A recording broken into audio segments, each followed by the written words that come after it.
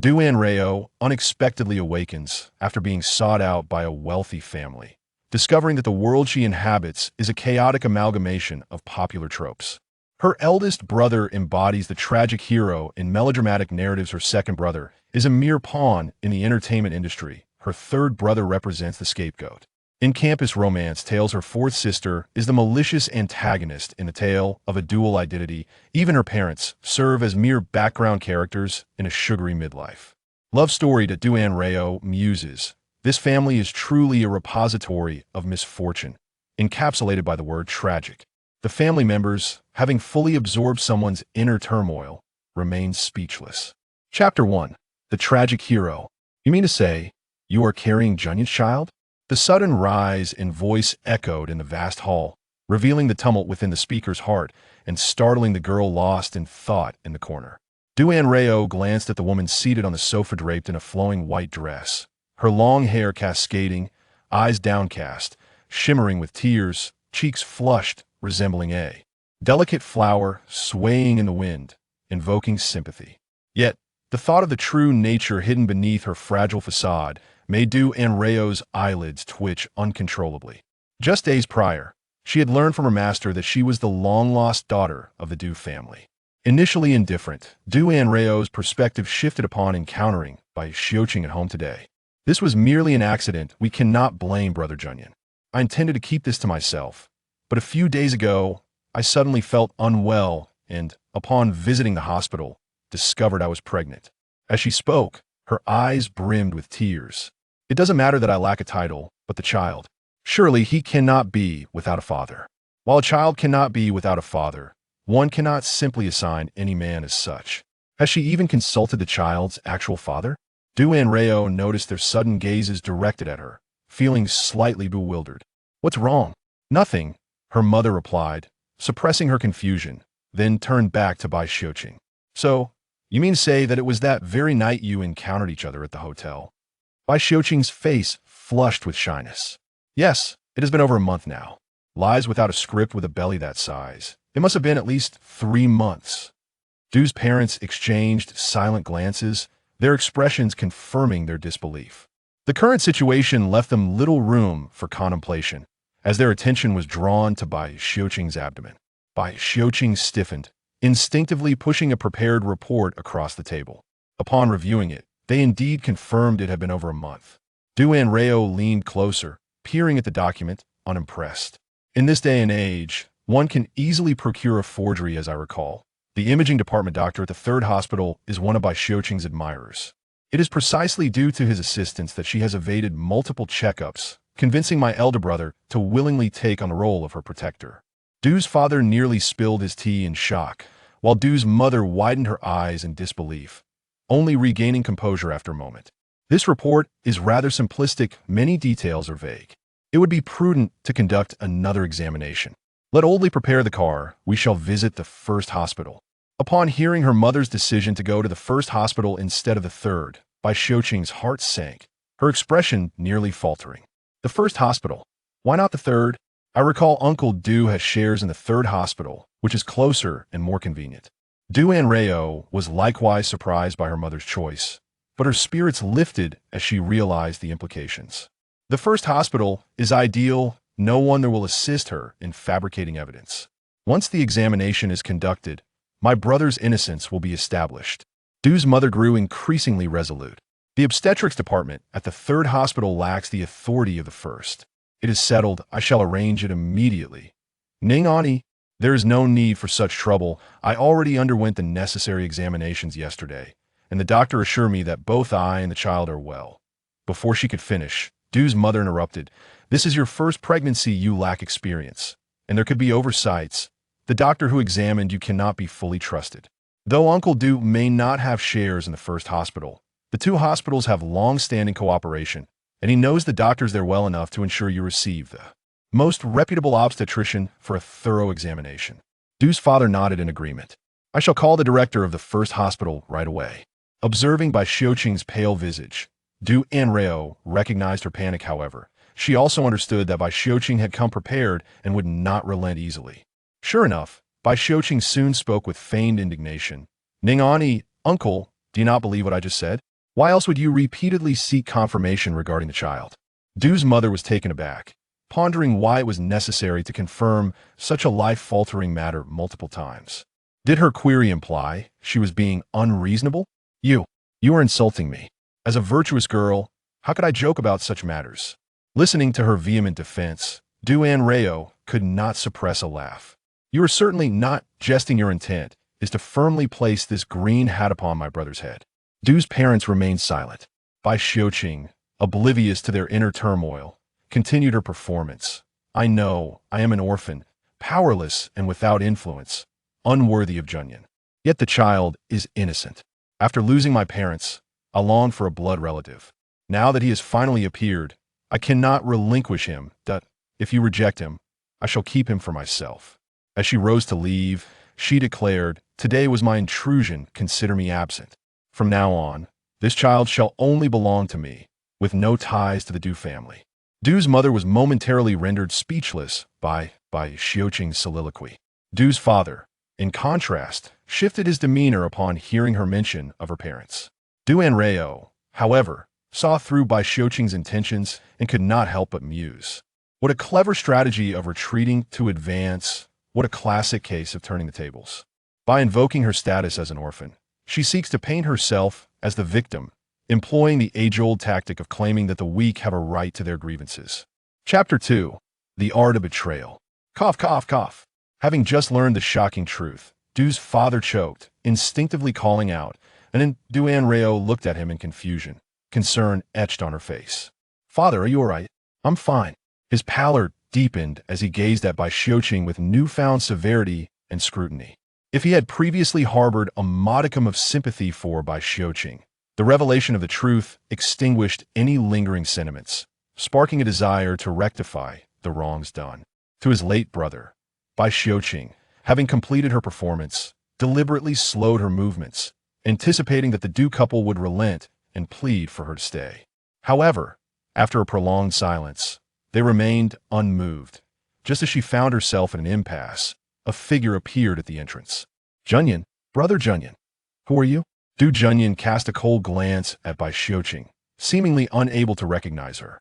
Anrao, however, worried that the plot was on the verge of chaos, realized that in the original narrative, Du Junyan had not appeared at this juncture. Police station? What has happened? The assembled company gasped in surprise, and Anrao, alert, perked up her ears.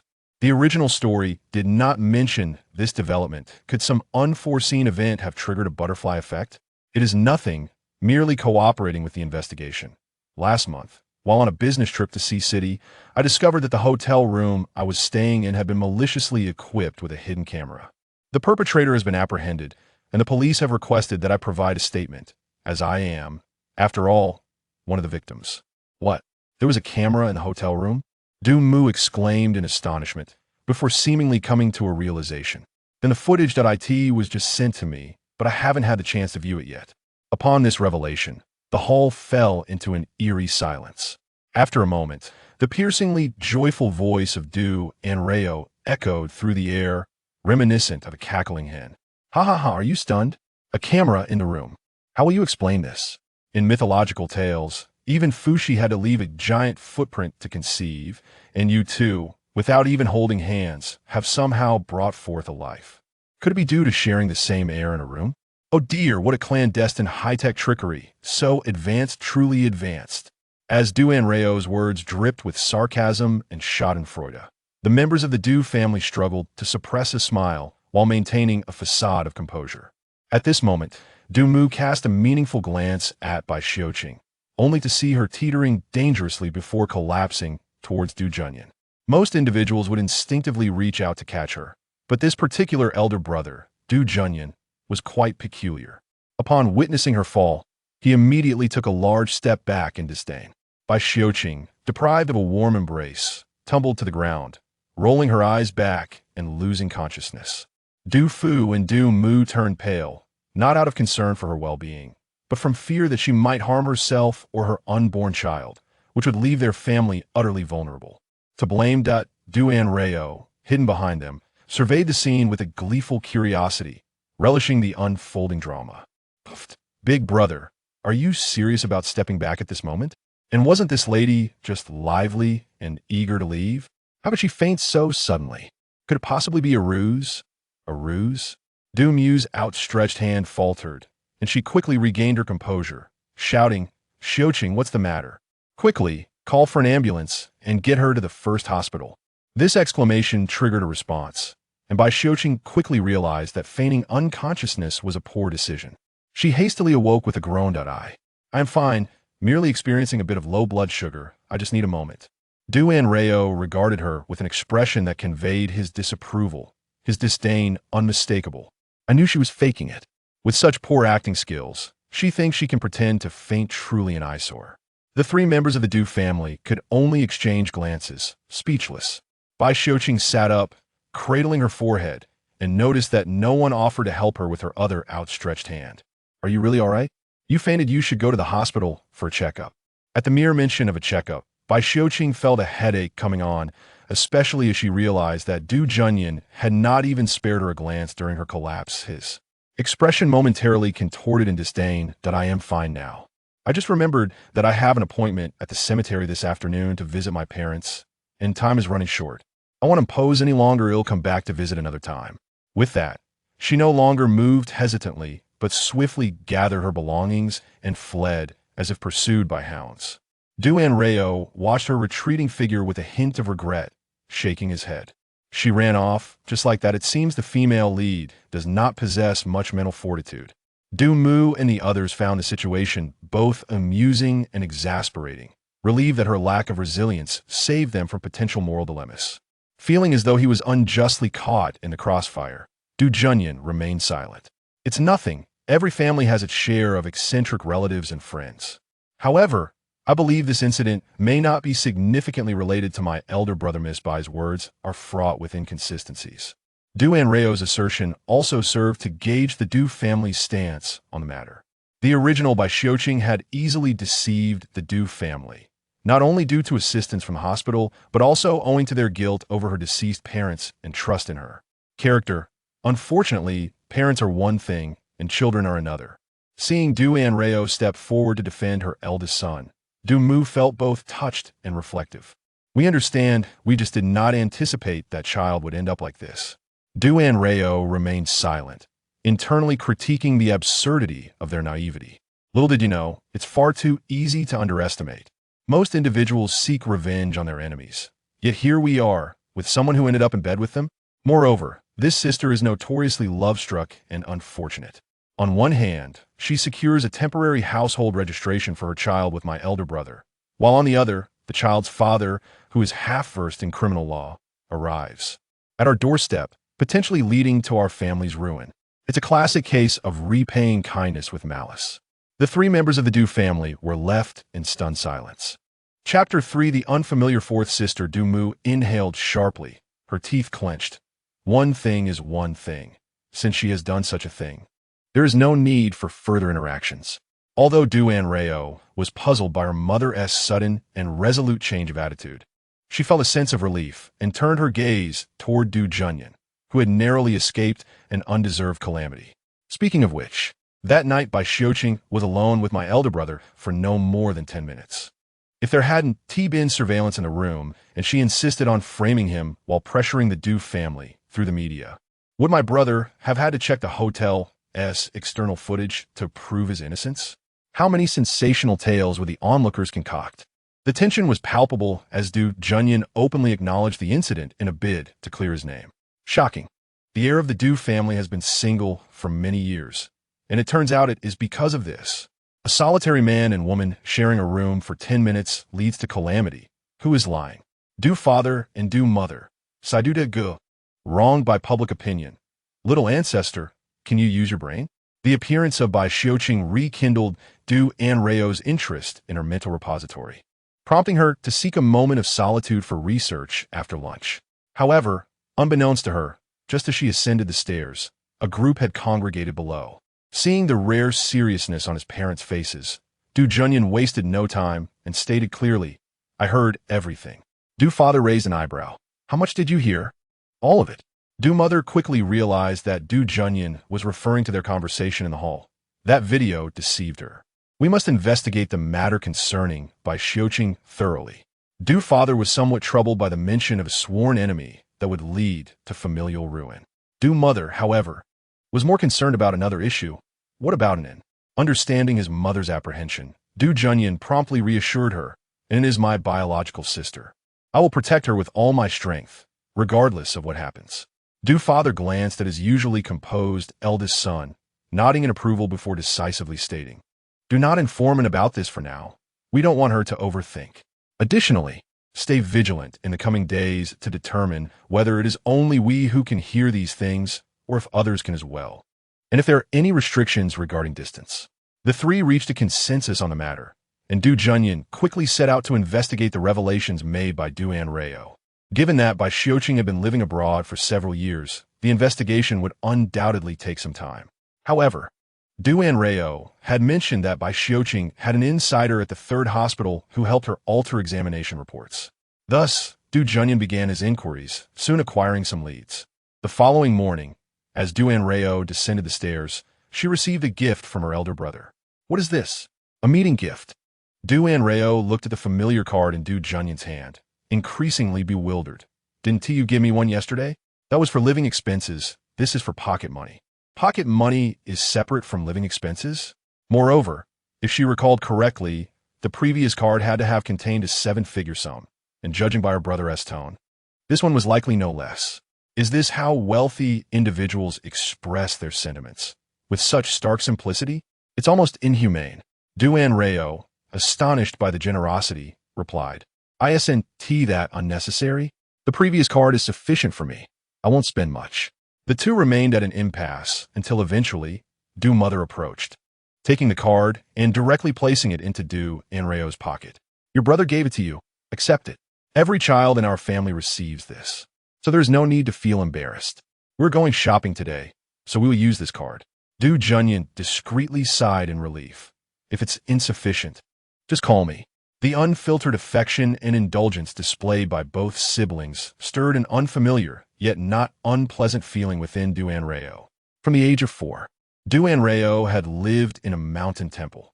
While not entirely isolated from the world, her resources had been limited. Du mother took Du Anrao to a nearby upscale mall, which boasted 5 floors filled with various luxury boutiques. Du Anrao accompanied her mother from the first to the third floor, purchasing clothes, accessories, shoes, and bags. Initially, she found it fascinating, but soon she became numb to the experience. Finally, after enduring the shopping marathon until noon, Du mother decided to take a break, contentedly leading Du Anrao into a Western restaurant on the 4th floor. Just as they placed their orders, an obnoxiously sarcastic female voice suddenly rang out from the adjacent table. I wondered why she seemed so familiar. "It's Miss Du. Is the Du family on the brink of bankruptcy? Is your only cherished jewel working as a waitress in this shabby little restaurant? Oh dear, my memory fails me.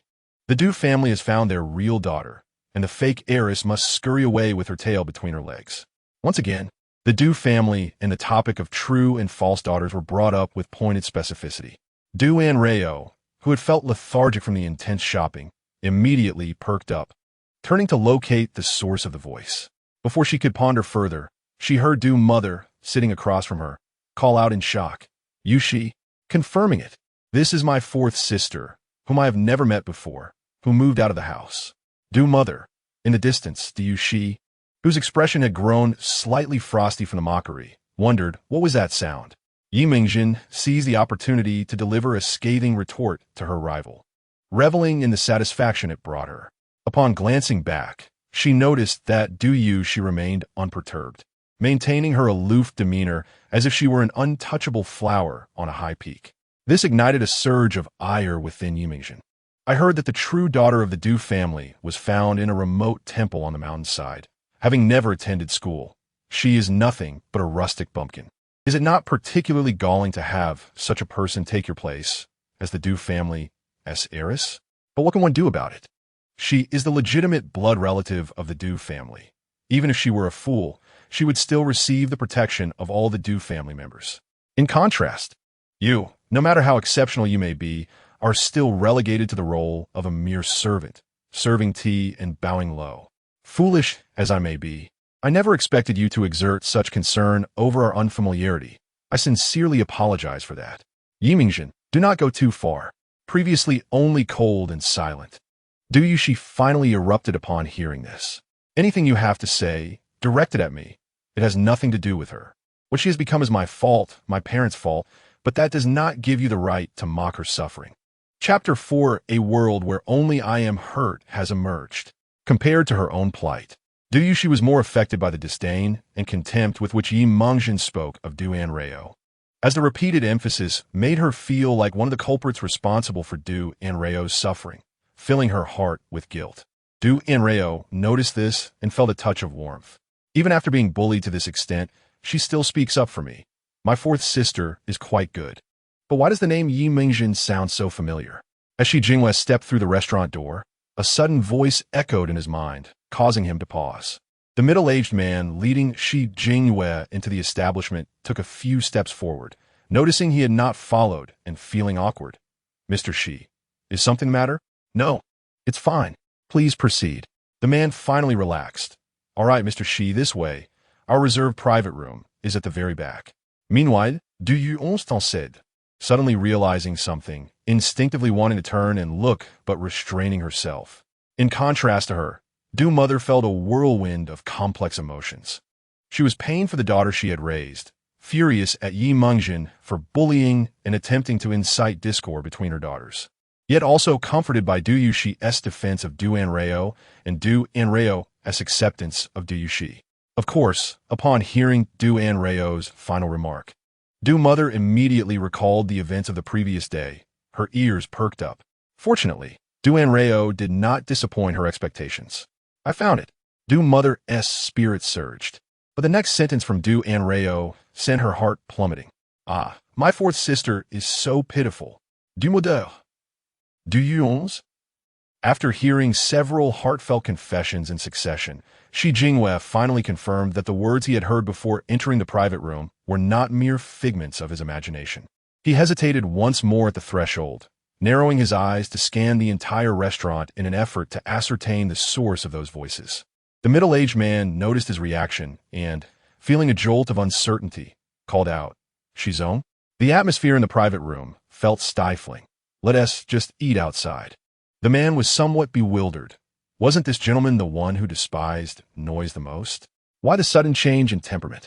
Shi Jinghua, uninterested in providing an explanation, simply inquired in a low tone, is that not permissible? Of course it is. You are the master, and your word is law. In the brief exchange between the two, Du Anrao had already skimmed through the entire book with remarkable speed. The narrative involving Yimingzhen was that of a captivating tale about a faux heiress who had been substituted into a wealthy family, enjoying a life of luxury. Yimingzhen was one of the protagonist's close friends in the early chapters. However, that was not the crux of the matter. The pivotal revelation was that Du Anrao's fourth sister, Du Yushi, was the infamous villainess in this tale, the true heiress who had been replaced. Du Anrao was momentarily taken aback. Wait, wasn't it herself who had been switched with Du Yushi? Why was there suddenly a Miss Li involved? Du Mu and Du Yushi were equally stunned, neglecting Yimingzhen's increasingly frantic curses and jabs, focusing solely on Du Anrao's inner turmoil.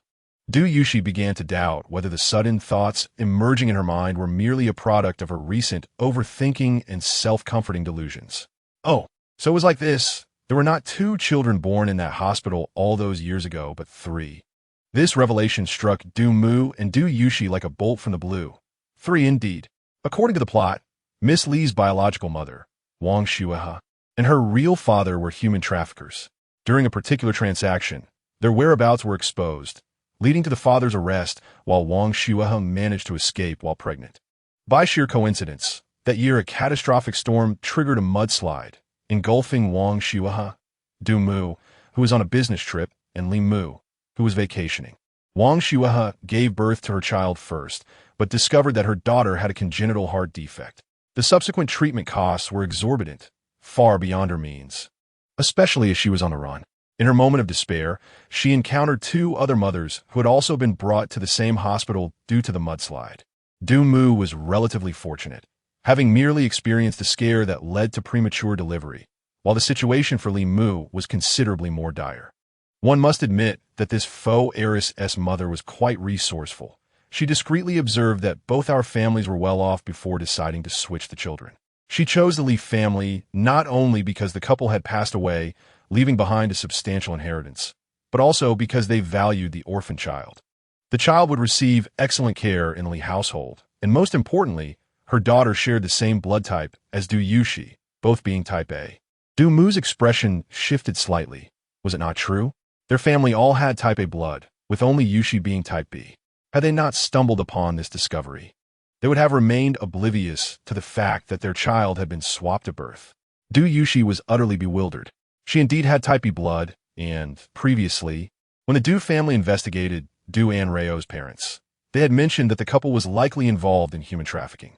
This was precisely why she felt immense guilt towards Du Anrao, believing that the swap was orchestrated by her parents, and although she was unaware of the truth, she was the unwitting beneficiary of this farce, thus shouldering the blame. Yet now, she was being told that she might also be a victim, that those two were not her biological parents, who had perished long before her birth. Du Yushi's heart was a tumult of emotions, unsure whether to feel relief or sorrow. At this juncture, the truth became glaringly evident. Wang Xuehe feared her daughter's blood type would not match that of the other family, risking exposure during treatment. So she selected Du Yushi, whose blood type was the same. Concerned that other factors might reveal the truth, she executed a grand swap, exchanging her own daughter with the Li family's true daughter, while she took Du Anrao, the genuine daughter of the Du family, and fled the hospital. The chaos of the storm and the ensuing traffic accidents overwhelmed the hospital, creating an environment where the switch could occur seamlessly. In the concluding chapters, this twist was merely glossed over, without even a name being mentioned. Upon reaching this point, Du Anrao exclaimed, "What a devious book! Only my world of suffering has been acknowledged." Chapter 5. Being sold while helping others count money. Mom, what's wrong? Suddenly, Du Anrao felt a sharp pain in her hand and looked up to find Du Mu gripping it tightly, having seized her hand at some point. "Did I hurt you?" I'm sorry. Let me rub it for you." "It's nothing. It's not very painful." Du Anrao, unsuspecting, assumed her mother was merely upset due to Du Yushi's predicament, thereby missing the underlying chill concealed beneath her mother's concern. No one knew better than her that those seemingly casual words were indeed true. It was only that in reality, Du Anrao was somewhat luckier, having encountered a compassionate mentor who took her under his wing for cultivation. Otherwise, at that moment, Du Mu's heart was filled not only with pain and fear, but also with an overwhelming hatred toward those responsible for this tragedy. At this point in the narrative, Miss Lee's biological father should have completed his sentence and been released a year ago. How else could one explain how two different types of people could share the same bed? Wang Xuehe and her husband were undoubtedly in true love. One was arrested yet still managed to inform his wife to escape, while the other, nearing death, remained concerned about their biological daughter's whereabouts. This means that Miss Lee has been aware of the truth for a year and has secretly been keeping an eye on Du Yushi. Upon hearing this, Du Yushi was instantly covered in goosebumps, realizing why Miss Lee was interested in her. Wait, this Yimengzhen actually likes my third brother and has even secretly slipped love letters into Du Yushi's drawer for him. Du Mu nearly choked on her juice, startling Du Anrao, who almost jumped up to fetch her a tissue. Equally shocked was Du Yushi, whose eyes widened in disbelief. "You like my third brother?" After being accused moments earlier, Yimengzhen suddenly faltered, her previous arrogance dissipating as she awkwardly replied, "So what if I do?" Then, as if struck by a thought, her expression darkened. "Didn't you already know?" Du Yushi, feeling dazed, was astonished to find it was indeed true. "Wait, how did you know? Wasn't he the letter that Miss Lee Chinchi sent stolen and discarded?" The subsequent events, which had been raised to provoke their relationship, would explain Yimengzhen's hostility toward Du Yushi. Du Yushi's heart raced, her hands instinctively tightening at her sides. That girl's name was Li Chinchi, right? Does her existence signify debt and hope for the Li family? But that name should have belonged to me. Meanwhile, seated nearby, Shi Jingyue's expression shifted as he involuntarily reacted to the mention of Li Chinchi. Was it mere coincidence? The man opposite him, noticing his change in demeanor, felt a surge of anxiety, fearing he had misspoken again. "Did you ever write a love letter to my third brother?" I did not toss your letter into my cabinet. I only just discovered it had been tampered with a couple of days ago, but I never found that letter there. Yi Mingjin was taken aback. Are you saying that the love letter I wrote to your third brother was discarded by you? Why would I throw away your love letter? Who knows if you're just jealous? Du Yushi frowned, bewildered. Why would I be jealous of my brother, having a woman pursuing him? I'm not a pervert. Yi Mingjin stammered. Head bravado faltering. How do I know if what you're saying is true? In truth, she was quite curious. What exactly do you see in my brother? Yi Mingjin. Du Yushi's question was excessively straightforward, leaving Yi Mingjin in a daze, fumbling for words without managing to articulate her thoughts. It was Du Anrao, who was anxiously listening from the other side, that took the initiative to respond first. Of course, it's because of our third brother's handsome face. Du Mu and Du Yushi, is it really that superficial? Yi Mingjin has a serious obsession with looks. When school started, she happened to see third brother, sending fourth sister to report, standing tall amidst the dappled shadows of the trees, with the autumn wind rustling and the shadows dancing. How could she not be moved? Do you see? Yi Mingjin was oblivious to the fact that her secret was on the verge of being exposed. After a lengthy hesitation, she still lacked the courage to speak the truth. Why should I tell you what I like about him? Don't change the subject. If you didn't throw away my love letter, then who did? That is something you should inquire about. Me? Realizing the truth. Du Yushi's mind raced. Who told you I discarded the love letter you left in my cabinet? Yi Mingjin was taken aback, and, after a moment, she finally grasped the implication. You mean it's impossible? It can't be her. Who is it then? If you ask me, do I have to tell you? In any case, it can't possibly be her. I suspect it's someone around you.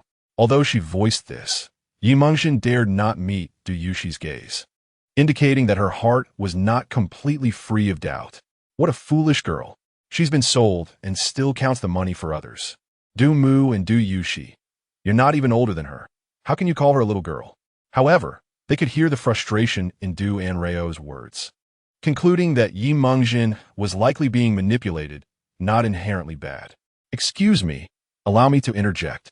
It's difficult to determine who is right or wrong in this matter, but I believe this young lady's judgment is certainly inferior to my sister's. Du Anrao's sudden appearance startled several of them, and Yi Mingjin's expression changed dramatically as she exclaimed in exasperation. Who are you? Do you not know that eavesdropping is extremely rude? Me? Du Anrao grinned, revealing a set of pearly white teeth. I am but the unsophisticated country bumpkin you just mentioned. Yi Mingjin, is there anything more embarrassing than being overheard while speaking ill of someone? Certainly, there is, and that is when not only the person overheard hears it, but they are also directly called out. Yi Mingjin's face flushed red. After much hesitation, she had said nothing and awkwardly closed her mouth, returning to her seat. Du Yushi glanced at Du Mu, who was hiding behind a potted plant, and then stared intently at Du Anrao for a while before cautiously calling out, Anrao, it's me. Fourth sister, hello. My mother and I just finished shopping and came here to eat. The dim sum here is delicious. Could you please ask if we can buy these dim sums separately, or if we can get a few more plates? Pretty please? Du Yushi could see that Du Anrao was only using the dim sum as an excuse, and her expression softened further. If you like them, eat more. I will personally bring them to you. Thank you, fourth sister.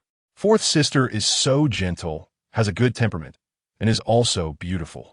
Speaking of which, the reason Li Qianxi is so nervous around fourth sister seems to be that fourth sister resembles Li Furen almost identically when she was younger.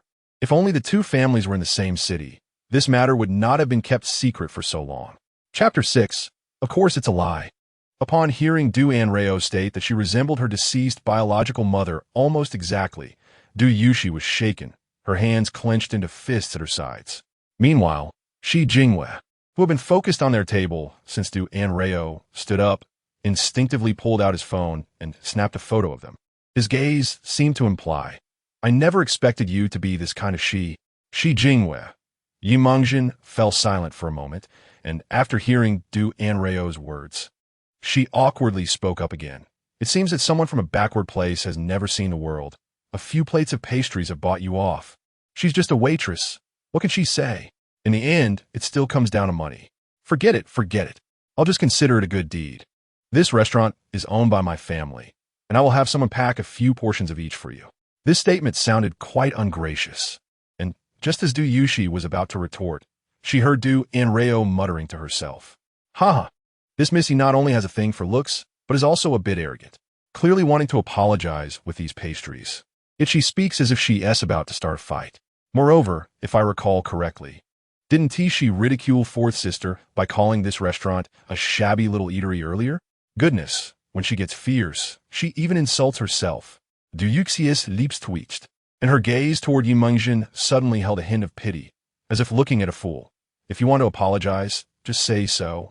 Offering gifts sounds like charity. You probably don't have many friends, do you? Hit where it hurts. And Yimengzhen instantly exploded with embarrassment. When did I say I wanted? This esteemed guest's kindness is acknowledged. To express my gratitude, I can offer you a fortune. You can read fortunes? Both Du Mu and Du Yushi were astonished, exchanging glances without speaking. I observe that you possess a lush and well-defined left eyebrow, with a line beneath its tail. You must have a brother at home, and your relationship is harmonious and affectionate. Yimengzhen was stunned. She indeed had an older brother who adored her and prioritized her above all else. However, the end of your left eyebrow indicates a potential misfortune for your brother in the near future, which could lead to physical harm or even threaten his life. To avert this calamity, it would be best for him to avoid going out for the next half month. If he must go out, he should always be accompanied and should never venture out alone. Initially, Yimengzhen was confused, but as the conversation progressed, her expression darkened. How dare you curse my brother? How can this be considered a curse? I merely speak the truth. As the saying goes, those who do not heed my advice will suffer the consequences. Considering your brother's safety, you should be cautious. Undoubtedly, Du Anrao's warning struck a chord. Yimengzhen had never believed in such things, but since Du Anrao mentioned her family, which she held dear, she couldn't dismiss even a minuscule possibility. Losing her appetite, she shot a glare at Du Anrao and stormed out. Only after her figure completely vanished did Du Anrao realize. Did she just leave? What about my pastries? You scared her away and are still thinking about pastries. Du Mu reminded her, hoping to encourage the two daughters to cultivate their relationship. Clearing her throat, she said, It's fine. You still have your sister, right? Du Anrao's eyes brightened with delight. Yes, fourth sister is indeed reliable. All right, I'll help you get them. Du Yushi suppressed a smile and asked Anrao, Were those words you just said true? Will something happen to Yimengzhen's brother? Du Anrao feigned profundity, raising her hand to recite, Ba. The secrets of heaven must not be revealed. Du family mother and daughters. You come from a Taoist temple, you're using Buddhist gestures and chanting Buddhist phrases. Aren't you afraid of being scolded by your master for betraying your ancestors? Of course it's a lie. We almost believed you. A foolish admirer will end up with nothing, bringing misfortune not only upon themselves, but also upon their family. Because of this incident, Yimengzhen's parents were devastated, falling ill and unable to recover, and the family's business plummeted.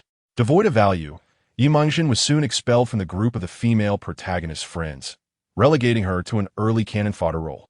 The fate of Yimengzhen's family sent chills down the spines of those present, deepening their understanding of the danger posed by the unknown Miss Li. Shi Jingwei promptly stood up and, meeting the astonished gaze of the man, headed to the restroom. He first tried calling his cousin multiple times, but there was no answer, so he sent a message instead. Just then, he locked eyes with Du Anrao, who was looking around, and both were momentarily stunned. This guy is really handsome. Do all city folks look this good? Paused abruptly, feeling an unexpected warmth in his ears. Du Mu and Du Yushi, who had just brought in some vegetables, appeared as if facing a formidable adversary. They instinctively shielded Du Anrao behind them, casting a wary glare reminiscent of a hen protecting her chicks.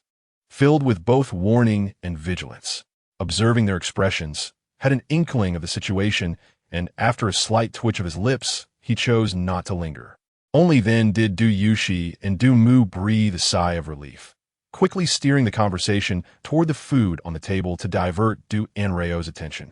After lunch, the two did not leave immediately, a decision supported by Du Anrao. With so many rooms in the house, it was unnecessary for her sister to stay outside, which not only wasted money, but was also inconvenient. Most importantly, Li Qinshi was likely already aware that the fourth sister had moved out, and who could predict what desperate action she might take. This woman was difficult to assess. Despite her frail appearance, she was cunning and ruthless. And the fourth sister might not be able to contend with her. Du Mu, already uneasy about Du Yushi being alone outside, was even more so now, tightly gripping her hand. Du Yushi, feeling helpless, had no choice but to acquiesce. Du Fu wanted to inquire further, but caught his wife's disapproving glance, forcing him to swallow his words. From the moment Du Anrao entered, she couldn't help but steal glances at her second brother. It was undeniable that becoming an international superstar required not only exceptional talent, but also striking good looks. Unlike her eldest brother, Du Junyan, who resembled their father, Du Heshuan bore more resemblance to their mother, with a well-defined face and perfect features that placed him between delicate and heroic, embodying the best traits of both parents. In contrast to the dazzling and radiant images seen online, he appeared more languid and relaxed at home, akin to a fluffy and soft Persian cat, charming yet adorable, evoking an irresistible urge to pet him. However, should one reach out, they would encounter not his soft belly, but rather his sharp claws, poised to scratch. Though she had never met him, Du Anrao had seen films starring her second brother and considered herself a reluctant fan. To her astonishment, that fool was now her actual brother. Believing he had made a fine impression on his sister, Du Heshuan was surprised. He recognized the film Du Anrao mentioned, as it was his debut and one of his signature works, also the first from which he received an award. With this film, he, a newcomer without formal training, had ascended to the throne of Best Actor, marking the pinnacle of his career right from the start. In the early days, detractors often mocked him for only being able to play foolish roles, but he had subsequently silenced his critics with a series of awards and iconic characters. Nevertheless, that was not the crux of the matter. What puzzled him was why Du Anrao had only seen this particular film among his many works. The members of the Du family felt a twinge of envy upon hearing Du Anrao declare herself a fan of Du Heshuan, nearly bursting into laughter at the reason she gave. Yet they had to suppress their amusement to avoid arousing suspicion. Du Heshuan himself trembled, feeling as if he might shatter. Du Anrao, unaware of the turmoil she was causing, watched Du Heshuan freeze, his face rapidly shifting colors like a traffic light, and her heart raced with anxiety. Du Heshuan exclaimed, "Anrao, what's the matter? Why are you yelling so loudly? You startled me." The disapproving gazes of the Du family turned toward him, and he felt that all his preparations had been in vain. In a faint voice, he said, "I prepared a gift for you. Let me know if you like it." Only then did Du Anrao notice a large gift box on the table. With the encouragement of those around her, she opened it, nearly blinded by the brilliance within. Du Heshuan had gifted her an entire set of jewelry. The centerpiece being a necklace featuring a teardrop-shaped emerald diamond surrounded by hundreds of small diamonds and 8 additional diamonds of the same hue, albeit slightly smaller. The set also included earrings, a ring, and a bracelet, all in matching colors, clearly worth a significant sum. "This is quite expensive, isn't it?" Du Anrao remarked, realizing the value of the gift. "Understood. This set might be worth several small temples. This is far too extravagant. I cannot accept it." Du Xion smiled Fodder, and he furrowed his brows in thought. "If you don't like this color, what color do you prefer? I can order another set. Or perhaps I should order one of each color." Du Anrao's eyes widened in horror as she reached out in protest. "No, you're my brother. Do you think jewelry is as common as cabbage? Are you planning to collect all 7 colors to summon a dragon?" Du Heshuan replied, "No need. I like this color very much. As my sister, wearing such valuable jewelry is an honor for them." Du Anrao's lips twitched, sensing a rather domineering aura emanating from her brother. "I certainly can't wear it. I fear that walking outside might lead to a dog biting me." However, since Du Heshuan had already put it forth so emphatically, Du Anrao reluctantly accepted it. As for where to store it, she asked, "Mom, could you help me keep it safe? You don't need me to store your brother's gift for you. Moreover, such items will only increase in number. Do you expect me to safeguard each one?" Du Yushi, with her experience, suggested you could buy a larger safe for your wardrobe. It would keep valuable items secure and make tidying up easier. Du Anrao's eyes sparkled, clearly finding this a splendid idea, and she immediately pulled Du Yushi aside to inquire about the best type of safe. Observing the harmonious interaction between her daughters, Du Mu felt a wave of relief. While Du Fu and Du Heshuan exchanged incredulous glances, aware that this was not the best moment for inquiries. After inspecting the gift, Du Mu excused herself, claiming exhaustion from shopping, and took Du Fu upstairs for a nap. However, unbeknownst to her, the moment her bedroom door closed, everyone peeked out. Du Mu, sensing the confusion of the three men, promptly recounted everything that had transpired in the dining room, leaving Du Fu and Du Junyan in a daze. Not to mention Du Heshuan, who had been absent the previous day. So, Anrao is our child, and Yushi belongs to the Li family. While that person from the Li family is actually the daughter of the human trafficker Wang Xiuehe. This sounds like a plot twist too outrageous for fiction. Are we certain all of this is true? Du Heshuan, seeking confirmation, turned to Du Junyan and asked, "Eldest brother, do you believe this?" This was the unfolding of a scandal that would soon rock their world. What was this? Bai Xiuqing's pregnancy test report indicated that she was indeed over 3 months along. The report had been altered by a freelance doctor from the ultrasound department named Fong Chung, who had harbored a crush on her since high school. This meant that whether or not Du Yushi's situation was genuine was secondary. Bai Xiuqing's case was unequivocally accurate. What does Yushi think? Du Yushi's eyes glistened with unshed tears as she expressed her desire to uncover the truth. Although they were no longer present, she felt the need to understand her origins. Aaron says I resemble that Lady Li almost perfectly. Du Mu's eyes also misted with tears.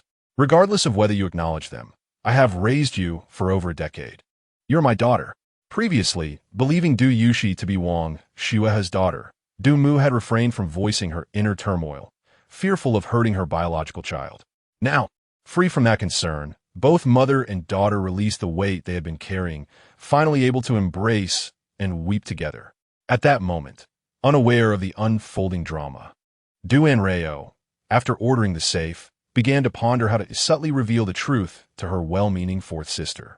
The result of indulging in wild fantasies was that Du Anrao found herself lazy in bed the next day, with dark circles under her eyes. She descended the stairs to find others busy with their work and studies, leaving only Du Heshuan gracefully enjoying breakfast at the dining table. After finishing her meal, she planned to go upstairs to pack her belongings. However, as she reached for the chair, she paused. What was the purpose of packing? Surely, ergo isn't intending to drive me out of the house.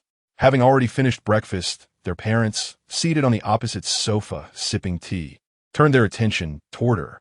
Du Heshuan's forehead twitched slightly as he stated, "Eldest brother mentioned that you remain unclear about your preferences and lack a defined plan for the future. In that case, why not accompany me to the film set? You might discover something that piques your interest." Du Anrao stiffened. "Wouldn't that be too much of an imposition? I lack experience in this area and may not be of assistance to you. Ergo." Du Heshuan was caught off guard by this unexpected revelation, nearly choking on his porridge. Their parents were equally taken aback, and the three of them momentarily envisioned their daughter, sister, dressed in Taoist robes, welcoming visitors at a temple, imparting knowledge, which sent a shiver down their spines. "You needn't do anything. Just consider a leisure outing. Simply stay by my side and observe my filming," he added. Their father chimed in. "It's beneficial to engage with others. How long do you plan to stay?" Just as she was about to respond, Du Anrao's eyes widened in surprise. "City? Isn't that where CG's hometown is? Yushi's hometown?" The Li family is in the city. The three exchanged a glance and reached a consensus in an instant. The more Du Anrao contemplated, the more she felt the plan was feasible, and she ceased to oppose Ge's suggestion. After finishing breakfast, she obediently went upstairs to pack her belongings. When she came down with her things, she was astonished to find her parents each holding a suitcase larger than hers at the door. "Dad, Mom, what is this?" "I discussed it with your father. The city is far from home, and your ergo will be busy with work, so we'll accompany you. This way, we can look after you and enjoy a little trip ourselves. The company has your eldest brother. There won't be any problems," her father added nonchalantly. Du Anrao was left speechless. Her parents claimed they were accompanying her for her benefit, but they did not genuinely intend to visit the film set. Du Heshuan was set to star in a historical fantasy drama, portraying a character of ethereal beauty, a mere cameo. Given his current stature, he rarely accepted television roles. And when he did, it was undoubtedly as the leading man, never willing to take a subordinate role for newcomers. However, he had owed a favor to the director from his early career, and accepting this role was a means of repaying that debt. Ironically, his cameo had made him the most prominent figure in the production, merely bringing along an additional person to observe. Upon hearing that he had brought a stunning young woman to the set, the director hurried over, eyes gleaming with curiosity. "Who is this?" Du Hshuan, being an old acquaintance, saw through the director's intentions and rolled his eyes. "My sister, my biological sister." The director's eyes lit up even more at this revelation. "So, this is your sister whom you've been hiding from us?" Upon closer inspection, she does bear some resemblance to you. She is indeed a beauty. "Little sister, since you're here, would you be interested in a cameo role in Uncle S drama? I promise to make you look stunning and astound everyone." Du Ho, realizing he likely mistook her for Du Yu, she offered an awkward yet polite smile. "Is it customary for filming to be so casual these days? Can anyone just join in?" And director, you truly resemble a lecherous uncle trying to abduct an innocent girl. Get lost. You think you can exploit both me and my sister? Before the director could respond, a clear male voice rang out from behind. Director, Du Anrao turned to see a charming young man approaching, smiling brightly. "You've arrived. Let me introduce you. This is our drama's male lead, Pei Yuan. Xiao Pei. This is Du Hshuan, the esteemed actor playing your mentor in the show." "Oh, so this is the new top star who has been juggling multiple relationships without getting caught. If I recall correctly, he will soon face allegations for his escapades. Is he really the male lead in this drama? Then my brother's role is surely in vain." Du Hshuan, the major investor who just stepped into the film set nearby. Chapter 9. The unfortunate one, Du Anrao, silently mused while peeking curiously at Pei Yuan from behind her brother, observing him several times. The schedule of a top star must be quite full, managing to juggle several affairs seamlessly without being discovered. Truly a master of time management. Yet, despite such a hectic lifestyle, he doesn't appear to have dark circles. One must commend the vitality of youth. Du Hshuan's eyelids twitched, thinking no, it could also be the heavy makeup. I know. I'm a devoted fan of Du Qianbei. I've watched all of his works, and I even brought several of his DVDs. Could you please sign one for me later? Pei Yuan, blissfully unaware that he had just been exposed, beamed with a shy smile, his eyes sparkling as he gazed at Du Hshuan, resembling a starstruck fan. Even someone like Du Hshuan, who prided himself on being seasoned in the industry's intrigues, had to admit that without Du Anrao's warning, he might have been deceived just like the director. Who would have thought that such a clean-cut, neighborly young man would secretly be so flamboyant, to immediately ask for a signature and build rapport? He must have said this to many others before. Truly a product of the fame game, his skills far surpassing that of Bai Xiuqing, the innocent flower. What a pity, though, that he is not using his talents wisely. His downfall is inevitable. Du Hshuan, indeed, it's fortunate he is not employing his skills in the right manner. Otherwise, this old hand would surely be overshadowed by the new generation. There's no need to be so polite. We'll be in the same production, so we should look out for each other. Pei Yuan noticed this and briefly revealed a hint of displeasure, quickly masking it and shifting the conversation to Du Anrao. "Is this young lady also a new actress in our production? I don't believe I've seen her before. Why is he suddenly directing his attention towards me? Surely he isn't targeting me?" Du Anrao interpreted Pei Yuan's interest as an attempt to get closer to Du Hshuan, but Du Hshuan clearly misunderstood, his expression darkening as he pulled Du Anrao behind him. "My sister is on break and has come to assist me for a few days while also enjoying a trip." "Ah, so you're Du Qianbei's sister. I apologize for my rudeness." At this moment, the overly oblivious director seemed to realize the tension among them and hurriedly intervened. All right. You'll have plenty of scenes together, so there's ample time to chat. Xiao Pei, go prepare. Your scene is next. He Xian, familiarize yourself with the script. As the director and Pei Yuan departed, a kindly middle-aged man ambled over, cradling an enamel cup, and greeted Du Hshuan and his sister with familiarity. "You've arrived." Du Hshuan, clearly acquainted with him, relaxed slightly. "Yang Ge." Du Hshuan's eyes flickered. It was no surprise that experience trumps youth. Thanks to his sister's insight, he could see through Pei Yuan's true nature almost immediately. Yang Jiantao, recognizing that Du Hshuan had grasped the situation, refrained from further elaboration. cheerfully changing the subject. So, this is your sister whom you've kept hidden? She's adorable. No wonder you've been so protective. Is she still in school? How old is she? She'll turn 18 in a little over a month. And then, this is Yang Jiantao, my senior from the same company. My first work was filmed alongside him, and he has always taken great care of me. Indeed, my debut project features Du Anrao, who vividly remembers the foolish character portrayed by Yang Jiantao, who played the role of the fool's father. Upon this reminder from Du Heshuan, Du Anrao recalled it as well. Hello, Brother Yang. I have watched your films and found your performances particularly commendable. I also wish to express my gratitude for the care you have extended to my brother over the years. Hearing that Du Anrao was still underage, Yang Jiantao's expression softened considerably. You are about the same age as my daughter, so calling me brother feels inappropriate. Perhaps you should refer to me as uncle.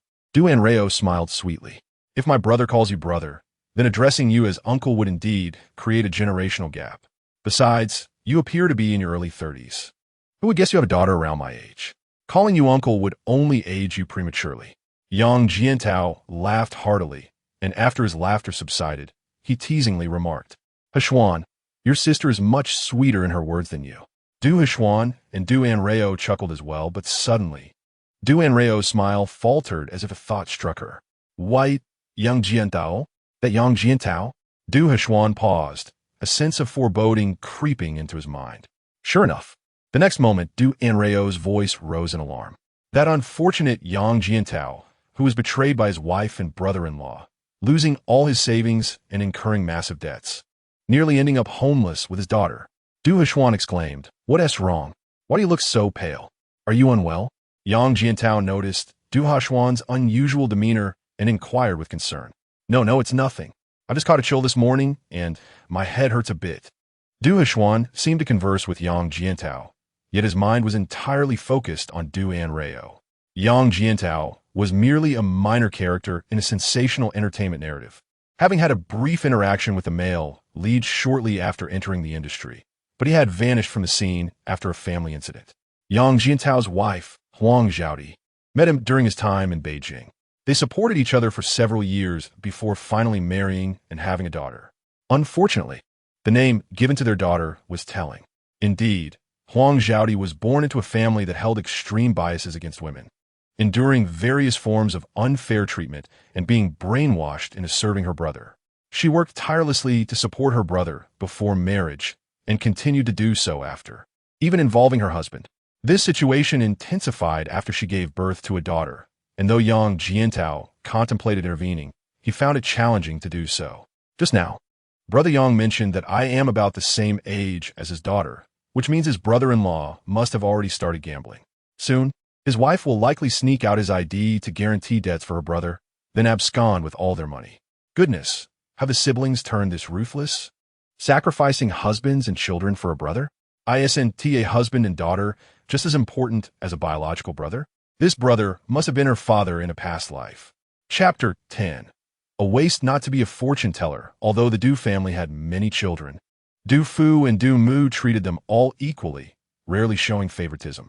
Thus, after hearing about Yang Jiantao's wife and brother-in-law, Du Heshuan was greatly shocked. His gaze towards his old friend tinged with sympathy. As Du Anrao unraveled the situation, she began to feel distressed. I initially thought this person had a discerning eye, able to see through the true nature of a popular figure. Yet when it comes to his wife's brother, he seems utterly oblivious. After all, he is a friend of my second brother who had cared for him before. Should I not remind him? But how should I remind him?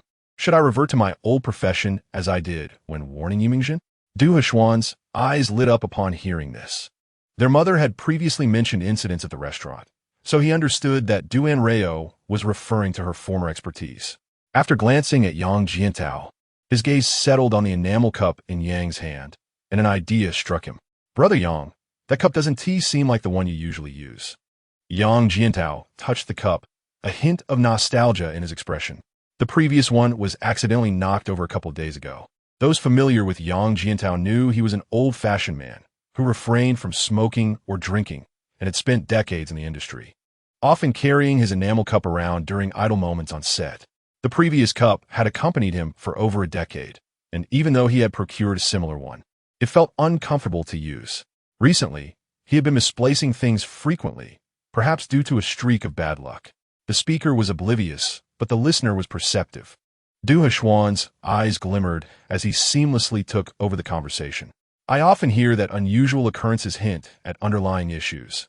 Losing one or two items may be trivial, but losing many warrants concern. Du Anrao, who had been pondering how to broach the subject behind Du Hshuan, nodded in agreement. Indeed, the items you've lost were likely taken by your wife to sell off to cover her brother's debts.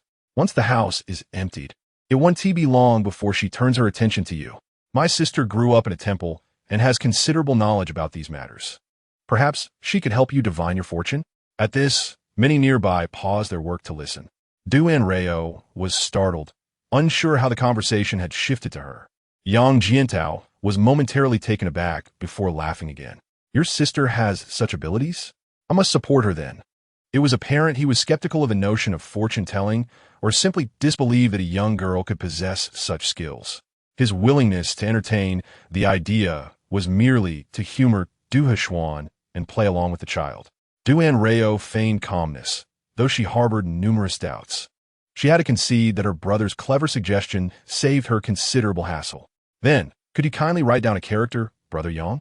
It was convenient that these seasoned veterans often carried paper and pens to mark scripts. Yang Jiantao swiftly inscribed a character in a notebook. The character forsored from his name. Du Anrao gazed at the character for some time, her expression growing increasingly grave. Even Yang Jiantao, who was skeptical about the matter, felt a twinge of anxiety. And then, have you discerned something? Du Anrao sighed deeply, following her applause. This is a character of injury and loss. Injury and loss? What does that signify? Simply put, it is a character that may bring harm and financial loss. Yang Jiantao's expression darkened slightly. No one would feel at ease upon hearing they might face injury or financial troubles, especially when such a harmful character was embedded in their own name. Du Anrao recognized the unpleasantness of her words, but, in a bid to prevent him from falling into the same tragic fate as the original narrative, she steeled herself and continued. The character sword comprises metal on the left and a blade on the right. The metal signifies wealth, while the blade, curved to the left, symbolizes financial loss. Just financial loss? Du exuenfroned, sans signe discrepancy in du Anrao statement. It certainly signifies more than mere financial loss. Du Anrao took the pen from Yang Jiantao and wrote another character in the notebook. This is which is pronounced the same as sword, but it is a variant. Do you notice the difference now? Yang Jiantao examined the two characters closely, his expression becoming solemn. The left side's metal has transformed into a mouth and a person. Indeed, the original metal has been replaced with two mouths and two figures, indicating that you may soon encounter disputes over financial matters with someone. Upon hearing those words, Yang Jiantao's eyes widened in disbelief. Recently, he had indeed been embroiled in frequent disputes with his wife over financial matters.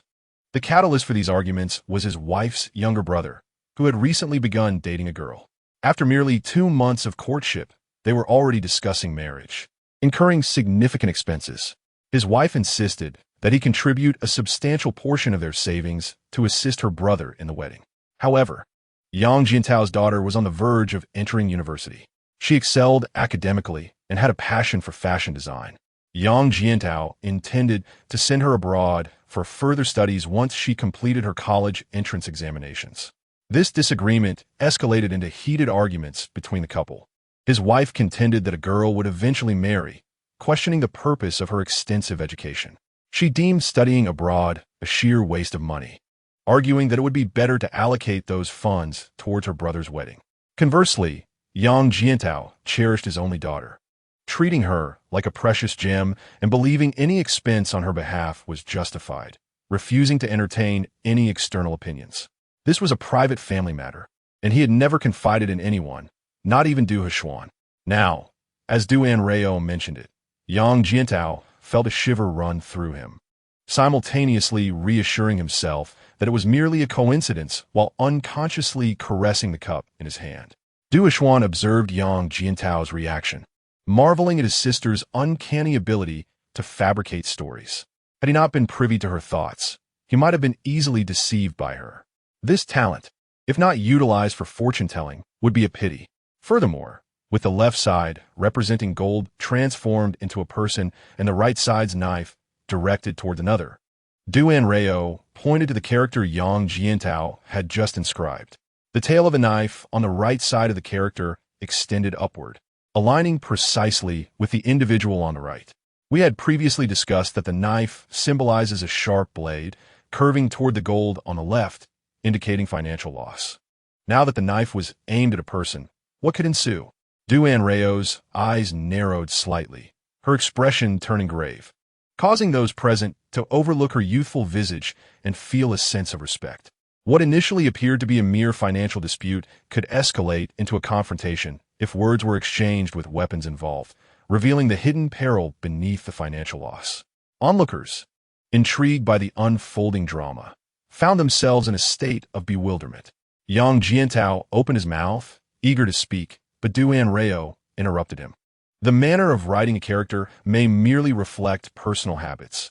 However, the essence of character divination encompasses the present mindset and future implications. Just as I prompted you, Yang Gu, to write a character, the first one that came to your mind signifies that your future is intertwined with it. Yang Jiantao fell silent, akin to those who often claim they would act differently if given a second chance. Could the events of life truly be rewound upon request? Can one genuinely alter the future, or would such a future still be considered fate? Anrao did not directly demand Yang Jiantao's belief in her assertions, but effortlessly ensnared him in a web of self-doubt. Heshuan watched as his old friend appeared visibly shaken, his lips twitching in disbelief, gaining a deeper understanding of his sister's ability to spin elaborate tales. It sounded quite serious, warranting careful attention. Yet, Anrao, your statements seem rather broad. Even if Yang Gu wished to take precautions, it would be impossible. Could you perhaps elaborate further? Anrao feigned a look of profound insight, stating that it would require Yang Gu to write another character, as she could only interpret so much from the previous one. Upon hearing this, all eyes turned once again to Yang Jiantao, reluctant to comply, fearing that his next inscription might unleash another potential disaster. He found himself cornered by the exuberant crew members who were eager for entertainment, urging him to write another character. Yang Jiantao, caught between a rock and a hard place, picked up the pen, and under the influence of Anrao's earlier words, he unwittingly inscribed a character. With a sidelong glance, Anrao nearly exclaimed in surprise. The second character he wrote was D, the same character used in his wife's name. Could it be that fate had intervened, disapproving of an honest man being led astray by a woman and her brother? This character, representing both a woman and a brother, plainly indicated that those who would harm him were indeed his wife and brother-in-law. This character's implications were stark. It suggested that his wife and brother-in-law were plotting to abscond with his wealth while burdening him with exorbitant debts. However, the directness of this interpretation posed a challenge for Anrao. How could she communicate the gravity of the situation without losing her enigmatic allure? In such instances, a touch of linguistic artistry was necessary. After mentally rehearsing her response, Anrao elongated her tone and began, this character. Yang Jiantao's heart raced. What was so significant about this character? First, examining the structure, the left side represented woman, while the right side denoted brother. The left half's woman corresponded with the individual beneath the left side of the previous character, while the knife on the right pointed towards the person on the right side, presumably Yang himself. Thus, it became evident that this referred to a woman. The crowd gasped in astonishment. Previously, Anrao had spoken of financial disputes and impending dangers, leading everyone to assume that any potential aggressor towards Yang Jiantao would likely be male. Now, however, it was revealed to be a woman. Observing Yang Jiantao's pallid complexion, the realization dawned upon them. Was this indeed the truth? The character D, in its broader interpretation, often refers to female relatives, such as sisters-in-law or concubines, implying a close relationship without blood ties. With such a multitude of antecedent conditions laid out, it became almost impossible not to deduce the identity of this individual. Anrao refrained from elaborating further, redirecting the conversation towards another person. Next, she pointed out that the right half of the character, representing brother, corresponded with the knife on the right side. In this context, the right side signified the cause, while the ensuing events related to the left side represented the effects. The once lively crowd, sensing the tense atmosphere, fell silent, creating an awkward stillness. What were they all doing gathered here? Were they truly devoid of responsibilities? A stern inquiry startled everyone, as they suddenly noticed the director had silently approached, his sharp gaze fixed on the group. Those familiar with the director quickly shifted the blame onto Yang Jiantao, claiming that it was Yang Ge who had sought assistance from a young girl for character divination, and they were merely observing the spectacle. However, upon hearing this, the director was incensed. You think I don't see through your ruse? Watching for amusement is a facade. You're merely slacking off. Get back to work immediately, or face a deduction in your wages for delaying today's shoot. With the threat of wage deductions, the crowd scattered in a frenzy.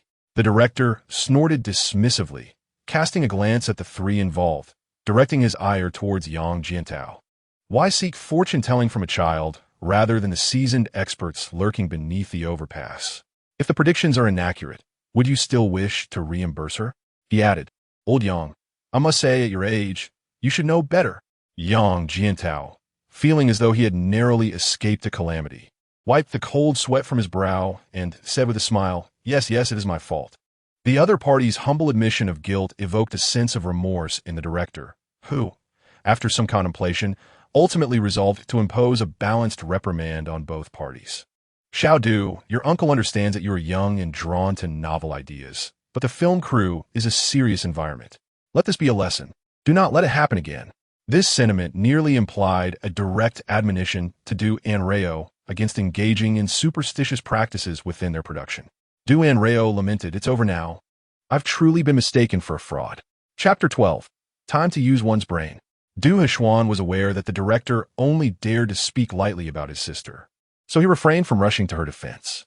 The incident from earlier today might entice someone to seek Du Anrao's fortune-telling services out of sheer curiosity. Now, with the director's verbal warning in place, at least his sister's ethereal and enigmatic persona remained intact. Once the director and Yang Jiantao departed, leaving only Du Heshuan and Du Anrao behind, she finally exhaled a sigh of relief. That was terrifying. I felt like Brother Yang was about to strike me. To be fair, he genuinely contemplated doing so. If you were to hit me, would you save me, brother? I would intervene to ensure he does not harm you. Du Anrao cast a resentful glance at Du Heshuan, feeling betrayed by their pact to protect one another. You promised to be my angel, yet you abandoned me halfway. How could you be so cruel? Du Hexuan chuckled, I am merely jesting. Do not worry, Brother Yang is not that petty, and I would certainly not allow anyone to harm a single hair on your head. That is somewhat reassuring. However, how did you know I would assist others with fortune-telling? Du Anrao regarded him with suspicion. You couldn't possibly be. Du Heshuan seized the opportunity to inquire, were those claims you made earlier truly genuine? Is Brother Yang in danger? It must be said that Du Heshuan's acting prowess, which earned him numerous Best Actor awards, was indeed beyond reproach. Despite having just bewildered Yang Jiantao, Du Anrao failed to detect any flaw in his expression. Perhaps I was overly concerned, though it was indeed a coincidence. Perhaps fate intervened to steer events in a particular direction. Regardless, it has ultimately turned out well. Having reached this conclusion, Du Anrao ceased her inner turmoil and recited the previously employed platitudes she had used to placate their mother. The secrets of the cosmos must not be revealed. All matters are predetermined. To those who believe, there is. To those who do not, there is not. Good. Du Heshuan quipped, You sound more like a charlatan. And how is it that a disciple of a temple can recite Buddhist phrases so fluently? My head is beginning to throb. It is time to start using my brain. As Du Heshuan had anticipated, due to the morning's incident, many gazes cast upon Du Anrao were tinged with curiosity and a hint of mischief. However, out of respect for the director's earlier warning, none dared to approach her for a reading. Even aside from this matter, as Du Heshuan's sister, Du Anrao was the object of adoration among the cast, and her pleasant appearance only endeared her further to them. Soon enough, she had charmed several actresses who initially approached her with ulterior motives, and in no time, they were lavishing her with affection as if she were their little sister. Thus, on her very first day in the production, Du Anrao accomplished nothing of substance. She lounged comfortably beneath the small tent set up by her brother, snacking on fruits and sipping juice and milk tea, occasionally dozing off, feeling utterly at ease. Du Hushuan returned from filming to find this amusing sight, feeling both exasperated and amused. Du Hushuan's manager, Zhou Xuanjia, a dapper gentleman in his 30s clad in a sharp striped suit and sporting gold-rimmed glasses, exuded a certain charming debonair quality. While Du Anrao slumbered, he stood watch beside her, and upon seeing Du Hushuan approach, he wore an expression that conveyed a mix of bemusement and incredulity. You still wanting to look after her? She appears quite capable of caring for herself. Is she truly your biological sister? Du Hushuan shot him a glare. We share the same parents and household. What do you think? Zhou Xunjia sighed deeply. The disparity among siblings born of the same womb is astonishing. If only you had her cleverness back then. How much easier our paths might have been. He cast a longing glance. Does your sister truly not wish to enter the entertainment industry? Her innocent and delicate charm is a rarity, and with a bit of promotion, she could certainly achieve great success. Keep your ambitions to yourself. She has no interest in such matters. Then what does she find intriguing? Fortune-telling? At that moment, Du Anrao stirred awake. Brother, are you finished filming? She blinked sleepily, surveying the nearly empty surroundings. Where is Brother Yang? Just as you were about to leave. Before Du Anrao could complete her sentence, the director arrived, just in time. Allow me to introduce you. This is our production's largest investor, Mr. Shi. Mr. Shi, this is Mr. Du Hushuan. Finally, seizing the chance to approach Du Anrao, Shi Jingwei stepped forward to shake Du Hushuan's hand, all the while casting discreet glances at Du Anrao. Although Shi Jingwei believed his gestures were subtle, the scene did not escape Du Hushuan's keen observation, prompting him to step protectively in front of his sister. However, Du Anrao failed to grasp her brother's intentions and curiously peeked out from behind him, scrutinizing Shi Jingwei with intrigue. This handsome gentleman seems familiar. I feel as though I have encountered him before.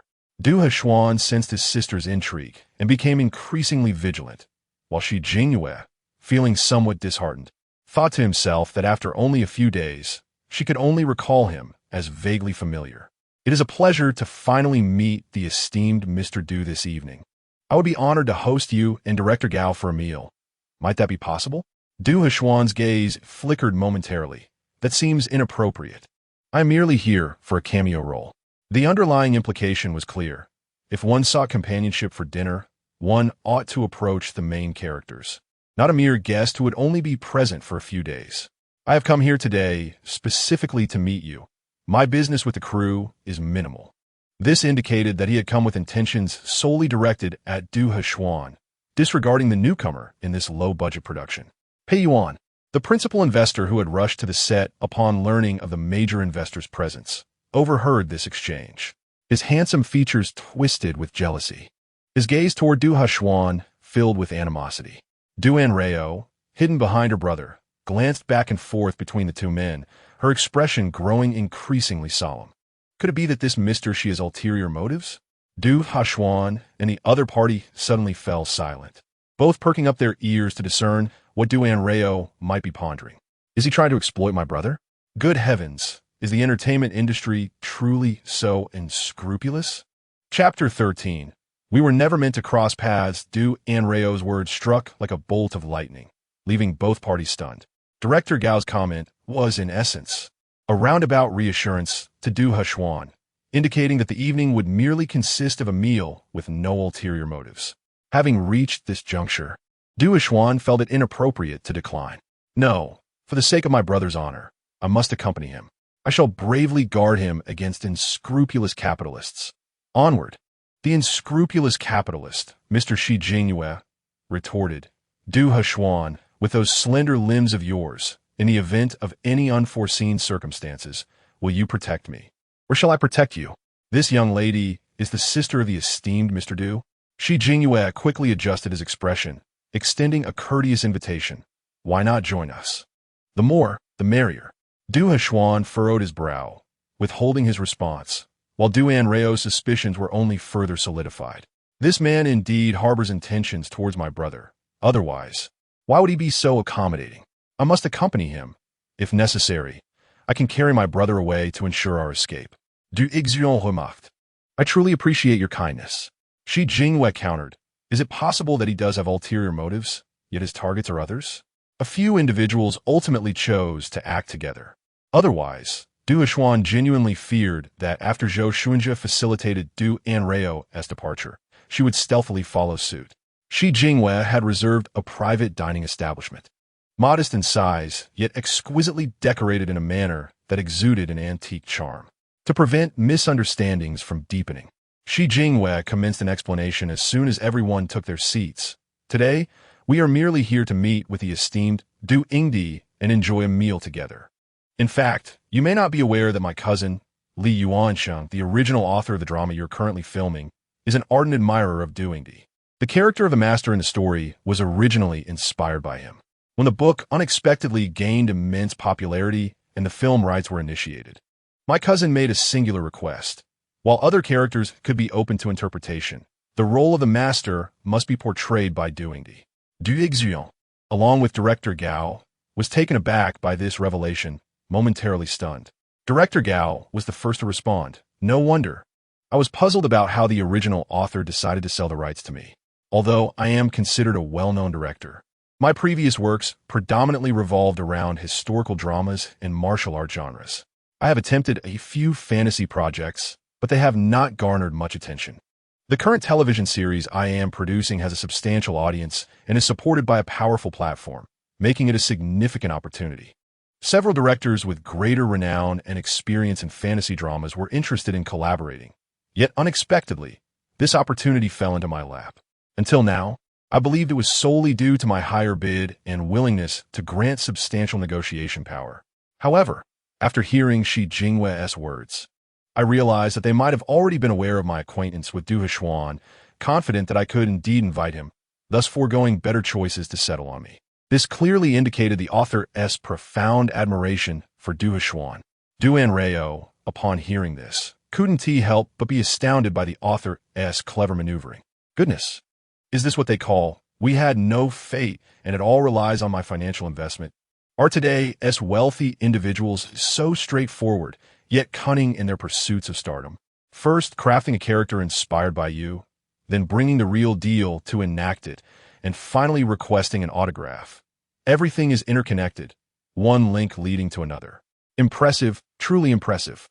Noticing that Du Anrao's attention had shifted towards Li Yuansheng, no longer entangled in concerns regarding her elder brother's integrity, Shi Jingwei breathed a sigh of relief. His statements, though partially true, contained a kernel of deception. Li Yuansheng's request was genuine, yet tonight's dinner was initially outside their budget. Who would have anticipated encountering Du Anrao in this location? This reluctant task transformed into an excellent reason to draw closer to her. Unbeknownst to Du Huan, who sensed that he might have misinterpreted her intentions, his expression grew somewhat awkward. It is my honor to receive Miss Li's affection. I will arrange for my agent to prepare some gifts for her, and I hope Mr. Shi can assist in delivering my gratitude for Miss Li's support and admiration. Certainly, Shi Jingwei replied with a subtle smile, raising his glass towards Du Huan, observing this exchange while nibbling on chicken feet. Du Anrao felt a mix of relief and disappointment. Thank goodness. I fear my elder brother's charm had reached a level where he captivated all, regardless of gender. It seems there remains room for growth. Du Huan pondered, how might one improve further? To captivate both genders? Du Anrao, momentarily pausing in her actions, timidly raised her hand. May I inquire, Mr. Shi, what are the characters of your cousin's name? Shi Jingwei thought to himself. At last, she has taken notice. Indeed, he had deliberately highlighted that name to ascertain whether Du Anrao was aware of Li Yuansheng's connection to her family. He feigned confusion. The Yuan Dai Jian, the Shengsheng say he Ming. Miss Du, do you know my cousin? I do not, but I find the name quite lovely, Du Anrao replied, lowering her head to continue nibbling on the chicken feet, seemingly casual in her inquiry. Only Du Huan and Shi Jingwei understood that her mind was racing with thoughts. The Yuan Dai Jian, the Shengsheng say he Ming. It truly is her. Li Yuansheng, one of the twins from the Li family, my fourth sister's nominal cousin. It's as if fate has conspired to lead me directly to her. Chapter 14. things escalated. Witnessing her elder brother being teased, encountering someone connected to the Lee family was a delightful surprise.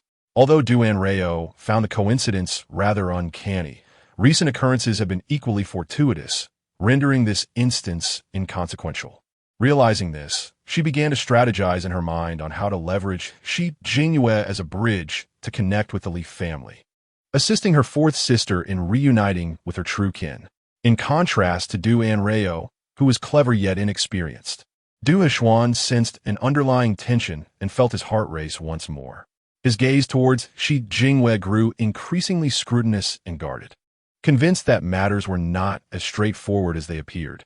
However, one cannot overlook the fact that some individuals are simply born under fortunate stars. While Du Heshuan contemplated how to hasten their departure to prevent any unnecessary connection between the two, an abrupt voice shattered the inexplicably lively atmosphere of the private room. "Mr. Shi, it is indeed you." Anrao looked up to see a woman entered, adorned with exquisite makeup, exuding a captivating charm, yet maintaining an air of professionalism. Following a server who was delivering dishes, Shi Jingyue raised an eyebrow upon recognizing the newcomer, but still stood to shake her hand. "Ms. Jiang, it has been a while." "Indeed, it has been some time. I just inquired downstairs about reserving a private room, and learned that this last one had been booked by you. I assume you must be entertaining important guests today. I hope my intrusion is not disruptive." Although Ms. Jiang directed her words to Shi Jingyue, her gaze swept across the gathered company. Recognizing her identity, both Director Gao and Zhou Shunjia froze, struggling to muster smiles. "Not at all, not at all." Anrao felt an inkling that this woman's entrance had caused her elder brother to become somewhat agitated, observing that he appeared even more fierce than when he first encountered Shi Jingyue. Hearing their responses, Ms. Jiang promptly took advantage of the situation. "Would it be acceptable if I shared a table with you?" The owner mentioned that all the private rooms are fully booked, and I truly do not wish to dine alone outside. Would you mind accommodating me? At this proclamation, the room fell into a profound silence. Ms. Jiang raised an eyebrow, casting a puzzled glance at Director Gao and the others. Zhou Shunjia and the director instantly reacted as if pricked by a thorn, trembling as they waved their hands. "Not at all, not at all." Ms. Jiang smiled contentedly. "And what does Mr. Shi think?" Shi Jingwe's expression grew slightly stern, yet he was constrained by the presence of Anrao and others, and replied coolly, "If the guests have no objections, I cannot say anything against it." Ms. Jiang had been awaiting precisely these words, striding gracefully around the room in her high heels before finally seating herself beside Du Heshuan. Anrao was astonished, pondering who this woman was, as both the director and Zhou Shunjia seemed intimidated by her presence. Little did she realize that as the conversation unfolded, this woman gravitated closer to her elder brother. Anrao's eyes widened in surprise as realization dawned upon her. "Oh no, could this woman be interested in my elder brother?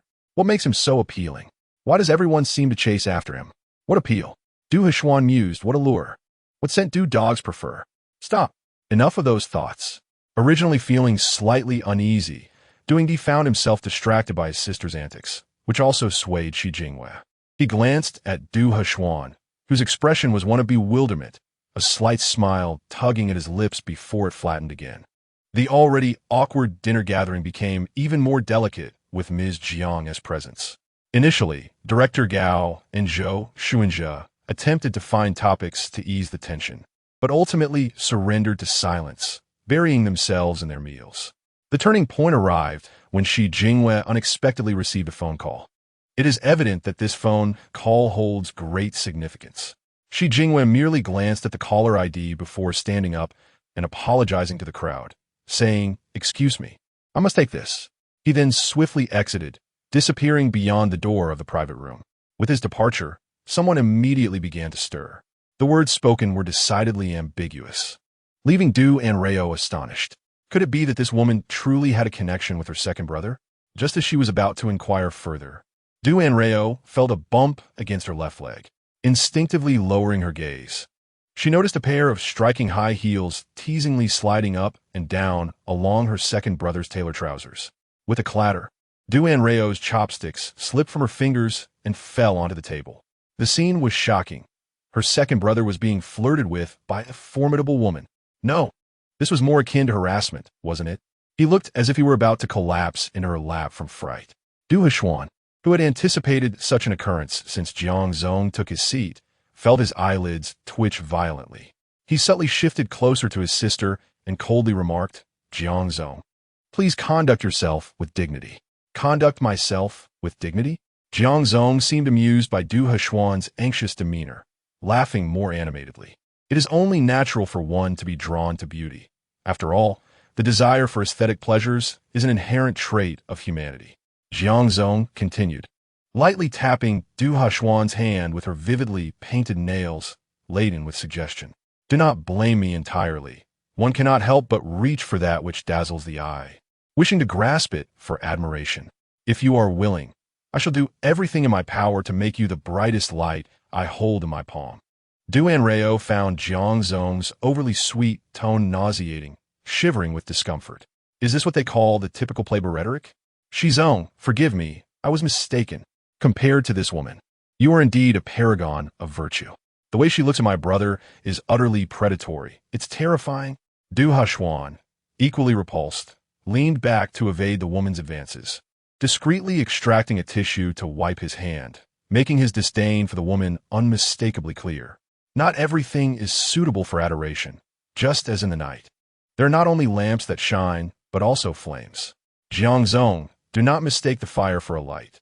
The consequences of being burned could be dire. Upon witnessing Du Hushuan wiping his hands, Jiang Zong's expression darkened, and after hearing his words, a hint of malice flickered in her eyes. While youthful exuberance is commendable, excessive impulsiveness often leads to hardship. Once one encounters the wall and feels the pain, they will naturally learn to yield. Just as those words were spoken, suddenly, 6 or 7 imposing bodyguards clad in black filled the room, making it feel suffocatingly crowded. Director Gao and Zhou Xuanjia, unaccustomed to such a scene, instinctively stood up, retreating a few steps into the corner. They wished to assist Du Anrao and her brother, but feared provoking the deranged woman, leaving everyone on edge. At that moment, Shi Jingwei, who had stepped out to take the call, became the only beacon of hope for everyone. Shi Jingwei himself shared this sentiment, his expression darkening as he took measured steps toward the private room, only to hear Du Anrao's voice from within. Sister, where did you get those nails done? They look stunning. In an unexpected move, Du Anrao stood up, grasped Jiang Zong's hand, and unobtrusively shielded Du Hushuan behind her. This action took everyone by surprise.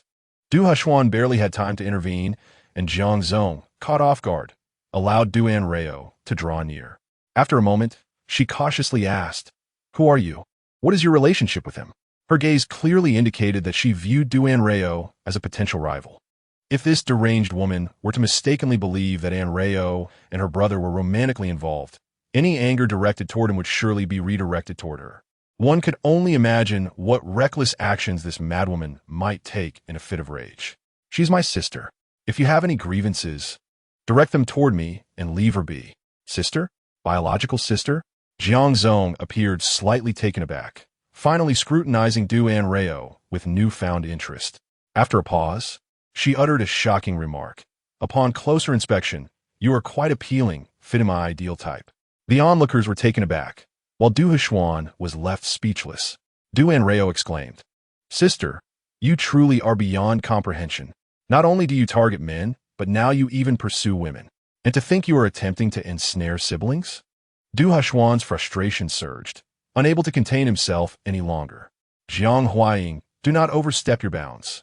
Others may fear you, but I do not. If you push me too far, I will ensure that you regret it. If you dare to harm my sister, I will not hesitate to risk everything to make you pay. His declaration elicited a collective gasp of shock and fear from the room. The reactions varied. Zhou Xuanjia and others were genuinely frightened, while Du Anrao was simply bewildered. Jiang Huaying? Is she truly Jiang Huaying? The Iron Lady of the entertainment industry, known for her dominance over half of the scene, who ultimately fell from grace due to her scandalous affairs. Du Hushuan's emotions, rage, shock, confusion, and exhilaration swirl within him, causing his expression to shift dramatically. No wonder she is so brazen in her pursuit of my second brother, resorting to sweet talk and, failing that, trying to force her way through. It seems she is a seasoned player. Du Anrao's astonishment was justified. The mention of Jiang Huaying brought to mind the narrative of a certain entertainment industry story. In that tale, the protagonist, a lowly extra in various productions, found favor with the formidable Jiang Huaying, becoming one of her many lovers. With her influence, he ascended from obscurity to the heights of fame. But once he rejected her advances, she retaliated fiercely, tarnishing his reputation and forcing him to exit the industry. After her downfall, Jiang Huaying seamlessly replaced him with someone who bore a striking resemblance, ultimately leading to her own demise. Du Anrao, recalling this narrative, found herself pondering, could it be that my second brother is the unfortunate soul who once captured her heart? It is not entirely Du Anrao's fault, as the original narrative primarily focuses on the male protagonist and his numerous romantic companions, offering only cursory descriptions of other characters. Furthermore, the so-called white moonlight remains almost entirely obscured throughout the story. Her current conjecture stems solely from an analysis of the timeline, involved parties, and references from the production team.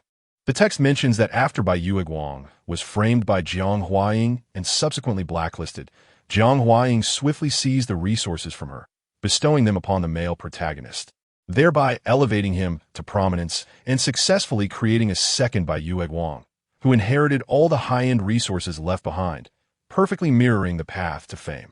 Now that Jiang Huaying has pursued him, Yang Jiantao happens to be the background figure associated with the first resource acquired by the male protagonist. In summary, it seems quite plausible that her second brother is indeed the anticipated blood bag for the male protagonist, and the first resource he is about to obtain may very well be the role he currently occupies. What is this?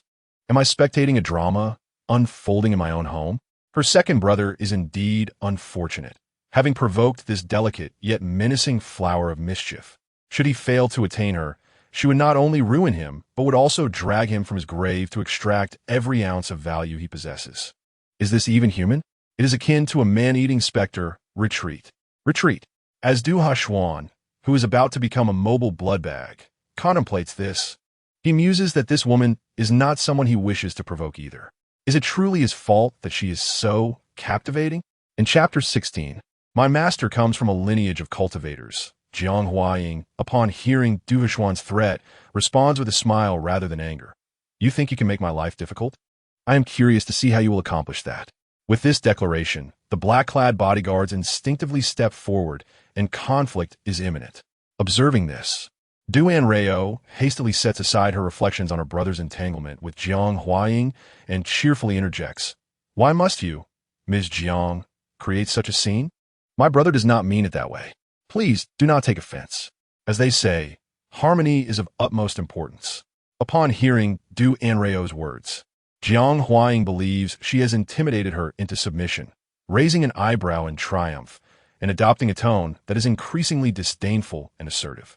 Regardless of your intentions, whether you comply or not, you will all accompany me. If you are sensible, you may suffer less, but if you do not, my associates are not to be trifled with, and you will only find yourselves at a disadvantage. Du Anrao, sensing the shift in tone, withdraws her smile and subtly responds, "Is there no room for negotiation? What is there to negotiate?" Jiang Huaying, having lost her patience, reaches out to pinch Du Anrao's face, only to have her wrist seized first. It seems there is no other option, as you initiated this. The sharp pain ignites Jiang Huaying's fury, and in a fit of rage, she shouts to her black-clad bodyguards behind her, "Are you all dead? Come and drag her away."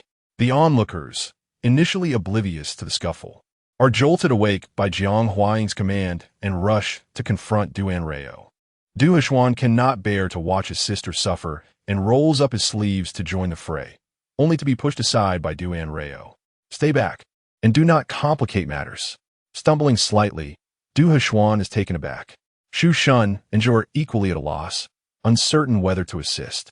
However, before they can resolve their dilemma, they witness Du Anrao grasping Jiang Huaying with one hand while simultaneously seizing the nearest black-clad bodyguard's hand, effortlessly hurling the robust man against the wall of the private room.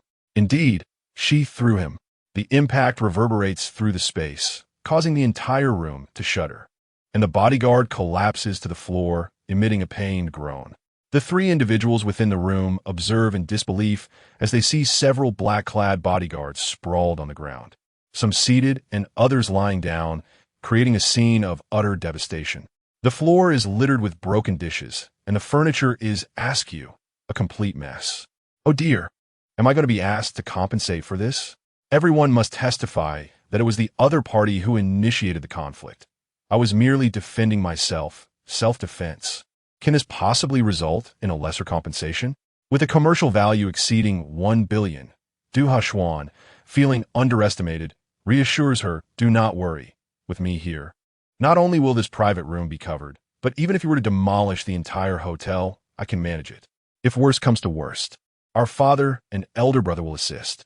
Oblivious to being regarded as a potential cash cow, Du Dage and Du Ba are left bewildered. Outside, the tardy Shi Jingwei is amused by the absurdity of the situation, realizing that Du Anrao has likely not suffered any loss, despite her previous concerns. Du Anrao's moment of apprehension dissipates as she surveys the moaning bodyguards, quickly regaining her composure. Du Haxuan, nearly becoming a captive in this chaotic affair, finds himself both exasperated and amused. If only Du Anrao knew her brother's true thoughts, she might have hurriedly packed her bags and fled. The earlier incident with the jewelry had already caused her sleepless nights, fearing an intruder might steal it, and with more sets, she would be deprived of sleep altogether. Her face pales, and she trembles uncontrollably, feeling both frightened and furious. Who are you? Did my brother not just say? I am his genuine sister. Born of the same parents, absolutely authentic, no deception here. Du Anrao pauses, glancing at the individuals around her, and displays an innocent smile. As for this, I am a Taoist priest by lineage. My master's secular name is Yuan, and it is said that our ancestry includes a renowned figure named Yuan Tiangang. You are Taoist? Jiang Huaying's voice rises sharply, her mind swirling with confusion at the absurdity of it all. To put it plainly, my master's ancestors were cultivators, and as his true disciple, I dare say that you mere mortals combined cannot hope to challenge me.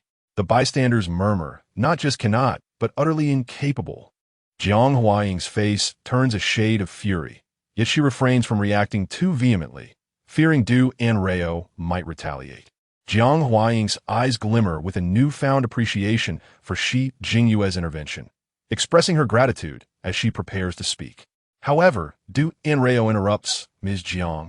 These bodyguards haven tea had dinner, and they wish to join us to satisfy their hunger.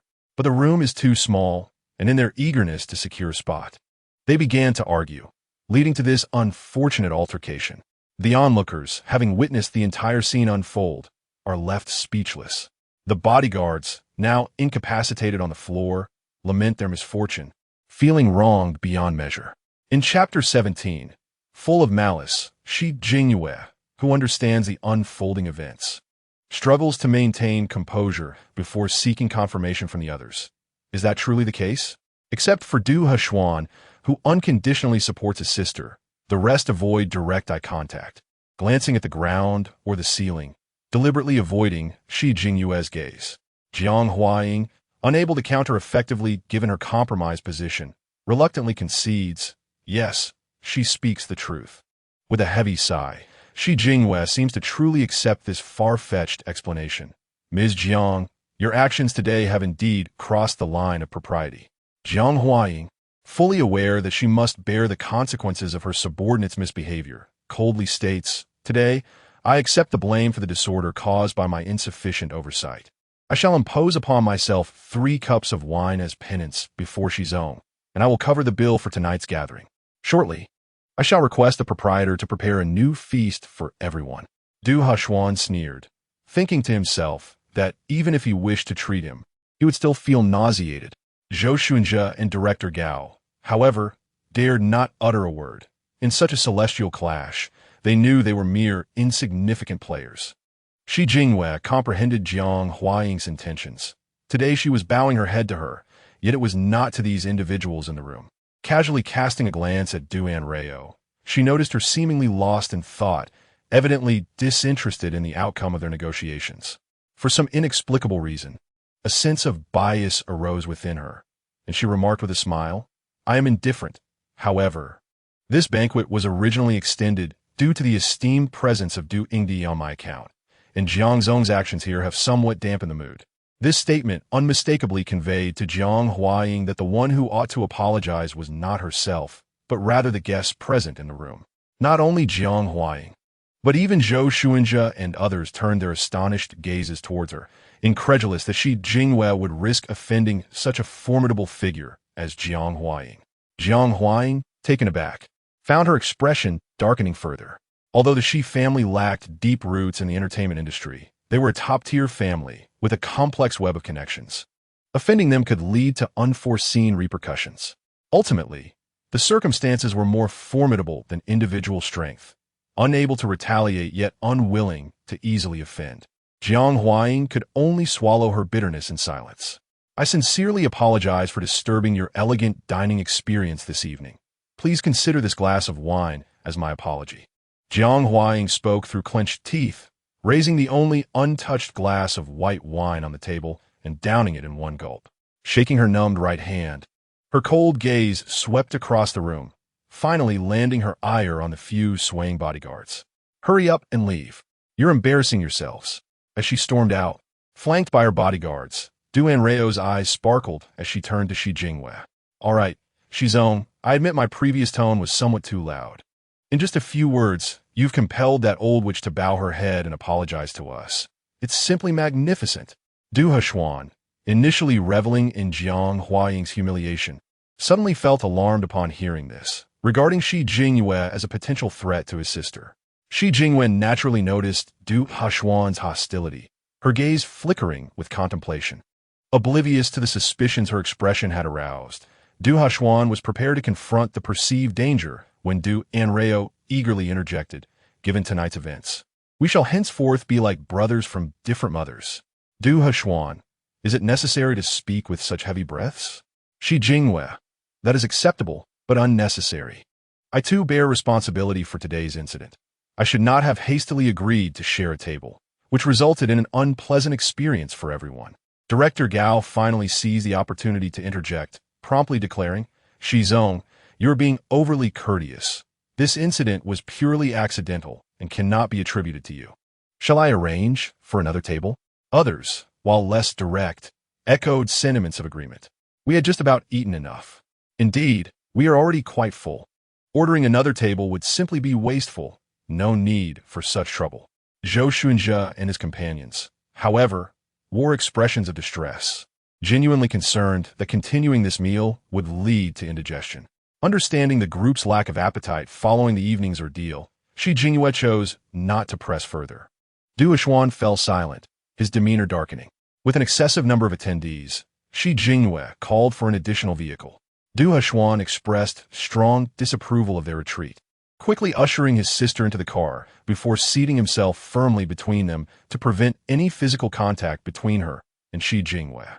Du Anrao, however, remained blissfully unaware of his intentions, stealing furtive glances at Shi Jingyue. Shi Jingyue sensed the peculiar dynamics between the siblings, finding them rather amusing. One appeared innocent yet was brimming with mischief, while the other, a formidable performer, wore her emotions on her sleeve when it came to matters concerning her sister. It was as if she wished to kick him out of the car right then. Chapter 18. I truly deserve this. I am not well acquainted with Jiang Zong. We have merely crossed paths a few times in my cousin's company. Cousin? Du Anrao immediately perked up upon hearing the keyword. Yes, Li Yuesheng is Shizong's cousin. Thus, Shizong's cousin must be Li Yuesheng's brother. I recall the plot mentioning that the fourth sister's cousin runs a talent agency, which is quite renowned in the industry. Call. My cousin's name is Li Zhaoyang. Du Yingdi may not know him, but she should have heard of his company, Shixing Entertainment. Shixing Entertainment. The voices of Du Anrao and Shi Jingyue coincided at the last few words. A peculiar silence enveloped the car before someone erupted into exclamations. We have a match. The corners of Shi Jingyue's mouth involuntarily lifted. Jiang Zong's company is considering a partnership with my cousin's firm. When I visited my cousin, I happened upon her and exchanged a few words. We did not form a close acquaintance.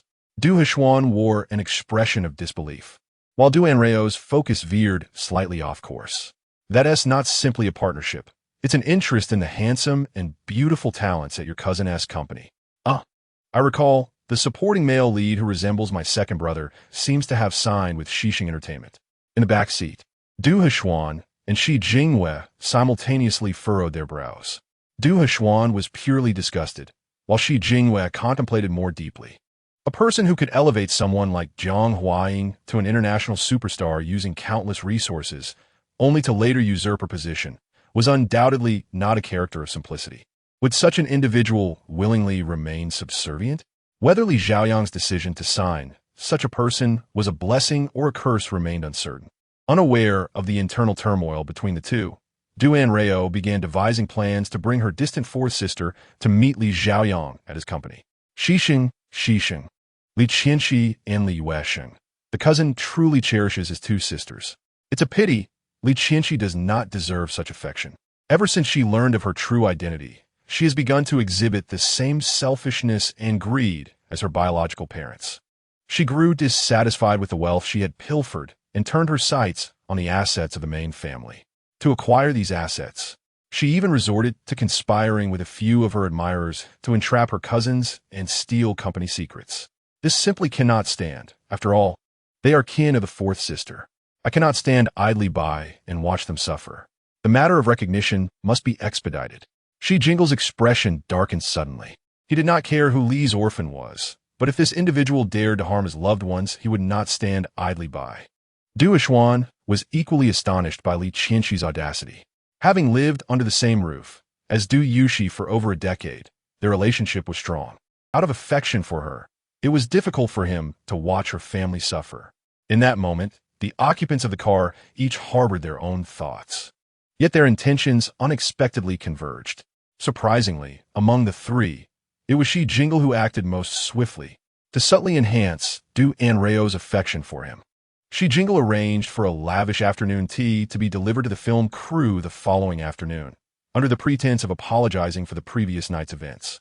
The brilliance of his gesture lay not only in its generosity towards Du Anrao and her companions, but in extending the treat to the entire crew, making it nearly impossible for Du Hechuan and the others to decline.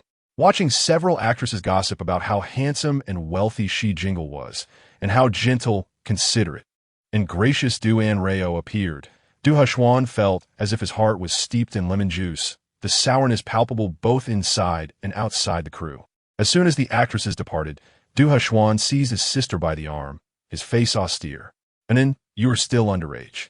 Du Anrao, perplexed, replied, "I know." Having spent the first 10 years of her life on the mountain, encountering few people, she was unaware that many individuals present a fade while hiding their true selves. Like chameleons, some who appear handsome and affluent may, in fact, be miserly and impoverished. And those who seem gentle and considerate may actually be irritable and quick-tempered. What are you trying to say, second brother? You are still young. Do not rush into romance. Romance? With whom? President Xi? Du Hechuan nearly leaped from his seat. And then, rest assured, I would never date him. Du Hechuan finally calmed down a bit. Why not? What is there to explain? It is simply because I am not interested in dating. Of course, it is because I still want to become a Taoist priest and inherit the temple. Romance would only hinder my efforts to persuade the believers. Du Hechuan, that is unnecessary. Compared to Du Hechuan's awkward and vigilant acceptance of the afternoon tea, Director Gao was the most cheerful and unburdened among them. Holding a cup of milk tea, he cheerfully approached Du Hechuan, attempting to persuade him. And then, are you truly not considering a cameo in my film? With your talent, we could even forego the wire work. Du Hechuan had not forgotten how unreliable those two useless individuals had been the previous night. He scoffed coldly. Has President Xi withdrawn his funding? You want to save even this paltry sum? Director Gao's face paled in fright. No. How dare you curse me? I am only here to assist my brother. I have no intention of developing a career in the entertainment industry. You should look for someone else. Director Gao scrutinized Du Anrao, realizing her resolute determination, and sighed regretfully as he departed. It was only after this reminder from Director Gao that Du Hechuan finally recalled to inquire about the events of the previous night. Your strength. Du Anrao seemed unprepared for Du Hechuan's question, a hint of melancholy and reflection crossing her brow. Living on the mountain with few people around, she had to undertake many chores herself, fetching water, chopping wood, washing clothes, and cooking. Initially, as a child, she found it difficult to adapt, but as she grew older, things became easier. The more tasks she performed, the stronger she became. For instance, she had progressed from carrying 3 buckets of water at a time to 4, and chopping down a tree in 10 strikes had become achievable in 7 or 8. Hearing his sister speak of her life on the mountain for the first time, Duhashuan was overwhelmed by guilt and heartache. Why'd even ask this? I'm such a fool. Chapter 19. A report at the drop of a hat. Zhou Shuinjia had spent years in close proximity to Duhashuan and could instantly decipher his troubled thoughts. Upon noticing the sly, fox-like expression on Duhashuan's face, he felt a twitch of disbelief. How could his usually clever artist act so foolishly in the presence of his sister? Did he not understand that such strength could not be easily attained? It was innate. Having spent a few days together, Zhou Shunjia recognized that Duhashuan's sister, despite her seemingly innocent demeanor, was anything but easy to deceive. She was a cunning individual who only bullied others. Those who dared to bully her would inevitably face consequences. Reflecting on this, Zhou Shunjia felt increasingly melancholic. What a promising talent, yet she was unwilling to join her brother in the limelight. Following the incident with Jiang Huaying, Duhashuan remained on high alert for several days. Not only for himself, but also out of concern that the madwoman might seek revenge on Anrao due to the events of that night. However, the crew remained calm for days, leading Duhashuan to question if Shi Jingle's intervention had truly deterred Jiang Huaying from taking action. With this complex uncertainty in mind, the final day of Duhashuan's cameo arrived. Just after finishing filming, he received a call from a familiar voice. It was a junior colleague from the same company, a girl he had known from their time at school and had previously worked with under Zhou Shunjia. Their connection had faded as Duhashuan's fame grew, and Zhou Shunjia had deemed it too taxing to manage another artist, transferring her to a different manager. Surprised yet unperturbed by the call, Duhashuan asked, "Is something wrong?" "What? You say you've been mistreated? Wait there. I'll send someone to pick you up." The woman on the line was sobbing, pleading with Duhashuan to come personally and not to inform anyone else, as she did not want too many people to know about her situation. Under normal circumstances, it was understandable for a girl to wish to keep such matters private. However, Duhashuan felt an inexplicable sense of disquiet. Before he could deliberate on how to stabilize the situation and send someone to investigate, his sister's voice interrupted. "She's coming. She's bringing her trap with her." A trap? Duhashuan instinctively tightened his grip on the phone. At the same moment, their parents, who had been dining nearby, dropped their chopsticks and looked to their second son with concern. Anrao, lost in thought, remained oblivious to the tension in the room. Piecing together snippets of conversation from the male lead and others, Anrao began to understand the full story of the tragedy that had befallen the White Moonlight. Is the woman calling second brother right now the one Jiang Huaying paid a hefty sum to ensnare? Though she sounds devastated, if second brother goes to meet her as she requests, he could easily fall victim to her trap and be framed for a serious crime. Duhashuan's parents turned pale at the implications. Although the phone call was not on speaker, the woman's piercing voice was loud enough for them to grasp the situation, and they felt a surge of sympathy for the woman facing such a drastic upheaval. Little did they know, this was a malicious plot targeting their son that could ruin his reputation in an instant. They were filled with anger and fear, wishing they could leap into Duhashuan's phone to confront the woman and deliver a sound thrashing. Not only that, Jiang Huaying has also enticed numerous artists from Erge's company. Once Erge takes the plunge into this trap, they will emerge one by one to testify against him, tarnishing his reputation by asserting that he had attempted to exploit them and disregarded their wishes by introducing them to the senior management of the company in exchange for better resources.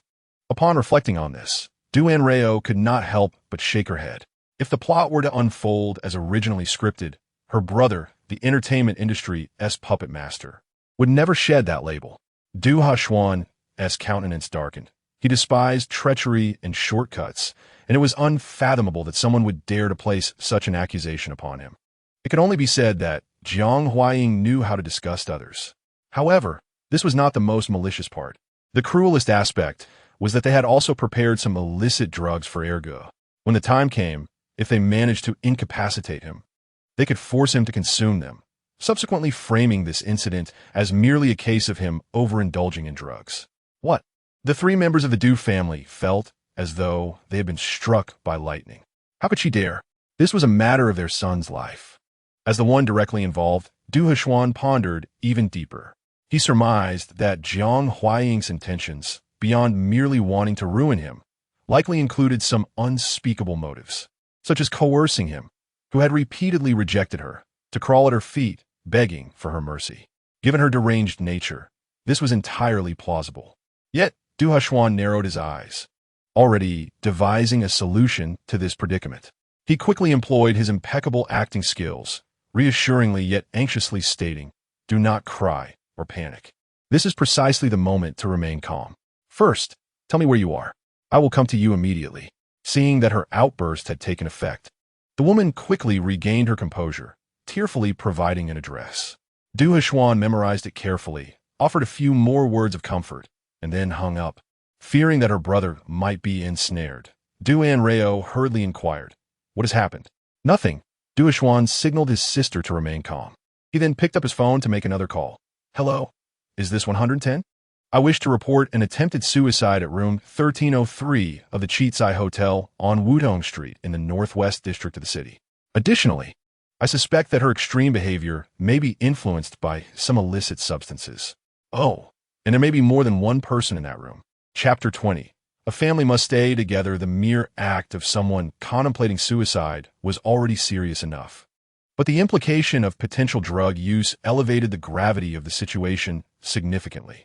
The operator on the line was startled awake and quickly confirmed the details with Du Heshuan. They urged him to ensure his own safety and assured him they would be in contact again if the situation warranted it. After hanging up, Du Heshuan looked up to meet the eager gazes of the three members of the Du family. Deux parents expressed admiration. Believing their second son had managed the situation quite well, while Du Anrao looked on with curiosity and confusion. How did you know she had taken illicit drugs? And how did you know there was more than one person in that room? Are you suspecting that she might be deceiving you? Du Heshuan feigned a nod of affirmation. Her state was quite peculiar, and she kept repeating the same phrases. When I suggested sending someone to pick her up, she seemed resistant. I cannot quite articulate it, but my instincts told me something was off. This industry is chaotic. I recall your brother mentioning certain reactions from individuals under the influence of such substances, and her condition seemed reminiscent of that.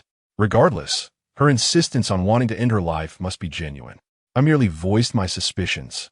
Determining the truth is the police's responsibility.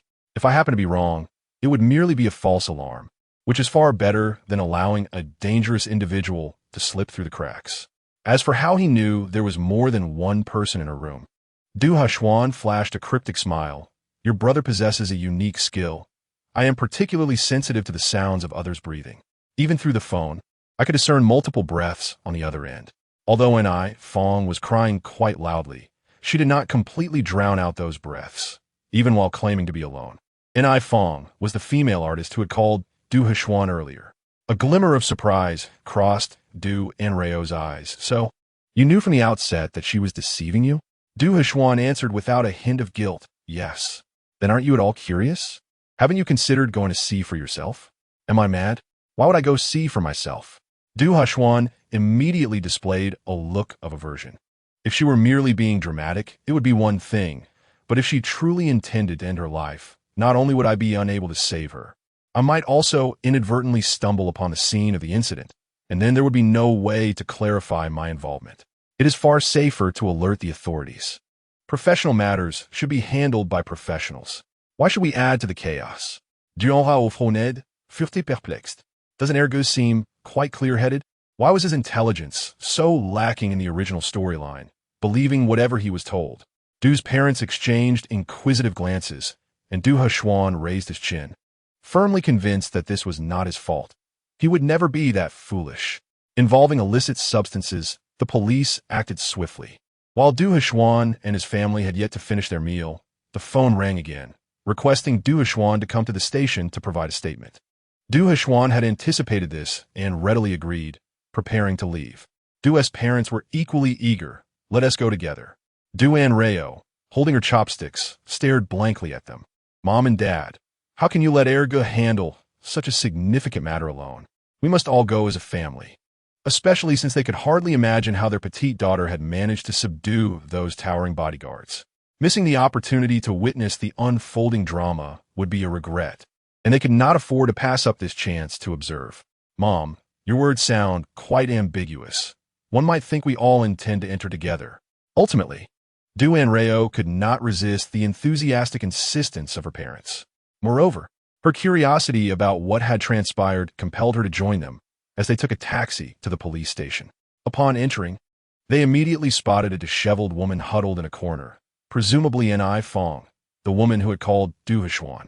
Upon seeing Du Hshuan's vibrant entrance, her expression twisted momentarily. The officer interrogating her perceived her thoughts and scolded. "What are you staring at?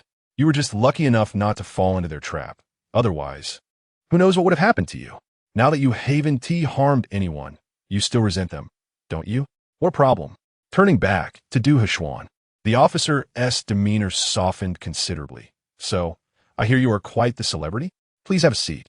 The reason we summoned you here tonight is that the testimonies we collected are closely related to you." It turned out that after receiving Du Hshuan's call, the dispatcher quickly assembled all nearby colleagues to surround room 1303 to avoid alerting the suspects. A young officer with a voice similar to Du Hshuan's posed as N.I. Fong's friend and knocked on the door. Fortunately, the suspects were experienced and managed to hide most of themselves. Otherwise, they might have already been found out. Following this incident, everyone increasingly suspected that something was amiss. They rushed in and apprehended all individuals present, confiscating tools and drugs intended for subduing Du Hshuan. N.I. Fong remained tight-lipped, unwilling to divulge any information. Conversely, the small-time thug she had called for assistance quickly confessed under a little pressure. The female officer taking notes paused momentarily before summarizing. "It is preliminarily determined that this is a rather severe case of entrapment. The counterpart intends to deceive you under the guise of seeking solace, only to render you unconscious upon meeting and subsequently capture intimate photographs. Furthermore, they have prepared certain addictive substances to administer to you post-photographing, thereby exerting greater control over you." Du Fu and Du Mu were already aware of these plans before coming, yet hearing it spoken out loud inevitably ignited their anger. Fortunately, He Xian sensed something amiss, and thankfully they had Anrao. Otherwise, their son's life would have been irreparably ruined. Did she articulate why she intended to do this? She claimed that someone in her family was ill and in need of money, believing you to be the wealthiest individual within her reach, thus contemplating a risky venture to secure a significant payout. Du Hshuan scoffed, piercingly stating, "It is not that simple. Such substances are not easily accessible to a mere small-time artist." This is also a focal point of their investigation, prompting the female officer to sit up straight. "Are you suggesting that a more sinister force is behind this? Do you possess any enemies?" Chapter 21. Am I the one eating melons? Du Hshuan awaited this inquiry, promptly lowering his head to feign deep contemplation. After a moment, he uncertainly replied, "It is not quite enmity, but I did offend a certain industry executive a few days ago." The female officer adjusted her glasses, her fingers tapping rhythmically against the keyboard. "What is the name of this individual? What is their status? What prompted the grudge? Additionally, how did you come to realize that something was amiss and decide to report it?" Du Hshuan had mentally prepared for this moment prior to his arrival, articulating the entire sequence of events with clarity and precision. Upon learning that the executive, Jiang Huaying, had attempted to exploit the prominent star before her, only to end up suffering a setback, the officer's fingers flew across the keyboard, her eyes gleaming with excitement. The personnel responsible for other cases, and even a few petty criminals detained nearby, all ceased their activities, their eyes keenly fixed on the unfolding drama. Silently standing aside, Du Anrao subtly stepped back, distancing herself from her elder brother. The insatiable curiosity of the onlookers was palpable, their gazes piercing into Du Ergo as if to unravel his very essence. Accustomed to the limelight, Du Hshuan felt a momentary stiffness in his demeanor, experiencing for the first time the sensation of social embarrassment. Perhaps realizing her own unprofessional demeanor, the female officer cleared her throat, glancing warningly at the surrounding crowd. "What are you all staring at? Do you have nothing better to do? Besides her, have you held grievances against anyone else? Previous matters count as well. After her words, seemingly concerned that Du Hixin might harbor doubts, she added, "Rest assured, every word exchanged here, every character I record, remains confidential and will not be disclosed without the consent of the parties involved." Du Anrao discreetly surveyed the surroundings, feigning nonchalance, though she couldn't help but steal glances at the intrigued crowd. The elder couple, Du Fu and Du Mu, exchanged glances, suppressing laughter with great difficulty. Du Yixin had already concluded that this incident was linked to Jiang Huaiying and would not recklessly implicate others in the police investigation. As he contemplated how to navigate this issue smoothly, a young male officer in his 20s rushed out from an adjacent interrogation room. "Yao Jia, a man has confessed," stating that the drugs were not intended for Du Hixin, but rather for his sister. "What?" The three members of the Du family stood up in unison, while Du Anrao, the subject in question, wore a bewildered expression, taking a moment to comprehend the situation. What does this mean? Am I the one in the spotlight? Du Hixin, however, was too preoccupied to dwell on such thoughts, seizing the young officer's arm and demanding, "Did he truly say that? Where is he?" The young man, startled yet empathetic to the victim's emotions, attempted to soothe him. "Please don't be agitated. According to his confession, their original plan was to first incapacitate you, then take intimate photographs, and, subsequently, under your name, summon your sister, and then, well, the implications were clear." Du Hixin's expression darkened. While he had been perturbed to learn that Jiang Huaiying had orchestrated an attack through her associates, he had not anticipated such emotional upheaval. However, upon realizing that the target was Du Anrao, his anger surged to an uncontrollable level. "Yes, name, identity, reasons. Just as I mentioned before. The reason being that my sister intervened when Jiang Huaiying attempted to forcibly take me away, heroically confronting her 8 formidable bodyguards, thus humiliating her pride." The female officer paused, adjusting her glasses as she scrutinized the group. "Is your sister the one beside you?" Du Anrao grinned, resembling a beckoning cat. "That's me." In an instant, all eyes in the hall converged on Du Anrao. Upon recognizing her as a frail young girl, the expressions of the onlookers turned to disbelief. "Surely, you cannot be serious." Du Hixin, facing the officer's incredulous gaze, resolutely affirmed that everything he stated was indeed true. Ultimately, under the peculiar scrutiny of the crowd, the group concluded their routine questioning for the day. "We will prioritize the investigation of the aforementioned Jiang, and if there are any developments, we will inform you promptly." How long does it typically take to achieve results? Du Hixin was dissatisfied with this outcome. His heart would remain unsettled until Jiang Huaiying was apprehended. "I cannot guarantee a specific time frame. I can only assure you that we will act swiftly. As long as there is evidence, we will certainly bring her to justice. You can rest assured about that." Du Hixin furrowed his brow, poised to voice further concerns when his sister's timely suggestion floated into the conversation. "Perhaps we could investigate their private transactions. Someone as arrogant as Jiang Huaiying might use her own account for dealings. Even if not, we could trace this lead." Du Hixin's eyes flickered, and he turned to Ni Fong, who had remained silent in the corner. "How much did Jiang Huaiying pay you to harm me?" Ni Fong trembled, her gaze towards Du Hixin growing increasingly malevolent.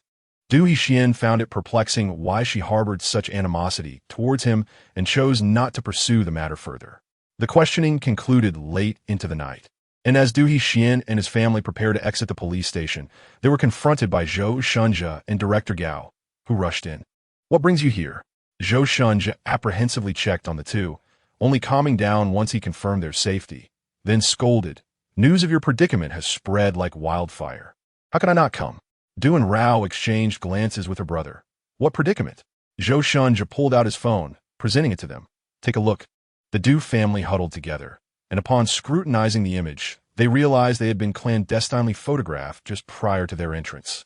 Accompanied by an outrageous headline, "Movie Emperor Du Hixin suspected of being arrested due to a deal." Du Hixin was visibly distressed. "Which media outlet published this?" "I shall sue for defamation." His frantic reaction elicited laughter from the initially bewildered group. Observing Du Hixin's extreme response, Director Gao speculated that the situation might diverge from their assumptions and quickly inquired, "Surely, What is written there is not true. Why were you out so late? Only to fortuitously be captured in a scandalous photo? There is a throng of reporters outside, and if we do not handle this matter promptly, the ensuing media frenzy will not only affect you, but also jeopardize our production. At that moment, Anrao was scrolling through Zhou Shunji's phone, noting that the photo had been taken over an hour ago. In just over an hour, this photograph has spawned countless interpretations, propelling Du Haxuan and director Gao's production team into the trending topics. This is a common tactic within the industry. First, they employ internet trolls to generate buzz.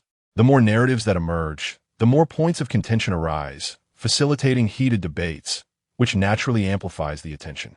Once the prelude reaches a sufficient crescendo, they call upon a relatively authoritative media outlet to confirm the narrative, thus instilling trust in netizens by revealing more detailed information and solidifying the situation. The headline Du Haxuan had just encountered was the outcome of this confirmation, currently perched atop various online trending lists. As Du Anrao perused the news, Du Haxuan had succinctly explained the reason for their presence, startling both individuals. Zhou Shunji could not suppress his anxiety, expressing relief that Du Haxuan had been astute enough to detect something amiss early on. Otherwise, had he ventured alone, he might have been mercilessly devoured by now. Director Gao also exhaled with relief, grateful that his crew had been spared, since Du Haxuan had already reported them to the police. Why were the lurking media still disseminating these matters haphazardly online? Perhaps they believed everything was proceeding smoothly as planned, thinking that Erge had been apprehended alongside those individuals. At Zhou Shun's reminder, the group suddenly grasped the situation. This was a meticulously orchestrated scheme, with paparazzi lying in wait at the police station, and the subsequent call to report the incident was clearly part of the plan.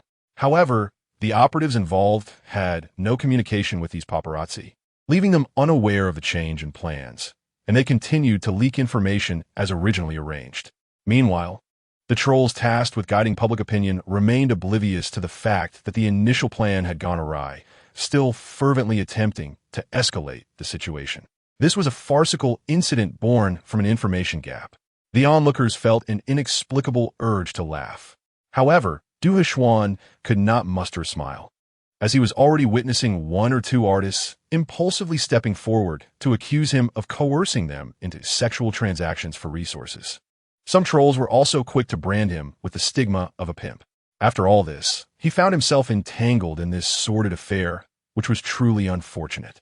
Why rush? Now that the situation had escalated to this extent, Du Haxuan remained unhurried.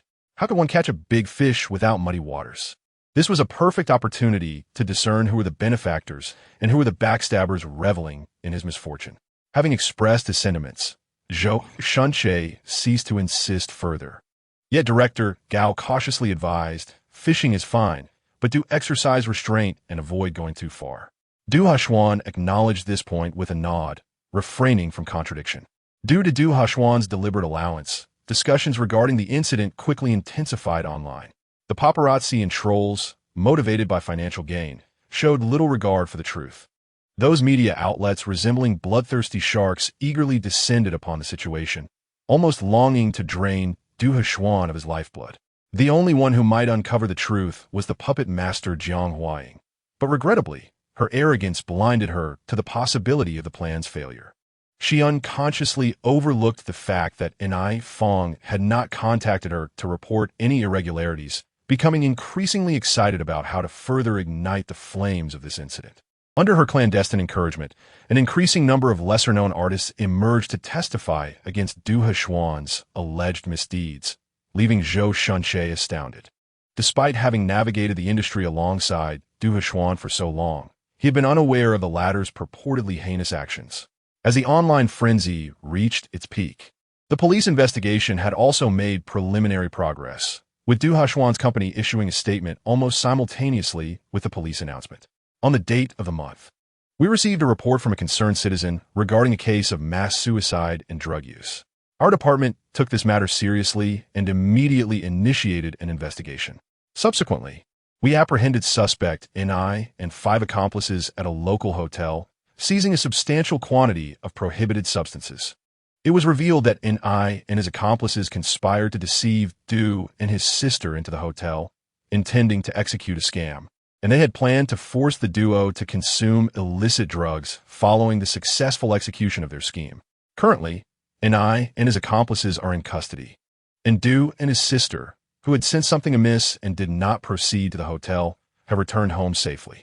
The investigation is ongoing, and we will impose severe penalties in accordance with the law for criminal actions. In contrast to the police report, Du Heshuan's company statement was significantly more straightforward. In response to the ongoing malicious defamation and slander against our artist, Du Heshuan Online, our company filed a police report on the date of the month, and we have preserved relevant evidence. We will pursue legal action against certain media outlets and individuals for their defamatory and slanderous behavior. Although succinct, the statement conveyed a resolute stance. Coupled with the police announcement, it instilled fear in several media personalities who had previously thrived on the controversy, leading many to delete comments and posts while pretending that nothing had occurred. Of course, some malicious keyboard warriors, unwilling to acknowledge their embarrassment, stubbornly insisted that a fly does not land on an unblemished egg, arguing that with so many industry figures accusing Du Heshuan, he could not possibly be innocent. Du Heshuan dismissed these bothersome naysayers, merely retweeting the company statement and subsequently targeting several media outlets and influencers linked to Jiang Huaying, boldly declaring, "Not a single one of Jiang Huaying's hounds shall escape." Upon seeing this post, many recalled Du Heshuan's earlier audacity when he first entered the industry, his defiance seemingly unrestrained. As he had taken on numerous roles over the years, he had become more composed, leading others to perceive his temperament as having changed, no longer embodying the fearless spirit of his earlier days. Yet they overlooked the fact that some individuals' defiance was etched into their very being, even if concealed under normal circumstances. Once provoked, they would swiftly reveal their sharp edges, ready to pierce through the audacity of those foolish enough to challenge them. Chapter 23. The flavor is just right. Du Heshuan's reckless demeanor of apprehending individuals left those involved in this matter feeling utterly terrified. Faced with Du Heshuan's brazen accusations, they fell silent, resembling quail. Some media outlets sought to fabricate sensational stories involving illicit substances to divert public attention. But the police report's explicit emphasis on the absence of a hotel visit thoroughly extinguished their schemes. While Du Heshuan busied himself engaging in verbal battles with trolls online, Du Anrao was equally attentive to the unfolding events, aiding in clarifying the narrative. According to the original storyline, Du Heshuan had not avoided the hotel scam incident. When the news broke, he had been cooperating with the investigation at the police station, frantically trying to prove his innocence, and had not been released so swiftly. Naturally, he could not be lounging on the sofa, confronting trolls as he was now, having lost the initiative. However, there was a particularly dissonant element within this narrative, Du Heshuan's identity. Not only was Du Heshuan a celebrated star in the entertainment industry, but he was also the second young master of the prominent Du family. Even if Du Heshuan rarely disclosed this information within the industry, would his family truly turn a blind eye and not support their child in times of trouble? The answer was evidently negative. Thus, how had Jiang Huaying managed to seize control so easily in the original plot? Is that the lawless marauder? A lawless marauder? Who? The father of Du Heshuan. Frantically on the phone with Du Junyan to confirm the situation, along with Du Yushi, who was engrossed in the online gossip, and Du Heshuan, embroiled in a heated exchange with trolls, all paused their activities, secretly monitoring Du Anrao's movements. The lawless marauder mentioned by Du Anrao was none other than the father of Bai Xiuqing's child, known as Jia Yunxiao, though the authenticity of that name is now uncertain. According to the descriptions in the original narrative, he was an enigmatic and formidable figure, with no one knowing his origins. Externally, he adopted a trendy, yet commonplace English name, earning the moniker Boss Jia. The character of Jia Laoban and Bai Xiuqing is reminiscent of a classic tale of torment, infused with elements of melodrama, adult themes, and a narrative that challenges one's moral compass. Bai Xiuqing's father was an undercover agent embedded within a criminal organization, who was tragically murdered by Jia Laoban's subordinates after his cover was blown. Upon uncovering the truth, Bai Xiuqing infiltrated the organization with the intent of avenging her father. However, she was ultimately discovered by the male protagonist, Unlike her father's fate, Bai Xiuqing caught the eye of Jia Laoban, leading her to endure captivity, abuse, and manipulation, ultimately becoming one of his many mistresses. The narrative veers off course amidst the torment and instruction, transforming the once cold-hearted and promiscuous gang leader into a paragon of pure love, while the courageous and resolute avenger morphs into a love-struck wife. The reason Bai Xiuqing, this infatuated protagonist, chooses to run away is not due to a sudden pang of conscience or nostalgia for her deceased parents, but rather the realization that the male lead maintains other mistresses alongside her. Upon hearing this, the trio, Du Mu and Du Hechuan, remained relatively composed, but Du Fu's face flushed with anger, his grip on the phone trembling slightly. Du Fu was acutely aware of the profound bond he shared with Bai Xiuqing's father, who had saved his life years ago. To label him a savior would not be an exaggeration. Their friendship was deeply rooted, and Du Fu, more than anyone, understood the integrity and righteousness of Bai Xiuqing's father, who harbored an intense disdain for evil. How could he have anticipated that his daughter would fall for such a wretched individual, especially one who was also her father's murderer? How could she? How dare she? Are there truly individuals whose perspectives have become so distorted? Who, I wonder, finds enjoyment in such writings? How can one engage in a romantic relationship with the true perpetrator, feeling entirely at ease, simply because they have merely issued verbal commands for their subordinates to commit murder, rather than taking action themselves, thus shifting the burden of guilt onto the hands of the actual assailant? Isn't this the real-life embodiment of a trivial vendetta for a father's death? Father, you have lost merely a life, while I have lost my love. The three eavesdroppers were suddenly overwhelmed by a deluge of melodrama, sending shivers down their spines. Indeed, the essence was remarkably authentic. According to the original plot, Bai Xiuqing, after dribbling the ball, immediately sought out her devoted admirer, the doctor from the imaging department of the 3rd hospital. Relying on him provided her with a temporary refuge, yet she found him lacking in wealth, unable to afford the extravagant lifestyle she had cultivated in the den of iniquity.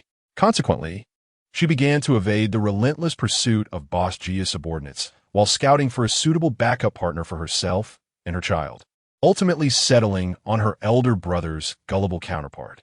In the scene with the three individuals, Pooh, the communication with Du's father had transitioned from phone calls to messaging, and Du Dage, Duin, recalling the fate of his elder brother in the original narrative, could not help but pat his anxious heart.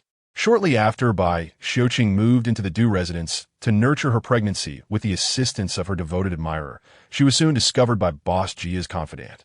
And then, several individuals were consumed by a sense of anxious anticipation, yearning to delve into Du Anrao's mind to uncover the ensuing developments. The trio expressed their bewilderment, while Du Dage remained exclamatory, urging for further revelations. Do speak up. Jia Laoban actually believed it. The three of them, upon receiving the live broadcast, Du Junyan exclaimed, I have 1,000 thoughts, yet do not know how to articulate them. In truth, it is not entirely surprising that the other party believed him. After all, he himself had treated Bai Xiuqing in a similar manner. It is not merely an instance of projecting one's own feelings onto others.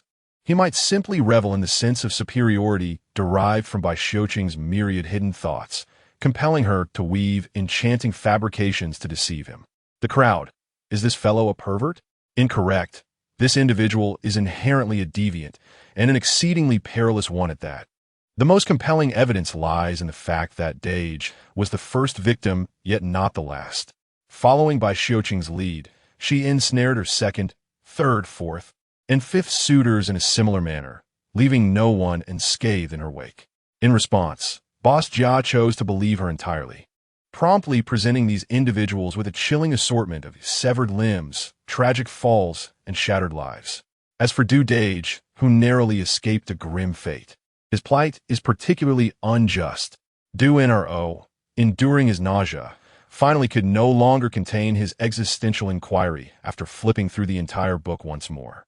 Is it now fashionable to portray the protagonists in the manner of villains? How did these two scoundrels come to embody the roles of the male and female protagonists? What virtues do they possess that merit their depiction as the leads? Are you engaged in a whimsical game of pursuit and evasion, where she flees and he chases, leaving others to serve as mere stepping stones in your emotional escapades? How unfortunate! How lamentable! Truly unfortunate. Chapter 24. Am I the unfortunate one? The members of the Du family expressed their profound agreement and could not help but feel inclined to offer their commendation to Du Anrao. Having overheard but a portion of the conversation, they were already eager to procure some pomelo leaves to cleanse themselves of any misfortune, particularly Du father and Du mother. At this moment, finally comprehended why Du Anrao had appeared so anxious when he first encountered Bai Xiuqing at home. Being associated with such a person, their family would not only face calamity, but would also suffer significant repercussions. Unintentionally digressing, the mere thought of how these two knuckleheads have caused trouble for my elder brothers fills me with frustration, leading to a pang in my stomach. Du Juyon, indeed. My head is currently buzzing as well. Du Exuyon? No, if you refer to someone as Big Brother, what does it have to do with me? The character of Jia Laoban can be described, in a more flattering light, as someone who is particularly meticulous about grievances, but in a less flattering manner. He is merely petty-minded. Regardless of the truth in Bai Xiuqing's statements, the Du family has taken her in, which inevitably calls for retribution. The principle at play here is one of ingratitude in the face of kindness. The members of the Du family express their exasperation with these two individuals, one being a beast and the other a scoundrel, wishing fervently that they remain confined, lest they bring misfortune upon others.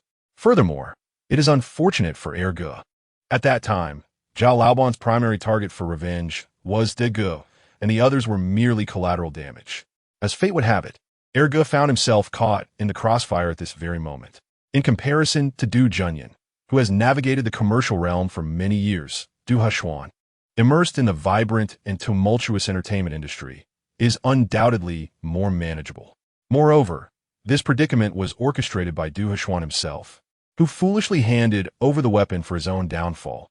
It would not be in his nature to miss such an opportunity to strike. Thus, with the covert encouragement of Boss Jia, Du Heshuan, already ensnared in the schemes of Jiang Huaying, became the focal point of collective ire. At that moment, the members of the Du family were either preoccupied with their own troubles or incapacitated, leaving no one to extend a helping hand. The sole individual capable of providing clarification was trapped within the confines of the police station, allowing others to distort the truth and malign his character without restraint. By the time Du Heshuan emerged from his ordeal and the Du family could finally regroup, it was too late to rectify the situation. Du Heshuan reflected, after watching my elder brother suffer for so long, I ultimately discovered that the unfortunate one is, in fact, myself. Most dishearteningly, upon learning of this matter, Dumu immediately created a group chat for the entire family, humorously renaming her eldest and second sons as Doomed One Number 1 and Doomed One Number 2. Following closely, Du Fu and Du Yushi shared their own laughter-inducing memes. Du Junyan remarked, Du Heshuan, enough, your laughter is too loud. It disturbs us. While jesting, the family harbored genuine apprehension. Had it not been for Du Anrao, even if they had doubts regarding the child in Bai Xiuqing's womb, they would have surely provided her a sanctuary, considering her deceased parents. Yet, as their own Anrao articulated, once they took in another, they would inevitably find themselves on some twisted list of retribution. Who could have imagined that, one day, kindness could become a transgression, rendering one defenseless? Reflecting on this, everyone shared the relief felt by Du Anrao at that moment. Now, their parents discerned right from wrong and did not believe Bai Xiuqing's slander against the eldest son. The eldest was not deceived by Bai Xiuqing's seemingly innocent facade.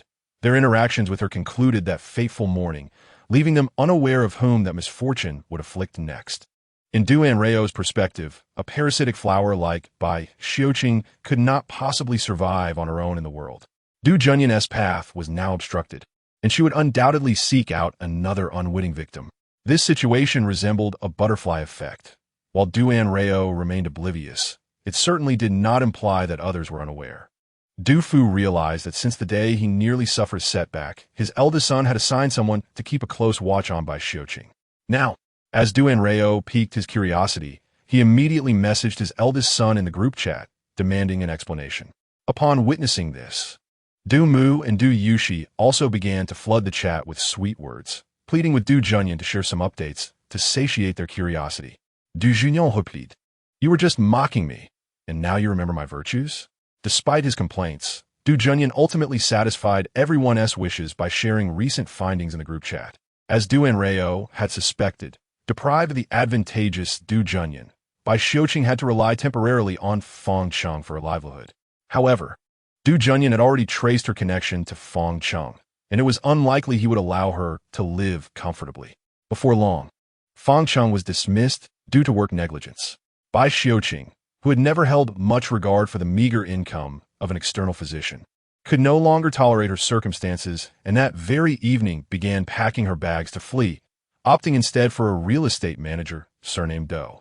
Du Junyan initially hesitated about whether to create further discomfort for Bai Xiuqing, but soon realized it was unnecessary.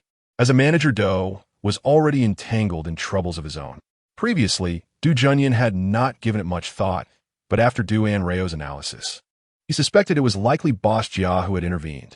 He shared this theory in the group chat, which immediately sparked a lively discussion. Everyone unanimously agreed that Anan had indeed been correct.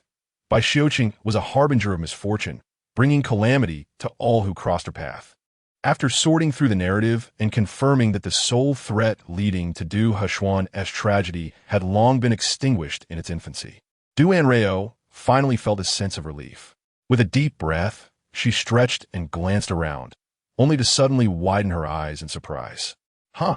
Is it just my imagination, or did I just see a flash on Erji's forehead? Du Fu and Du Mu, sipping water, almost sputtered out in shock, barely swallowing before turning to look at Du Heshuan's face, but saw nothing amiss.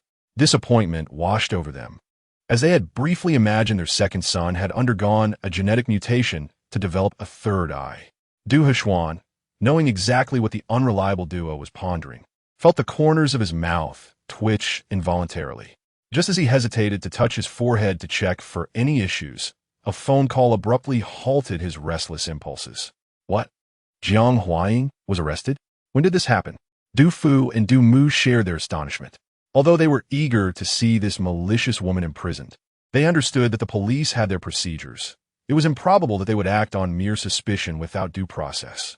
The group had prepared for a prolonged engagement, possibly lasting 10 days to 2 weeks, yet she was captured so swiftly. You want to see me? All right, I'll be upstairs waiting for you. 10 minutes later, 2 individuals knocked on Du Heshuan's hotel room door. Director Gao, what brings you here? Is there something amiss? Director Gao awkwardly gestured to his companion Zhou Shunche and chuckled. I came along with him. When did you two become so familiar? However, this was not the crux of the matter. The key question was how he learned of Jiang Huaying's arrest and whether the information was credible.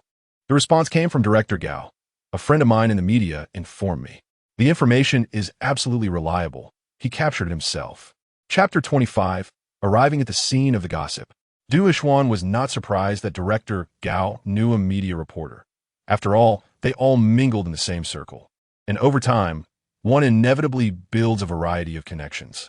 What concerned him more was why this individual would willingly divulge such significant news to Director Gao in advance. Facing Du Heshuan's probing gaze, Director Gao felt a chill run down his spine, but ultimately chose to be forthright. I was just curious about how you and Jiang Huaying came to be adversaries. So you sold me out for curiosity? That is called a trade-off. Director Gao emphasized loudly to mask his unease. And now we have the latest scoop. Du Heshuan crossed his arms, unmoved by his tactics. Huh? Who are you calling we? No. No, Du Anrao interjected.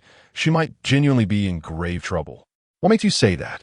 Because my friend told me that in the photo he took, Jiang Huaying's hands were covered by her clothing. Director Gao gestured as he spoke.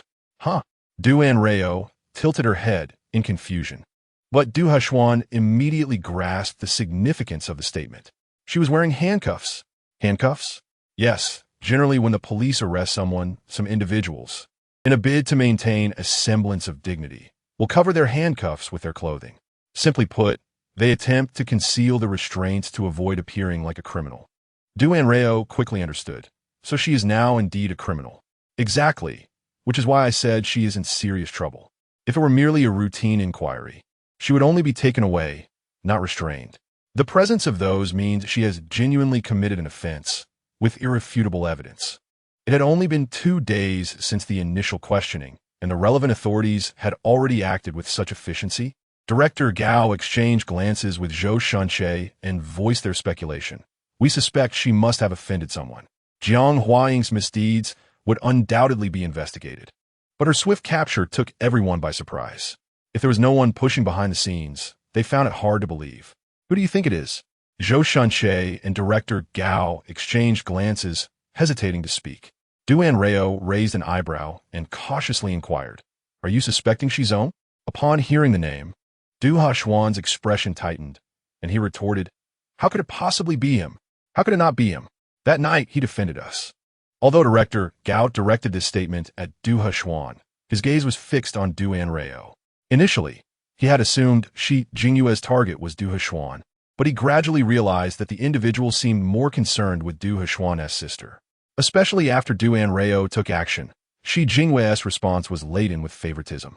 This led him to boldly speculate that this incident might involve Shi Jingyue, for that deranged woman sought not only to ruin Du Hushuan, but also to destroy Du Anrao.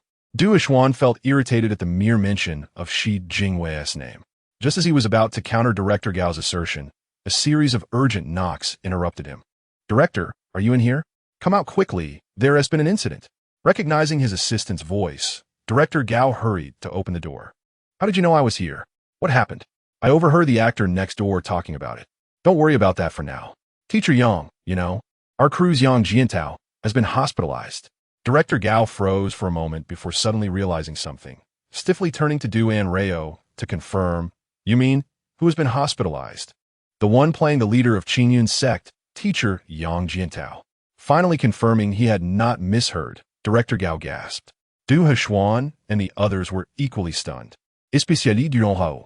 Wait, according to the original development, Brother Yang only suffered a minor scrape after collapsing in a fit of rage when his wife and brother-in-law absconded with funds.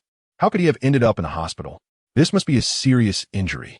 Du Hushuan and the others quickly discerned Du Anrao's tone of anxiety and guilt, realizing she was concerned that her earlier predictions had led to this situation. With a flicker of concern in his eyes, Du Hushuan stepped forward to inquire, Is Brother Yang in the hospital? What happened? Is it serious?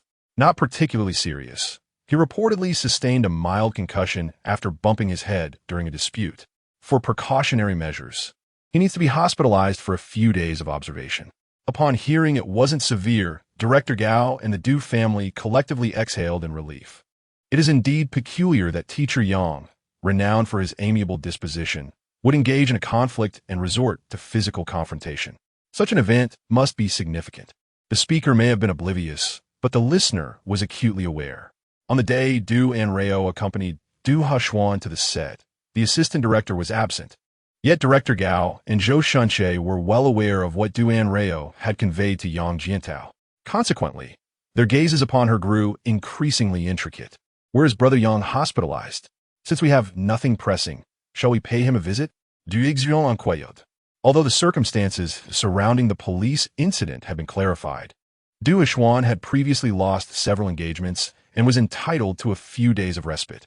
To better grasp the developments of this incident, the Du family deliberated on extending their stay in the city, thus remaining at the prearranged hotel associated with the production.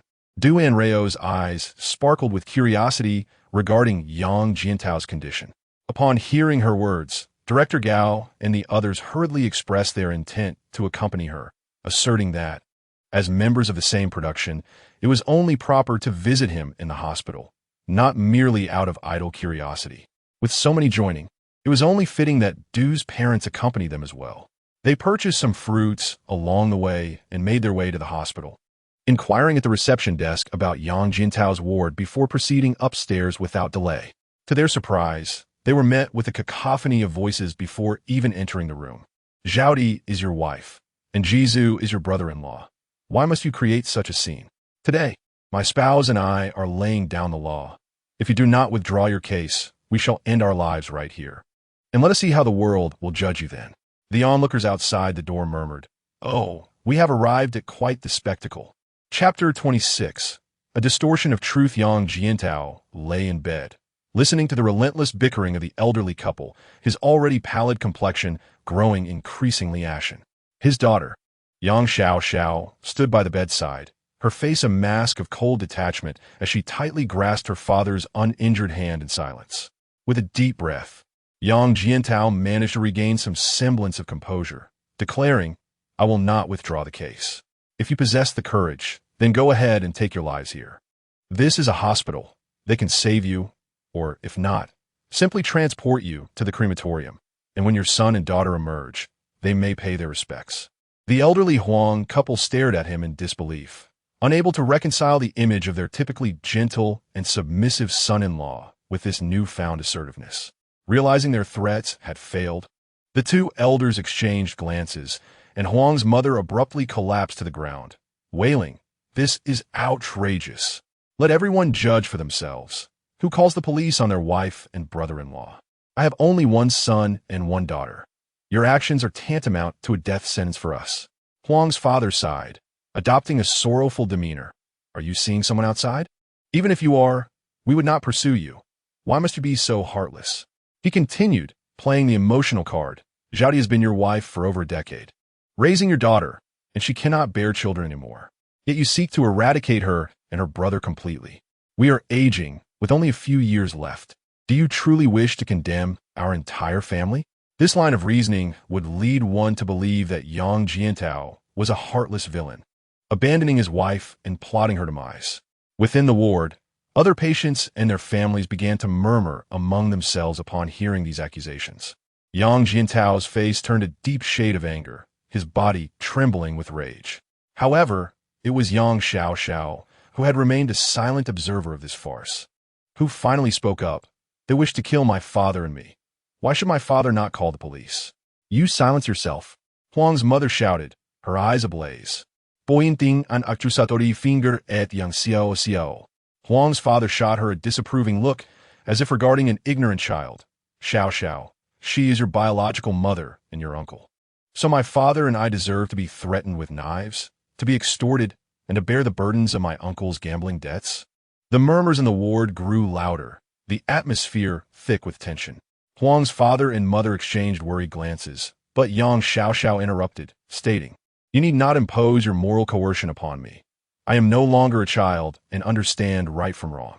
You speak as if her years of marriage to my father have earned her a great deal, but is that truly the case?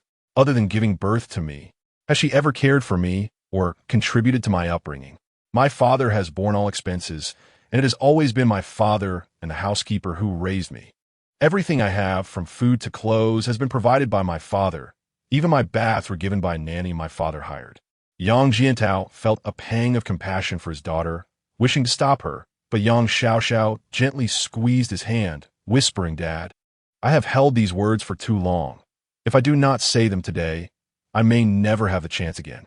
From this moment forth, she and her father would sever ties with this family entirely. Yang Jiantao grasped her implication, recalling the various ways the Huang family had treated his daughter over the years. And, gritting his teeth, he chose not to intervene further. "I may be young, but I understand that one must be responsible for their own actions. Yet, your good son constantly demands money from my father for school, for living expenses, for travel, and even for his impending marriage. Now in debt due to gambling. He still expects my father to cover his debts and even seeks to drag him into high-interest loans as a guarantor. Who is he? My father's son or your son? You little wretch, how dare you speak such nonsense? I will tear your mouth apart." Huang's mother sprang to her feet, ready to confront Yang Xiaoxiao. Yang Jiantao instinctively moved to shield his daughter. Seeing the situation escalate, Director Gao and others rushed to intervene. Huang's mother, suddenly confronted by several unfamiliar men, was taken aback. "Who are you? Why are you stopping me? This is outrageous." The bewildered Director Gao and his companions were caught in the crossfire. Yang Xiao, regaining her composure, asserted. "It is a fact that they sought to threaten my father and me. After being refused, they resorted to violence. Their arrest is a consequence of their own actions, unrelated to my father. If they feel aggrieved, why not confront the police? Instead, they come to harass my father, the victim, assuming he will be easily intimidated." She continued, "From this day forward, we have no connection to your family. They must face the consequences of their actions. Yang Jiantao embraced his daughter, whose face flushed with agitation. His expression colder than ever. What Xiao Xiao means is what I mean. They have broken the law and must face the appropriate judgment. I will divorce Huang Xiaodi, and from now on, my daughter and I will have no dealings with your family. Should you dare to disturb us again, I will call the police and see if you all wish to reunite in prison. Upon hearing this, the Huang couple was alarmed, yet they hesitated to leave. Just then, a voice from outside rang out. The police have arrived. Their faces drained of color. They assumed Yang Jiantao had indeed called the authorities and fled in haste. As they reached the door, they could not resist leaving a parting threat. Wait, we will be back. After Huang Fu and Huang Mu departed, the individuals in the hospital room waited for a while, but did not encounter the so-called police. Instead, they were surprised by the unexpected arrival of the Du family. It turned out that the mention of the police was a clever ruse devised by Du Anrao in a moment of panic, which indeed frightened the two individuals away amidst the chaos. Yang Jiantao let out a sigh of relief and gently patted his daughter's hand, reassuring her, "Do not fear. They are merely colleagues from my filming crew. I truly appreciate your presence. It seems I have caused you some embarrassment." Director Gao and the others promptly expressed that it was not a bother at all. While the Du family quickly arranged the fresh flowers and fruit baskets they had brought to place beside the hospital bed, everyone tacitly avoided discussing the earlier incident and instead shifted their concern to Yang Jiantao's health. "We heard you were injured and hospitalized, so we decided to come and see you. How are you feeling now? Are you still in discomfort?" It was a most welcome arrangement, and a smile finally graced Yang Jiantao's face as he expressed his gratitude. "I am well, thank you, Director." At this moment, Yang Xiao had also regained her composure and echoed, "Thank you." After inquiring about the director and assistant director, Yang Jiantao's gaze lingered on Du Heshuan for a few seconds before curiously looking at Du Fu and Du Mu behind him. "And these two they are my parents. When Director Gao mentioned your hospitalization, they happened to be present. Since they had nothing pressing, they accompanied me to see you." Du Fu and Du Mu were not significantly older than Yang Jiantao, leaving him unsure of how to address them. So he politely remarked, "I appreciate your concern." He then turned his attention to Du Anrao, earnestly calling out. Miss Du Anrao was startled. "Yang Ge, why do you suddenly address me like that? It feels rather unfamiliar." Yang Jiantao was amused by her expression, which resembled someone who had seen a ghost, and his demeanor softened from its previous seriousness. All right. I was mistaken. Ainen, I am genuinely grateful to you this time." The room was filled with exchanged glances, as the earlier incident had prompted everyone to deliberately steer clear of the topic to avoid inadvertently reopening wounds. To their surprise, Yang Jiantao, the very person involved, showed no reluctance and began recounting the recent events. It turned out that after Du Anrao had analyzed his handwriting that day, Yang Jiantao found it hard to accept that his wife, with whom he had shared a bed for over a decade, would turn against him for the sake of her brother. However, reason dictated that such a possibility could not be dismissed. With suspicion brewing in his heart, he became more attentive to certain matters. Through days of deliberate observation, Yang Jiantao ultimately discovered that many items had mysteriously vanished from their home, only to learn that his wife had been secretly selling them off. He also realized that his girlfriend had met his parents within the first month of their relationship and, upon learning of his family's circumstances, had broken up with him. Thus, there had never been any discussions of marriage or exorbitant bride price. It was all a fabricated lie spun by that woman to settle her brother's gambling debts. Upon hearing this revelation, aside from the Du family, who had already been aware of the truth, the other onlookers in the hospital room could not help but gasp in shock. Yang Jiantao smiled bitterly. If it were just that, it would be bearable. But what is even more outrageous is that after I hesitated to lend them money and they sold off many valuable items from our home, they set their sights on the property deed of my house and my identification card. The residence Yang Jiantao inhabited, a 3-bedroom apartment, was purchased with most of his savings from his early years in the industry. At that time, considering his wife's obsession with supporting her brother, he intentionally refrained from including her name on the property deed. Huang Xiaodi had made a scene about it, but since the house was purchased outright, he had held his ground. Unbeknownst to him, they would ultimately turn their attention to this matter. Du Heshuan furrowed his brow slightly. "I can understand the property deed, But why would they want your ID? They intend to use my identification to apply for numerous online loans and high-interest loans. Anrao had anticipated this answer. Is this the reason you confronted them? Yang Jiantao nodded. That woman informed him that the property deed was in the safe at home, while my ID is usually on my person and not easily obtained. After some discussion, they planned to break into the safe to retrieve the property deed first, and I couldn't stand by and let it happen. Yet, he had clearly underestimated the danger posed by a woman obsessed with supporting her brother and a gambler, not foreseeing that Anrao's earlier prediction would manifest so swiftly. I did not expect him to carry a knife. Upon realizing I knew the truth, their first reaction was not to apologize or seek my forgiveness, but rather to berate me for being stingy. I deemed them irredeemable and ordered them to leave my home.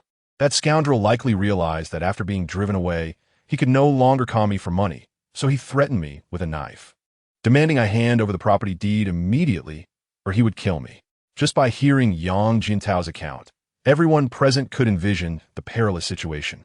A gambler blinded by desperation no longer resembled a human being, but rather a beast acting purely on instinct, capable of committing murder when cornered. Is that how you sustained your injuries? When Anrao and the others had greeted Yang Jiantao earlier, they had noticed not only his concussion, but also a hand heavily bandaged. No, my father's injury was incurred while protecting me. He was hurt while grappling for the knife. And your concussion? Yang Xiaoxiao interjected coldly. That woman inflicted it. Yang Jiantao touched his head, his smile increasingly sardonic.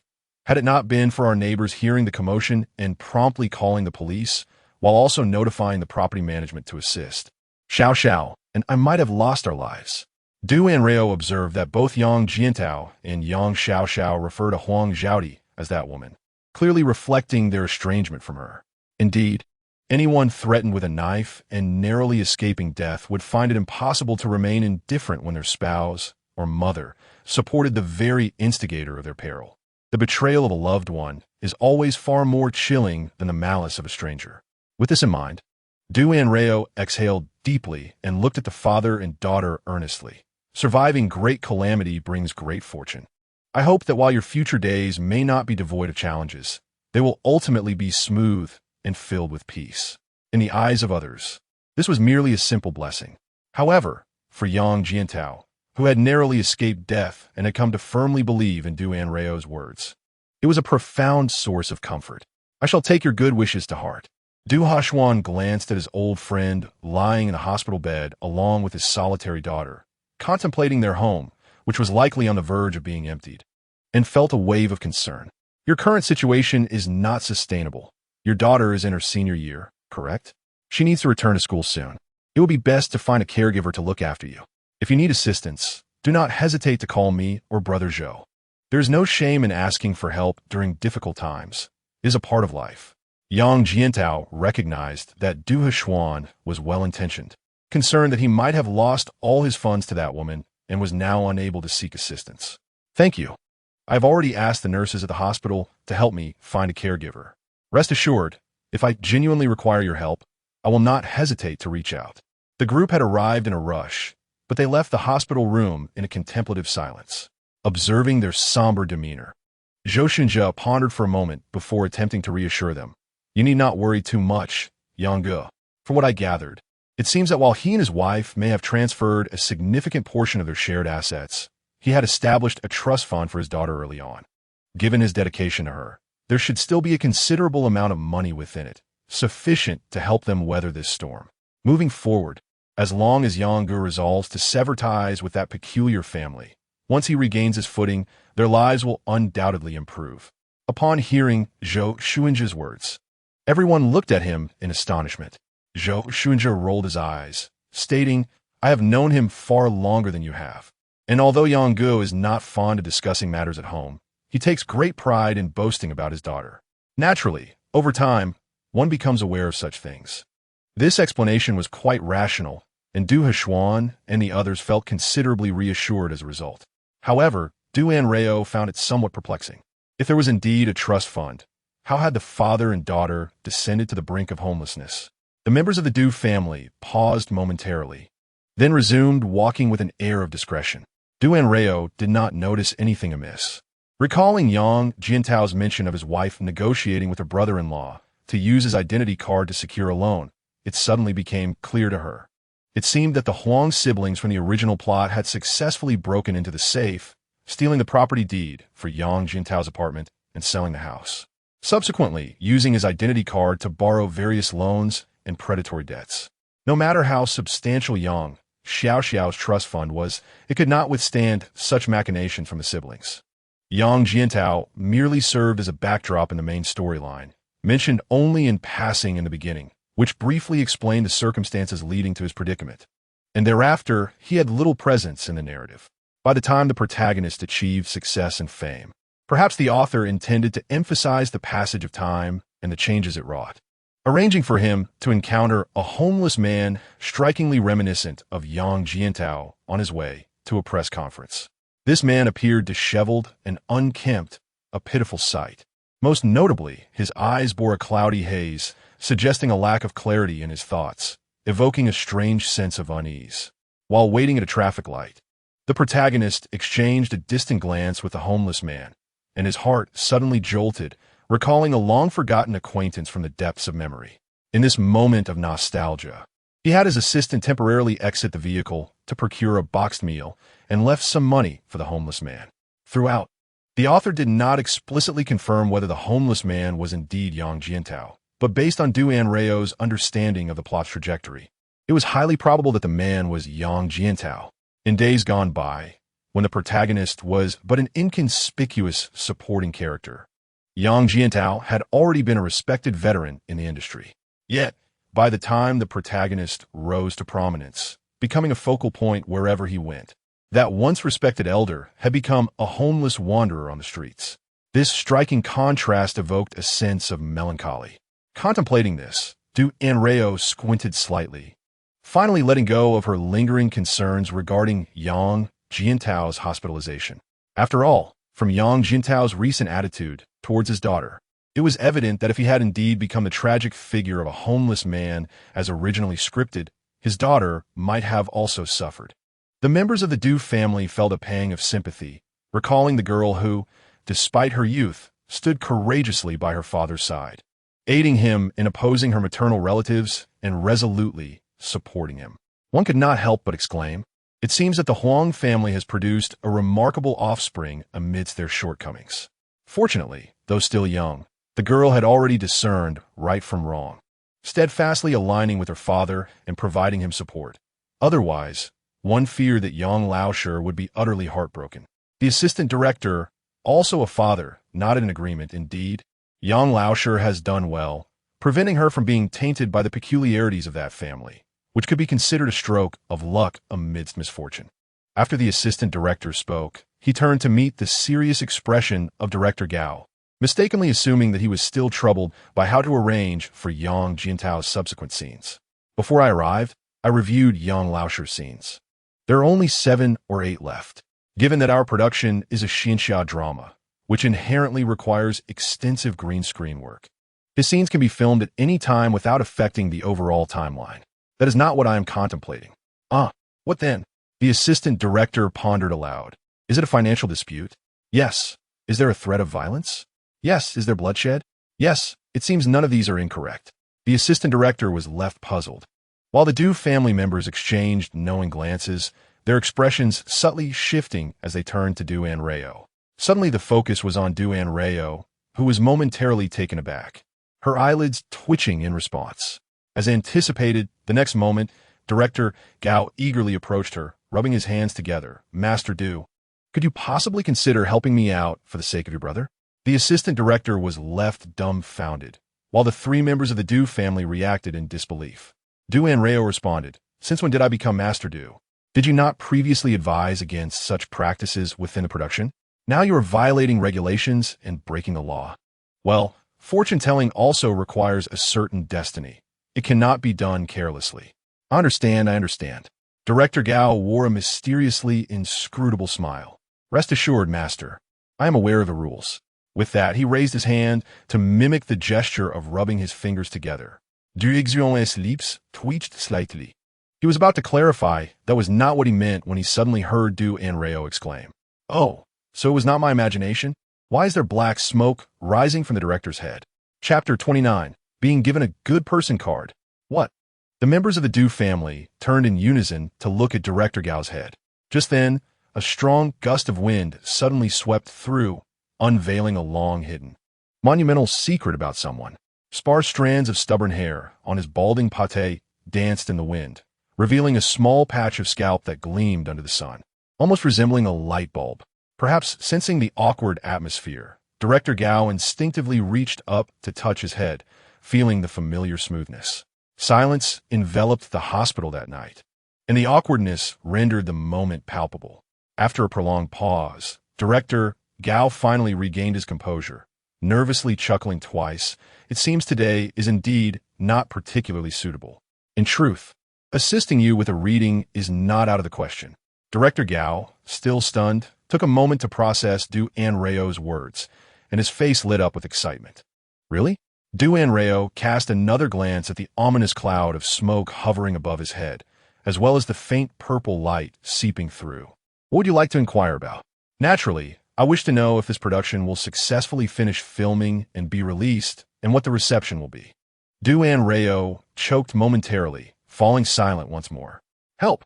How do I tell him that this production is on the verge of collapse because the male lead is about to fall apart?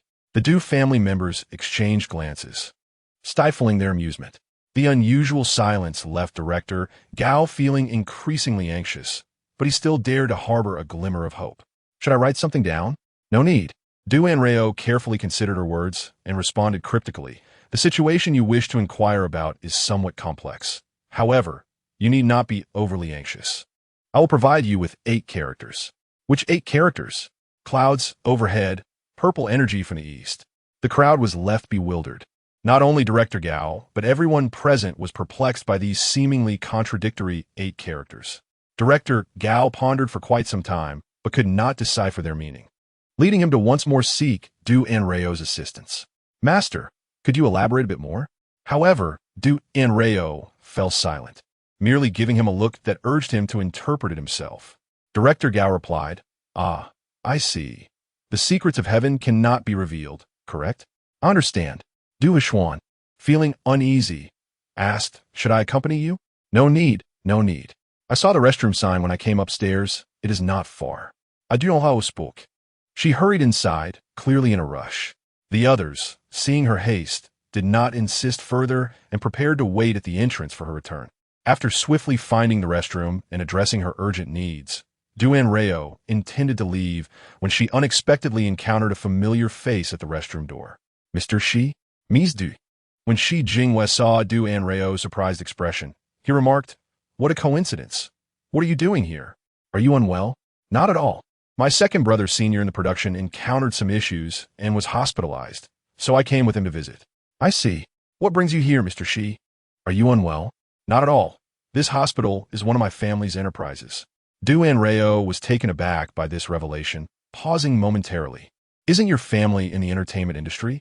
Upon hearing her words, Shi Jinghua immediately recognized her misunderstanding and chuckled softly, saying, "That's my cousin's venture. His family isn't in the entertainment industry. He simply has an interest in this field and decided to invest in an entertainment company with the funds provided by his family." Du Anrao took a few moments to digest Shi Jinghua's statement before nodding in comprehension. "I see. Wealthy individuals enjoy investing. A cunning rabbit has 3 burrows, and businesses can be found everywhere." Shi Jinghua interjected, that idiom isn't quite applicable here. As Du Anrao gazed at the person before her, she suddenly recalled the speculations made by Zhou Xuanjia and others not long ago. "Shi Zong, may I pose a question to you?" Shi Jinghua was somewhat surprised. He had only met Du Anrao a few times, and considering her brother's attempts to obstruct their acquaintance, they were hardly familiar. Yet she approached him so casually. Was this young lady truly so unguarded with everyone? "Of course. I'm nearly the same age as your second brother, if you don't mind. You may call me Shigu." Unaware of Shi Jinghua's internal musings, Du Anrao did not address him as he suggested, but opted for a more suitable title, Mr. "Shi, were you the one assisting behind the scenes in Jiang Huaying's arrest?" Despite being mentally prepared, Shi Jinghua was still caught off guard by Du Anrao's direct inquiry. "Why do you ask?" Director Gao and the others are speculating. And what are your own thoughts? Du Anrao fixed her gaze on Shi Jingyue for a considerable time, pursing her lips before stating, I believe it was you. Why? Intuition.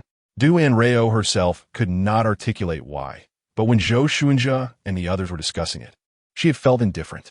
However, standing before him now, an overwhelming intuition arose within her, affirming that he was indeed the one. So is that so? Yes, it is. Why? This time, it was Du Anrao who posed the question. Perhaps it is due to my sense of guilt. Guilt? If I hadn't invited you all to dinner that night, and unilaterally agreed to Jiang Huang joining the table, you and your second brother Wu Ti have clashed with that woman, and thus, you Wu Ti have suffered this unwarranted disaster. Du Anrao had not anticipated that Shi Jingyue would harbor such thoughts. While he was not entirely wrong if one were to scrutinize the matter, it wasn't Team Mr. Shi's fault. She had already set her sights on her second brother. Even if they hadn't dined at that restaurant that night, she would have eventually approached him. Moreover, everyone had agreed to the idea of sharing the table. Mr. Shi merely acquiesced to their suggestion. It was hardly fair to place the blame on him. Perceiving Du Anrao's attempts at self-reassurance, Shi Jingyue offered a slight smile. While that may be the case, I still bear a portion of the responsibility. Furthermore, it was I who pressured her to apologize to you all. If she truly wished to exact revenge for that evening, I should have been her target. Ultimately, it is merely a matter of bullying the weak and fearing the strong, transferring her animosity towards me onto you. Hence, in strict terms, I have implicated you. Fortunately, you all are unharmed. Otherwise, I fear I would carry this guilt for a lifetime. It is already commendable that you do not blame me. Now, I am merely lending a hand to ensure that the wicked meet their just deserts, which is what I ought to do. As Du Anrao listened to Shi Jingyue's self-effacing explanation, she felt increasingly convinced that her judgment had not been misplaced. Mr. Shi is indeed a good person. Shi Jingyue replied. Ah, it seems I inadvertently overplayed my role and received the good person card. In the following chapter, The Premature Collapse, Shi Jingyue managed to maintain his composure. As if suddenly recalling something, he smiled lightly. Miss Du, are you currently working full-time as an assistant to doing D? No. My second brother merely took me out to broaden my horizons because he saw me idling at home. Once this matter is resolved, I will no longer assist him. If you wish to broaden your horizons, would you care to visit my cousin's company? Huh? Du Anrao stood stunned for a moment before processing Shi Jingyue's words, her eyes widening in astonishment. Are you referring to Shi Sheng Entertainment? Indeed, that very company. Du Anrao grew increasingly suspicious. Mr. Shi, why have you suddenly invited me to your cousin's company? Something feels off, even if one loves a house for the sake of its crow.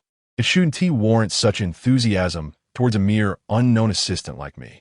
Could it be? Shi Jingyue felt a surge of anxiety, fearing he had inadvertently revealed too much. Does Mr. Shi truly have an interest in my brother? Unable to garner favor with him. Is he attempting to approach him through me?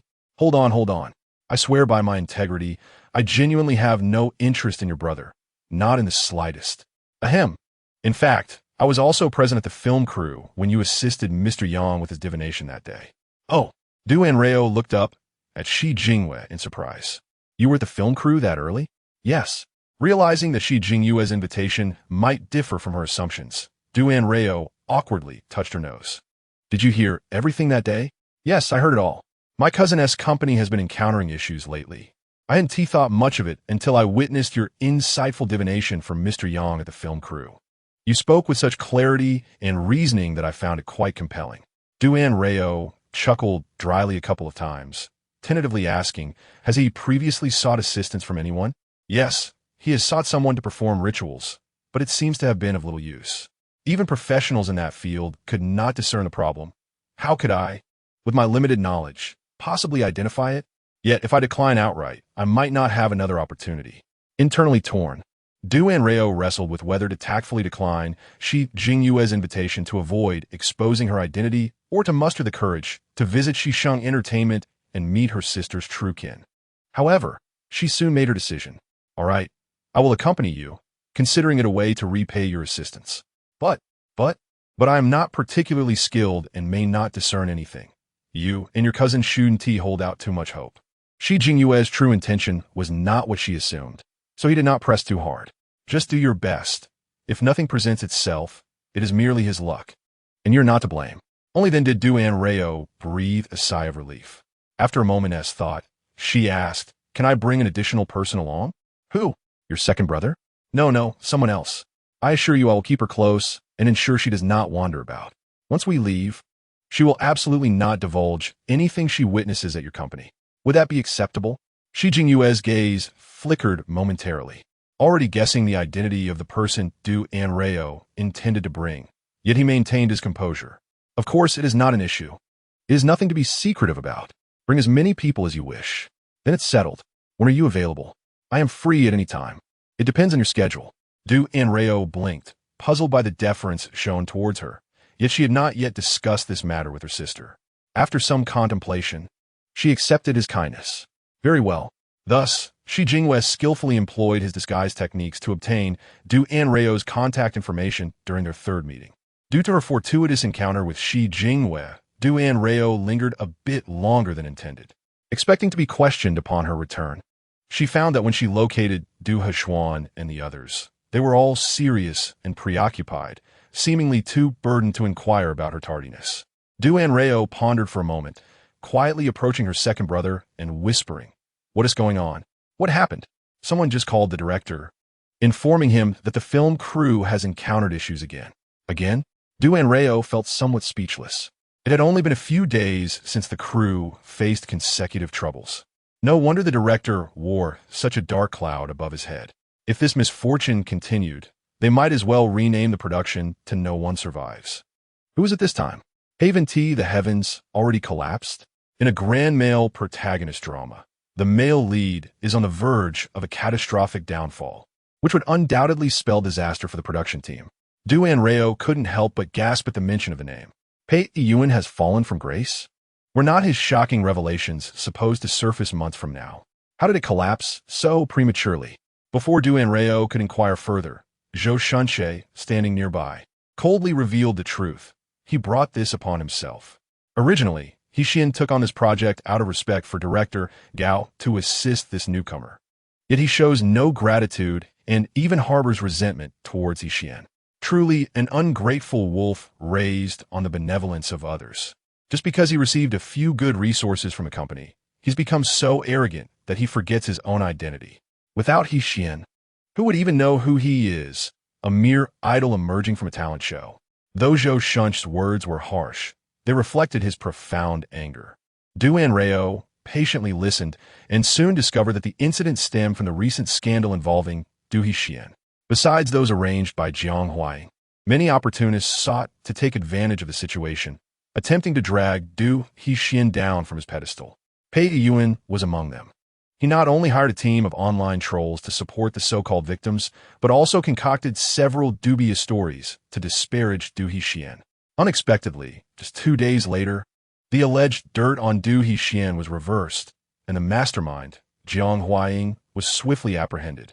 Pei Yuen tried to act nonchalant, but his luck ran out when Hixin's devoted fans traced his secondary account. Chapter 31, perhaps it is a case of same-sex repulsion? Perhaps it is simply exhaustion from pretense. Pei Yuen's secondary account was a realm of unfettered self-expression where he dared to voice anything. One wonders what he was thinking. As an untrained idol emerging from a talent show, without the company's support and fortuitously landing in the entertainment company owned by the author's brother, how could he have attained such lofty heights? Yet, once elevated, he became haughty, and when Mr. Shi sought out Hixin, Pei Yuen's envy was palpable. Anrao expressed her astonishment. He caused such a ruckus simply because Mr. Shi came looking for my second brother instead of him? Indeed, who gave him the audacity to compare himself to Hixin? What status does he hold compared to Hixin?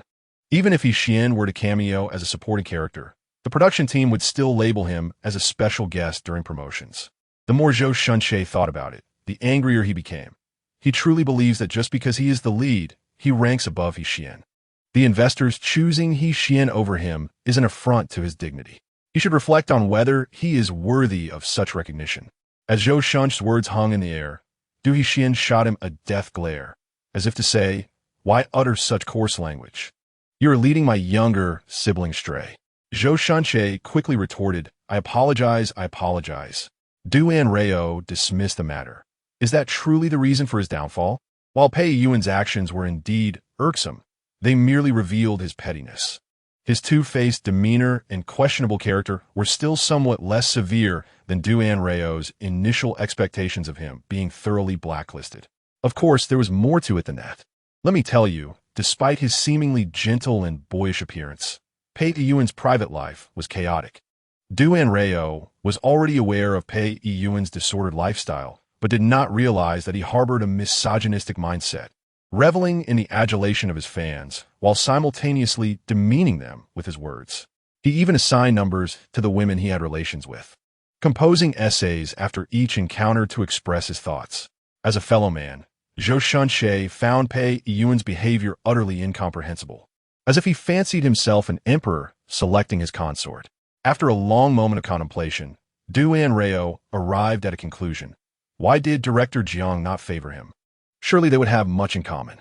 Zhou Shanche paused for a moment, amused. Yes, one is selecting a consort while the other seeks a spouse. How do they not come together? Perhaps it is indeed a case of same-sex repulsion? With Du Anrao's interjection, the mood among Zhou Shanche and the others lightened somewhat. Yet one person remained unable to smile, Director Gao, who was on the verge of tears. Despite his words, the series of mishaps had already caught the attention of the investors. The situation surrounding Du Hexian was still manageable. Although the initial public sentiment was not favorable, the unfolding of events provided clarity and accountability to the investors.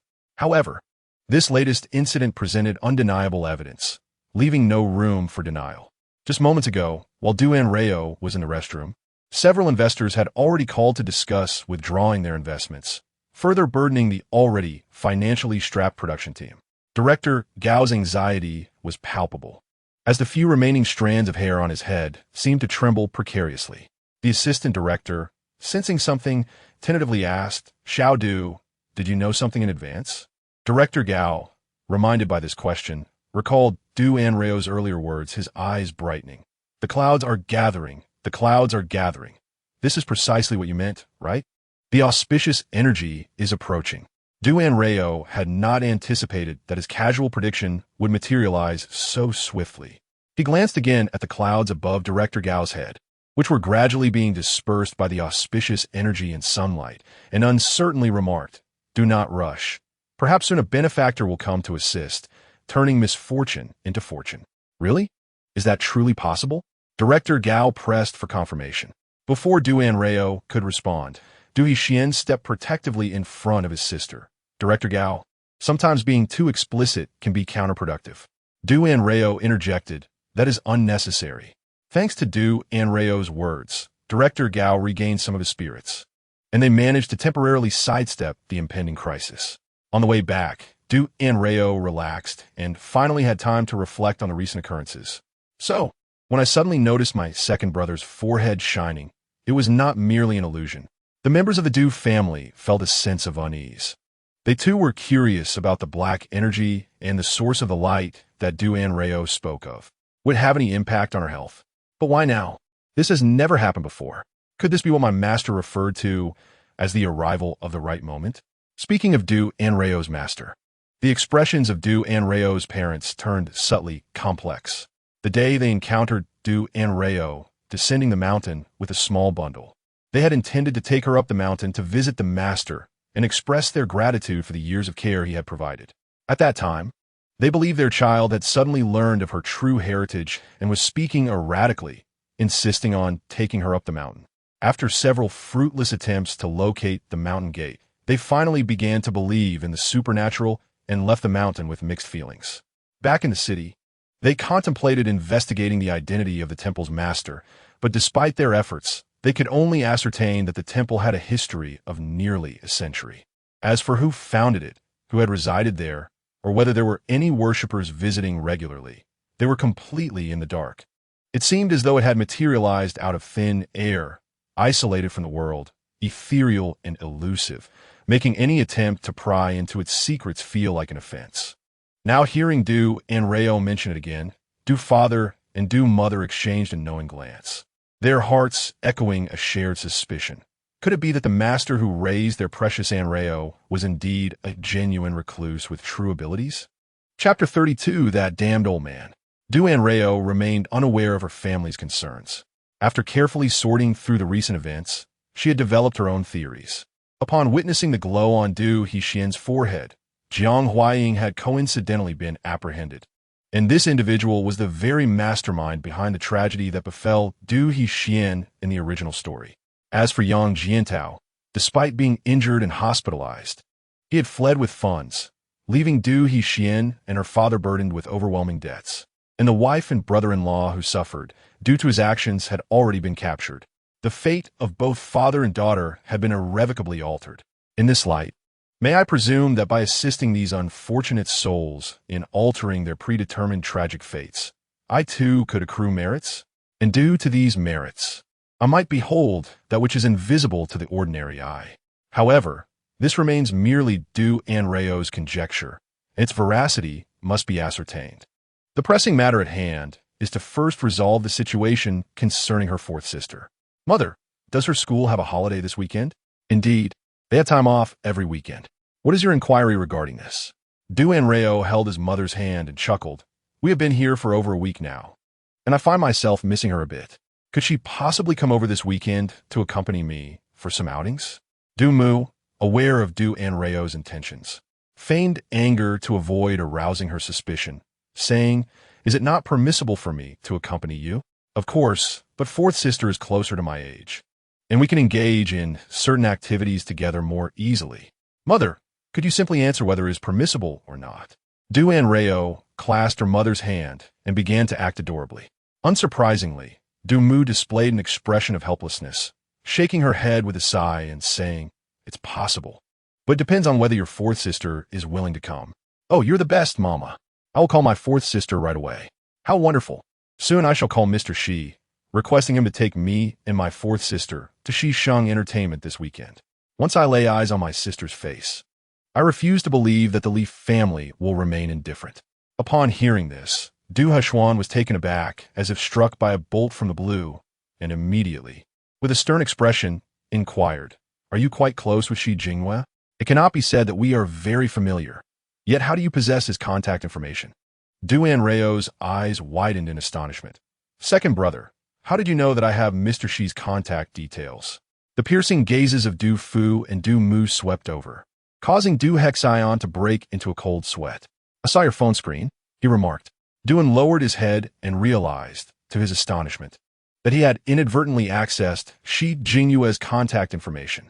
What did you exchange contact details? Du Hexian could not comprehend how, despite his relentless vigilance and keeping Du Anrao within his sight at all times, that swine still managed to exploit a loophole. As for what you mentioned, I just encountered Mr. Shi at the hospital restroom. He extended an invitation for me to visit his cousin's company. Du Hexian, already seething with anger, began to emit smoke. What could he possibly want by inviting you to his cousin's company? In a rather peculiar twist of fate, both Du Fu and Du Mu found themselves somewhat bemused by the actions of Shi Jinghua. However, considering that the invitation extended to Du Anrao was from the Li family's company, they opted to observe the situation with patience. Du Anrao, taken aback by Du Hexian's sudden assertiveness, ultimately decided to be forthright. Upon learning that Shi Jinghua had been present when Du Anrao divined for Yang Jiantao, and now sought her assistance at Shisheng Entertainment to consult on feng shui for her cousin, Du Hexian found himself momentarily at a loss for words. It dawned on the group why Du Anrao had suddenly wished for Du Yushi to accompany her. In truth, a few days prior, Du Junyan had already shared the relevant intelligence regarding the Li family with them. The information was largely consistent with what Du Anrao had previously mentioned, further solidifying their belief that the Li family bore a close blood connection to Du Yushi. Initially, they had contemplated bringing Du Yushi over in a few days. Yet before they could act, Du Anrao had already infiltrated the opposing organization. The sensation of being passively swept along was truly ineffable. As Du Hexian prepared to voice his objections, Du Fu cleared his throat, conceding first, You may go, but you must bring several companions. I'll have my fourth sister accompany me. That one Du, both of you are young ladies. What if something were to happen? Oh, There's nothing to worry about. You can rest assured. Should any trouble arise, I will ensure my fourth sister's safety." Thus, the matter was settled, and Du Anrao gleefully rushed off to contact Du Yushi, blissfully oblivious to the resentful glances cast by her second brother. That afternoon, as Zhou Shunjia arrived to escort Du Heshuan for an impromptu engagement, Du Heshuan received a call from his elder brother. Du Junyan had just uncovered that Jiang Huaying had been apprehended, with Shi Jingyue playing a significant role behind the scenes. Upon learning from Du Yushi about Shi Jingyue's invitation for them to visit the Li family's agency, Du Heshuan's instincts immediately sensed something amiss, prompting him to call for clarification. At the mention of this, Du Heshuan began to grind his teeth. "It's not me. It's an in. I suspect that rascal has ulterior motives towards an in." Upon uttering these words, there was a prolonged silence from the other end. Just as Zhou Shunche believed that the other party was rendered speechless by his artist's overly sensitive demeanor, he was suddenly startled by the familiar sound of grinding teeth emanating from the phone. "That damned old man." Du Heshuan nodded in deep agreement, not sensing any discrepancy whatsoever. Zhou Shunjia remarked, "No. If my memory serves me correctly, Shi Jingyue should be of a similar age to the artist in my household, right? He is an older man. What are you?" On the evening of Du Yushi's arrival in the city, Du Anrao promptly contacted Shi Jingyue to arrange a visit to Xixing Entertainment the following morning. Unfortunately, Du Heshuan was preoccupied with work that day, and he could only watch with frustration as Shi Jingyue personally drove over to escort their two younger sisters. The individual assigned to receive Du Anrao and the others was a young man in his early 20s, clad in a sharply tailored black suit. He possessed a slender physique, and his face was partially obscured by a pair of square black-framed glasses, with long bangs cascading over the rims, casting a shadow over much of his eyes and lending him an air of mystery. "Mr. Shi, Mr. Li is still in a meeting. Allow me to take you to his office for a brief wait. The meeting should conclude in about 10 minutes. Shi Jingyue nodded in acknowledgement and turned to introduce Du Anrao and the others, saying, "This is my cousin's assistant, surnamed Chun. You may refer to him as Assistant Chun." "Oh, so this is the infatuated little assistant who harbors secret feelings for the cousin of Si Jia." Chapter 33. The darkened little wolf dog. Du Yushi's pupils trembled in disbelief. "Wait a moment. Her cousin is a male, right? And this assistant is also a male? He actually harbors a secret affection for her cousin?"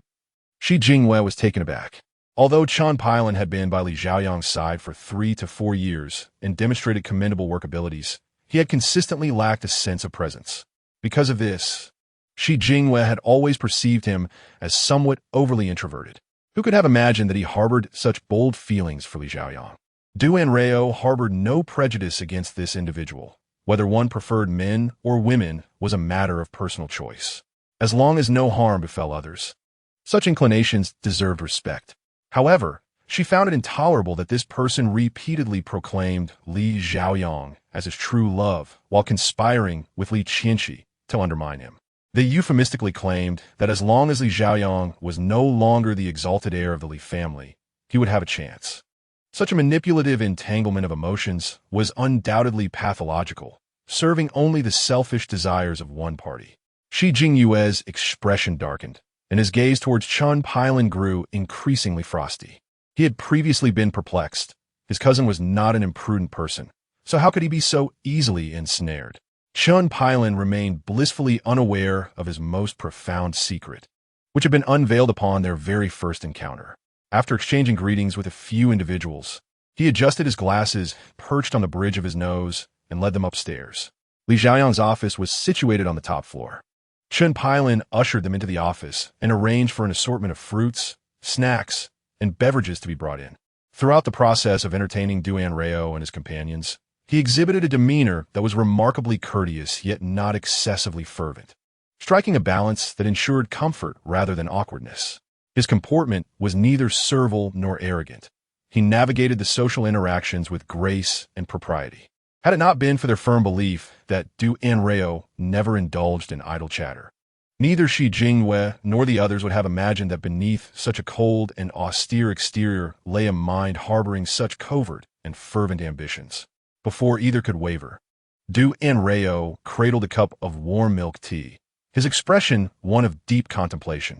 It was evident that beneath the guise of a seemingly insecure individual, he had long regarded Li Xiaoyang as his possession, an embodiment of a fierce protector, exuding an air of authority that suggested a desire for others to recognize this territory as distinctly his own. Nearly choked on his tea, while Du Yushi, holding her coffee, trembled slightly, wishing to bury her face in the cup. Cousin, Shi Jingwei almost sprang up at the first opportunity. Has the meeting concluded? Yes, it has. I apologize for not being able to meet you in person due to the impromptu nature of the meeting, making you wait. It's all right, we just arrived not long ago.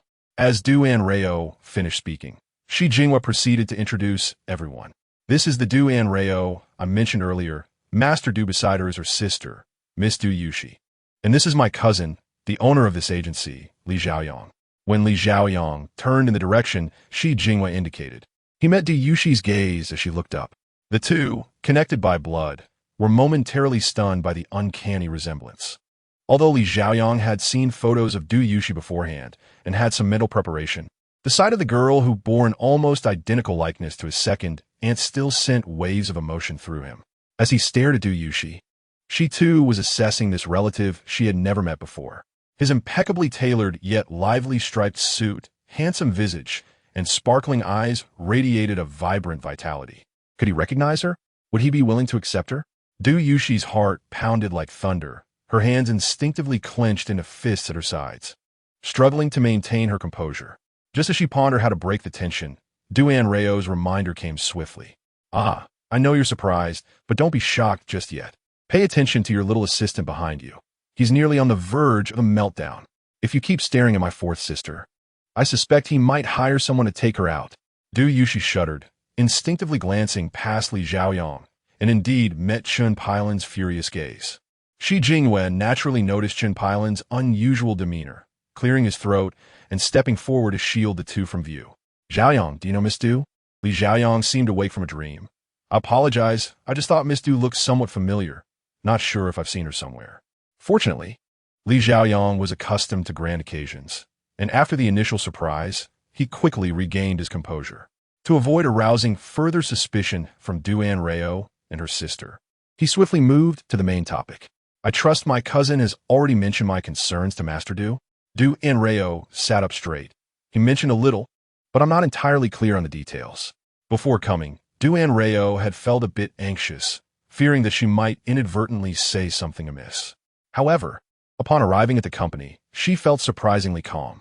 Although she was not well versed in the principles of feng shui, Li Xiaoyang, as a significant supporting character, antagonist, in the original narrative, had considerable screen time.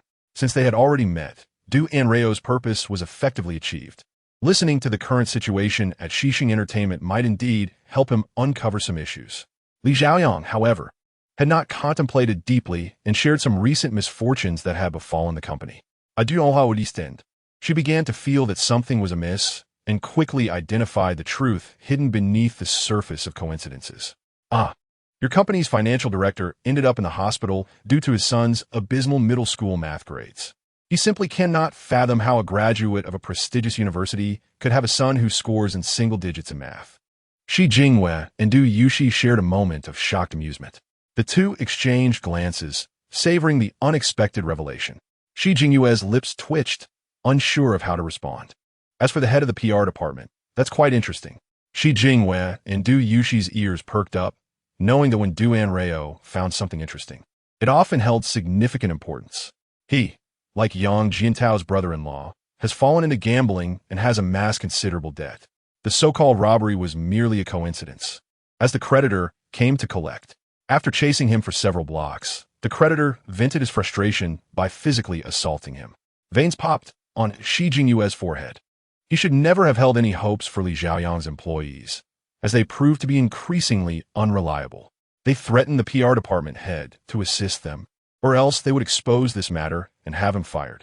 Oh, I forgot to mention, Jiang Yiming's family also runs an entertainment company, making them rivals of Shishing Entertainment. Shi Jingwei was taken aback, realizing that Li Qianxi had already established connections with people in Li Xiaoyang's company. Most importantly, they were entirely unaware of it. After detailing the recent internal changes within the company, Li Xiaoyang shifted focus to the artists. 2 months prior, An emerging artist had inadvertently revealed a secret during a live stream, leading to the exposure of fabricated academic credentials and a subsequent downfall. Anrao's eyes brightened, instantly grasping the crux of the matter. Here it comes. Leveraging the benefits of the PR department head, right? Shi Jingwei was no fool. Upon learning that the PR department head had become an insider planted by Li Qianxi and Jiang Yiming within Li Xiaoyang's company, many questions began to resolve themselves. The PR department was neither large nor small within the company, often overlooked, yet it held significant importance. The personnel therein were privy to the most secrets about the company's artists, enabling swift responses when these secrets were exposed. This implied that if the department were infiltrated, the artist would be left vulnerable, akin to being exposed to a predator. For instance, if the artist in question was aware that their weakness lay in the falsification of academic credentials, it would be a simple matter to arrange for a few viewers to inquire about school-related topics during a live stream. Persistent questioning would inevitably reveal inconsistencies, at which point they could easily guide the curious audience to investigate further, unearthing the truth and expelling the individual from the industry. A month prior, another artist had been exposed for a secret marriage and domestic violence. Furthermore, just days ago, in the production involving Du Yingdi, Pei Yuan was revealed to have a chaotic private life. Initially, Anrao had pointed out a few faults, but ultimately, she found herself speechless. While it's clear that Li Qianxi and her boyfriend have been stirring up trouble from behind the scenes, your company's artists are truly something else. From academic fraud to domestic violence to multiple partners, who knows what else might follow, perhaps even a male lead seeking a sugar daddy as a stand-in. It's truly a hidden talent pool, making it hard not to feel that their targeting of you is for the greater good. Shi Jingwei replied, "Isn't that so? I thought Pei Yuan was just an isolated incident, but it seems it has become a norm. Just like when you see one cockroach, it implies an entire nest is lurking within the company." Anrao gazed at Li Xiaoyang with a complex expression, unable to restrain herself any longer. "Doesn't your company conduct background checks when hiring?" Li Xiaoyang paused, suddenly feeling a twinge of guilt. "These things are usually handled by the subordinates. I just occasionally glance at the reports. If it weren't for the recent incidents, I wouldn't have realized how many miscreants have infiltrated the company." Anrao nearly rolled her eyes, realizing he was merely a figurehead. No wonder Li Qianxi had been so adept at leading people astray. It seemed their hiring staff could very well be spies from rival companies. Shi Jingwei added, "There's certainly a possibility of that. So, are you asking me to assist your company's artists to avoid exposing their flaws and causing a scandal?"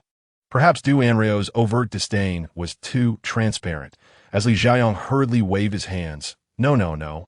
I merely wish for you to help assess whether there are any feng shui issues within the company, considering how we keep attracting such scandal-prone artists. Certainly, it would be splendid if you could assist in evaluating the character of the existing artists within our company, enabling us to adjust their future trajectories accordingly. In essence, it is about having Anrao confirm if there are any imminent scandals looming over them, so that they may take timely measures to mitigate any potential losses. Upon hearing this, Anrao's expression softened slightly. This was more like it.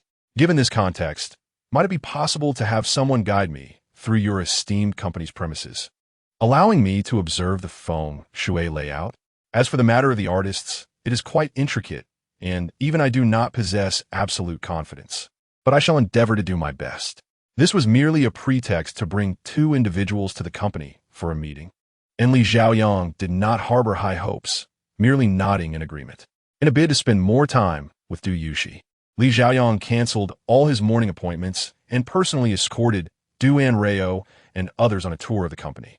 Throughout the journey, Li Xiaoyang subtly endeavored to foster a closer rapport with Du Yuxi, and while Anrao was pleased with this development, he could not overlook the glaring presence of another individual. "Alas, cousin, do refrain from smiling at my fourth sister. Assistant Chen seems to regard her with a gaze as if it were laced with poison. Indeed, the intent to harm cannot be concealed." Du Yuxi felt a constant prickling sensation on her back, observing the fierce look directed at her sister, only to see the expression instantly transform to one of sorrow upon turning to Li Xiaoyang. Such a glance might lead one to believe that Li Xiaoyang had forsaken him. Du Yuxi was acutely aware of the shift in the other's gaze, feeling an unsettling chill creep down her spine. How is it that those who develop feelings for straight men often face dismal outcomes? Even an outsider like myself can discern the truth, while the parties involved remain oblivious. However, it is understandable. He is a steadfast straight man, and his first love has already borne him a child. It is only natural that he would never suspect the male assistant, who frequently accompanies him in various social settings, harbors a secret affection for him. With her pupils narrowing, Du Yushi, without a moment's thought, shouted at the overly ingratiating individual beside her, "You are actually straight." This exclamation was nothing short of earth-shattering, rendering the scene momentarily silent. After a brief pause, Du Anrao appeared astonished. Shi Jingyue seemed to ponder deeply, while Chen Pailan adjusted his glasses, his eyes narrowing dangerously. Only Li Xiaoyang remained baffled, utterly perplexed by Du Yushi's utterance. Straight? What does that mean? Realizing she had inadvertently voiced her astonishment, Du Yushi coughed lightly. What I meant was, feel free to speak your mind. I dislike when others speak in riddles. It is remarkable how my fourth sister speaks her mind so candidly. Unlike Li Qianxi, who often feigns innocence to manipulate others into assisting her. Observing that Du Anrao bore no suspicion, Du Yushi discreetly sighed with relief. Li Xiaoyang, taken aback by Du Yushi's bluntness, perhaps due to having donned his sister filter, took no offense at her retort. Next week, my mother wishes to host a private gathering. Might Miss Yushi be interested in attending? Upon hearing this, everyone was momentarily taken aback. Your mother is inviting me to an event? Li Xiaoyang, without offering an explanation, smiled and inquired, is there a problem? Du Yushi thought, this is quite problematic. Is this cousin so familiar with me? Were it not for knowing the truth, I might have suspected he had taken an interest in my fourth sister. The assistant appeared green with envy, having followed him for so long without ever meeting his family. And now he wishes to introduce my sister to his relatives. How amusing. Regrettably, this rival is destined to fail in his pursuit. Li Xiaoyang's true love is his long-lost first love, with whom he shared a relationship for a year and a half before parting due to misunderstandings. Even so, he has remained devoted to her for many years, never forgetting her. His first love is indeed a cherished memory. Despite believing Li Xiaoyang to be a cad who juggles multiple relationships, she raised their child alone. If memory serves correctly, their child should already be in kindergarten. Shi Jingyue's expression shifted slightly. Having initially misheard Du Anrao's ambiguous comments, he now realized that his cousin may have unknowingly become a father. Du Yuxi, equally stunned by this monumental revelation, could hardly fathom how today, intended merely to meet her long-lost relative, she stumbled upon such a staggering secret. Is it customary in the entertainment industry to discover children at any given moment? Even the company's president is not exempt. Du Anrao's familiarity with the details of Li Xiaoyang's past romance stems from an incident when Li Qianxi and Jiang Yiming plotted to absorb Xixing Entertainment. They had attempted to use seduction against Li Xiaoyang, sending several alluring women to charm him, yet none succeeded. Consequently, they began to suspect Li Xiaoyang might be a monk, uninterested in women. In their moment of despair, Li Qianxi learned about the truth behind Li Xiaoyang's breakup from an old classmate, leading her to uncover the existence of the unacknowledged child. Ultimately, leveraging this child, they manipulated Li Xiaoyang and effortlessly seized a majority of his family's assets. Contemplating this, Du Anrao's expression darkened. These two individuals, rather than confronting each other directly, resorted to such underhanded tactics, capturing a child. What a despicable act. It makes me question if this child was intentionally left for these two characters. The little one, already frail at birth, is being meticulously cared for by his mother. Yet he remains weaker than most children. I wonder if this ordeal will leave him with lasting health issues. Now, not only Du Anrao, but also Shi Jingyue and Du Yushi wore grim expressions, especially for Shi Jingyue, who has long harbored a poor impression of Li Qianxi. He wished she would simply vanish from the country. Observing Du Yushi's prolonged silence and increasingly somber demeanor, Li Xiaoyang felt uncertain. Is it an inconvenient time? Silence. Both Shi Jingyue and Du Yushi simultaneously turned to shout at him, and after exchanging glances, they were equally astonished. Oh! Li Xiaoyang, startled, obediently fell silent. Du Yuxi, still fuming over the information divulged by Du Anrao, shot Li Xiaoyang a furious glare, refusing to elaborate. Shi Jingyue felt a mix of exasperation and disappointment towards his oblivious cousin. Yet Du Yushi's reaction brought to mind his own recent experiences with the fiercely protective Du Heshuan, causing his gaze to flicker as he ultimately chose to remain composed. It was merely a private gathering, inviting a few familiar friends and relatives to mingle and converse. Aside from a handful of peers, most attendees would be close relatives. If Miss Yushi could assist Xiaoyang in resolving his issues today, we would become mutual friends. Thus, Xiaoyang wished to invite you to meet the family. It will be beneficial for future interactions. Though Shi Jingyue's rationale seemed somewhat contrived, it at least sounded better than Li Xiaoyang's previous, blunt invitation. Du Anrao glanced at her fourth sister, yet did not immediately respond, stating, "We need some time to consider. Let us first explore the company." Perhaps feeling a bit embarrassed from the earlier outburst, Li Xiaoyang refrained from causing further trouble, leading the group to the nearest finance department. Upon entering, Du Anrao was astonished by the colossal hourglass ornament positioned by the reception. "This is extraordinary. Which genius conceived the idea of placing an hourglass at the entrance of the finance department? The flowing sand resembles the currency slipping away. Surely, the head of this finance department cannot be an assassin." Shi Jinglei shuddered, feeling as though he had been stabbed in the back on behalf of Li Xiaoyang. His gaze darted sharply towards his cousin. He dared not utter a word, pondering whom they had offended this time. "Li Zhen's Aelites Wisha Biulanli." And he turned to Du Anrao with a feigned amiability, asking, "Master, is there an issue with this front desk?" The problem was significant. Who had placed this hourglass here? Sand, like water, possesses fluidity, and when utilized in feng shui arrangements, it demands meticulous consideration. A slight misstep could transform flowing water into stagnant, and wealth accumulation into loss. Du Anrao pointed at the departmental sign above. "Your finance department is meant to be a sanctuary for wealth within the company, and the feng shui layout should focus on creating and safeguarding that wealth. Yet here you are, displaying such a large hourglass, as if you fear the money within will not flow out." Chapter 36. The first to undermine Li Xiaoyang was taken aback. Most of the furniture in the company had been procured through a unified list from the purchasing department. He had never shown much interest in this, and thus remained oblivious to the significant taboo that had been breached in this instance. The front desk attendant, a young woman in her 20s, feeling the pressure from her boss's gaze, quickly explained, "This hourglass was brought in by Deputy Minister Xiao 2 months ago and has been here untouched since." Deputy Minister Xiao? There is a deputy minister named Xiao in the finance department? What is his full name? The front desk lady was momentarily taken aback by the question, before awkwardly responding, "It's Xiao Qieta, Deputy Minister Xiao." Du Anrao couldn't help but chuckle upon hearing the name. Xiao Qieta? Such a name implies a lack of virtue. How could someone be named like that? Wait, he is the Deputy Minister of Finance? Oh right, their finance director was hospitalized due to his son's poor math grades. It seems this finance department has become the deputy minister's domain. No wonder there is an hourglass at the entrance. It appears that the wealth leaking out has found its way into his own pockets. It must be noted that this deputy minister was undoubtedly the foremost individual undermining Li Xiaoyang. With the finance director unexpectedly hospitalized, this deputy minister had effortlessly seized the opportunity to usurp his position, consolidating power beneath him while indulging in various tax evasion schemes to enrich himself. He was not one to overlook any amount, whether large or small.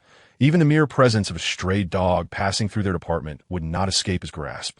The repercussions of his actions would later manifest when the Li family faced their downfall, revealing an investigation that unearthed sums exceeding 9 figures. Shi Jinglei's expression darkened further upon realizing the implications. The gravest taboo in running a company is familial entanglement. A slight misstep could transform the entire enterprise into a family workshop, stymieing development and dragging one down. Deputy Minister Xiao was a quintessential representation of such a peril. Before Li Xiaoyang could fully comprehend the implications of Deputy Minister Xiao's character, he once again felt the piercing gaze of his cousin.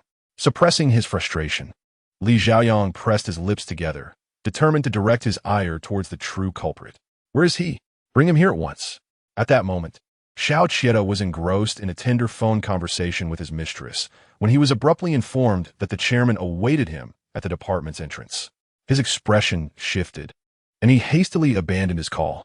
A few minutes later, Anrao and the others witnessed a middle-aged man in a sleek black suit, his hair slicked back with so much wax that ants couldn't traverse it, hurriedly exiting the office. As he approached, an overpowering scent of cheap cologne wafted through the air. Li Xiaoyang staggered back, his countenance darkening further. "You are Xiao Qieta?" Xiao Qieta, unsure of Li Xiaoyang's intent, replied timidly, Yes, I am. Has the chairman come to convey any instructions regarding the finance department? Is this hourglass you're doing?"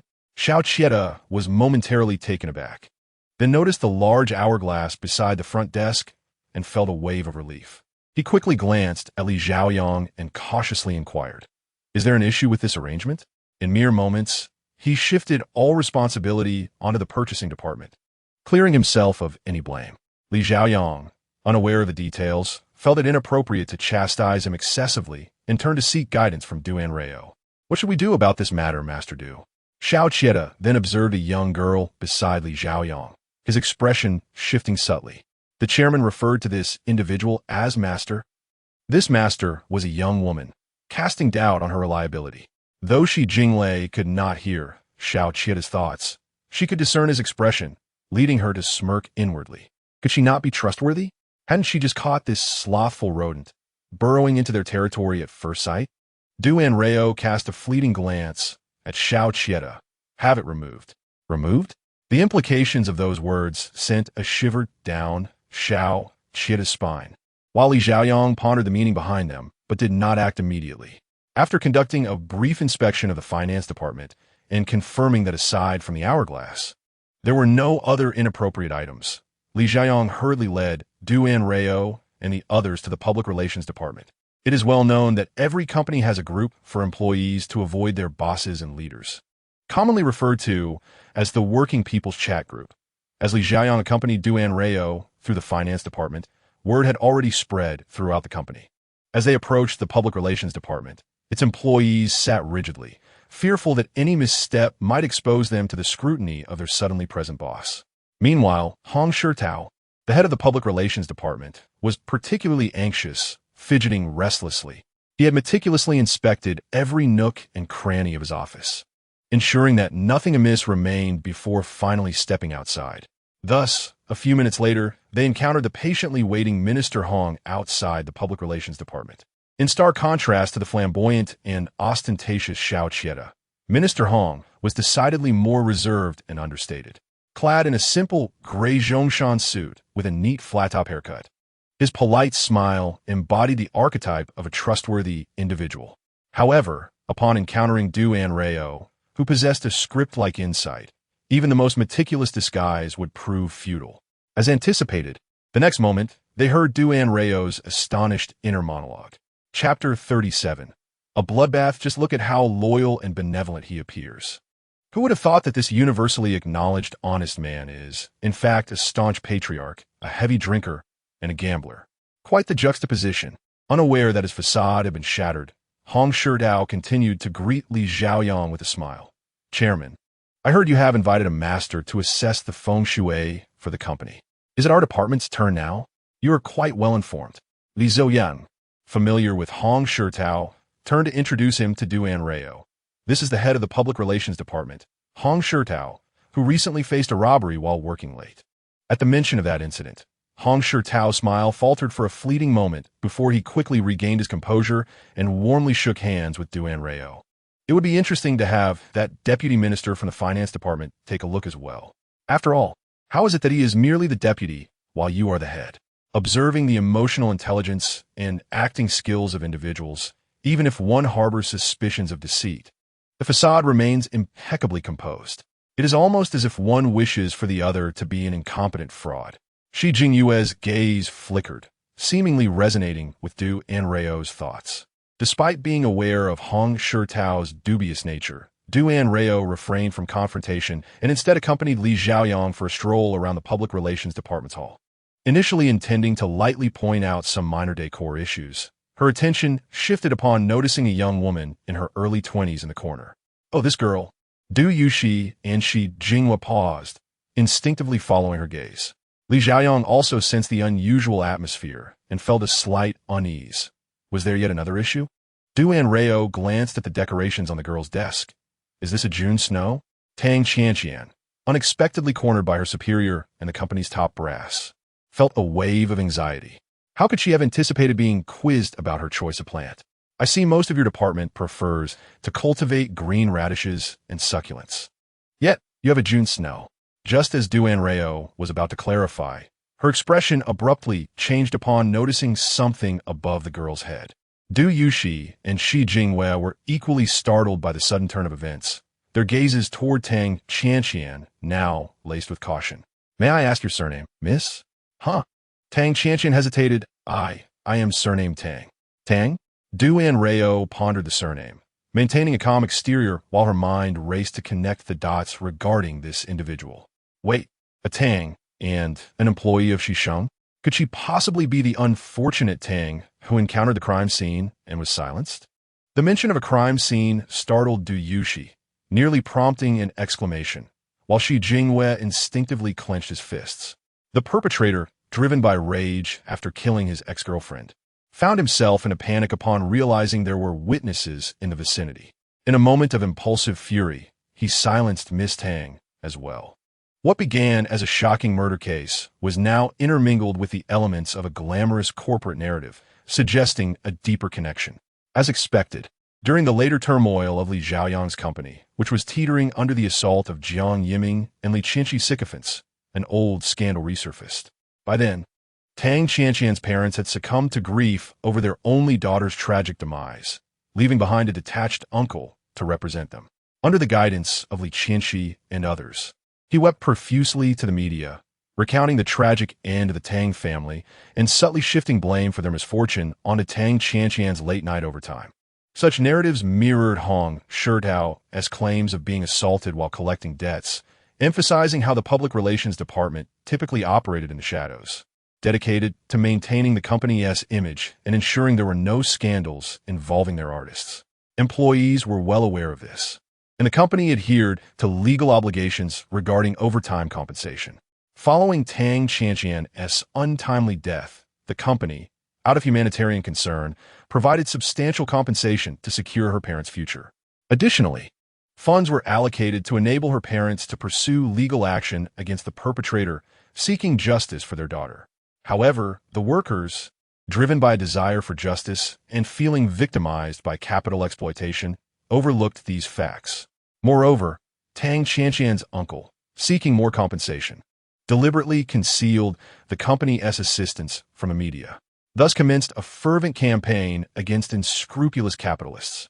In Li Qinshi's eyes, anyone opposing her was merely a pawn, deemed irredeemable, serving only to highlight her own perceived virtues.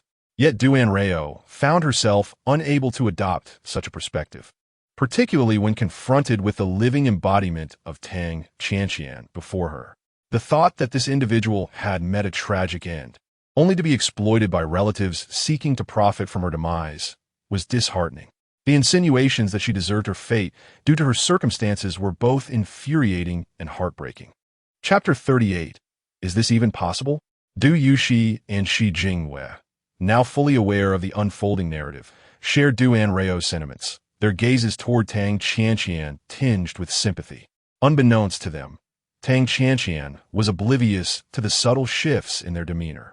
Noticing Du Anrao's momentary stupor upon hearing her surname, she felt an inexplicable sense of foreboding. Master, is there something wrong with my surname? Du Anrao snapped back to reality. No, your surname is quite fine. It's just this potted plant. What about the plant? It's not that it's undesirable. Rather, it may not be suitable for a workspace where one spends extended periods. Foreseeing the impending tragedy that awaited this young woman, Du Anrao gritted her teeth, deciding to cast the potted plant as the scapegoat. June snow, also known as the hourglass tree, carries certain taboos. I previously mentioned in the finance department that it may lead to financial loss. As Du Anrao's words lingered, Tang Qianqian could not suppress a gasp. The surrounding onlookers, already focused on her, turned their attention toward this unexpected outburst, Realizing her reaction was exaggerated, Tang Qianqian awkwardly explained, "A few days ago, I encountered an elderly man attempting to deceive me while cycling to work. Unable to find any surveillance footage, I hastily paid him 3,000 yuan to settle the matter. Wouldn't that be considered a financial loss? Given that Shang Entertainment was a prominent company within the industry, but she was merely an ordinary employee, that sum represented a significant portion of her salary. The realization that her recent misfortunes could be linked to the plant made her want to destroy it. The crowd, previously skeptical of Du Anrao's expertise, now regarded her with newfound respect due to this tangible example. Unbeknownst to them, Du Anrao herself was still in disbelief. Is this even possible? Du Yushi and Shi Jinghua stifled their laughter. Nevertheless, in order to maintain her facade, Du Anrao concealed her inner excitement, presenting a facade of earnest wisdom. This amused Shi Jinghua, who internally chastised her. Little fraud. Additionally, while this flower was elegant, it possessed a certain vitality that emitted an unpleasant odor when in bloom, which, although not toxic, could adversely affect health over prolonged exposure. Tang Qianqian anxiously patted her chest. I've been feeling a tightness in my chest lately, which has been quite uncomfortable. I intended to visit the hospital when I had the chance, but I've been so busy these past few days that I kept postponing it. The recent busyness in the public relations department was all too evident, and upon hearing her description, Du Anrao had a hunch. Is it possible that your discomfort stems from working too hard and not from the plant? Du Yushi nearly burst into laughter, desperately covering her mouth to suppress it. Fortunately, everyone's attention remained fixated on Tang Qianqian and Du Anrao, oblivious to her reaction. Du Anrao feigned a profound sigh. I fear that might be the case. And I observe that, Miss Tang, your complexion appears quite dull, with dark circles under your eyes. Neglecting one's health can lead to dire consequences, possibly even a calamity involving bloodshed. Bloodshed? Tang Qianqian shivered, never anticipating that a term typically reserved for television dramas would one day apply to her. Previously, she might have dismissed such a statement as a mere jest, but given the recent events, she felt an icy dread coursing through her veins, unsure of how to proceed. Li Xiaoyang and the others were equally taken aback by Du Anrao's ominous prediction, especially since they had yet to encounter any of their company's artists. Hong Shirtao was also anxious, aware that as the supervisor, he would bear responsibility if something were to happen to his subordinate. How could late-night work lead to such grim outcomes? After all, isn't it common knowledge that those who frequently burn the midnight oil risk sudden demise? A male colleague beside Tang Qianqian muttered softly. Instantly, the atmosphere in the department thickened with tension. Indeed, they were all part of a high-intensity work environment. Today, it could be Tang Qianqian, but who could guarantee that tomorrow it wouldn't be one of them? Many began to internally weigh the value of wealth against their very lives. Tang Qianqian could not help but widen her eyes in disbelief, feeling that the symptoms she had just described eerily mirrored those of impending death. Master, are you suggesting that this calamity involves sudden death? Du Anrao had intentionally refrained from contradicting Tang Qianqian earlier to steer the conversation in this direction, and now that his aim had been achieved, he nodded in affirmation. Tang Qianqian gasped, and Li Xiaoyang's expression darkened. Do you often work late into the night? Hong Shirtao, fearing the repercussions would fall upon him, cautiously retorted, we only occasionally pull all-nighters. Long live the chairman. Long live the chairman. Many of the employees in the public relations department were fresh graduates, and upon hearing the tangible new benefits, they couldn't help but cheer loudly. Upon learning that she would no longer need to work overtime and that her hospital visits would be reimbursed, Tang Qianqian's expression brightened. Thank you, Chairman. Thank you, Chairman. She then looked at Du Anrao with eager anticipation. After a moment's reflection, Du Anrao reasoned that although Tang Qianqian had encountered danger due to her late hours, preventing her from working overtime should logically alter her fate. Yet, there remained the possibility that one night she might impulsively venture out again and unwittingly find herself in peril. Contemplating this, Du Anrao decided to offer her an additional layer of protection. In June, snow is said to fall. June snow? Du Yushi's brows furrowed slightly, realizing the implication. Du Anrao glanced at his fourth sister. Precisely what you're thinking, it refers to Do Yuan. In simpler terms, You may soon find yourself confronting inexplicable grievances. This assertion held a kernel of truth.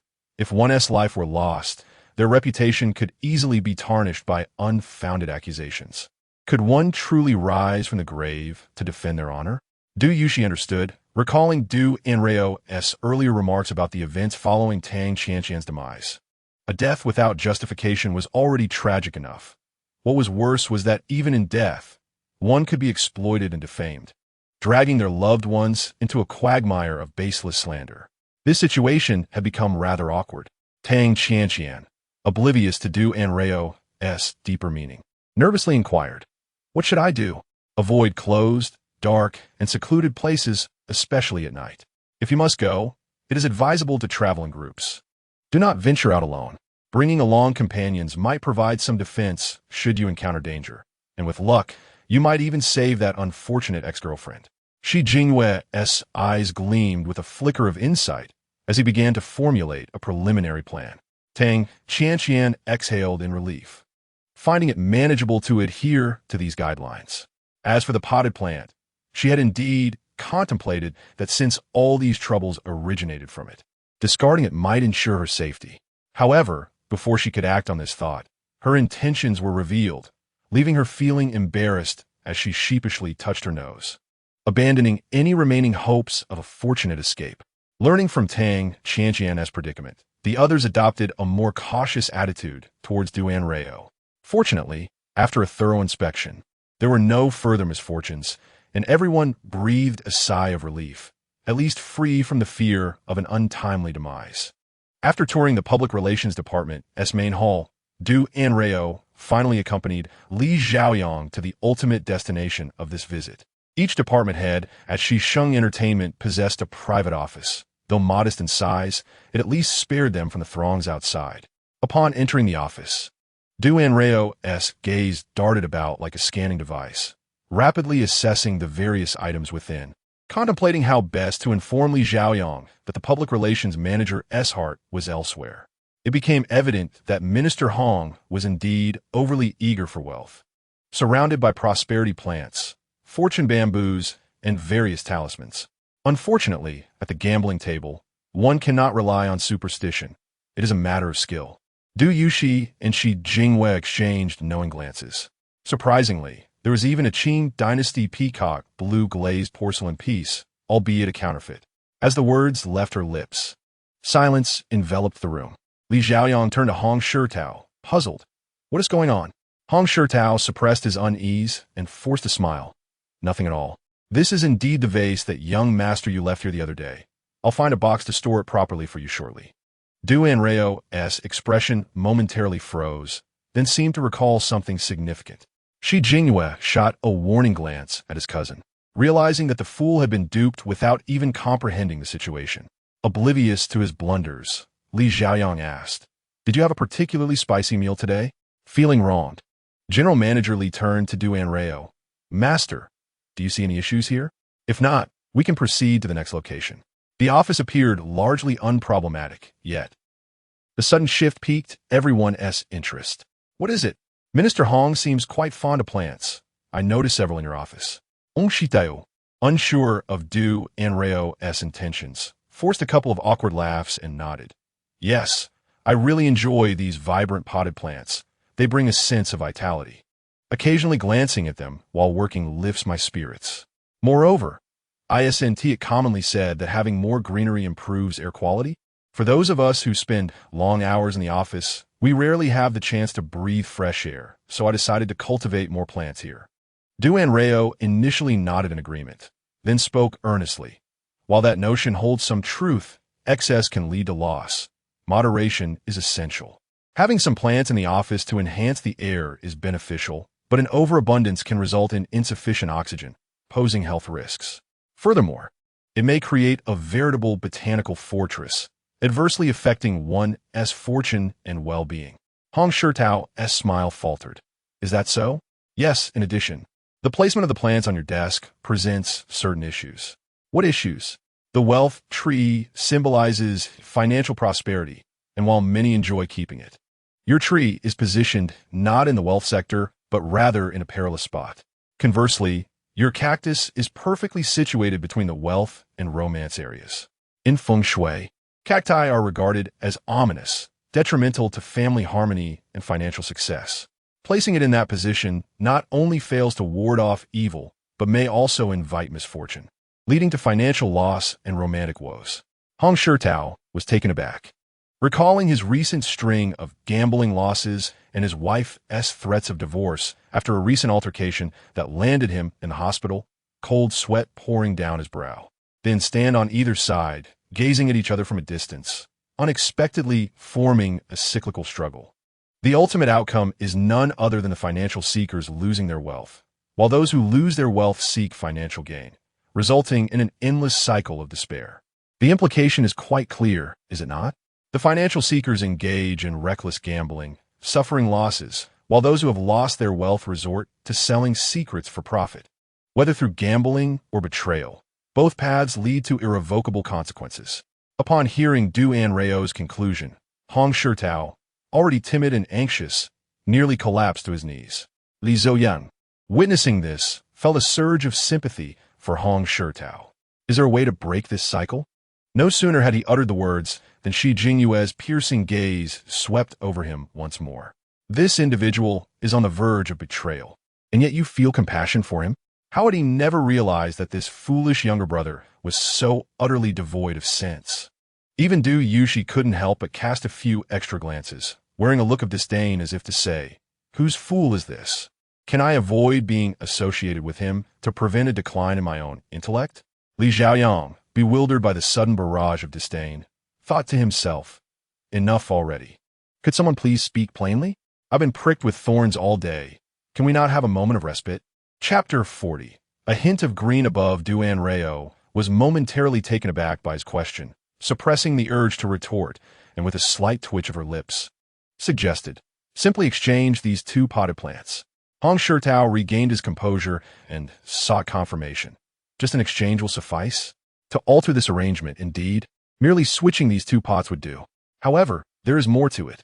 I noticed the dust accumulated beneath one of the pots. It appears this setup has remained unchanged for quite some time, and the causal chain is already established. To change the ultimate outcome, it is necessary not only to dismantle this arrangement, but also to consider the choices made by those ensnared within it when faced with various temptations. One must understand that everything has its predetermined course, and sometimes a single misstep can lead to an abyss. Hong Shirtao's expression darkened further at Du Anrao's words. Li Zhaoyang, in his naive simplicity, failed to connect this to himself, merely assuming Hong Shirtao was experiencing some form of setback. However, there was no room for consolation. Under the onslaught of disdainful glares, Li Zhaoyang finally discerned that both his cousin and the likely cousin of his own were harboring inexplicable hostility towards Hong Shirtao. Though he was unaware of the origin of this animosity, he understood that, in such precarious times, his own life was of utmost importance. After departing from the public relations department, Li Zhaoyang escorted Du Anrao through several smaller departments, thankfully encountering no further complications. After spending half the day touring various departments, it was time to check on the company's artists. However, at this hour, those still lingering within the company were mostly overlooked individuals sitting idly. Du Anrao had initially hoped to find a leading man resembling her second brother, but after scanning the room, she found no match. Could it be that after the fall of Jiang Huaying, the leading man had swiftly secured new opportunities elsewhere? Shi Jingyue's gaze flickered, but he would not divulge to Du Anrao that the leading man she referred to had already been sent for training in another province. Transitioning from a minor role to behind-the-scenes work, Du Anrao's disappointment came swiftly and departed just as quickly. No longer fixated on finding the leading man, she lifted her gaze and locked eyes with a young gentleman on her right, who seemed to possess a natural allure. Wait a moment, this handsome fellow. Having little interest in these so-called stars, and after traversing so many places that morning, Du Yushi felt herself growing drowsy as she settled down. But now she was suddenly alert. Even Shi Jingyue found himself attentive, assuming this might be another suspicious character, only to be taken aback when Du Anrao exclaimed with a hint of infatuation, "He is strikingly handsome, the kind you remember at first glance." Du Yuxi, feeling both amused and exasperated, followed her sister's gaze and had to admit that her sister's taste was quite discerning. To be memorable at first glance is a rather high compliment in today's entertainment industry. The young artist whom Anrao had taken notice of possessed a well-defined face, with sharp eyebrows and bright eyes, exuding a charm that could transcend time. However, Shi Jinghua felt a twinge of discontent. He scrutinized the young artist and inquired, "What is your name?" The young man paused briefly before replying, "Fu Silly." "Fu Silly? Is he truly Fu Silly?" Anrao's eyes narrowed slightly, seemingly taken by surprise. She couldn't help but gaze at Fu Silly a few more times, reminiscent of descriptions from Du Hushuan's script. Shi Jinghua maintained his composure, yet internally began to devise a plan. Li Xiaoyang also noticed that the others seemed to regard this young artist favorably and cautiously probed, "Master Du, is there something unusual about this artist?" "Nothing unusual, merely observing his features." "You can read faces?" Li Xiaoyang exclaimed in surprise, only to be met with a simultaneous reprimand from both Anrao and Shi Jinghua. Silence. "All right, I should not have spoken." Anrao turned in astonishment to glance at Shi Jinghua and Du Yushi. When did Mr. Shi and fourth sister become so in sync? What could have transpired between them that I am unaware of? I observe that this gentleman's features suggest he possesses the demeanor of a latent dragon. Although his current circumstances may not be ideal, given time and opportunity, he is bound to soar to great heights. Really, Li Xiaoyang's excitement was palpable. This was perhaps the only piece of good news of the day. Thanks to Anrao's remarks, Li Xiaoyang finally scrutinized Fu Silly closely. Upon closer inspection, he recognized that this was indeed a rare talent. Surely, those beneath the company must be neglecting their duties, allowing such a promising individual to languish. Seeing Li Xiaoyang's astonished reaction to Fu Silly, Shi Jinghua seized the moment. This artist must have trained in acting, right? Did your company not recently suffer the loss of someone around his age? If you were to bring him on board, it might yield unexpected delights. Anrao's eyes brightened, her gaze towards Shi Jinghua sparkling with admiration. "Mr. Shi has remarkable insight. We are indeed on the same wavelength." Shi Jinghua subtly smiled, concealing his achievements. With Li Xiaoyang's endorsement, it was only logical that he would not refuse the suggestion, and he himself found the proposal quite appealing. Fu Silly could not have anticipated that after being cold-shouldered by his agent, he would suddenly find himself amidst a fortuitous turn of events, a veritable windfall. After the initial surprise, he quickly reined in his excitement and expressed his gratitude to everyone. Meanwhile, those artists who were not mentioned could hardly contain their jealousy, their eyes gleaming with envy.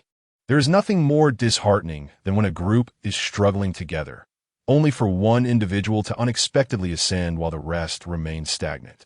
Fu Silly remained unfazed. While good fortune might incite envy, opportunity only favors the prepared. He was confident in his ability to seize this chance, marking the fundamental difference between him and those who begrudged him. Having completed her task of reviewing the remaining artists in the company, Anrao found herself hesitating between leaving with Du Yushi or accepting Li Xiaoyang's invitation to stay for dinner when a young man in his 20s suddenly approached.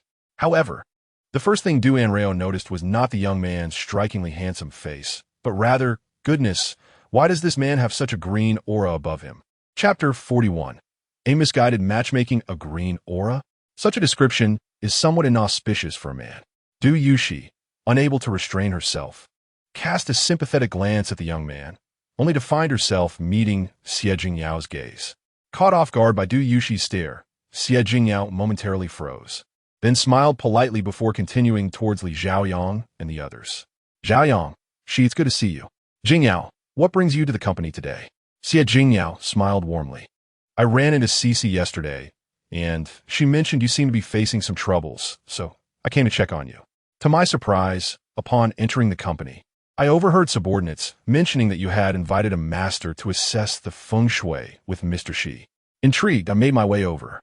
When Xie Jingyao mentioned Li Qianxi, I noticed the subtle shifts in the expressions of Li Xiaoyang and Shi Jinghua, yet to avoid alarming them, both quickly regained their composure.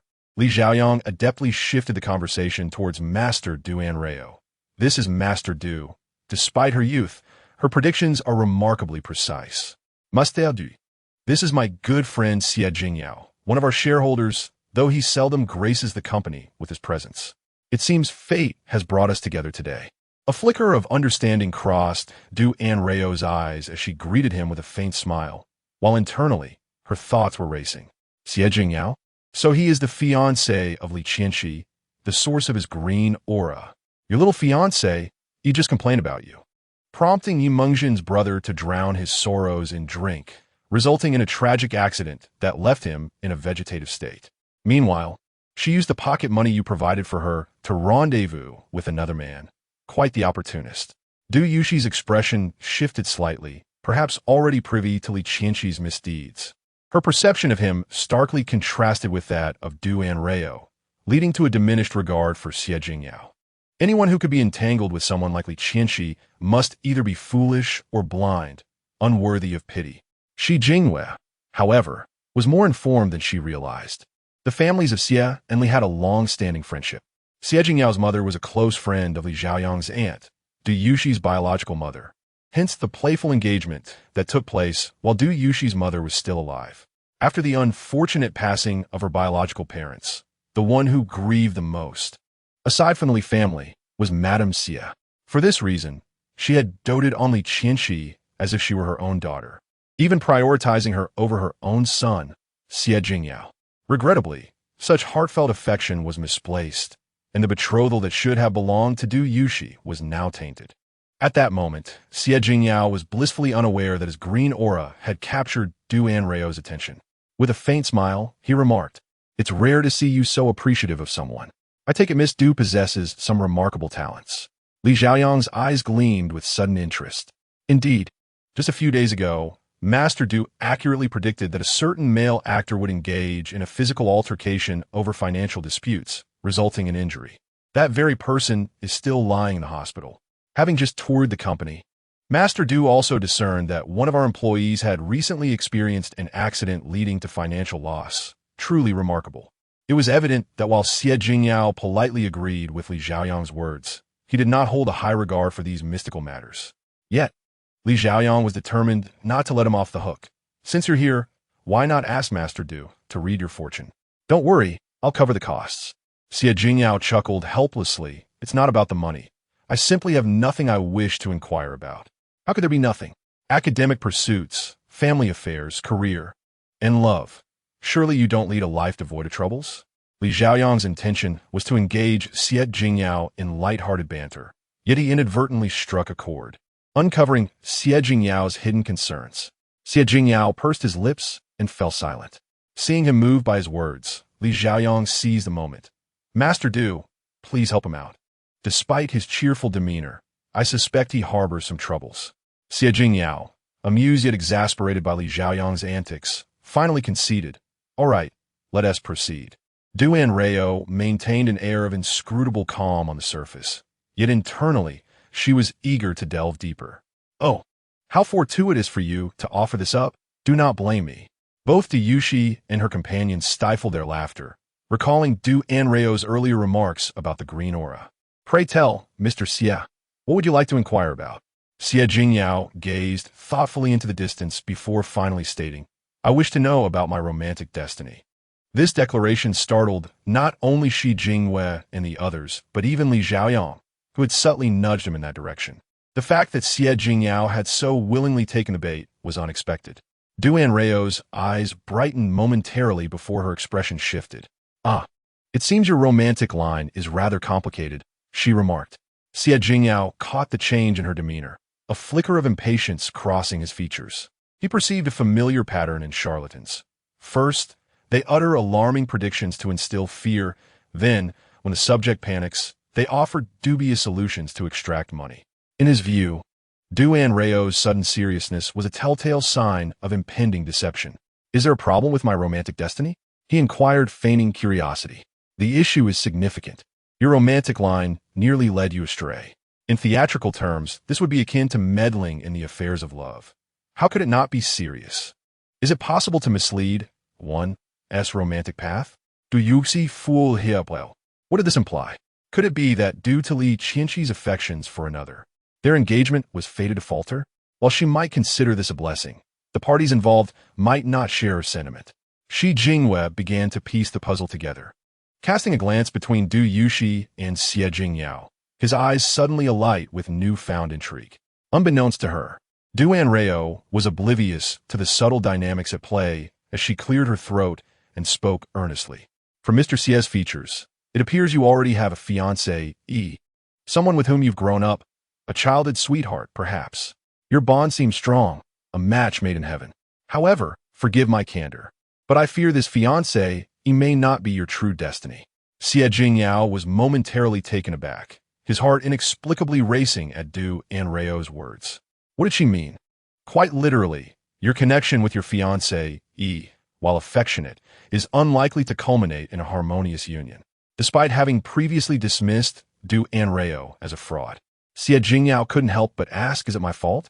Du Anrao's expression became somewhat difficult to interpret. Indeed, one must reflect on oneself when faced with such matters. Your fiancé has already donned several metaphorical green hats upon you, and here you are, mired in self-deception. She hesitated, as if the truth might be too harsh for him to bear, struggling to articulate her thoughts. Sensing her reluctance, Xie Jingyao's gaze darkened. Please, if you have something to say, do so. I can handle it. That is indeed your assertion. Du Oho exalted. The primary reason for your unsuitability lies with the woman. She is already attached to another. Impossible. And not just one. Du Anrao's revelation coincided with Xie Jingyao's incredulous outburst, plunging the corridor into an abrupt silence. Li Xiaoyang had already mourned the truth upon uncovering it, no longer viewing Li Qianxi as a beloved sister. Now, learning of this new development, he was left in shock. In contrast, Xie Jingyao felt the weight of the revelation more acutely, instinctively wanting to confront Du Anrao. Startled, Du Anrao faltered momentarily. However, it was Du Yuxi who quickly stepped forward, pulling her behind her as she faced Xie Jingyao's fury, admonishing him to back off. Was caught off guard by the sudden emergence of Du Yuxi. Her shout brought him a moment of clarity, though his expression remained as dark as ink. Mise Du, I urge you to choose your words carefully. To unfoundedly accuse a young lady of such a grave offense is rather unbecoming. For a girl yet to step into society, this is a tremendous injury. The words spoken were instigated by you, and this fate was also orchestrated by you. Now, she has merely spoken the truth, and yet has been chastised without discernment. In my opinion, the harm she has endured is no less than that inflicted upon your fiancé, whether you, Mr. Xie, choose to believe this or not. This humiliation does not rest upon us. Upon hearing these words, the crowd fell silent in astonishment. Li Xiaoyang was particularly taken aback, exclaiming, my goodness, how could you express that so candidly? He felt compelled to intervene, fearing for his sister's safety. Du Anrao gazed at her elder sister with admiration, internally singing her praises. Sister, you are magnificent. How dare they question and shout at you? And let's not forget, Li Qianxi and her boyfriend have already established connections with Minister Hong. Are we to wait until their children are running wild before we consider it credible? Oh, and let's not overlook Yi Mengzhen's brother. If anyone were to examine Li Qianxi's bank statements, they would not dismiss their relationship as mere courtship. His expression seems to grow increasingly grim. He wouldn't be contemplating striking my sister, would he? Du Anrao and Li Xiaoyang shared a mutual understanding, poised to act should Xie Jingyao resort to violence. However, contrary to their expectations, Xie Jingyao, though visibly agitated, maintained his composure. After several deep breaths, he turned to Li Xiaoyang and asked, are you not going to intervene? Surely you recognize whom she is referring to? The onlookers couldn't help but chuckle at the absurdity of the situation, reminiscent of a scene where one resorts to family for support when losing an argument. Du Yuxi remarked, to be honest, I hadn't noticed that either. Shi Jingwei struggled to suppress laughter, never expecting that the evening would culminate in such a spectacle. Meanwhile, Li Xiaoyang found himself unable to smile. He couldn't fathom how he, merely a spectator, had become inadvertently embroiled in this conflict. What could he say? What could he control? Although a paternity test had yet to be conducted, Li Xiaoyang felt the truth was becoming increasingly evident. Li Qianxi was a relic of the past. The individual before him was undoubtedly his family's future. He had no doubt that if he dared to speak harshly to this little ancestor today, the truth would come to light, and he would be disowned. In a moment of desperation, Li Xiaoyang forced a polite, yet awkward smile and suggested, "The innocent shall remain untainted. Perhaps you could bring Qianxi here to confront them?" This was evidently a dreadful idea, and all eyes turned towards him in disbelief. Xie Jingyao appeared utterly incredulous, unable to comprehend how the person who usually cherished Li Qianxi had suddenly changed his demeanor. Subsequently, he stormed off in anger. Li Xiaoyang watched Xie Jingyao retreat, awkwardly touching his nose in an attempt to salvage his friend's dignity. He just needs time to process. He is not usually like this. Du Yushi cast him a sidelong glance. It seems Mr. Li is not at all surprised by these matters. Li Xiaoyang was taken aback, while Du Anrao gradually began to perceive the subtle discord. Could it be that Li Xiaoyang has known all along about Li Qianxi's entanglements, yet chose to remain silent out of loyalty? If that is the case, Xie Jingyao appears even more pitiable. Du Yushi chuckled, and the only one aware of the truth, Shi Jingyue, did not expect that even as the curtain fell on the drama, there would still be unexpected delights. He suppressed a smile and patted Li Xiaoyang on the shoulder in a gesture of comfort. Unaware of the damage to his reputation, Li Xiaoyang could only ponder in confusion. Having been delayed on the way, by the time Du Anrao and the others exited the company, the evening lights were already aglow. Li Xiaoyang hoped to invite the two for dinner, subtly coaxing Du Yushi to agree to join him for the banquet his mother was hosting next week. However, Du Yushi felt disillusioned after the day's events and firmly declined. Just as she prepared to refuse, her phone rang with an unfamiliar number. Exercising caution, she answered. "Hello, who is this?" The casual tone shifted dramatically upon the revelation of the caller's identity. "You are Yimingzhen." Chapter 43. Incompetence abounds upon hearing that name again after 2 weeks. Du Anrao was momentarily stunned. She recalled her earlier predictions regarding Yimingzhen's brother's impending misfortune. Could it be that her call was related? Just as Du Yushi inquired, a low sobbing could be heard from the other end. Feeling helpless, she attempted to soothe. "How did you get my contact information? Please, remain calm."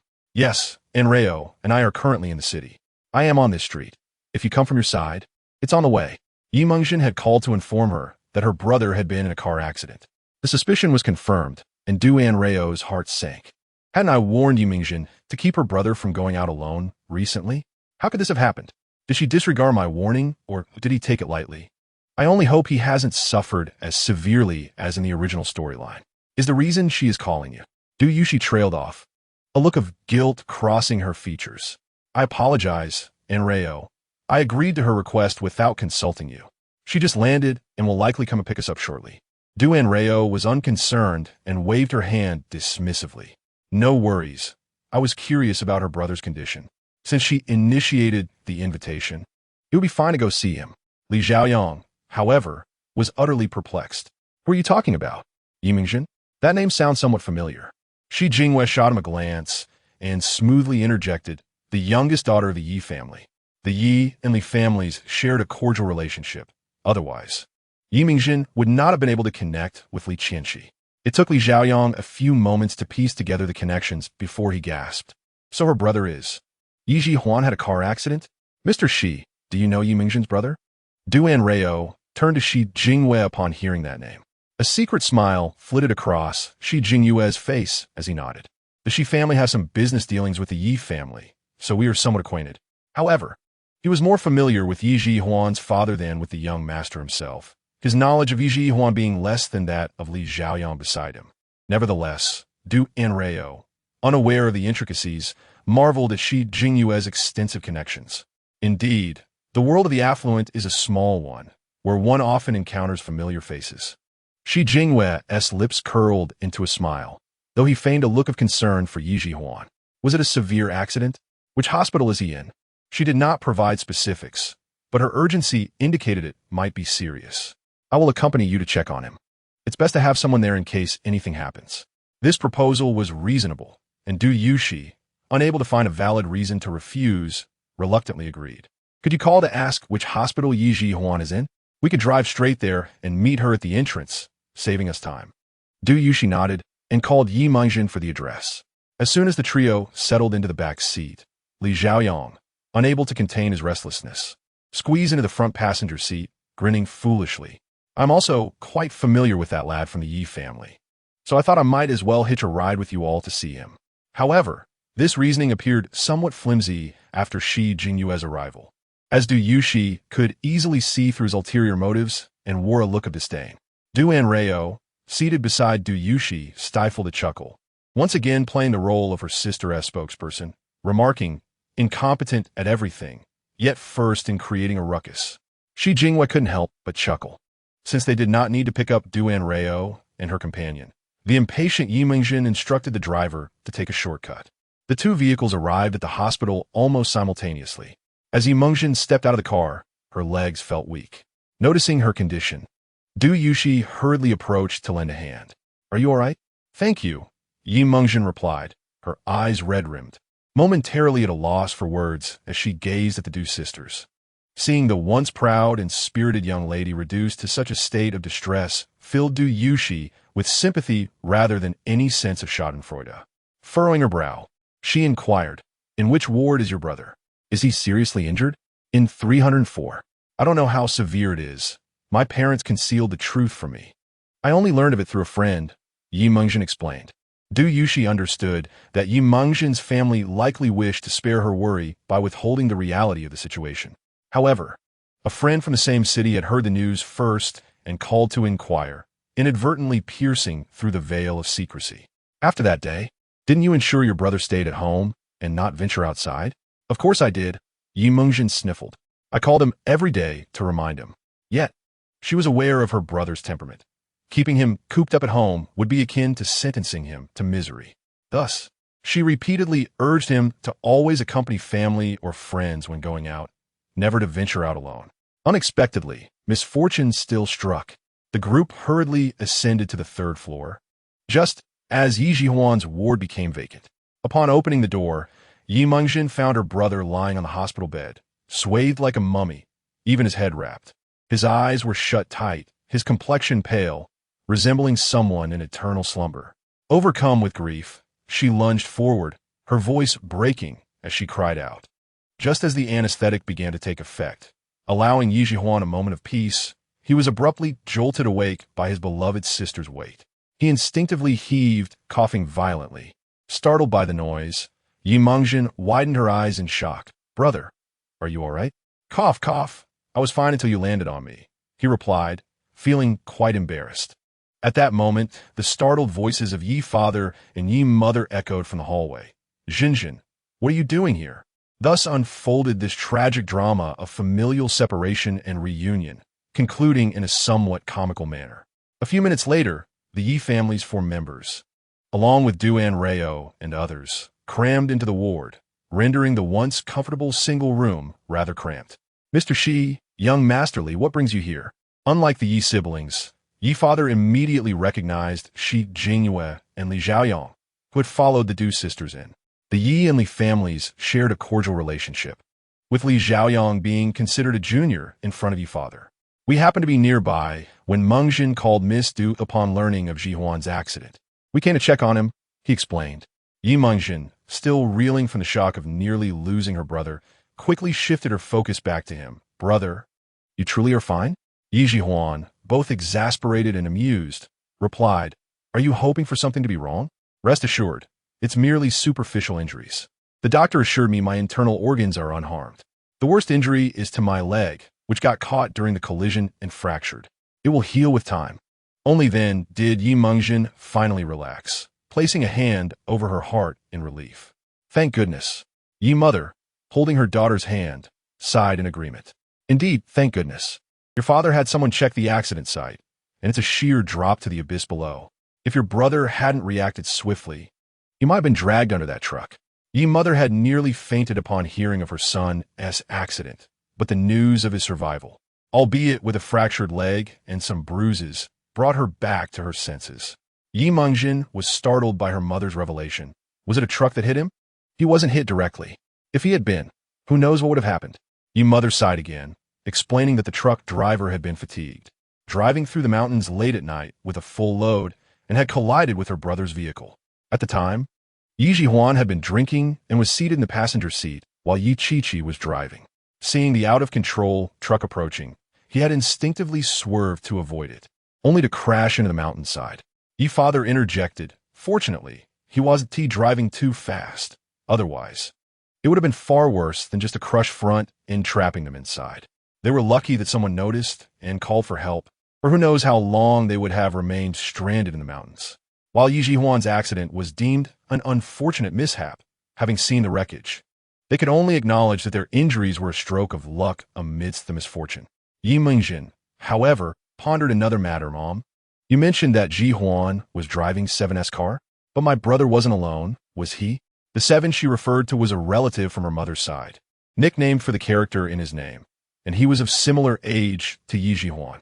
Yes, Yi Mother replied, clasping her hands in prayer.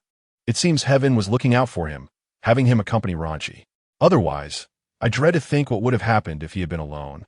Having been drinking and faced with such a situation, he wouldn't have reacted in time. Yi Mingjin was momentarily stunned before turning stiffly to do Anrao. This isn't merely divine intervention. It was a fortunate benefactor. Benefactor? What benefactor? Yi Father and Yi Mother exchanged surprised glances. Yi Mother gasped in disbelief. Jinjin, is that so? Yes, Du Yushi interjected, stepping forward to alleviate Yi Mingjin's embarrassment as she struggled to explain. The Yi family finally noticed that 2 young women accompanied Shi Jingyue and Li Zhaoyang. Yi Father scrutinized the pair, unable to place their identities, and tentatively asked, "And this young lady is?" I am Mingjin's university classmate. Half a month ago, my sister and I ran into Mingjin at a restaurant. My sister, having grown up in a temple, possesses the ability to perceive things beyond the ordinary. She sensed that Mingjin's brother was facing a streak of bad luck and might encounter a calamity, potentially resulting in injury or worse. To avert this disaster, my sister advised Mingjin to keep her brother indoors for the past 2 weeks, and, if he must go out, to ensure he was accompanied. Yi Mingjin felt relieved that Du Yushi had not mentioned the conflict that had occurred that day in the restaurant. That is indeed the case. Initially, I found it hard to believe, but regarding my brother's safety, I thought it best to err on the side of caution. Yi Jihuan nodded. Mingjin has indeed been calling me every day about this. Just yesterday morning, I had an urgent matter and planned to go out alone, but at the last moment, I recalled her constant reminders and instinctively called Ranchi to join me. Hearing her children's explanations, Yi Mother was already half convinced, and your sister is. That's me, Du Anrao began, only to have her hand grasped by Yi Mother. With reddened eyes, Yi Mother held her hand tightly, the softness of her grip contrasting with the coldness of her touch, trembling slightly. Thank you, truly thank you. Had it not been for your kind reminder, Yi Jihuan would have faced danger today. I have but 1 son and 1 daughter. If anything were to happen to him, I fear I could not go on living. Although the words spoken are similar, the feelings they evoke can differ greatly depending on the speaker. Zuan Zhao, feeling somewhat awkward in the face of such straightforward and sincere warmth from an elder, replied, Auntie, please do not say that. Miss Yi is a friend of my sister, and naturally, my sister's friends are also my friends. It is merely a small favor. Caught off guard by their sudden camaraderie, Yi Mingjin and Du Yushi observed as Yi Mu became increasingly moved, her eyes brimming with tears, gripping Du Anrao's hand more tightly. Good child. While you say so, Auntie still must thank you properly. Du Anrao, overwhelmed, thought, oh no, someone save me. Shi Jingyu, noticing Du Anrao's distressed expression, felt a smile tug at his lips and decided to lend her assistance. I am quite curious about what urgent matter compelled Yi Xiao to leave yesterday. Chapter 45. A hint of rebellion within Yi Mingjin gradually came to realize, brother, did you not despise drinking the most? Why did you drink yesterday? If it were not for Qi Gu accompanying you, would you have driven under the influence? Initially, Yi Fu and Yi Mu did not think much of it, but upon hearing their daughter's words, they sensed the gravity of the situation. They pressed on. What you said is indeed correct. We were concerned about your injury and did not ask earlier, but now you must tell us what you were doing yesterday. Why did you go out drinking in the dead of night? Yi Jihuan's face turned pale. He had not expected the conversation to suddenly shift to him. I. What do you mean I? Speak up. After much hesitation, Yi Jihuan finally succumbed to despair, pulling the blanket over his head and muttering, do not ask me. I do not wish to say. However, Yi Mingjin was not inclined to relent easily. Furious, She paced around her brother's bedside, and suddenly, she spotted Anrao, an idea striking her. Do you know what happened to my brother? Zhen, do not say that. Yi Mengzhen had indeed asked the right person. Anrao sympathized with the flushed Yi Jihuan, understanding his complex emotions at that moment. To put plainly, he feels as though he has been made into a backup plan, only to be cast aside in the end. It is truly embarrassing. It is perplexing how some lack the shame to be caught in such situations, while the victims are too ashamed to speak up, leading to their continued suffering. Under the curious gazes of Yi Fu and Yi Mu, Anrao calculated, if I'm not mistaken, it should pertain to matters of the heart. Matters of the heart? The confirmation of her inner suspicions ignited Yi Mengzhen's fury, and she shouted, "It is indeed that wretched Li Qianxi, Yi Fu, Yi Mu." And even Yi Jihuan were taken aback by Yi Mengzhen's intense reaction. Yi Fu instinctively glanced at Li Zhaoyang, only to find him merely surprised, not angry, which left him puzzled. Yi Mu blinked in confusion and remarked, "Zhen, were you not on good terms with Qinshi before? What happened all of a sudden?" Yi Mengzhen pursed her lips, feeling uncomfortable as she replied, "That was then. I was blind to believe she was kind-hearted, gentle, and considerate. In truth, she is nothing but a two-faced schemer. Not only the Yi family members, but even she found Yi Mengzhen's vehement disdain puzzling. After all, at the restaurant, she had merely hinted that the other person might not be as wonderful as imagined, only to be rebuffed by Yi Mengzhen. Anrao swiftly connected the dots, observing the meaningful glances exchanged between the Yi siblings. Realizing this, she felt a surge of excitement. Now this is delightful. Yi Mengzhen already harbored a grudge against Li Qianxi, and upon discovering that the latter toyed with her brother's feelings, treated him as a backup, and inadvertently caused him to nearly meet with an accident. Their friendship is destined to conclude. The difference now is that Yi Mengzhen is the one to sever ties. She found it hard to suppress a chuckle, yet the thought of Li Qianxi's actions dampened her amusement. Yi Mengzhen, undeterred by the situation, soon realized that these troublesome matters were not as significant as they seemed. After all, it was merely a case of misplaced trust. She brushed it off as though she had been bitten by a dog. Yet, her brother's predicament could not simply be overlooked. "Brother, tell me honestly, what transpired yesterday? What did that wretched Li Qianxi do to you?" Zhen, do not speak so harshly. Even now, you defend her? Did she cast a spell on you? You are truly infuriating. The situation appeared to reach an impasse due to Yi Jihuan's passive resistance. Despite Yi Mengzhen's frustration, she could not pry the truth from him. Just as everyone assumed the matter would end there, a voice filled with exasperation suddenly resonated from outside the hospital room. "After all she has done to you, you still intend to help her hide the truth? When did Yi Jihuan become so spineless?" Everyone instinctively turned to see a young man, his head wrapped in a bandage similar to Yi Jihuan's, and his right arm in a cast, sitting in a wheelchair at the door. "Ranchi, cousin, what brings you here? Is your injury not serious?" Yi Mu was the first to react, hurrying to greet her. Zhang Ranchi showed no sign of feeling wronged and scoffed. "Good thing I came, or how else would I witness my good brother acting like a coward?" As Zhang Ranchi continued, her frustration grew, slapping the armrests of the wheelchair with a loud crack. "Is it such a crime to be heartbroken, weeping and drunk? I merely stated a few truths, and you scolded me. Do you think I have no temper? Yi Jihuan, I have tolerated you for long enough. Say less." Yi Mengzhen, surprisingly, did not side with her brother. "Chiga, you were with my brother yesterday. Did something happen?" Before Zhang Ranchi could respond, Yi Jihuan interjected, "Do not say a word." But the defiant Zhang Ranchi merely rolled her eyes at him. "If you do not want me to speak, I shall do just the opposite." Yi Jihuan was irate. "How infuriating. Yesterday, your brother received a call from that little girl from the Li family, saying she was being bullied at school and couldn't escape. Your brother drove like a madman to her school, but when he arrived, he found her sobbing in her fiancé's embrace. Anyone with eyes could see their mutual affection. Yet this fool believed she was being mistreated." Chapter 46. Ridiculous.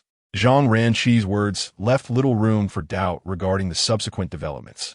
Yi Mengzhen's voice faltered in shock. "What? She has a fiancé?" Yi Fu and Yi Mu turned to Li Zhaoyang with astonished expressions, who, too, had not anticipated that this fire would circle back to him. "Ahem. My second aunt did indeed have a verbal agreement with Madame Xie during her lifetime. However, my sister is still quite young, and the validity of this agreement depends on her own wishes. Thus, until a conclusion is reached, we should refrain from making any announcements. As the CF family shares this sentiment, Li Xiaoyang refrained from directly mentioning Li Qianqi's name, leaving room for negotiation. Unfortunately, none present could grasp his intentions. Zhang Ranqi scoffed, continuing to unleash her sharp tongue. Truly a family resemblance. Your sister said the same to my brother. This engagement was decided by the elders, and she felt powerless. She did not wish to be shackled to someone without feelings due to a hasty agreement. Yet, she was raised by her parents and could not disappoint them. Ridiculous.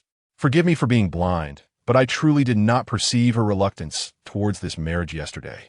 She was practically squeezing herself into the embrace of that young master from the CF family, and this was happening right in front of everyone. If there had been no one around, who knows, the two might have already intertwined in a passionate union, and the sight made me shudder. After finishing her statement, Zhang Ranqi wrinkled her brow in distaste, as if to say, which respectable family behaves in such a lascivious manner? Li Xiaoyang, feeling both embarrassed and indignant, stammered, did she really say that? I have no penchant for embellishing others' words behind their backs. After that, she kicked Yi Huan, who lay on the sickbed. This was what she told you, right? You were present when they were embracing yesterday, weren't you? Hurry up and testify that I didn't misquote her. Zhang's mother hurriedly intervened. Don't be so rude. Ji Huan is still injured. Mother is right. My brother must have lost his senses to trust such nonsense. And he couldn't even take charge of the marriage proposal set by the elders. If someone were unaware, they might assume the Li family was treating her harshly, planning to use her as a pawn for a marriage alliance. This was the crux of Li Xiaoyang's anger.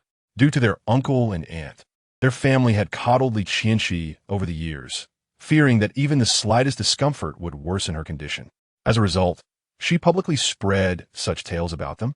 Although Li Xiaoyang had long understood that Li Qianqi was cold-hearted and incapable of warmth, he still felt as if a bucket of icy water had been doused over him, leaving him shivering uncontrollably. Anrao, however, remained oblivious to Li Xiaoyang's chilling mood, engrossed in the unfolding drama and finding the entire family remarkably comical. This little one, though young, possessed a heart as vast as the ocean, filled with an array of fish.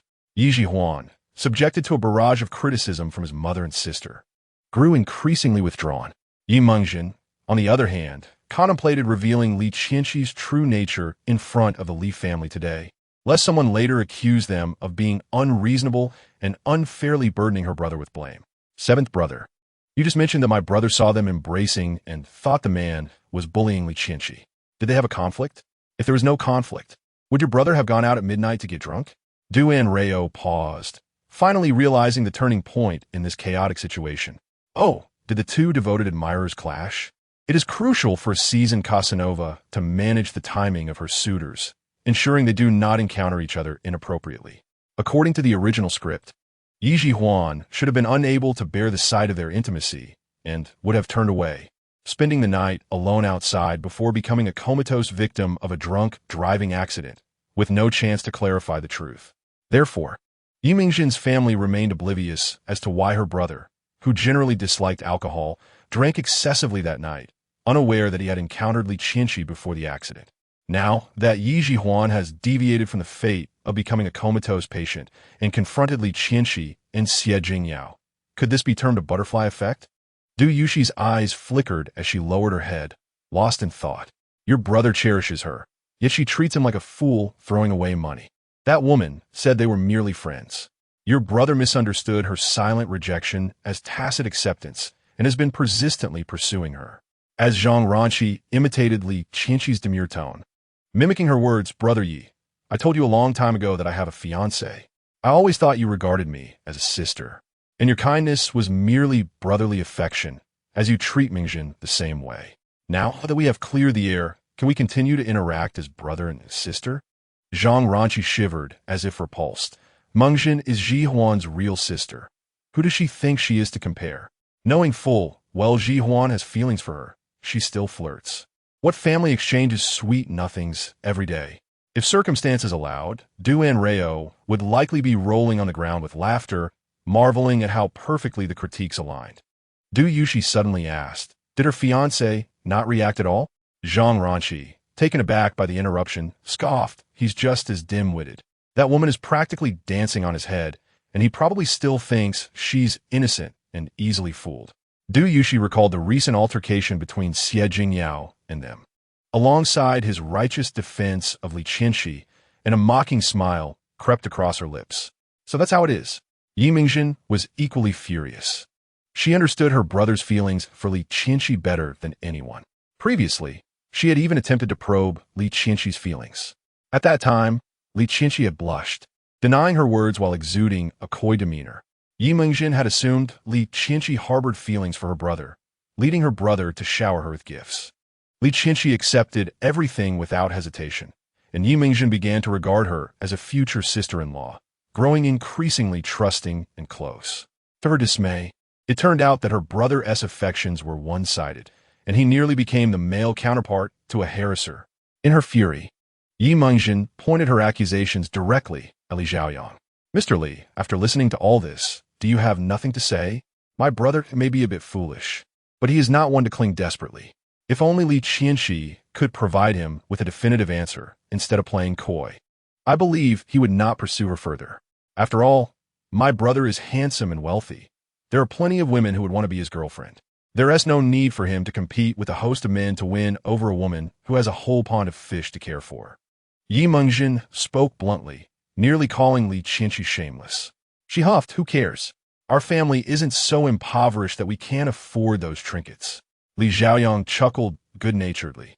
That is certainly not the case. It's just that I feel a bit guilty regarding your brother. He lowered himself, and Yi Mingjin found it difficult to press him further. After pouting and mumbling a few words, she ultimately let it go. Ye's mother felt a pang of sympathy. She shared a close relationship with Li Zhaoyang's mother and had previously thought well of Li Qianxi simply because of her fondness for her son. But who would have imagined that someone who appeared so demure and understanding could be so duplicitous? Following this incident, Ye's mother's impression of Li Qianxi plummeted, and she grew increasingly worried about her naive friend. The affection showered upon Li Qianxi by the Li family was evident. It was clear they were nurturing a treacherous ingrate. Zhaoyang, Annie knows you have always been a wonderful child. I want to judge you based on this incident.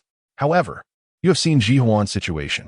We want to be able to maintain the same closeness with your cousin as before. Li Zhaoyang felt no pressure. In fact, he was somewhat relieved that she was not his true cousin. He was merely puzzled as to how he had failed to notice that this sister had gone astray, previously believing her to possess all the virtues. If Anrao knew his current thoughts, she would undoubtedly tell him that this is the so-called halo of the female lead.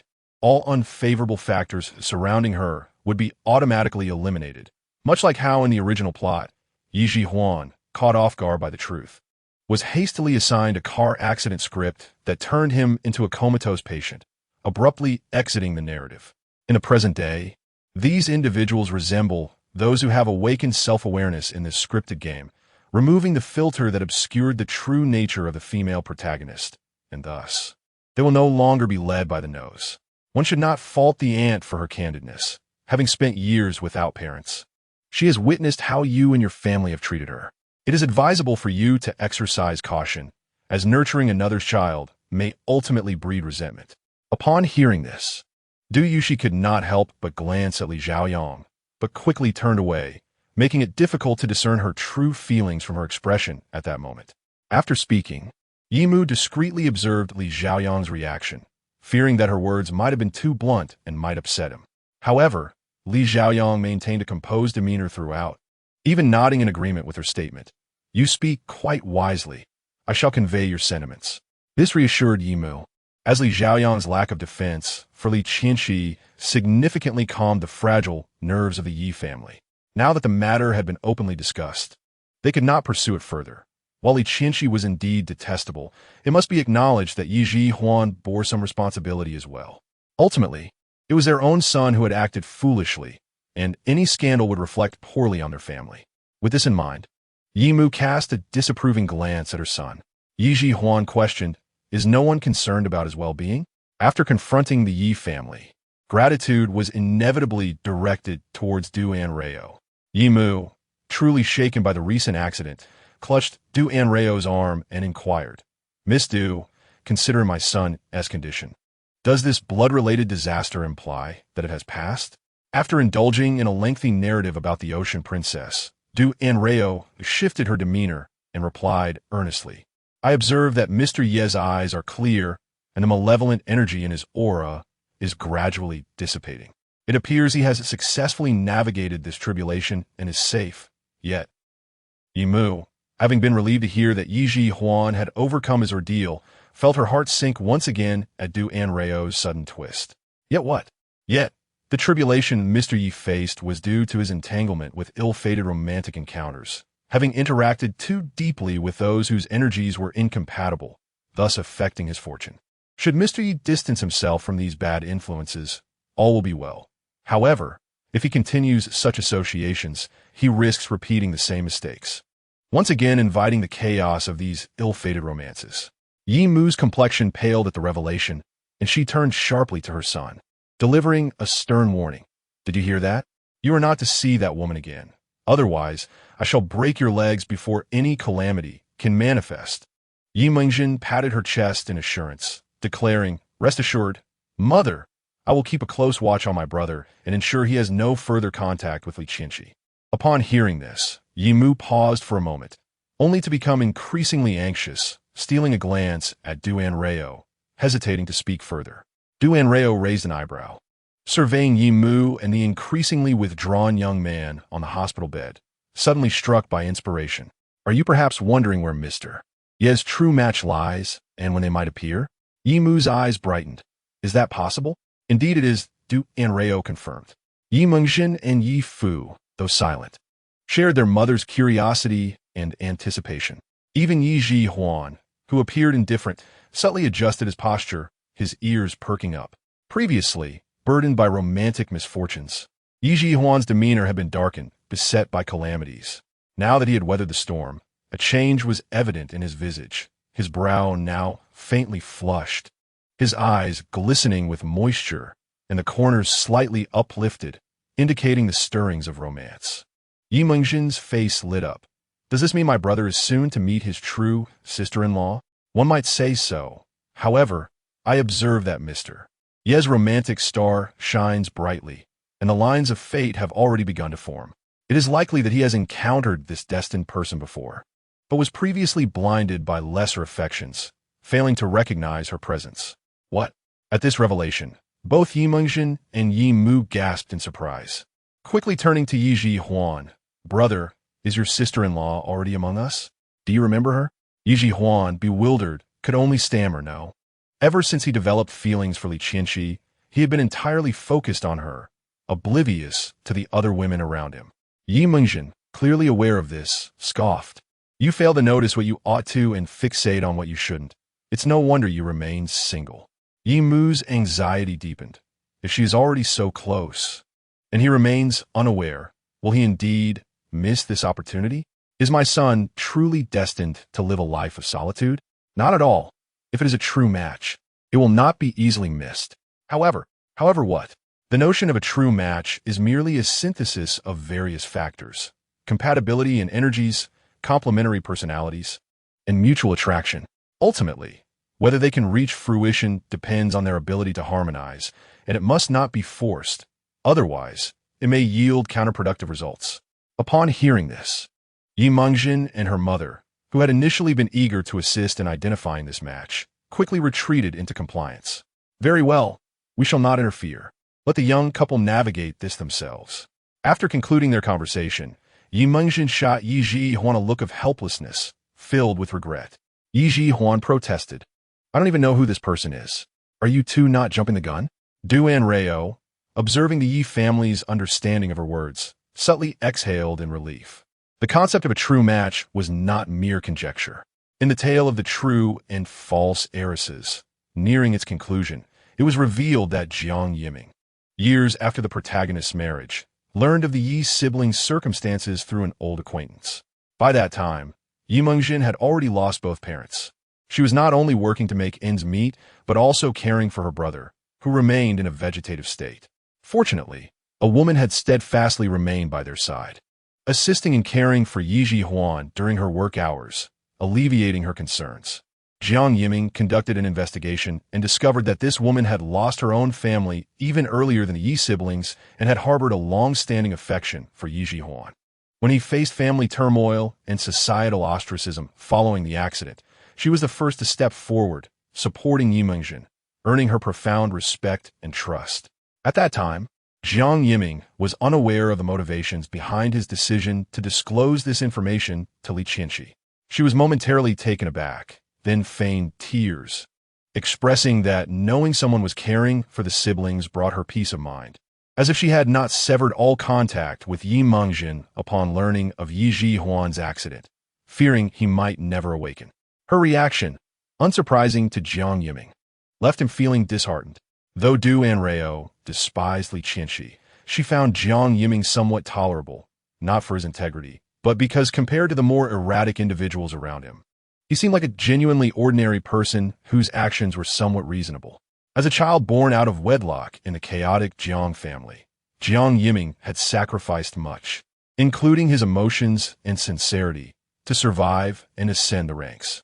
Yet, upon achieving all he had longed for, he realized that the very things he had lost had transformed into unattainable fantasies. His relationship with Li Qianqi, though rooted in affection, had become muddled with interests, schemes, doubts, and disputes, ultimately morphing into something unrecognizable. What bound them was less a connection of the heart and more a matter of circumstance. It was precisely for this reason that he envied the genuine affection that Yi Huan had found, something Li Qianqi scorned. Now that Yi Huan had successfully overcome his tribulations, it was expected that his future would also undergo a transformation akin to that of his second brother. Thus, Du Anrao wished to offer that enigmatic lady of his unspoken affection and opportunity, as well as Yi Huan. He sought to observe whether, in the wake of immense familial upheaval, the two could still forge a connection.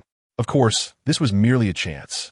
The compatibility of the two and the potential for love in the future were matters beyond the control of an outsider like Du Anrao. Hence, he refrained from making any definitive statements, lest he inadvertently catalyze a pair of reluctant lovers. Could this be what they refer to as the foolish receiving fortune?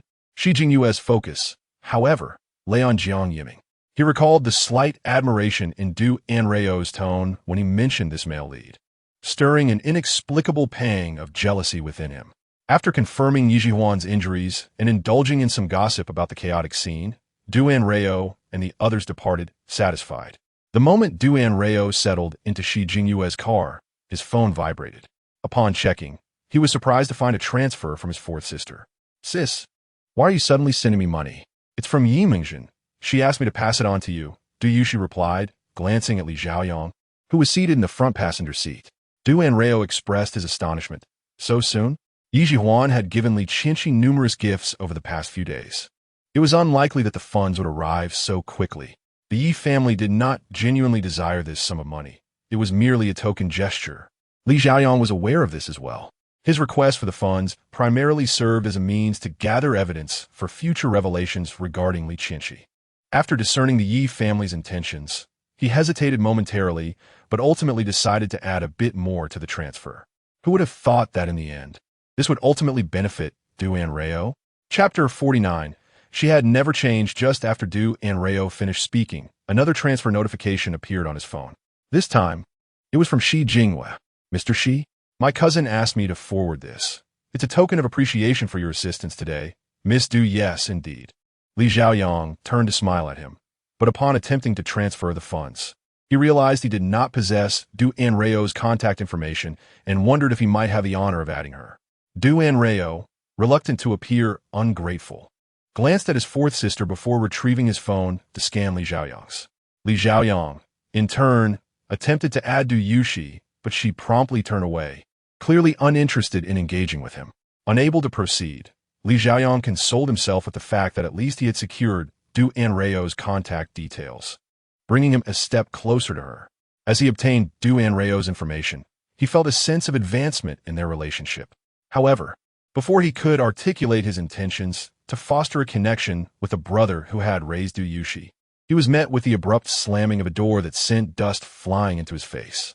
Li Xiaoyang, still recovering from the near miss, awkwardly remarked, "It seems the Du family brother does not hold us in particularly high regard." Shi Jingwei cast him a sidelong glance. "It's not us. It's directed at me." "Huh?" Li Xiaoyang exclaimed, his eyes nearly crossing in disbelief. "You? What did you do to warrant such wariness from him?" Shi Jingwei scoffed. "Your little brother? Has she acknowledged that title?" Li Xiaoyang, struck by the revelation, found himself bereft of retorts, reflecting on Du Yushi's cold demeanor towards him earlier that day. "Did I really perform so poorly? Why does she refuse to acknowledge me? Only now do you realize?" Shi Jingwei mockingly ridiculed his dim-witted brother. "What are your thoughts on today's events?" "What events?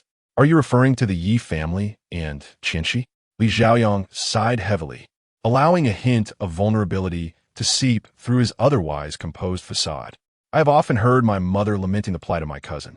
She lost her parents soon after birth and suffered illness that prevented her from living as a normal child, running and laughing. Thus, my sister Yuanshang and I, as her elder siblings, have always endeavored to protect and indulge her. Yet, I never anticipated that the child we cherished would transform into someone like this. Perhaps our family has indeed spoiled her." Shi Jingwei frowned, disapproving of Li Xiaoyang's self-blame. "Do not burden yourself with the faults of others. Did not, lady, you just mention how you, your aunt, uncle, and Yuanshang treated her over the years? Those with discerning eyes can see the truth. Your family has not wronged her in the slightest. Is she who," as he recalled the various incidents he had witnessed that day. Shi Jingyue's expression grew increasingly grim. "If she had any genuine feelings towards you, any gratitude at all, she would not have uttered such words to Yi Zhihuan for her own selfish desires, nor would she have acted in such a manner towards Yuansheng and Miss Du." Mention of Yuansheng caused Li Xiaoyang's wavering heart to solidify. Initially, upon discovering that Li Qianxi was not his true cousin, he endured immense anguish and denial.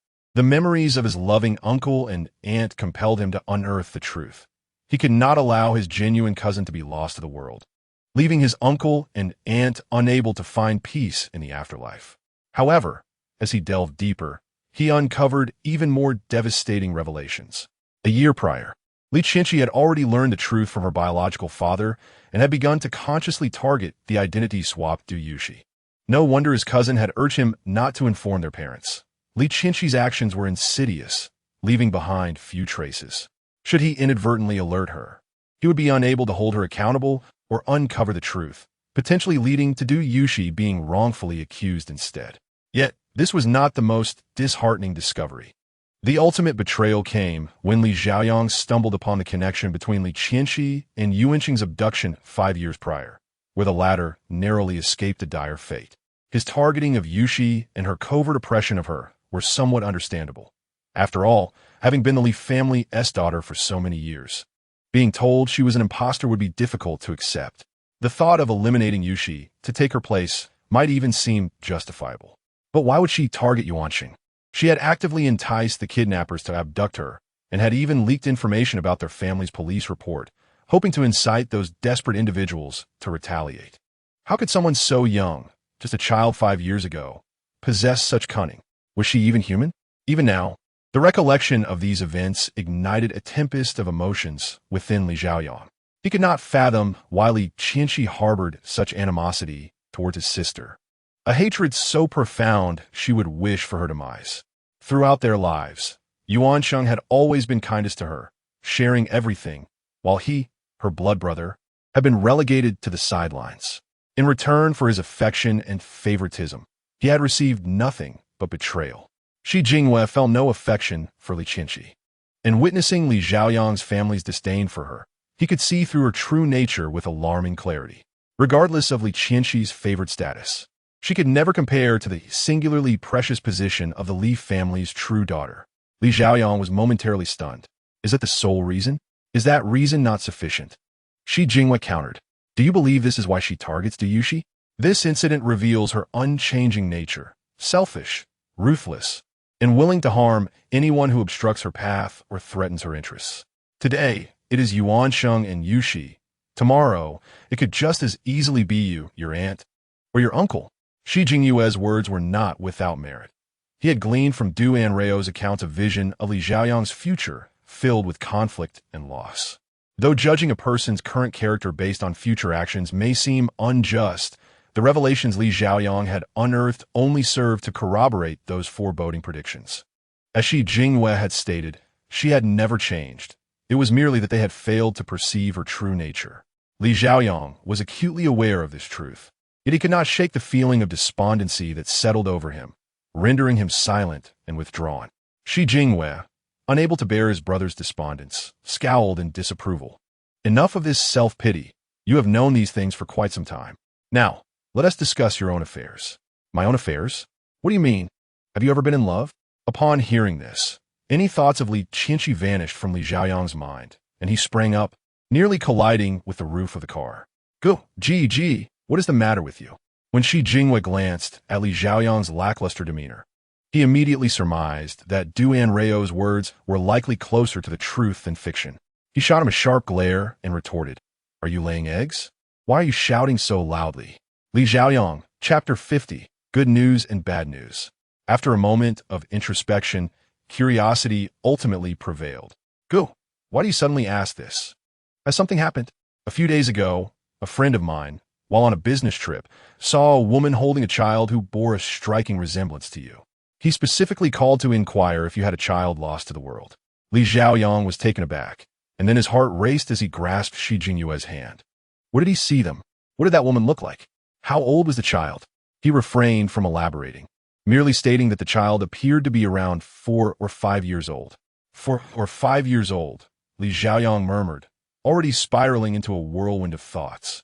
Feeling quite at a loss, while he attempted to convince himself that it could merely be a coincidence, he couldn't shake the nagging doubt. What if it were true? Nonsense. Shi Jingyue's expression darkened, asserting that this matter must be investigated thoroughly. If it turned out to be true, they needed to act quickly to remedy the situation. Otherwise, if aunt and uncle discovered first, he would be powerless to assist Li Xiaoyang. Even Li Xiaoyang himself was uncertain. Yet hearing Shi Jingyue's words spurred him on, and he resolved to unveil the truth behind the events of years past. Observing Li Xiaoyang's distracted demeanor, Shi Jingyue realized he had achieved his objective. His understanding of this first love was limited. Rather than stumbling through the investigation himself, it was more prudent to let Li Xiaoyang take the lead. Moreover, it was evident that Li Xiaoyang still harbored feelings, and with a hint of suspicion, he would inevitably seek the truth. Perhaps not long from now, he would find himself with a sister-in-law and a nephew. Handle this as you see fit. Also, expedite the matters concerning the company. Do not wait until it is too late to regret. As soon as he finished speaking, Li Xiaoyang watched his brother's expression darken like a stormy sky, filled with ominous clouds and flashes of lightning. Help, help! Du Anrao remained oblivious to the little interlude between the two brothers. She was only aware that she had woken up after a restful sleep, having received substantial transfers from both the fourth sister and Mr. Shi. The next morning, she received another transfer from her second brother. Du Anrao pondered, Am I experiencing a streak of financial fortune? Why are so many people eager to send me money? Second brother, don't look at me. It's not my money. Du Anrao was even more confused. Why would you transfer money to me if it's not yours? The director asked me to send you the divination fee. Du Anrao was momentarily taken aback, then quickly grasped the situation. Has his issue been resolved? Not mentioning it was one thing, but as soon as the topic arose, Du Heshuan's eyelids involuntarily twitched. Shishing Entertainment had sent over an actor to replace Pei Yuan's role and, to compensate for the production's losses, added another investment. However, Du Heshuan paused, beginning to grind his teeth. Mr. Shi also added a personal investment. Du Anrao understood now. Is that why they say he can be a boss? This efficiency is remarkable. Just yesterday, I praised that future powerhouse in the industry, and today, they've already packed him into the crew for experience. Nonetheless, this is advantageous. My brother's production won't face cancellation, and the investors will reap substantial rewards. After all, he is a true powerhouse capable of rivaling even the likes of Jack Su. Du Heshuan narrowed his eyes, realizing why Shisheng Entertainment and Shi Jingyue suddenly increased their investment. Now the director was gleefully pacing around the set, thrilled. This morning, he transferred the money to me. expressing gratitude for your insightful words. He truly has found his benefactor. Upon hearing this, Anrao felt even more embarrassed. What insightful words! It was merely luck. Xuan, however, disagreed. To him, the male lead was someone she had suggested, and the investment was something she had personally brought in. She had even considered potential risks, delivering a game-changing opportunity to the production, yet he was still dissatisfied with the size of the director's red envelope. Xuan sighed heavily. I have both good news and bad news. Which would you like to hear first? Everyone at the table turned their attention to him, exchanging glances and cautiously suggesting, let us hear the bad news first. Due to the situation with Jiang Huaying and Pei Yuan, I lost several endorsements. And all the footage I shot during that week is unusable, essentially wasted. Xuan had only made a cameo, and his role as the male lead's mentor meant that 90 of his scenes were intertwined with the lead. Now that the lead had been replaced, naturally, his previous footage could not be used. Mu was the first to react. So you mean to say that you have no income lately and can't support us? Xuan felt both amused and exasperated. Come on, I'm a 3-time Golden Horse Award winner. I won't let a mere 2-week hiatus starve you all. And the good news? The good news is that, coincidentally due to the situation with Jiang Huaying and Pei Yuan, I received several new endorsements. Xuan proudly lifted his chin. They are larger and more renowned brands than before. Upon hearing this, everyone immediately set down their chopsticks, eagerly applauding. Anrao and Yushi joined in with enthusiastic praises. Second brother is amazing. Second brother is formidable. Second brother is incredible. Xuan felt buoyed by his sister's admiration, his lips curling upward. The new male lead has been found, and the original scenes will need to be res-hot. But that's fine. This was their responsibility, and I will be compensated for the new footage. Anrao gazed enviously at Xuan, thinking, is this what they call getting paid twice for the same work? Xuan corrected her, no, he is just doing 2 identical jobs. Reshooting these scenes might take another week, and in addition, Zhouge had filtered through the endorsement invitations, prioritizing local collaborations. Thus, plans may change, and they might need to stay longer, perhaps another half-month or more. So, does this mean I can attend the banquet hosted by Madame Li with fourth sister next week? Chapter 51. Xuan's and the others' gazes instantly fixated on Anrao and Yushi, their expressions urging her to clarify. Anrao's grip on her chopsticks faltered. Sister, didn't you tell them? I thought you had. All right, to put it simply, Mr. Li from Shishing Entertainment has invited fourth sister to attend a private banquet hosted by his mother next week. Yushi added quietly, you are invited as well. I merely tag along, Anrao said, lowering her head to eat, fully embodying the sentiment of let me perish rather than be poor. Yuxi, feeding il place. Summarized the events of the previous day. Upon hearing this, Xuan's internal alarms went off, and he expressed his displeasure in a sarcastic tone. This Mr. Li seems rather familiar, inviting beautiful women at the drop of a hat. He must be quite the playboy. Anrao looked up innocently. Second brother, are you implying that I am less beautiful than fourth sister? Xuan was momentarily speechless, eventually stammering in indignation. Adults are speaking. Children should not interrupt. Oh, I am clearly just as old as fourth sister. The laughter from Fu, Mu, and the others burst forth, realizing Xuan's face was growing darker, prompting them to quickly shift the subject. Cough, cough, what does Yushi think? Are you going? Yushi poked at the meatballs in her bowl, I don't know. I haven't decided yet. Though she said this, it was evident that she was indeed inclined to attend.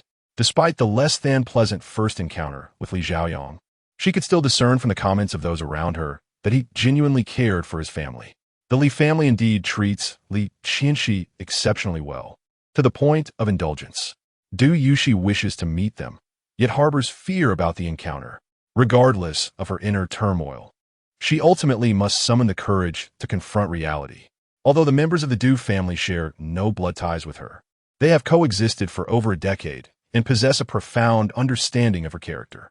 After exchanging glances, Du's parents swiftly turned their attention towards Xuan, conveying their desire to witness the ongoing events at the banquet through their expressions. Xuan remarked, I truly owe you all.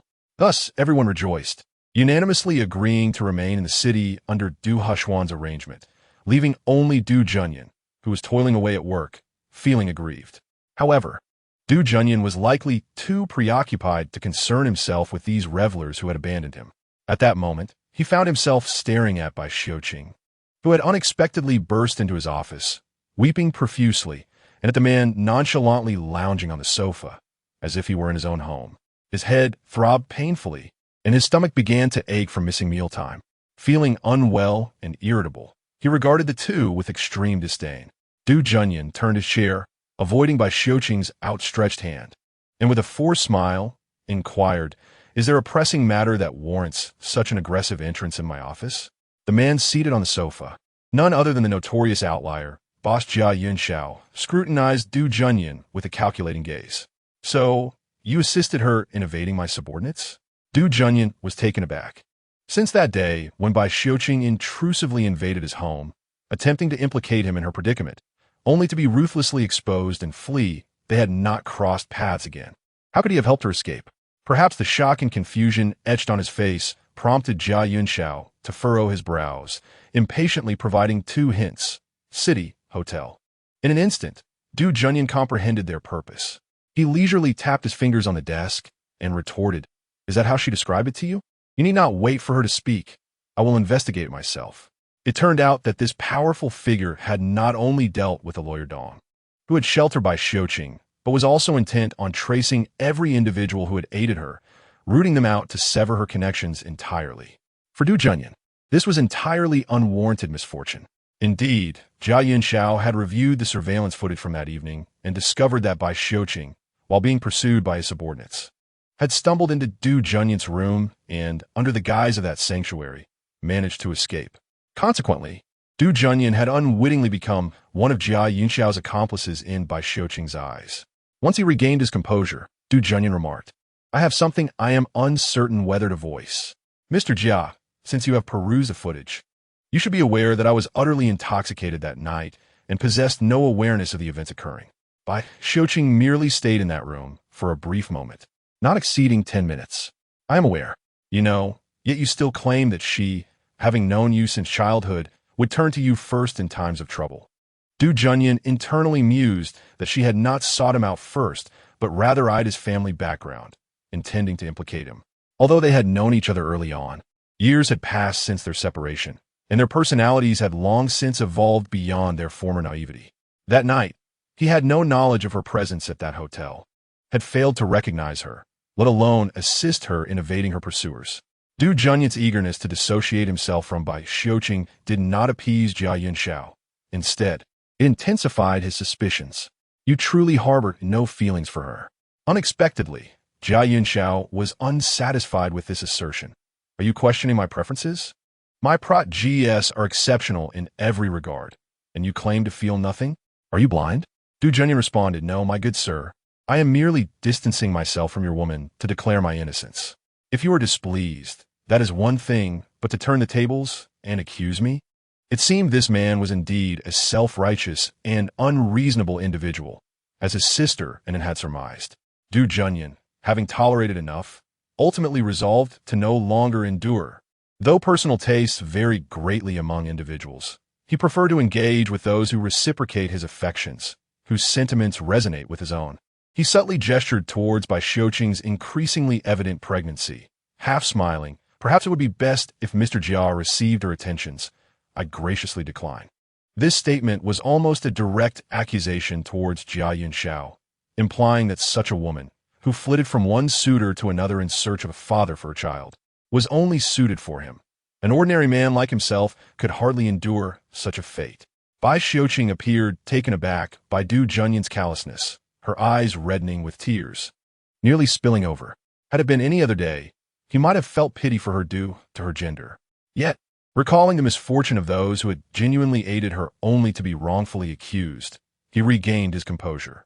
Jia Yunxiao, realizing that no one dared speak to him in such a manner since ascending to his current position, found Du Junyan's words reminiscent of Bai Xiuqing's escapades shortly after her flight, where she had entangled herself with a long string of men. His expression darkened, and his gaze towards Bai Xiuqing grew cold and menacing. Terrified, she trembled, suddenly regretting the lie she had spun when Jia Yunxiao had inquired about Du Junyan previously. It must be said that despite their tumultuous relationship, the two were remarkably attuned to one another. Jia Yunxiao glared at Bai Xiuqing for a moment before decisively redirecting his ire towards Du Junyan. Mr. Du, it would be prudent not to make such sweeping statements, lest you find yourself regretting it later should complications arise. Du Junyan was left speechless. Was he being threatened? With a sigh, he thought, this violent temper of mine need not concern Mr. Jia. If you have come solely for this woman, rest assured, my acquaintance with her is limited. We barely interacted before, and I assure you, any future contact is out of the question. If there is nothing more pressing, I shall bid you both farewell. Having issued his dismissal, he ignored the two individuals staging a drama in his office. Jia Yunxiao had never been so disregarded before, his temper flaring as the veins in his forehead bulged. Mr. Du, you're still quite young and inexperienced. Remember, there are many more formidable individuals in this world, and not everyone is one you can afford to provoke. You may not care, but does your family share the same sentiment? Unbeknownst to him, at that moment, Du Junyan gripped his pen tightly, snapping it in half. He had underestimated this man's madness. Despite his repeated forbearance, he found himself being trampled upon. Threatening him was one thing, but endangering his family was another matter entirely. Already irritable from long hours of work, Du Junyan inhaled deeply and decisively picked up the phone to report the situation. Police, please take action. Unrelated individuals should evacuate promptly. Jia Yunxiao, seated in his vehicle, wore a face as dark as soot, having spent so much time abroad. He had evidently forgotten that this was a society governed by law, and he could not fathom that Du Junyan would dare to call the authorities. Bai Xiuqing's eyes brightened momentarily as thoughts of escaping Jia Yunxiao crossed her mind, but then she recalled the difficulty she had faced in her solitary flight these past months, and the light in her eyes dimmed once more. She reached down to caress her visibly protruding belly, feeling a swell of emotion. My dear baby, Mother has made these sacrifices for you. In the end, the once mighty foreign magnate found himself paying the price for his arrogance, experiencing an unexpected downfall and a brief stay in a detention center.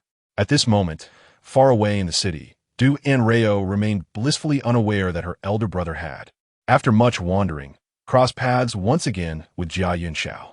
Fu Silly, due to her remark about the potential of a hidden dragon, had become the darling of the company, even securing the leading role in a major male-centric drama.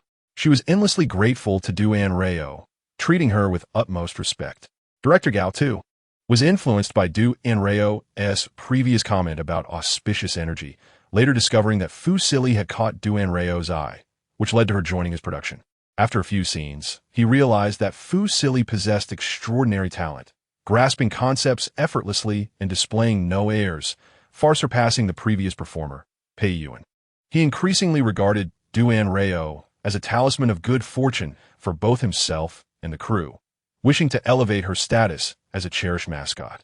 Consequently, Du Anrao's time on set became even more splendid than before. One day, Du Anrao was enjoying a casual conversation under a sunshade with a supporting actress who had just finished filming, when she suddenly thought of Yang Jiantao, who was hospitalized. What troubles could he be facing? Through her sister's thoughtful explanations, Du Anrao learned that after Huang Zhaodi's parents fled the hospital in despair, they had not entirely given up hope.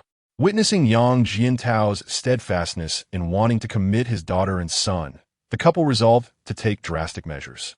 They contacted various media outlets known for sensationalizing family disputes, tearfully accusing Yang Jiantao of his heartlessness towards their daughter. In their eyes, Yang Jiantao was an actor and a star, reliant on public goodwill. As long as he wished to preserve his reputation and career, he would have to yield to them. Initially, some were swayed, believing that since they were family, Yang Jiantao's actions were excessively callous. Yang Jiantao, however, did not engage in lengthy explanations, promptly sharing records of the substantial sums of money Huang Zhaodi and her brother had solicited from him over the years, along with the audio recordings from the incident. Upon hearing the lengthy transfer records, netizens began to waver, and once they listened to the recordings, it became clear that this was a case of extortion. They quickly realized that grievances stemming from such a situation were better left unspoken. The media reporting on the matter were taken aback that a domestic dispute could escalate into a criminal case, and hastily withdrew from the story. Just as everyone thought the issue had settled, Yang Jiantao refused to let the Huang couple off the hook. That very evening, he released the chat records and audio of their attempts to extort him, fulfilling his earlier promise to ensure that the family of four would reunite behind bars. It seemed that Yang Jiantao had prepared thoroughly to sever ties with this peculiar family. Du Anrao, upon finishing this intriguing tale, couldn't help but reflect on the absurdity of it all. All right, this matter involved you as well. Duo? Chapter 53.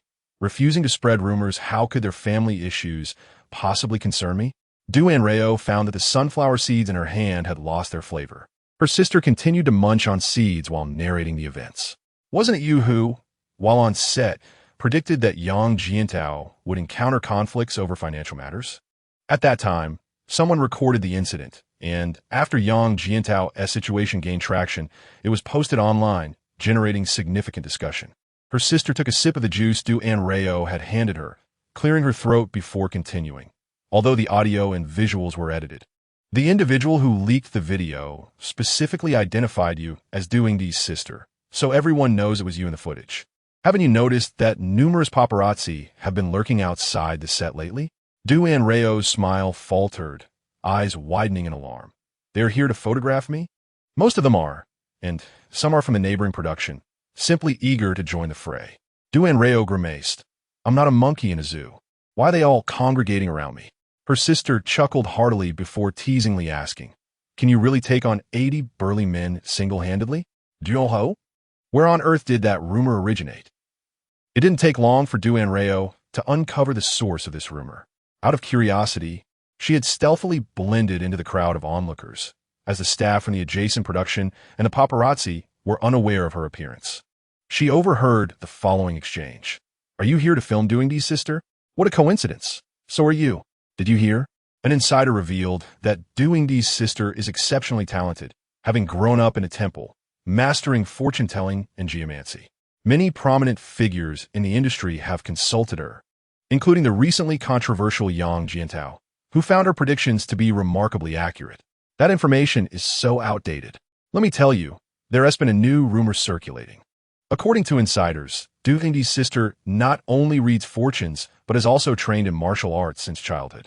Although petite, she can single-handedly take down several burly bodyguards. How impressive. Du Anrao watched as this latest news morphed into. Did you hear? Duingdi's sister is even sturdier than Duingdi, able to take on 18 warriors all by herself. Did you hear? Duingdi's sister is muscular, capable of confronting 80 muscle-bound men with just one hand. Did you hear? Duingdi's sister is tall and robust, with a waist as thick as a barrel, able to traverse the skies. No one, not even 108 heroes combined, stand a chance against her. Du Anrao, enough. Who exactly is this insider? Furthermore, I refuse to propagate or believe such rumors. Feeling deeply wounded, Du Anrao promptly decided to skip work and accompanied Du Yushi to select an outfit for the evening's banquet.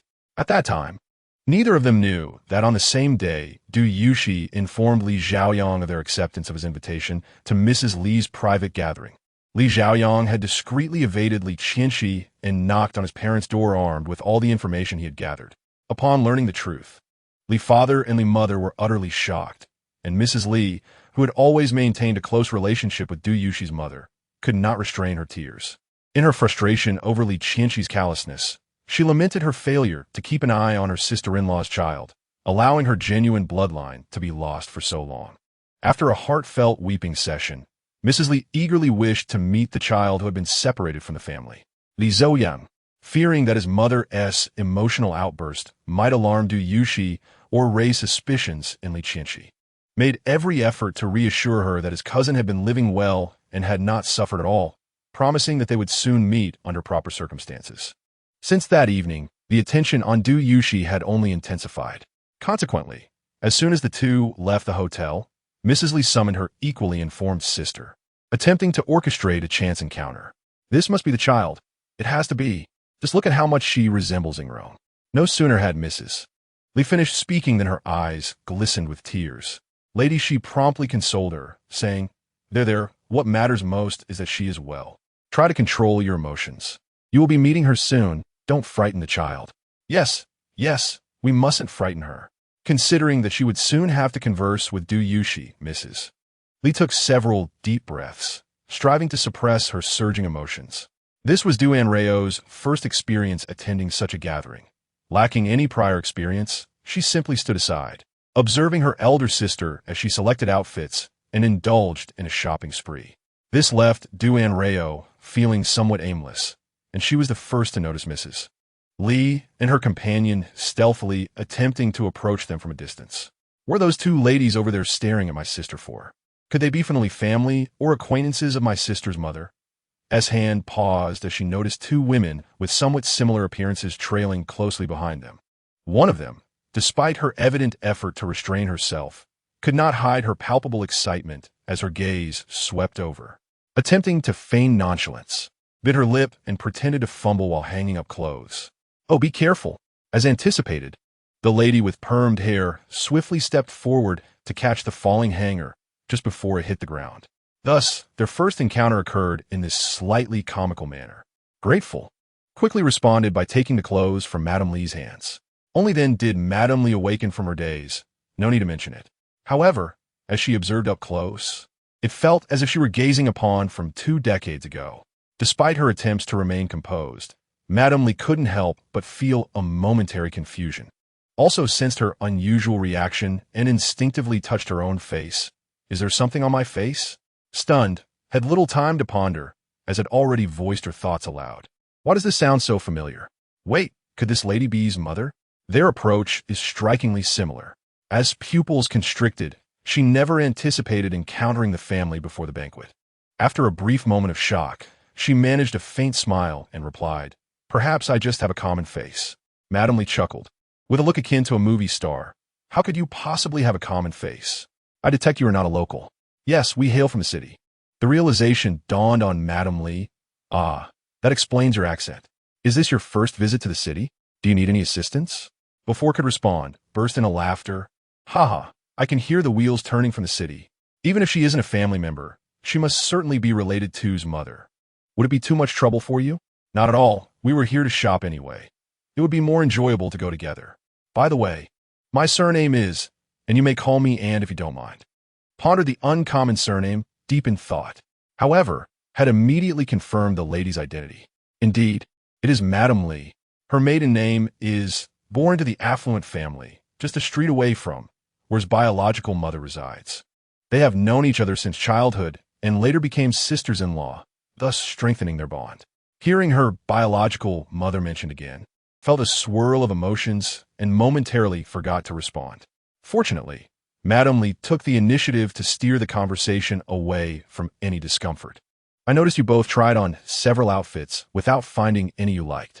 Is it the style of this shop that doesn't appeal to you?" Taking a deep breath to regain her composure, glanced at the garments she had just tried on and sighed. "The clothes here are beautiful, but they simply do not suit my sister and me. Moreover, they are a bit too ostentatious for the banquet." Madame Li exchanged glances and couldn't help but laugh. The target demographic of this store was between 25 and 35, although the fabric and designs were commendable. The vibrant colors were indeed a tad mature for the two young girls. I recall there is a women's clothing store just a couple of shops to the left, oriented towards a bright and fresh style, suitable for girls your age. They even have evening gowns designed for banquets. You should be able to find something that fits your taste and appropriateness. As the largest landlord in this mall, quickly thought of a store that would meet their needs, and exchanged glances, finding it to be a reasonable suggestion. "Then let us go take a look. Aunt, you may join us," began, but before she could finish her sentence, Madame Li casually grabbed a piece of clothing nearby. "We have already made a purchase and can accompany you to ensure you don't waste time searching in the wrong place." Was taken aback, while, standing silently behind her, curiously peered over. "Wow, if I'm not mistaken, that's a low-cut backless dress. Who would have thought? This lady has a daring side." Noticing her sister's choice, remarked, "This is quite unseemly." The group hastily checked out and exited the clothing store. But before they reached the shop had mentioned, they encountered a familiar face. "Madame Li, Madame." The two ladies expressed surprise upon seeing the newcomer. "What brings you here?" The woman referred to as appeared to be in her 40s, dressed sharply in a white shirt and black trousers, sporting a chic bob haircut. Although her makeup was impeccable, the fine lines at the corners of her eyes betrayed her true age. There was a minor issue at one of the stores. "I can't take a look." She indicated toward a nearby jewelry shop, glanced up and recognized the name above the jewelry store. "That name sounds familiar. Oh, I recall. The jewelry set my second brother gifted me seems to be from there, and I believe he is their spokesperson. Yet, I feel like I've heard this name before." Along with this, unable to recall where she had heard of this person, quietly played the role of a bystander. It wasn't appropriate for them to pry into someone else's business, so Madame Lee skillfully changed the subject. "Is it with you? I heard he's recently secured several major contracts for the company, achieving remarkable success. At last, he has matured and excelled, and you can finally enjoy some ease." Upon mentioning her son, S' expression softened noticeably. "Oh, I see." Madame Lee's casual inquiry about her son led to a swift conclusion when she learned that was abroad. However, it was who had been silently observing who finally recalled where she had encountered this brand in this. "No wonder I initially sensed a dullness in her maternal aura. Her son is the unfortunate young master of who fell victim to an online scam and ultimately met with tragedy abroad." Met with tragedy abroad? S' eyes widened as she instinctively turned to look at the woman still engaged in conversation with Madame Lee. This was indeed a remarkable woman. She and her husband built the brand from the ground up, enduring considerable hardships in their youth. However, after she finally bore a son, the unexpected passing of her husband left her a widow with a child, struggling alone. Although the company was founded by both, once she had a son, her focus shifted to family. The sudden loss of her husband was a tremendous blow to both her and the company. After being away from the business for several years, many shareholders began to harbor their own ambitions, seeking to seize the company from the grieving widow. At that time, found herself isolated and facing immense challenges, but persevered through sheer determination, ultimately restructuring the company, leading to the success of today. Had admired this while reading, recognizing her as a true career woman. Unlike who trampled over others to ascend, she infused her very essence into her business, creating a formidable fortress for herself and her family. Yet, even such a remarkable individual could not escape the cruel twists of fate. After the passing of her husband, Xiaozong devoted herself entirely to her career and the meticulous upbringing of her only son. It can be said that her utmost concerns in life, aside from her company, revolve around her child. Although her son possesses commendable capabilities, he is undeniably a romantic at heart. Recently, Xiaozong mentioned that her son had traveled westward to verify the details concerning raw materials. The West, particularly in relation to raw materials, likely refers to the country of Feitsue. Feitsue? Du Yushi was taken aback. Though she had never visited this tumultuous nation, she had heard whispers of its chaotic nature.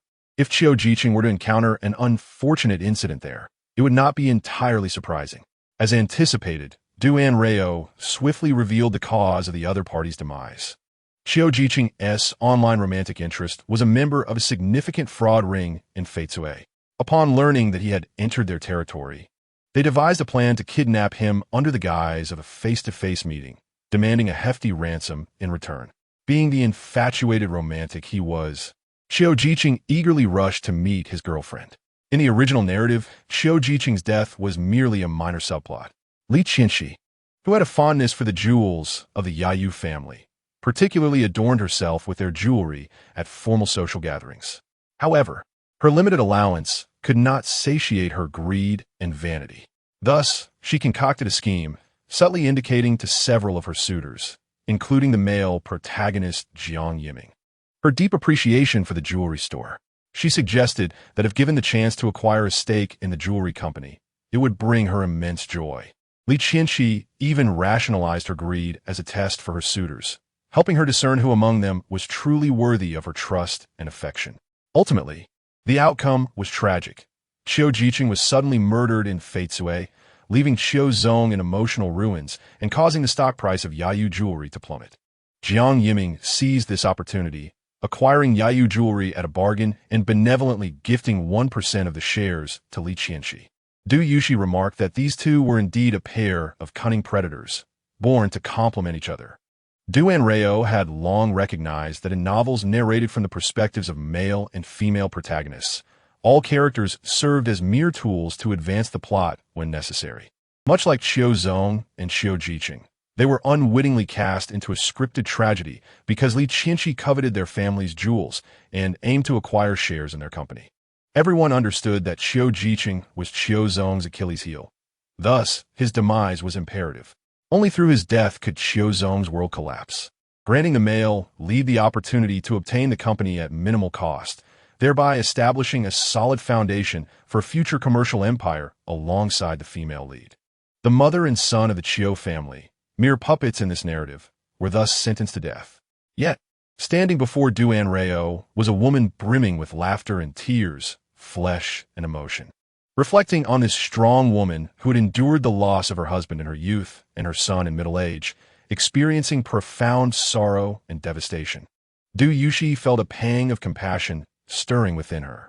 Du Yuxi observed Du Anrao's sympathetic gaze and then glanced at Qiu Zong, who was engaging in friendly conversation with Madame Li. A myriad of thoughts cascaded through her mind, prompting her to ask, and then, have you been fixated on Qiu Zong since earlier? Have you discerned something? Du Yuxi did not lower her voice, and the previously engaged Madame Li and others turned their attention toward them.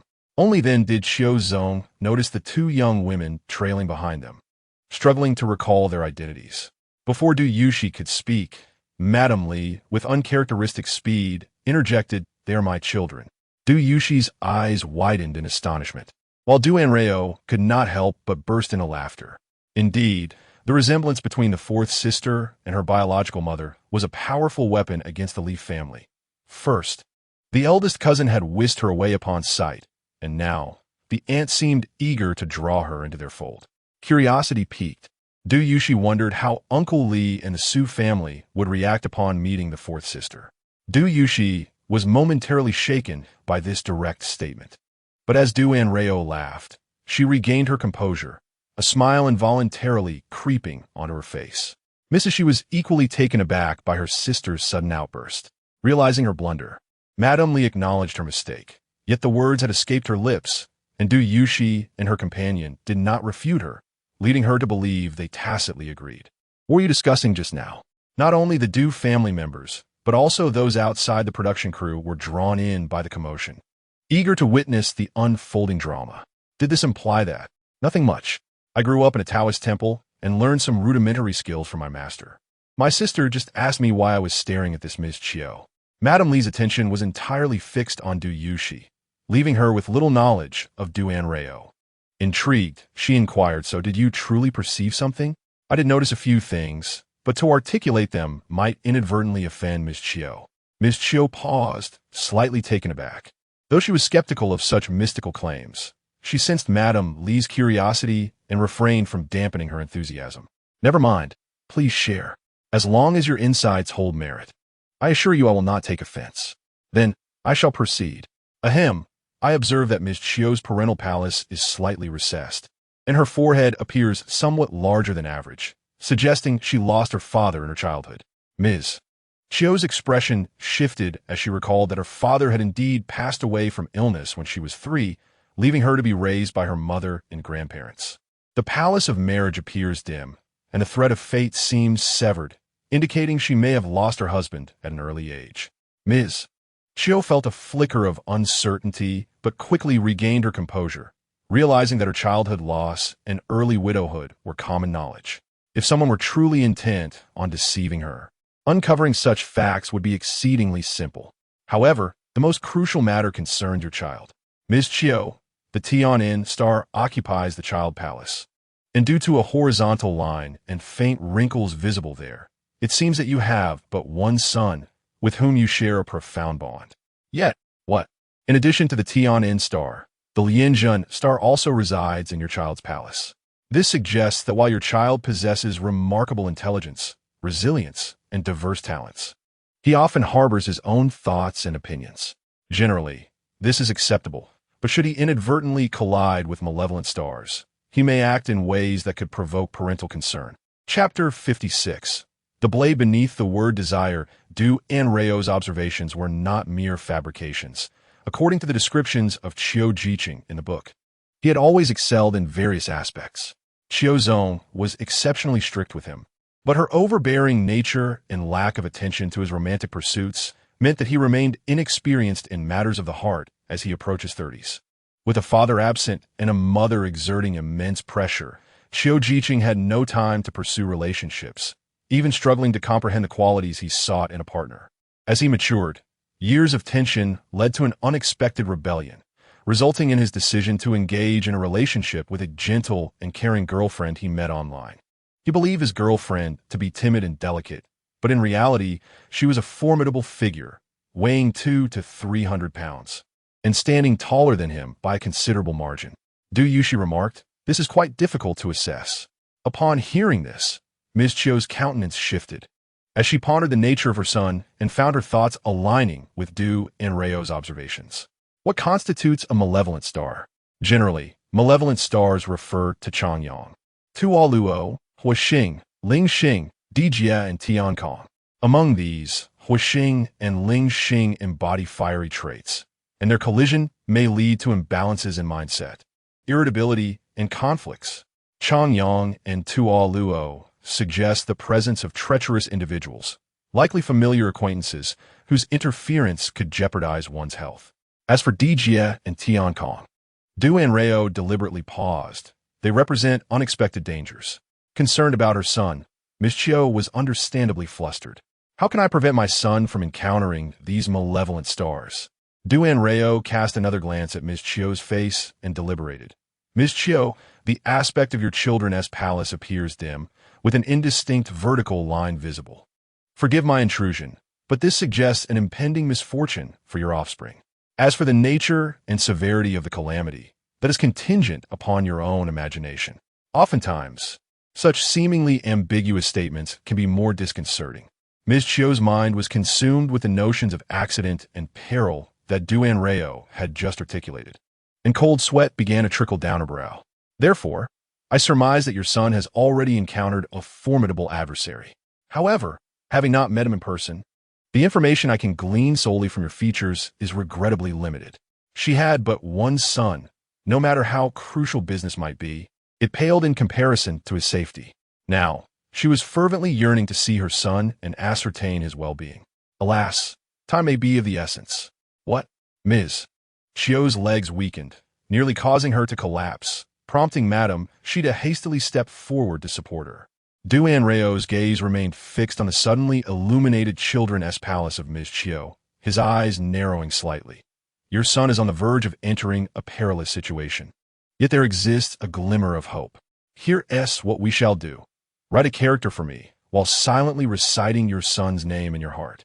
The two of you are bound by blood. All that he possesses in this life is bestowed by you. You share the deepest connection in this world. The character you write may reveal further causality, enabling you to assist him. At this moment, Ms. Qiu's mind was in disarray, and she could not fathom what to write. Turning her head, she noticed the strikingly colorful sign of a nearby women's clothing store. Anrao observed as Ms. Qiu's trembling fingertips clumsily inscribed a character in his palm, momentarily causing his mind to stall. Does this count as the universe discreetly granting me a backdoor? She blinked and quickly grasped the situation. The character that Ms.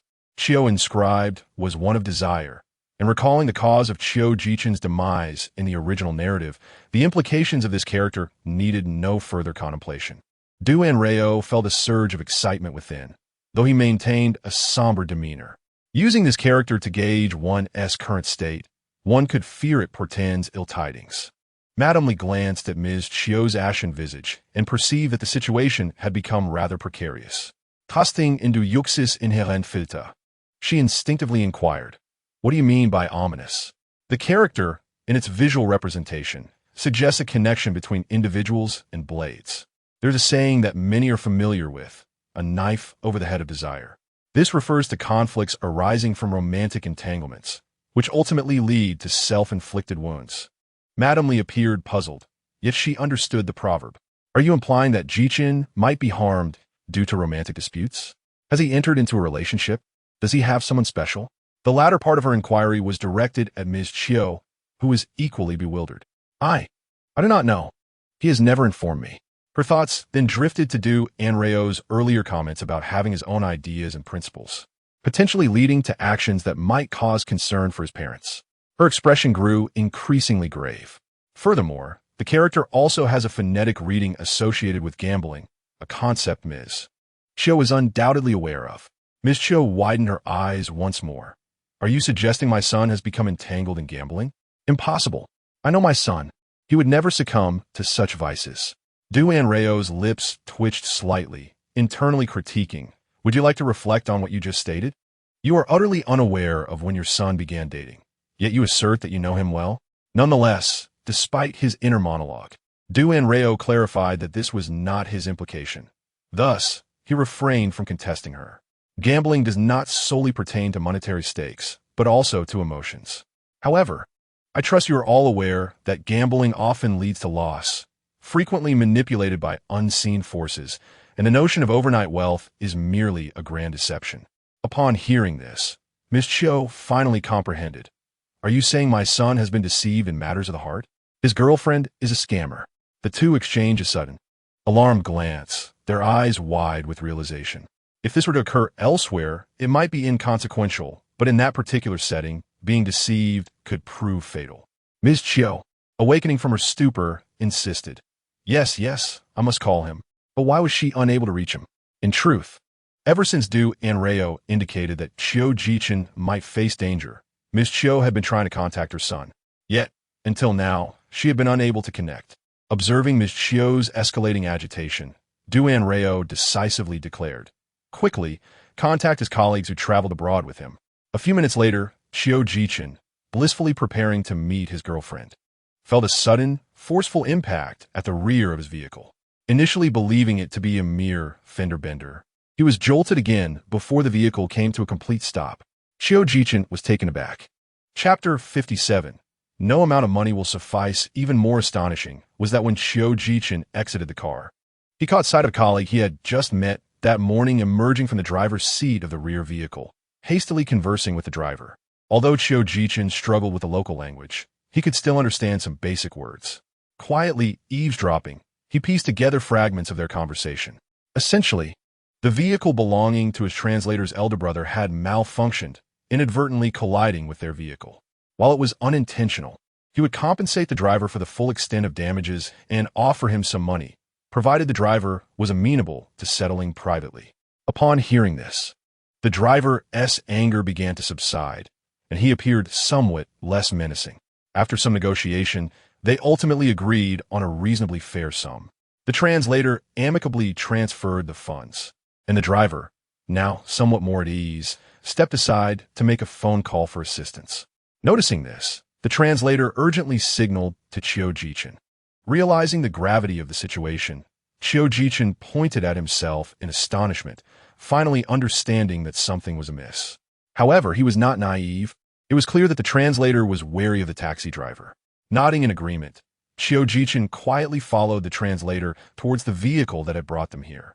Arriving at the sides of the car, they exchanged a knowing glance before swiftly entering and locking the doors, starting the engine.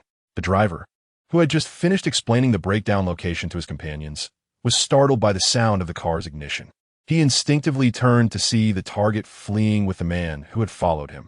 After a few steps in pursuit, he realized that his own vehicle was inoperable, and in a fit of rage, he drew his gun and fired at their car, even though they had already driven a considerable distance. The two inside could not help but feel a chill run down their spines at the sound of gunfire. Let be known, I will only engage in such life-threatening endeavors this once. There will, thanks to your prior warning, Mr. Chiu, regarding the problematic driver, I managed to halt his vehicle and offered him some compensation to alleviate his suspicions, which ultimately allowed me to successfully escort Manager Chiu away. In our hasty departure, he became quite agitated and lashed out at us. But fortunately, we managed to escape swiftly. Otherwise, both of us might have faced dire consequences. Wu Gu remarked that his concerns stemmed from the considerable effort he had exerted to rescue someone, and feeling unrecognized for his labor. He sought to impress his superior to secure his position. However, Ms. Chiu listened with trepidation, her mind drifting to the request from Anrao to connect with the employees accompanying Qiu Jiqing on a business trip. She recalled the unsettling words spoken after learning that Qiu Jiqing had recently departed the hotel in a taxi. Was his journey premeditated or a spur-of-the-moment decision? It was indeed prearranged, as the taxi had been booked in advance. Upon confirming this, I surmised that the driver who came to collect him might be part of a fraudulent scheme, advising those in pursuit to exercise caution.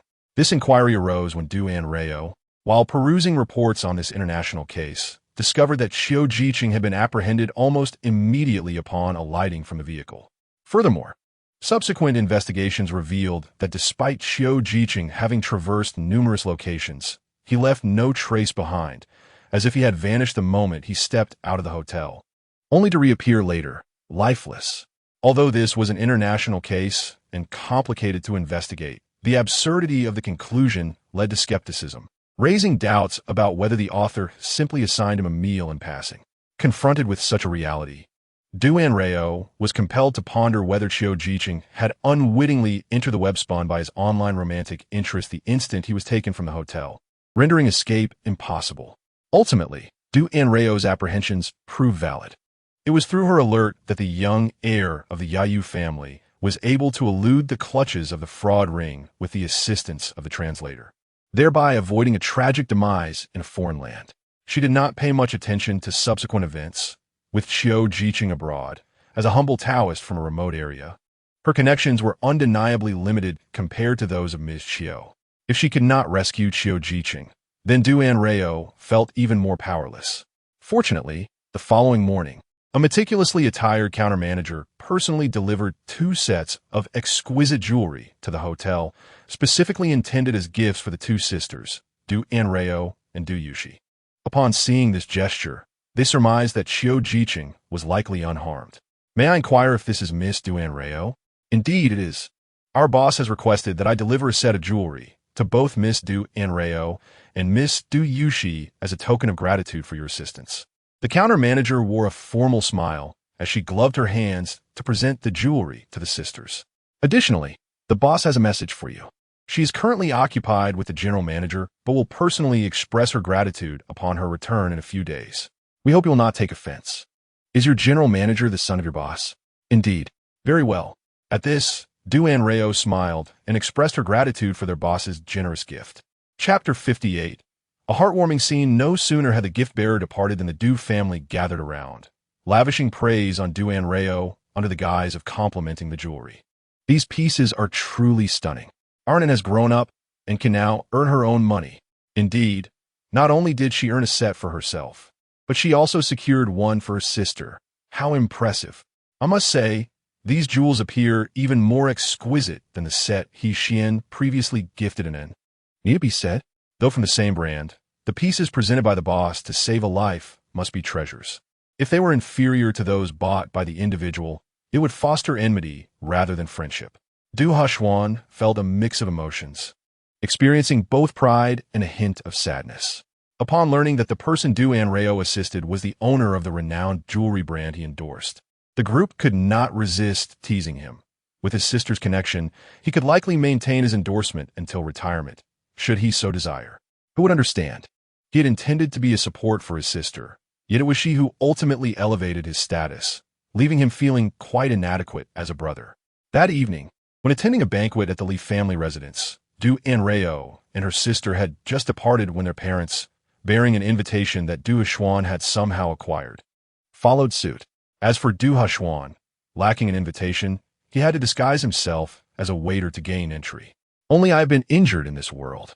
Although the gathering was merely a reunion of friends and family, upon arrival, the two realized the Li family's banquet was indeed quite grand in scale. Faced with a crowd of familiar faces, the two newcomers felt somewhat out of place. Then, they encountered a familiar face. What brings you here? Aren't you supposed to be at the hospital with your brother? This familiar figure was Yi Mengjin, whom they had met not long ago. Today, she donned a striking red knee-length dress, her makeup flawless, complementing the lace trim cascading from her neckline, enhancing her appearance akin to a rose poised to bloom. After appraising the two, she scrunched her brow in distaste.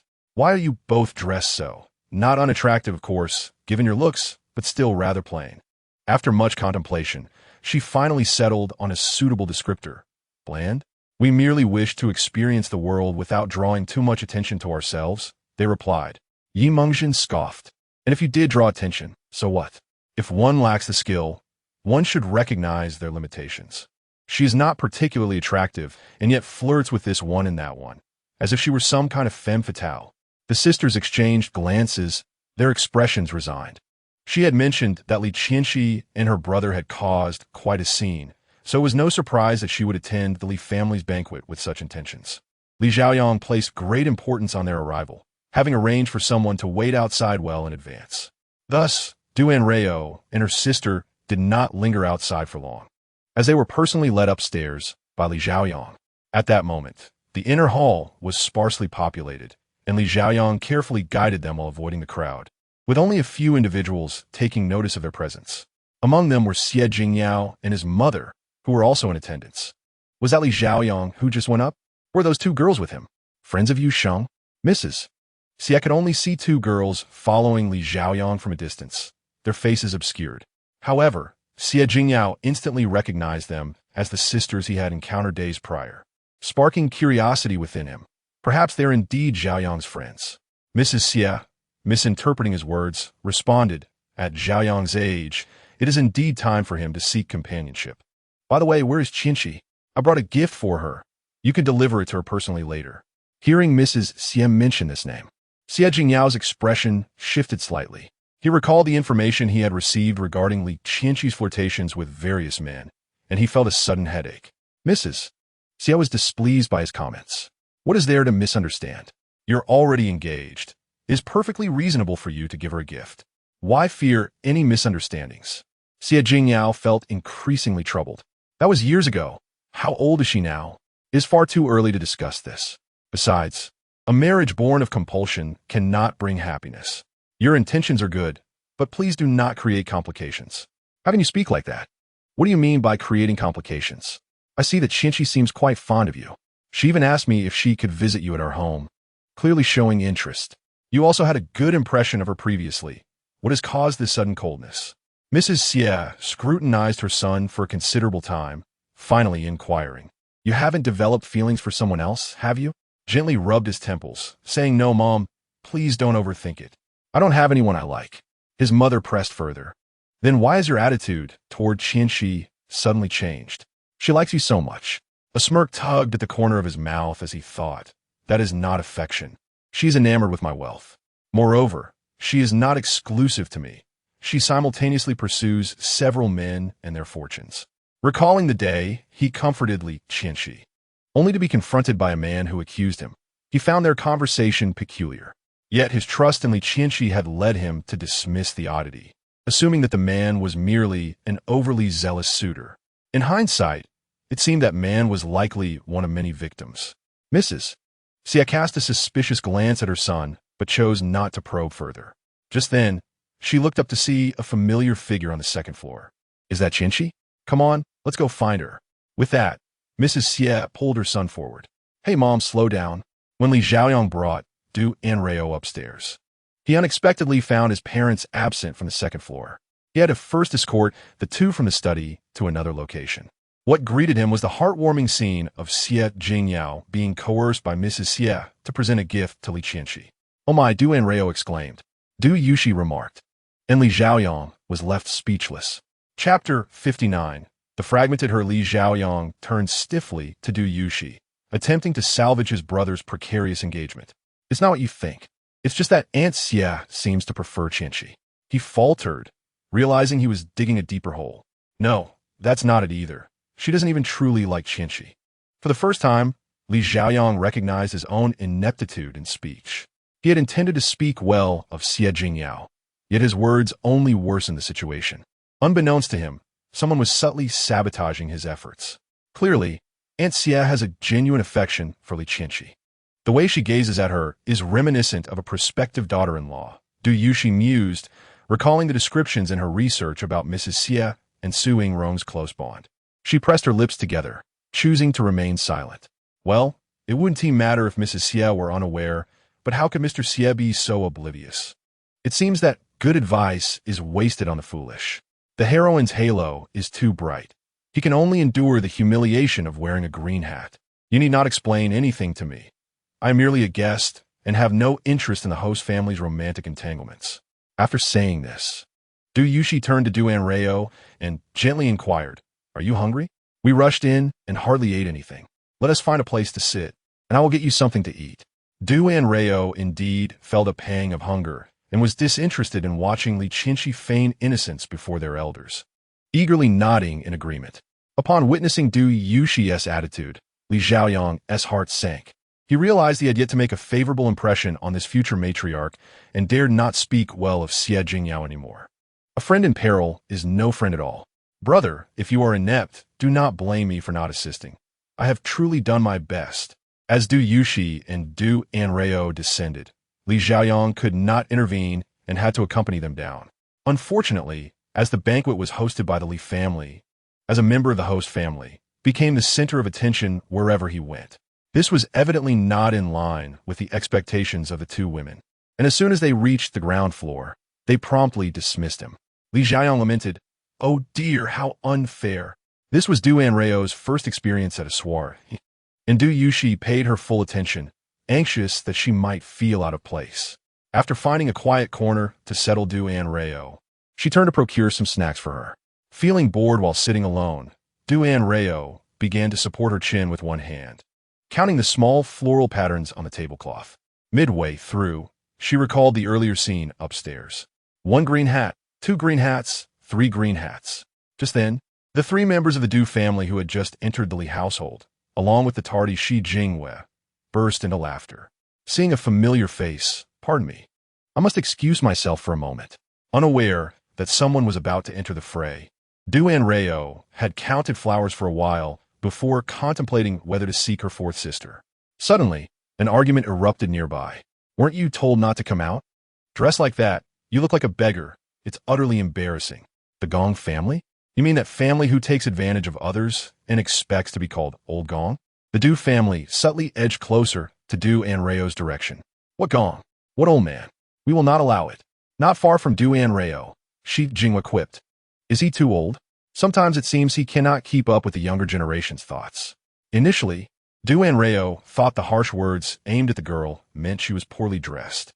However, peeking out, she discovered that the one being criticized was simply dressed plainly. A white shirt paired with a black jacket and matching black skirt. Her makeup was minimal, making her appear more suited for work than an evening gathering. Yet to be labeled a beggar, Du Anrao glanced at her own attire, feeling slightly insulted. The girl, unfazed by the insults, adjusted her somewhat heavy black-framed glasses and stated, "Mom asked me to keep an eye on you." Gong Haoming dismissed her retort. "Are you using Mom to pressure me? If she told you to watch me, did she also instruct you to dress like this for the banquet?" "The banquet is of no consequence. I just got off work and had no time to change." Du Anrao found this remarkable. So she really came dressed for work? Impressive. But these two must be siblings. What a bothersome brother. In my family, he would be in serious trouble. The Du family murmured, "Not to that extent." Gong Haoming's disdain and impatience were evident, while the one being insulted remained indifferent, mechanically repeating her initial statement. "Mom asked me to keep an eye on you." Gong Haoming's friends joined in the mockery. "Ha ha, Haoming, you're already grown, and your mom still has someone watching over you? She must be worried you'll cause trouble." "Exactly. One would think you haven't weaned yet. Ha ha." Their laughter only fueled Gong Haoming's anger, prompting him to hurl more venomous words. "If your mom told you to die, would you do it? I'm an adult. I don't need you monitoring me. Who do you think you are? Just because you joined the company doesn't mean you're recognized as a member of the Gong family. No matter how high you climb or how well you perform, you're just a dog in our family. We'll give you the right to control me, because I am your sister." Gong Jinyuan. Du Anrao was taken aback by the fierce shout, her gaze shifting toward the two squabbling. "Gong Jinyuan? So she belongs to that family known for raising children like pets. This foul-mouthed boy is Gong Haoming, the sycophant of Li Qianxi, who slipped into the final circle through his sister's influence." As the Du family discreetly approached, their spirits lifted. This was indeed juicy gossip. The Gong family was known as a peculiar branch of the city's prominent families. Gong Laozu, the grandfather of Gong Haoming and his siblings, had married 9 times and fathered 49 children, a staggering number that included both legitimate and illegitimate offspring. Du Anrao cast a sympathetic glance at Gong Jinyuan, isolated yet resolute. Her family situation could be summarized succinctly: a timid father, a mad mother, a spoiled brother, and a fragmented sister. The Du family was left speechless. Shi Jinghua had heard whispers about the Gong family and instinctively glanced at the quarreling siblings, her brow furrowing in concern. Chapter 60. A fateful heritage. The tragedy of Gong Jinyuan ultimately finds its roots in the extraordinary patriarch of the Gong family. Gong Haoming's father is the eldest son of the venerable Gong patriarch and the sole progeny of his first wife. Logically, this status should have secured him a firm foothold within the family. However, the original matriarch met her demise due to the reckless behavior of her husband. Following her death, the second wife ascended to her position, while a multitude of paramours lurked outside, waiting for their chance. As the legitimate heir of the Gong patriarch, Gong Changjun became a target, mercilessly besieged and oppressed from a tender age. In such a dire environment, 2 types of personalities typically emerge. One, like Jiang Yiming, is ambitious and relentlessly strives for ascension. The other, like Gong Changjun, is a timid creature, living in constant fear, akin to a startled bird. Unfortunately, Gong Changjun belongs to the latter. The true victim, however, remains Gong Jinyuan and her mother, particularly Gong Jinyuan. The unfortunate sister could hardly fathom that the reason for Madame Gong's disdain towards her was due to her lack of blood ties to Gong Changjun. The Du family members, particularly Shi Jinghua, noticed the insinuation of infidelity and were not surprised by the revelation. Yet, Du Anrao's subsequent words startled them. She is the daughter of the Gong patriarch and Madame Gong. What? Du Yishuan nearly dropped the plate he was holding in shock. Du Anrao glanced around, while Du Yishuan quickly turned away, tugging at his hat to obscure his face. Shi Jinghua, sensing something amiss, cast a discerning glance towards Du Yishuan's location, understanding dawning in his eyes. What could Madame Gong have seen in Gong Changjun? Was it his lack of responsibility, his cowardice, or his selfishness and hypocrisy that led her to choose him as a partner? He witnessed firsthand how the Gong patriarch seduced his wife during a family banquet and knew the true parentage of her child. Yet, he took no steps to prevent it and even offered sweet words when Madame Gong considered terminating the pregnancy, promising her that the child would be cherished as his own. In truth, he was merely concerned about the Gong patriarch's lingering interest in his wife. He feared that if the patriarch discovered the truth about his wife bearing his own flesh and blood, he would be enraged. Furthermore, this was Madame Gong's first pregnancy, and he dreaded that any harm to the child might leave lasting consequences, jeopardizing their chance of having children together. Du Anrao observed the scene with a face full of disbelief, while the Du family members shared a collective sentiment of disdain, silently condemning him as a scoundrel. Indeed, after giving birth to Gong Jinyuan, Madame Gong bore Gong Haoming, one a product of love, the other a testament to humiliation. It is not difficult to imagine the treatment Gong Jinyuan endured in her youth. Reflecting on Du Anrao's earlier summary of the Gong family's dynamics and observing the current interaction between the siblings, it became evident how fitting it was. Meanwhile, the altercation among Gong Haoming and his companions had escalated to a boiling point, with Gong Haoming seemingly sensitive to Gong Jinyuan's status as a sister. In a fit of rage, he splashed wine onto her face. Gong Jinyuan, seemingly expecting this, only flinched momentarily before regaining her composure, wiping her face calmly while maintaining her gaze on Gong Haoming. Regret washed over Gong Haoming as soon as the wine left his hand, yet he was surrounded by others, and showing weakness would only invite ridicule. Thus, he could only muster a cowardly insult before turning away. Those who had been around him, seeing the excitement dissipate, began to jeer at Gong Jinyuan from a distance, finding amusement in the situation, and eventually departed, none willing to extend a hand in her direction. Du Anrao, witnessing this, felt a surge of indignation and stood up, yearning to intervene. How pitiful it was, if only someone could assist her, at least to alleviate her solitude.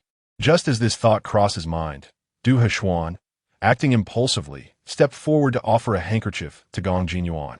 Despite having maintained her composure amidst Gong Haoming's outburst and the jeering of his friends, she paused, momentarily taken aback by the gesture. It was only when Du Heshuan called her miss that she snapped back to reality. "Thank you," Gong Jinyuan said as she accepted the handkerchief, dabbing her face before removing her heavy black-framed glasses to clean them as well. Up close, Du Heshuan realized that Gong Jinyuan was not unattractive. Her delicate face and bright, expressive eyes revealed a certain innocence when freed from the glasses that had previously lent her an air of aloofness. Unbeknownst to Du Heshuan, as he observed her, she too was discreetly appraising him. Standing at an impressive height of 6 feet, he possessed a fine physique, although clad in a service uniform. He exuded an air of privilege, and his voice was pleasing to the ear. Alas, due to his mask and hat, his face remained obscured, rendering him somewhat of a suspicious figure in the midst of the bustling crowd. As such thoughts crossed her mind, Gong Jinyuan could not help but smile. What did it matter if he seemed suspicious? There was nothing about her that warranted others scheming or calculating. Du Heshuan, taken aback by her sudden laughter, soon heard his beloved sister exclaim in delight. There are indeed more good people in this world. This service attendant is simply dashing. There are far fewer beasts like the Gong Patriarch and Gong Haoming's treacherous brother. Du Heshuan's eyes sparkled with pride, eager to bask in his sister's praise. However, he soon heard Du Anrao murmur, "Is it just my imagination, or does this service attendant's silhouette bear an uncanny resemblance to my second brother?" Du Heshuan. The Du family members, Shi Jingwei, who had long since discerned the truth, chuckles Chapter 61.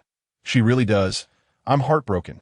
As Du Heshuan approached Gong Jinyuan, he retained a semblance of rationality, deliberately positioning himself so that Du Anrao would not see him. He thought this would ensure his anonymity, yet he nearly gave himself away. Gong Jinyuan contemplated the champagne and handkerchief in her possession, folding the latter neatly before tucking it away. This scene, perceived as somewhat intimate by outsiders, was understood by Du Anrao, who had witnessed Gong Jinyuan's life unfold. Alas, she had never received much kindness throughout her life.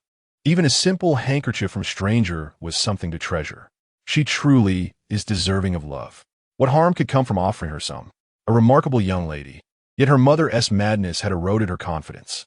In the Gong household, Gong Jinyuan was nothing more than a shadow, neither loved by her father nor cherished by her mother. Though she bore the title of a young lady, her existence was inferior to that of a servant. At least a servant would not endure a decade of her mother's verbal and emotional abuse, nor the callous disregard from her father, or the mocking derision from her so-called siblings. In such extreme circumstances, she appeared to embody a fusion of Jiang Yiming and Gong Changjun.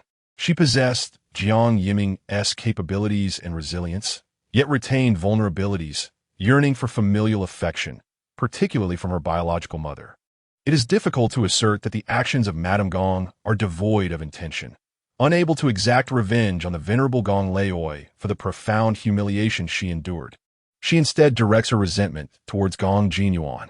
She deftly manipulates Gong Jinyuan's emotional spectrum, reducing her to a mere pawn in their familial dynamic, extracting every ounce of her vitality under the guise of familial affection, compelling her to offer all in servitude. In truth, she has indeed succeeded in this endeavor. The members of the Gong family, oblivious to the underlying circumstances, assume that Madame Gong's frosty demeanor towards her stepdaughter is due to the latter's inability to assist Gong Changjun in seizing the right of succession, a notion that Gong Jinyuan herself entertains. In her quest for maternal approval, she exerts herself to master various skills, striving to demonstrate that she is not inferior to her brother or any man of the Gong lineage. This is precisely why Du Anrao persistently underscores Gong Jinyuan's remarkable capabilities. For she is ensnared in a family that treats raising children akin to nurturing venomous creatures. The Gong Laoi publicly acknowledges 49 offspring, who in turn have bestowed upon him over 100 grandchildren. With such a multitude, even a seasoned educator would require considerable time to address them, let alone the chaos that ensues when they are thrust into the corporate arena to vie for supremacy. The advantage of having numerous children is that losing one is inconsequential, as there will always be a backup. Within this brutal environment, reminiscent of a survival game, Gong Jinyuan is compelled to play the worst hand and yet orchestrates a dazzling triumph. The Du family is taken aback. They had presumed her to be a pitiable figure, only to discover a fierce and formidable presence akin to a carnivorous flower. Yet, paradoxically, this revelation only serves to heighten her allure, explaining why Anan is so captivated by her. However, before they could fully digest this turn of events, the plot took a dramatic nosedive. Just as Gong Jinyuan, through her own merit, advances to the finals with the prospect of ultimate victory, she is betrayed by her own brother, Gong Haoming, who, under Madame Gong's directive, exposes her lineage during a board meeting. Faced with the ensuing public outcry, Gong Jinyuan is coerced into withdrawing from the board and leaving the company, while Gong Haoming emerges as the victor. The members of the Du family are left speechless, their thoughts a cacophony of confusion. This sensation is akin to watching a riveting drama where, just as everything seems to settle, with all virtuous characters attaining their deserved fates and the villains facing appropriate retribution, a meteor crashes, obliterating the good and freeing the wicked from their confines. Such a dismal conclusion would undoubtedly elicit a torrent of grievances directed at the writer.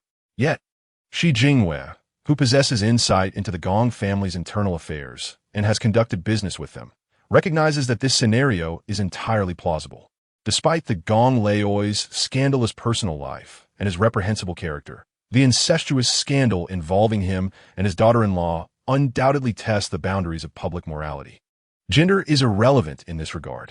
The board would never sanction someone burdened with such a dark past to ascend to the chairmanship, regardless of their unparalleled abilities. Regrettably, one cannot help but feel a sense of loss for the efforts Gong Jinyuan has expended in this regard. Upon learning of this abominable outcome, the Du family members' minds buzz with disbelief, and upon reflection, they finally grasp why Du Anrao had initially referred to Gong Haoming as a mere opportunistic fool. Indeed, he embodies that description, a sour and superfluous presence who, through the treachery of betraying his sister, manages to emerge victorious. No wonder he is favored. Haoming, what a charmed life he leads, a truly enviable fate. Although this matter bears little relevance to them, they cannot help but feel increasingly incensed. Du Anrao shares their sentiments. Gong Jinyuan is exquisite, formidable, yet tragically wronged, epitomizing the archetype of beauty and strength entwined with suffering. Is it not worthy of divine intervention to assist her, to secure her vengeance, and vanquish these scoundrels? She is a flower blooming amidst thorns, a bird soaring from the mire, yet her branches are cruelly severed, her wings broken, leading to her demise. However, if someone could extend a hand before she bleeds her last drop and sheds her final leaf, offering her a few drops of sustenance, she could resurrect and emerge anew. Madame Gong has transformed from a victim into a perpetrator, becoming the very dragon she once sought to slay. Yet the most despicable among them remains Gong Haoming, who, lacking intellect and imbued with selfish arrogance, shamelessly accepts everything his parents orchestrate for him, climbing to power atop the blood and flesh of his sister and mother. It seems as though Gong Jinyuan is merely a temporary power-up granted to Gong Haoming by the author. Otherwise, with his minuscule intellect and emotional ineptitude, how could he possibly attain the status of a secondary male character? The Du family members wholeheartedly agree, their disdain for Gong Haoming intensifying following recent events. Gong Jinyuan stands still for a moment before ultimately raising her glass and moving to the side, presumably to contact Madame Gong. The gossip subsides momentarily as the Du family members busily compose themselves, striving to conceal any abnormalities from Du Anrao. Du Yushi takes a deep breath, carrying the meticulously selected snacks and juice towards Du Anrao, only to be abruptly seized by a hand that unexpectedly reaches out. Anrao, is that you? Noticing the situation unfolding with Du Yushi, the Du family members gasp in astonishment. Du Anrao exclame. The individual who has grasped Du Yushi's hand is a noblewoman clad in a black evening gown, her light makeup slightly concealing the imperfections on her face, yet failing to erase the marks of time entirely. She clutches Du Yushi's hand tightly, her eyes red and brimming with tears, unwilling to blink, as if wishing to engrave the visage of the girl before her into her memory. Du Yushi, feeling uncertain, refrains from moving, aware that the woman must be acquainted with her mother, though she struggles to discern her identity. Fortunately, assistance arrives swiftly. Sister Juanine, Mrs. Lee had instructed the reception staff to monitor the movements of the Su family, and upon learning of Mrs. Su's arrival, she hastened to the scene, only to find that she had already made contact with Du Yushi. Just as Mrs. Lee calls out, Du Anrao immediately identifies the woman before her. The mystery is solved. This is my fourth sister's aunt, Zhang Wanyin, the only character in the original story who was not deceived by Li Qianxi. Steadfastly believing that Li Qianxi is not Su Yingrong's daughter, and resolutely maintaining that Li Qianxi is Li Qianxi and Su Yingrong is Su Yingrong, never allowing for a comparison between the two. Aunt Du Yushi instinctively tightens her grip, her gaze inadvertently drifting to the woman's face. Upon noticing Mrs. Lee's arrival, Mrs. Su not only refuses to release Du Yushi's hand, but grips it even tighter. Li Zhanyin glances at Du Yushi, relieved to see that although she is surprised, she is neither frightened nor angered. Sister Wanyin, please calm down. Do not startle the child. Child? Zhang Wanyin pauses, realizing that Du Yushi is indeed younger than their recollections of Su Yingrong, not to mention that nearly 20 years have elapsed. However, the one she cherished remains frozen in her most beautiful form, which is why upon seeing Du Yushi, she is reminded of the Su Yingrong of yore. Zhang Wanyin strives to suppress her exhilaration, reluctantly loosening her grip on Du Yushi's hand. Du Anrao arrives beside Du Yushi at this moment, asking Sister 4, "Are you all right?" "I'm fine. Are you hurt?" Li Zhanyin inquires with concern, confirming that Zhang Wanyin has not harmed her before further explaining, "I apologize. Sister Wanyin did not mean any harm. She was simply overwhelmed with emotion upon seeing you, mistaking you for an old acquaintance." "Old acquaintance?" Du Yushi raises an eyebrow, feigning ignorance. "Is this the same old acquaintance you mentioned earlier, the one who said I look familiar?" Yes. Had the intention of subtly revealing the matters concerning Su Yingrong to Du Yushi, thereby allowing her to gradually accept their familial ties. When she proactively inquired, it presented an exceptional opportunity. "The individual I speak of, Su Yingrong, is my sister-in-law, the biological sister of my husband. 18 years ago, my brother and his heavily pregnant wife traveled to the province and unexpectedly encountered a once-in-a-century catastrophic mudslide. At this moment, Zhang Wanyin had regained her composure, her gaze towards Du Yushi filled with complexity. "Which family do you belong to? I have never seen you before." "I am Du Yuxi. I have been living in the city, but recently, due to certain matters, I am accompanying my family around the city." "The city?" Zhang Wanyin's expression clouded with regret, realizing how far it was from them and even further from the province. Could it be that she was overthinking? Unbeknownst to Du Yushi and the others, Du Anrao had a faint inkling of her thoughts. After all, she was the only one in the original narrative who understood the situation. Hence, she decided to offer a hint to this perceptive individual. "Were you referring to the catastrophic mudslide in the province over a decade ago? What a coincidence. My parents were also in the province at that time and were caught in the mudslide, which led to an early delivery." She continued, "If it weren't for that natural disaster, the hospital was overwhelmed with injured patients, and I and my fourth sister wouldn't have been switched at birth." "What?" Zhang Wanyin's expression shifted as she looked at Du Yushi, her gaze transformed entirely. Du Yushi could easily perceive Du Anrao's apprehensions and sighed. "Indeed, we were both born in the provincial hospital during that catastrophic mudslide. Many were injured and hospitalized, including my mother and Anan's mother."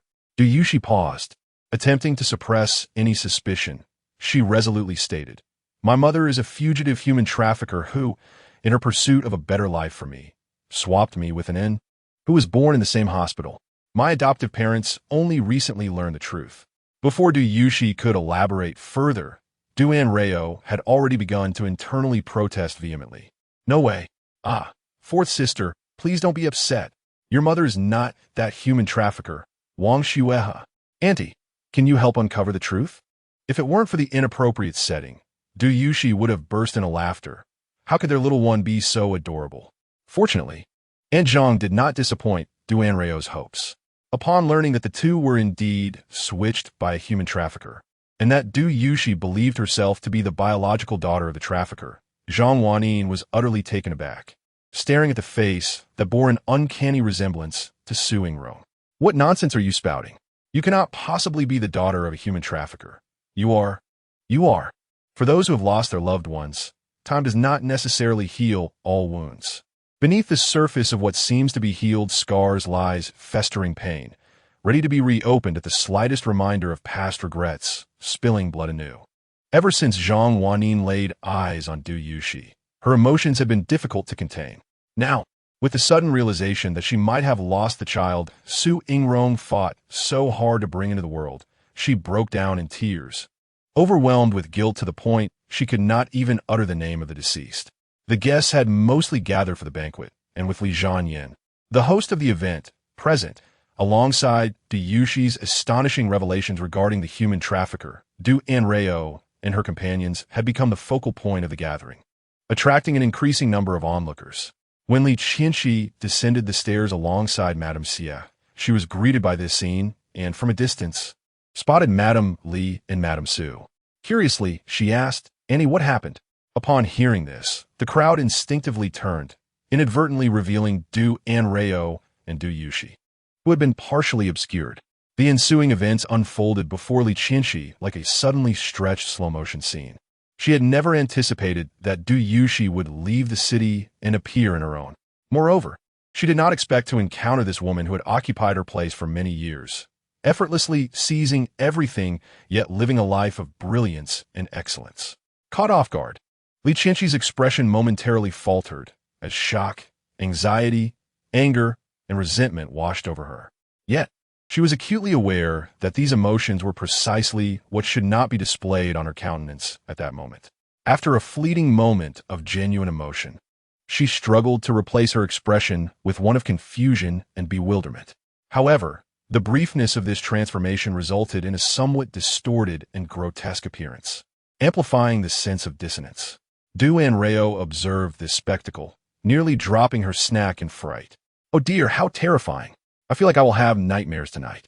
The members of the Du family could hardly contain their amusement, and the tension that had built up in anticipation of confronting the source of all malice dissipated instantaneously.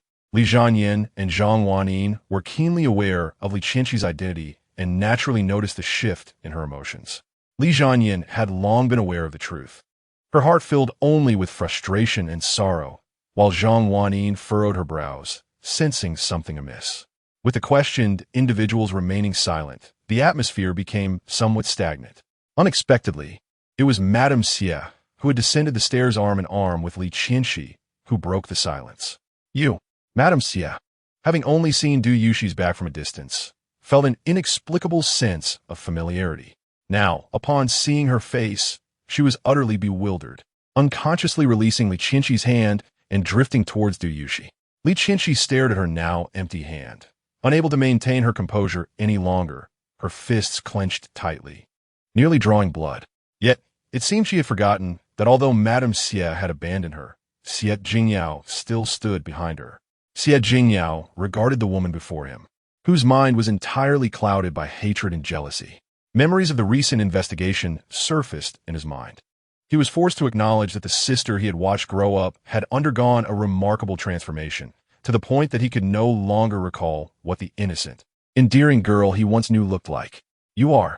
As Madame Xie approached, she scrutinized Du Yuxi's face, finding herself suddenly overwhelmed with nostalgia. Du Anrao, seizing the moment, had a sudden realization. How could I forget? This Madame Xie is a college classmate of Fourth Sister's mother, and their bond is akin to that of sisters.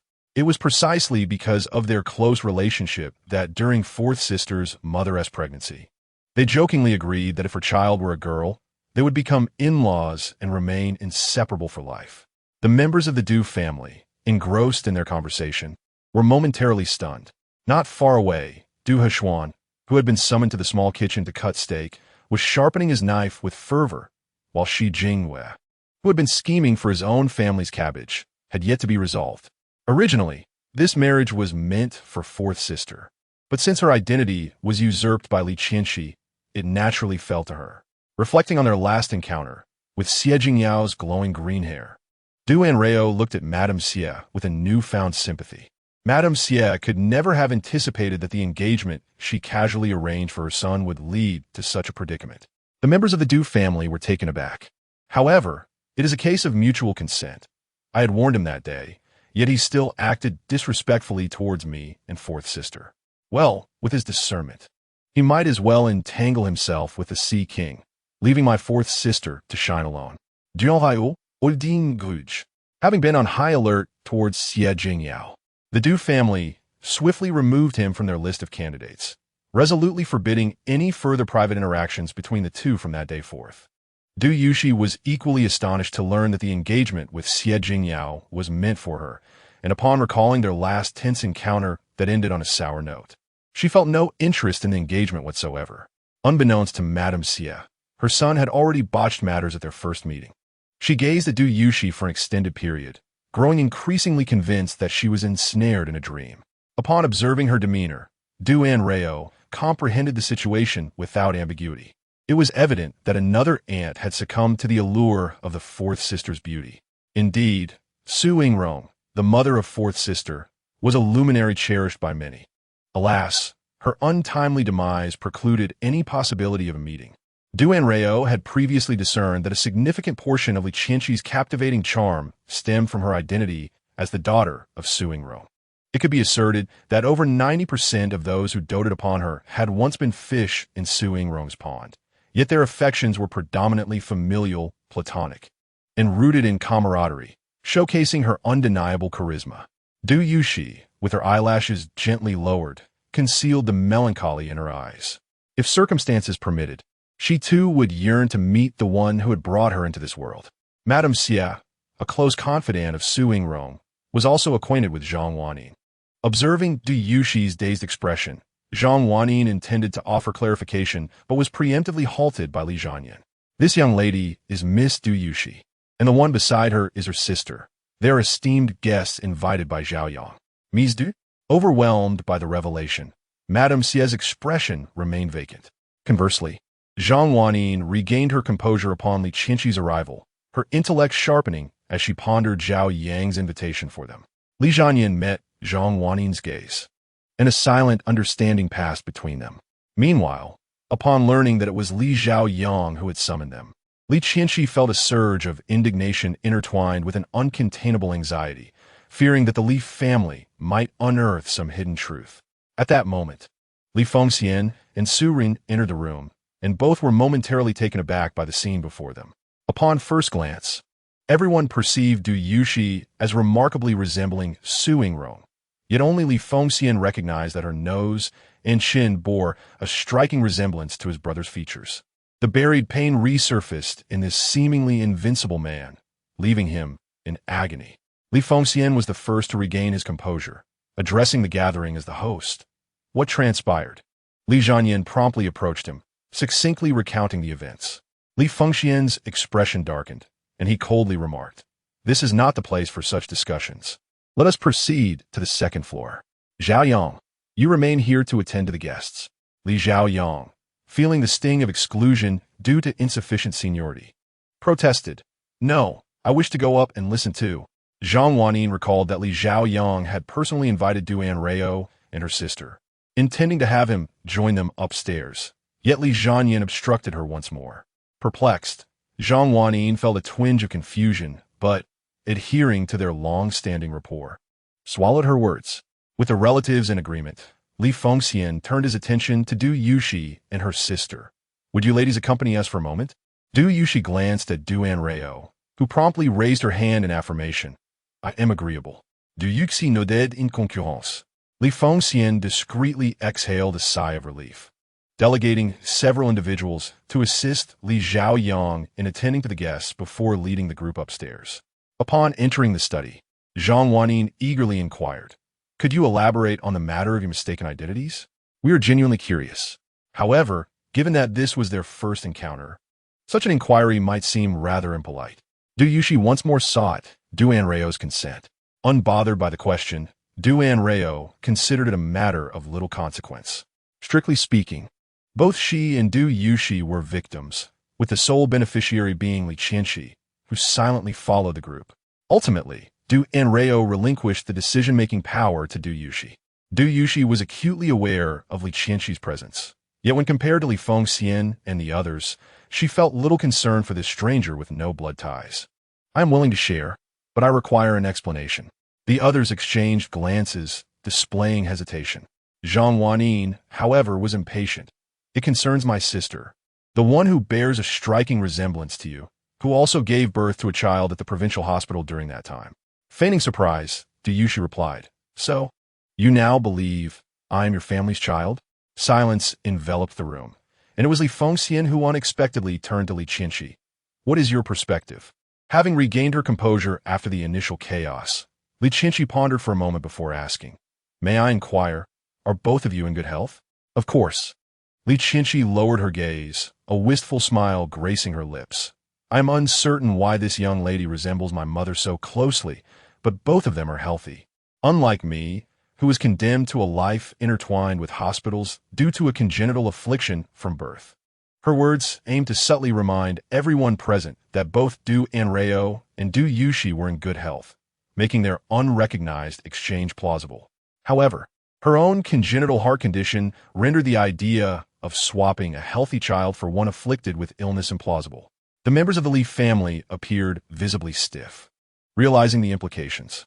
Only Du Anrao, who held the script, saw through Li Qinshi's ulterior motives. How astute!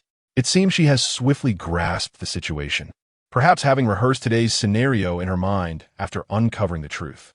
"Alas, she encountered me. Every cause yields an effect, and your retribution is my presence." Meanwhile, the Du family, now on the lower level and eavesdropping, found the situation amusing. It indeed presents a logical fallacy. Exchanging a healthy child for one afflicted with congenital disease would likely be exposed, yet it seemed even fate conspired to assist the mother and daughter duo. Given the medical system's inadequacies at the time, compounded by natural disasters leading to numerous accidents, hospitals were overwhelmed and the healthcare system teetered on the brink of collapse. What serendipity for the chosen daughter! The outcome was predictable. Wang Xuehe leveraged this situation to compel the alteration of Li Qianxi and Du Yushi's records.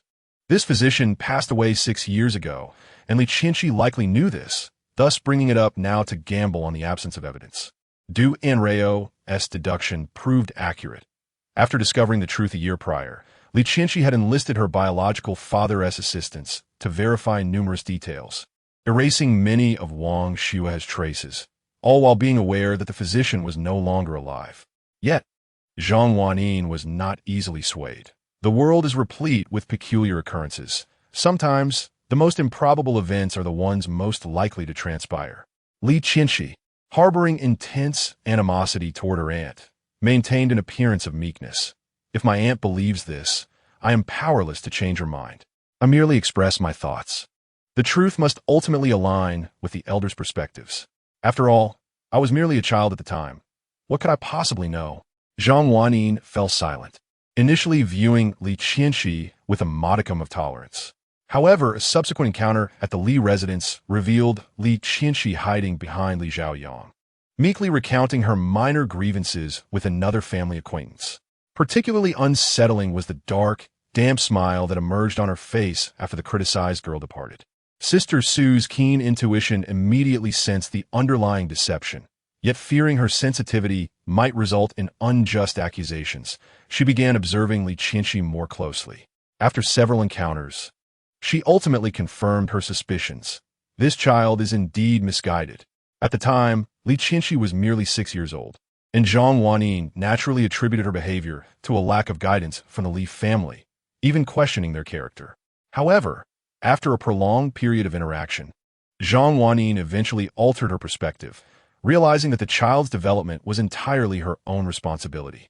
Yet, it was precisely for this reason that Zhang Wanyin grew increasingly resistant to the presence of Li Qianxi. The girl, who had nearly been raised before her eyes, blossomed in youth and beauty, radiating warmth like a dazzling little sun, rendering her unforgettable with just a single glance. How could such a remarkable person give rise to a child who was so affected and prone to underhanded antics? In Chapter 65, the enchanting female lead was indeed terrifying. Unfortunately, everyone seemed entranced by the afterglow of the little sun, leaving the aunt to experience the melancholy of being the only sober one amidst the intoxicated crowd. Now, with Li Qianxi employing her old tricks, Zhang Wanyin felt an immense fury brewing within her. wishing she could rush over and tear away both her deceitful facade and her insufferable tongue. Anrao, observing from the side, was astounded, gaining a deeper understanding of the prowess of this siren-like female lead. It was astonishing to encounter a genuine manipulative character like Li Qianxi. In comparison, Bai Xiuqing seemed like child's play. In just a few sentences, she absolved herself of any culpability, and if it were ever discovered that she and her fourth sister had been switched at birth, she would remain an untouched, innocent darling. Most notably, she also exuded a frail demeanor. How could the aunt continue to press further without appearing to bully someone unwell? Truly, it was remarkable, demonstrating the undeniable power of the captivating female lead. Du Yushi couldn't help but raise an eyebrow, taking her first earnest look at Li Qianxi's face. It was evident how they had instantly recognized her as the girl accompanying the Xie family upstairs. Although the banquet was held at the Li residence, the second floor was a private area, unless one was brought up there personally by Li Zhaoyang or was a member of the host family like Li Qianxi. Entry was restricted. Additionally, there was her face. Li Qianxi suffered from congenital heart disease, restricting her from engaging in vigorous activities, leaving her complexion paler than most, and her physique notably frail and delicate.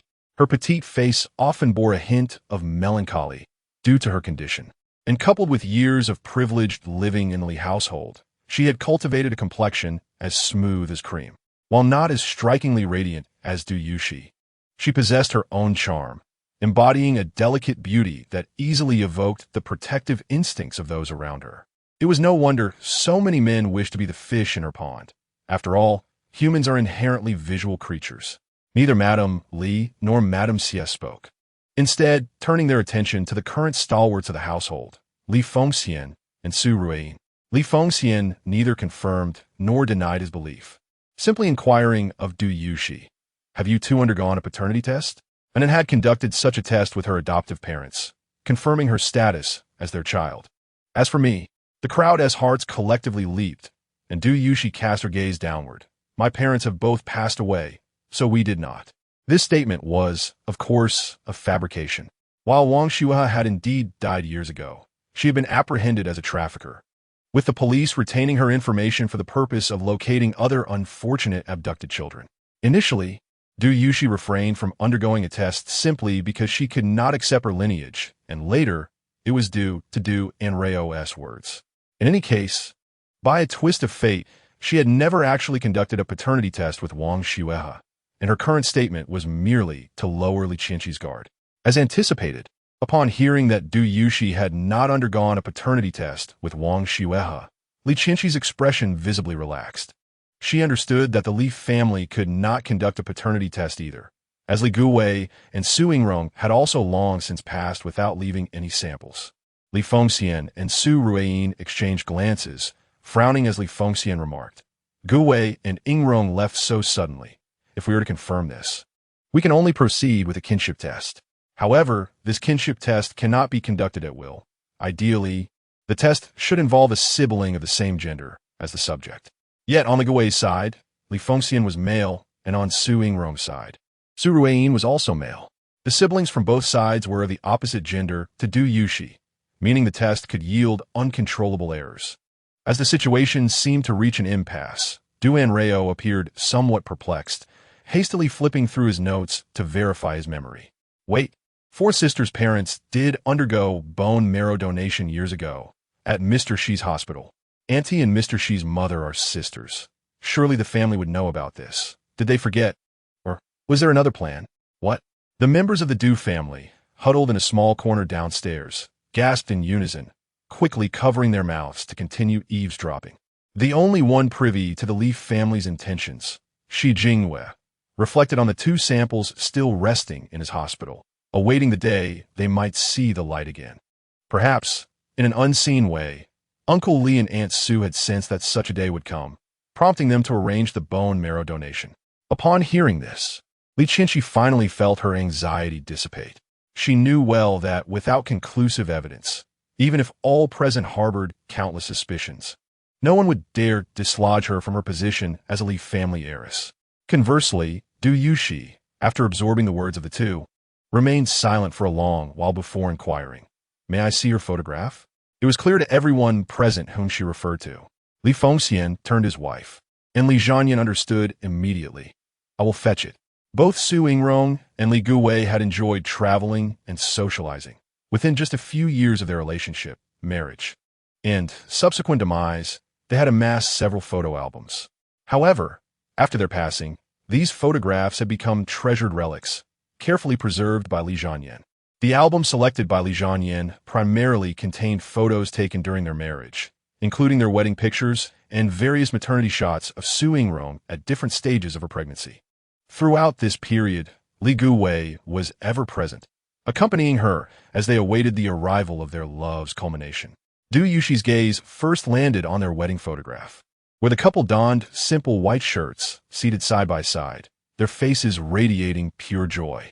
Su Yingrong bore a striking resemblance to her, albeit appearing more vivacious and cheerful. Her smile curving her eyes into delightful crescents that evoked smiles from onlookers. Li Guwei also bore a resemblance to Li Fengxian, though he lacked the latter's severity, appearing instead as a carefree youth, his smile revealing a perfect set of 8 teeth.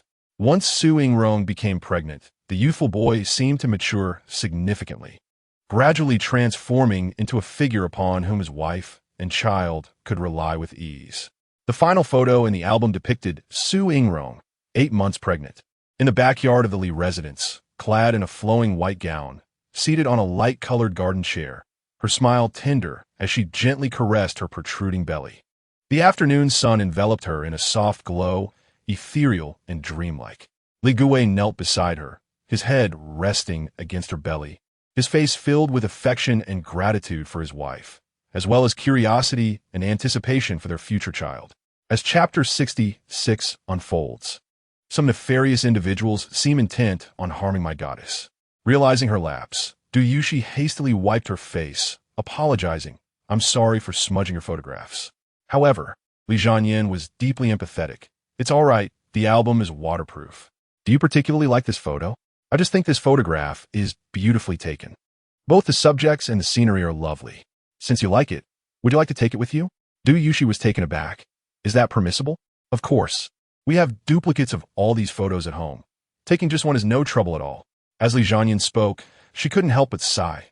Regardless, your resemblance to Yingrong is a matter of fate. Consider this photo a small gift for you. Regardless of the intentions of the Li family, this proposal undoubtedly presented a tremendous temptation for Du Yushi. She bit her lip, ultimately unable to resist the allure, and softly expressed her gratitude as she accepted the photograph handed to her by Li Zhanyan, saying, "Thank you." Observing this scene, Li Qianqi's smile faltered once more. Realizing belatedly that she had indeed been overly complacent, she noted the Li family's conspicuous attitude towards Du Yushi. It was all due to that face. Li Qianqi's gaze towards Du Yushi brimmed with resentment, as if it were laced with venom. Had she known this would transpire, she should have heeded that man's advice to eliminate the threat at its source. At this moment, Du Yushi was wholly absorbed in the photograph of her parents, oblivious to Li Qianqi's peculiar demeanor, a fact that did not escape Du Anrao's notice. Li Qianqi's expression when she looks at my sister is quite terrifying. Could she be contemplating something particularly dangerous? The members of the Du family exchanged glances, their expressions shifting subtly as they collectively considered arranging for additional bodyguards for Du Yushi. Meanwhile, Shi Jingwen narrowed his eyes dangerously, realizing that this woman needed to be dealt with swiftly, although the two sisters lingered on the second floor for a brief period. Their earlier presence among the Su and Li families had piqued the curiosity of many. Consequently, as they descended the stairs, the raucous atmosphere below abruptly fell silent, only to resume moments later. Most of the guests present were locals unfamiliar with the Du family's business dealings and could not ascertain the sisters' identities, rendering them hesitant to approach. Yet, some individuals felt no such reservations. You two finally came down. How was it? Did they give you any trouble? Du Anrao, perplexed, inquired, who would trouble us? Why would they? The Li family and the Su family, of course. You're unaware, but word is spreading rapidly outside. Du Anrao was taken aback. Curiosity etched on her face. What is being said? Oh, the rumor mill works quickly. My sister and I just went upstairs for a moment. and now the entire banquet is abuzz with it. Du Anrao chuckled and countered. And what do you hope the rumors suggest? Yi Mengjin was momentarily stunned, stealing a glance at Du Yushi before awkwardly responding. I naturally hope is true. Is it because of Li Qianxi? One could say that, but the primary reason lay with Aunt Su. Aunt Su? Du Yushi regarded Yi Mengjin with mild surprise. Do you know Lady Lier? How could I know her? We're the same age. My mother merely mentioned her previously. Yi Mengjin paused. That Lady Lier was quite the legend in the city back in her day. Even those like my mother, who do not favor socializing with ladies and were not particularly close to Aunt Li at the time, would still speak of her with admiration. One can only imagine how beloved she was. Such a remarkably charismatic elder, and yet Li Qianxi, that scheming little vixen, is hardly deserving of her legacy. Yi Mengjin's voice dwindled until she fell silent. Du Anrao, however, wore a knowing smile. Oh, so you believe my sister possesses some charm, making her at least somewhat worthy of being Aunt Su's daughter? At the very least, she is more deserving than Li Qianxi. Tout est surprise. She found Yi Mengjin's impression of her sister had improved significantly. This revelation struck a nerve with Yi Mengjin, causing her to bristle indignantly. What nonsense are you spouting? I merely heard that your sister resembles Aunt Su when she was younger, and I also heard that you were both born in the same hospital, which is why. Du Anrao chuckled, sensing the moment to retreat and refrain from teasing her further. So, now everyone believes my sister is a child of the Li family? Following Yi Mengjin's gaze, Du Anrao and her sister witnessed Xie Jingyao assisting Madame Xie as they descended the stairs. Madame Xie's expression was dazed, clearly shaken by Du Yushi's unexpected appearance, even though she could not yet ascertain whether Du Yushi was related to Su Yingrong.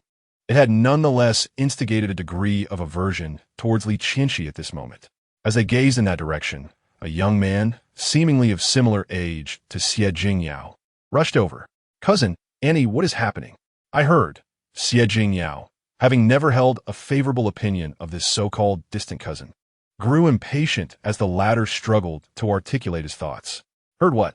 I heard that a woman resembling the late Lady Lier has appeared at the banquet, and they're saying she was born in the same hospital as Qianxi.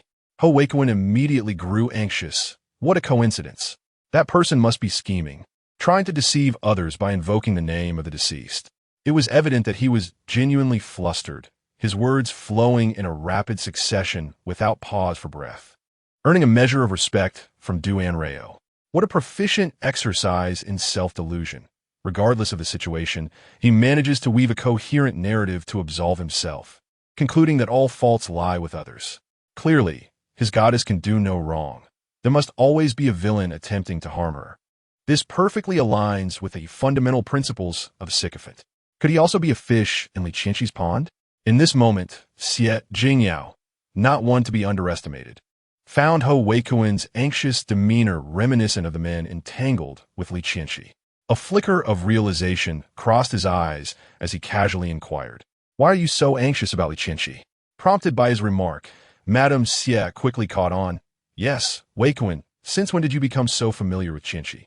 Upon hearing this name, Du Anrao's expression shifted to one of understanding. Indeed, he is one of Li Qianxi's sycophants, though he hardly qualifies as a fish in her pond. At best, he is but a mere shrimp. Though merely a shrimp, he proved to be of considerable significance at a critical moment. Ho Weikuan was the son of a cousin of Madame Xie, whose relative had encountered misfortune, marrying a scoundrel and only managing to escape after a harrowing ordeal. Out of sympathy and familial ties, Madame Xie extended a helping hand, leading to a gradual familiarity between the two families. However, unbeknownst to Madame Xie, this young man, who frequently visited their home and affectionately called her Annie, had harbored jealousy towards Xie Jingyao since childhood. This envy peaked upon encountering Li Qianxi and falling in love with her. In his eyes, Li Qianxi was an untainted goddess, compassionate and kind-hearted, treating even someone like him, mired in mediocrity, with gentle consideration and without disdain.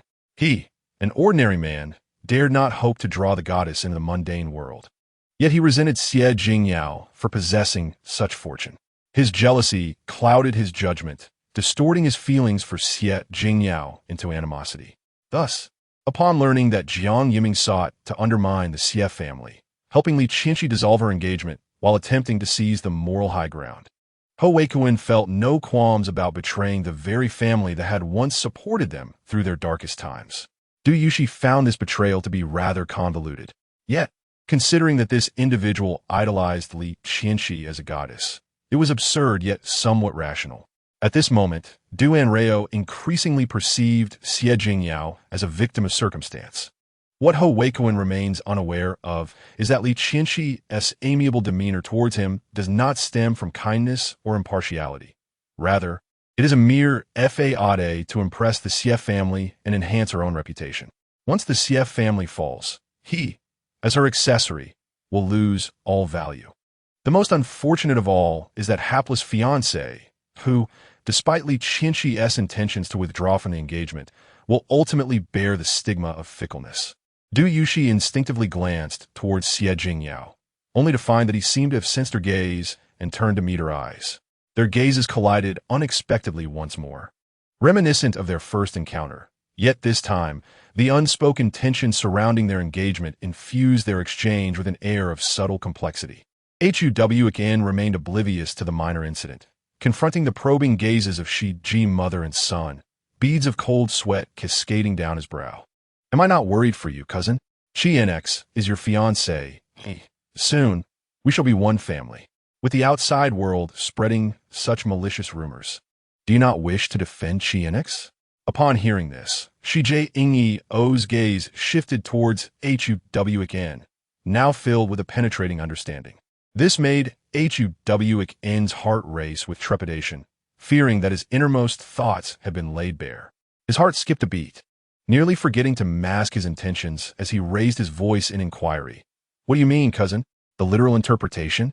If Li NX is indeed the daughter of the Li family, your fiancé, then it is only natural for you to protect her. However, if she is not, and if it is the woman strikingly similar to Li Foreign who is, then she is no longer your fiancé, and you need not continue to defend her. Huan instinctively turned to look at Shi Foreign, hoping to hear a different response from her, only to find her expression grave. Having never contradicted Shi Jingyi from the beginning. Realizing this, Huan's face briefly contorted with anguish. How could these two dare to treat his cherished treasure with such disdain?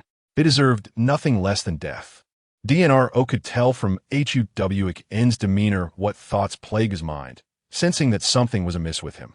Perhaps he had not been a good person before encountering Li NX, but at least he had some semblance of a moral compass.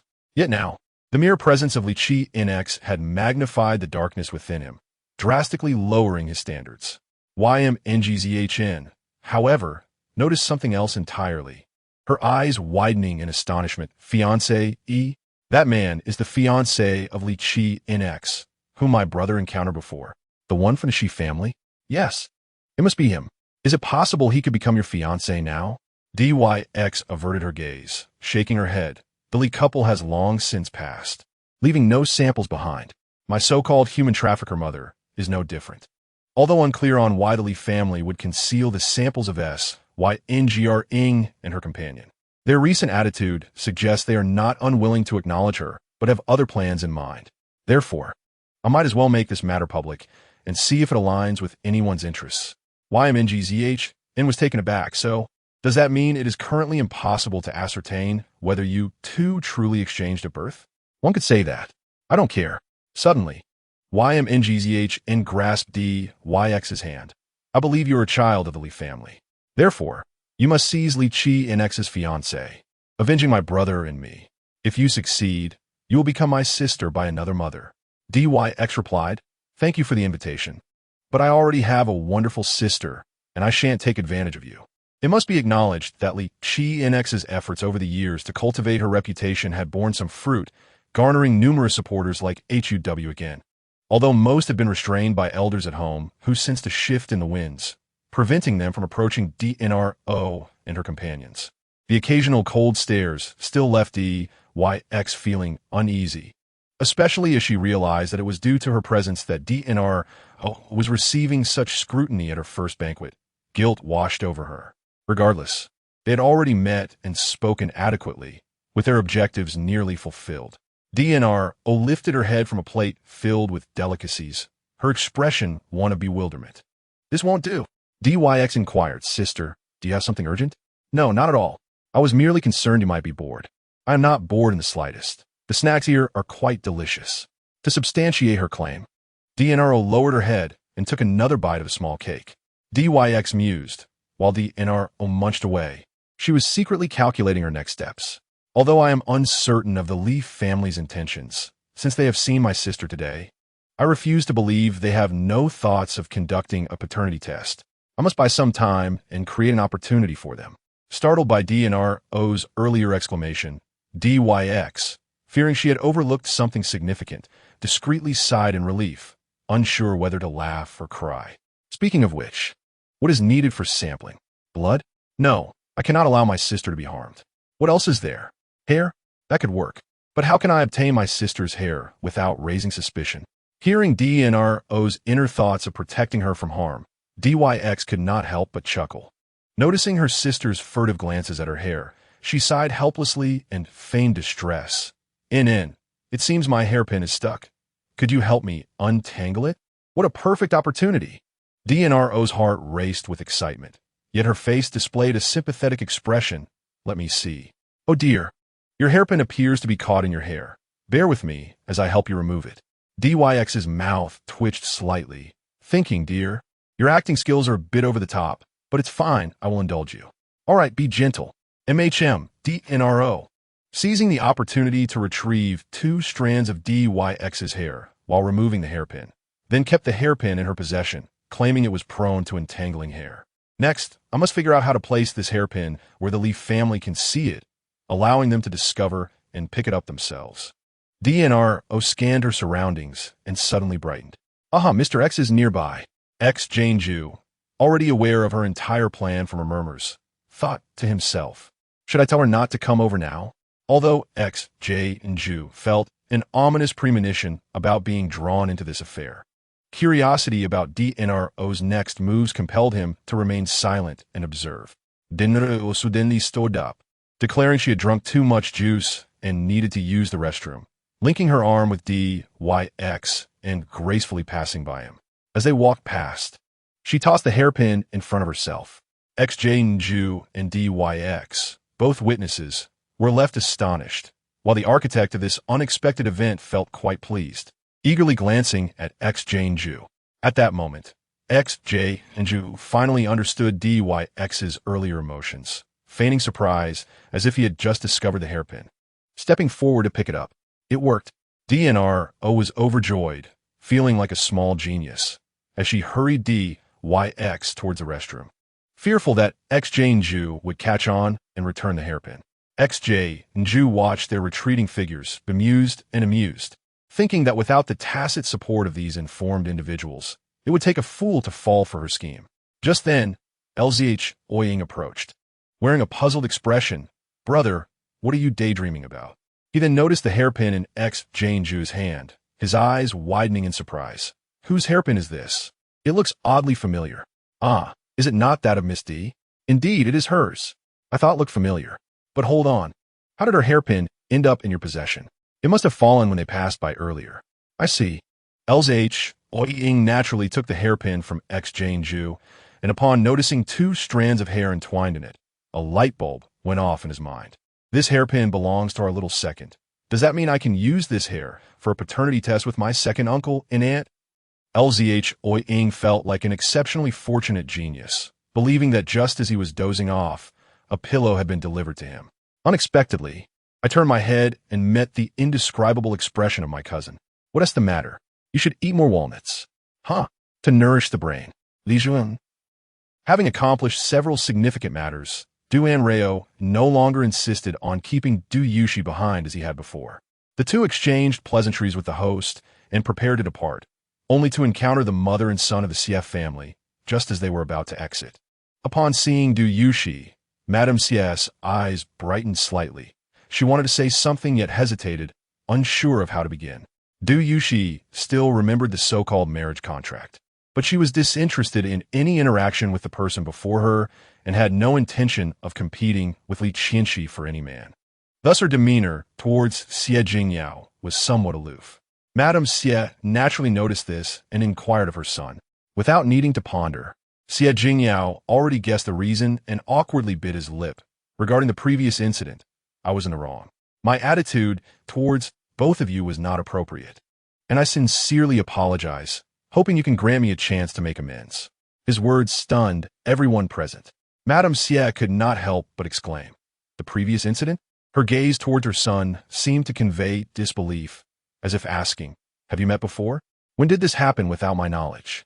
Du Yushi and her companion were equally surprised. Xie Jingyao's defensively Qianxi on that day was still vivid in their minds. How could his attitude have changed so swiftly in just a few days? Was it possible that he now knew that the fourth sister might actually be the biological daughter of the second wife of the Li family?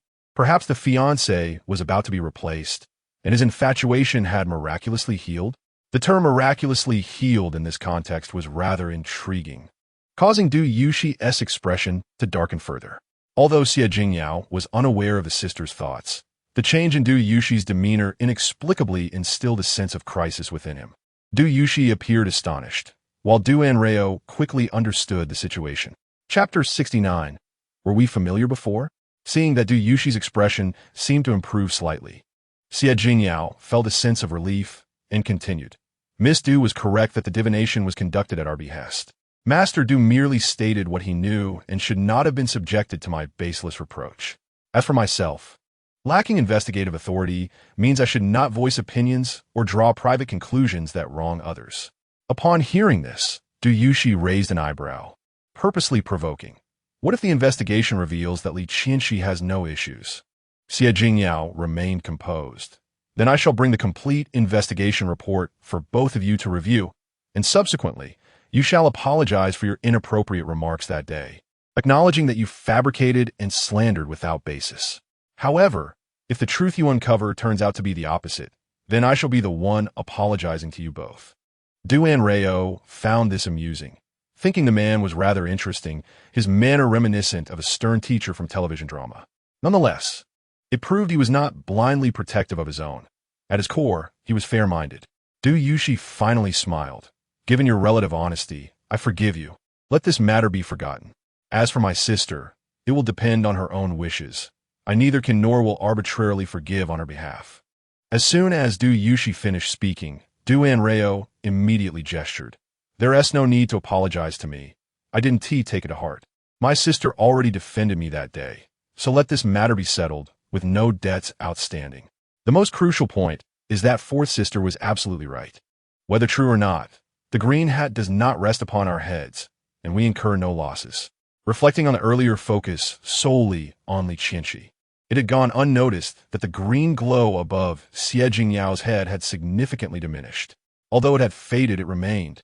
Upon hearing the description of someone's green glow again, Du Yushi could not resist casting another glance at his forehead. Xie Jingyao, why does it suddenly feel cool on my forehead? Cough, cough. Both of you are magnanimous, yet I cannot shamelessly act as if nothing has occurred. I wonder if you would grant me the honor of inviting you both to a meal to express my apologies. Du Anrao furrowed her brow slightly, sensing familiarity in his words. Hadn't Mr. Shi said something similar before?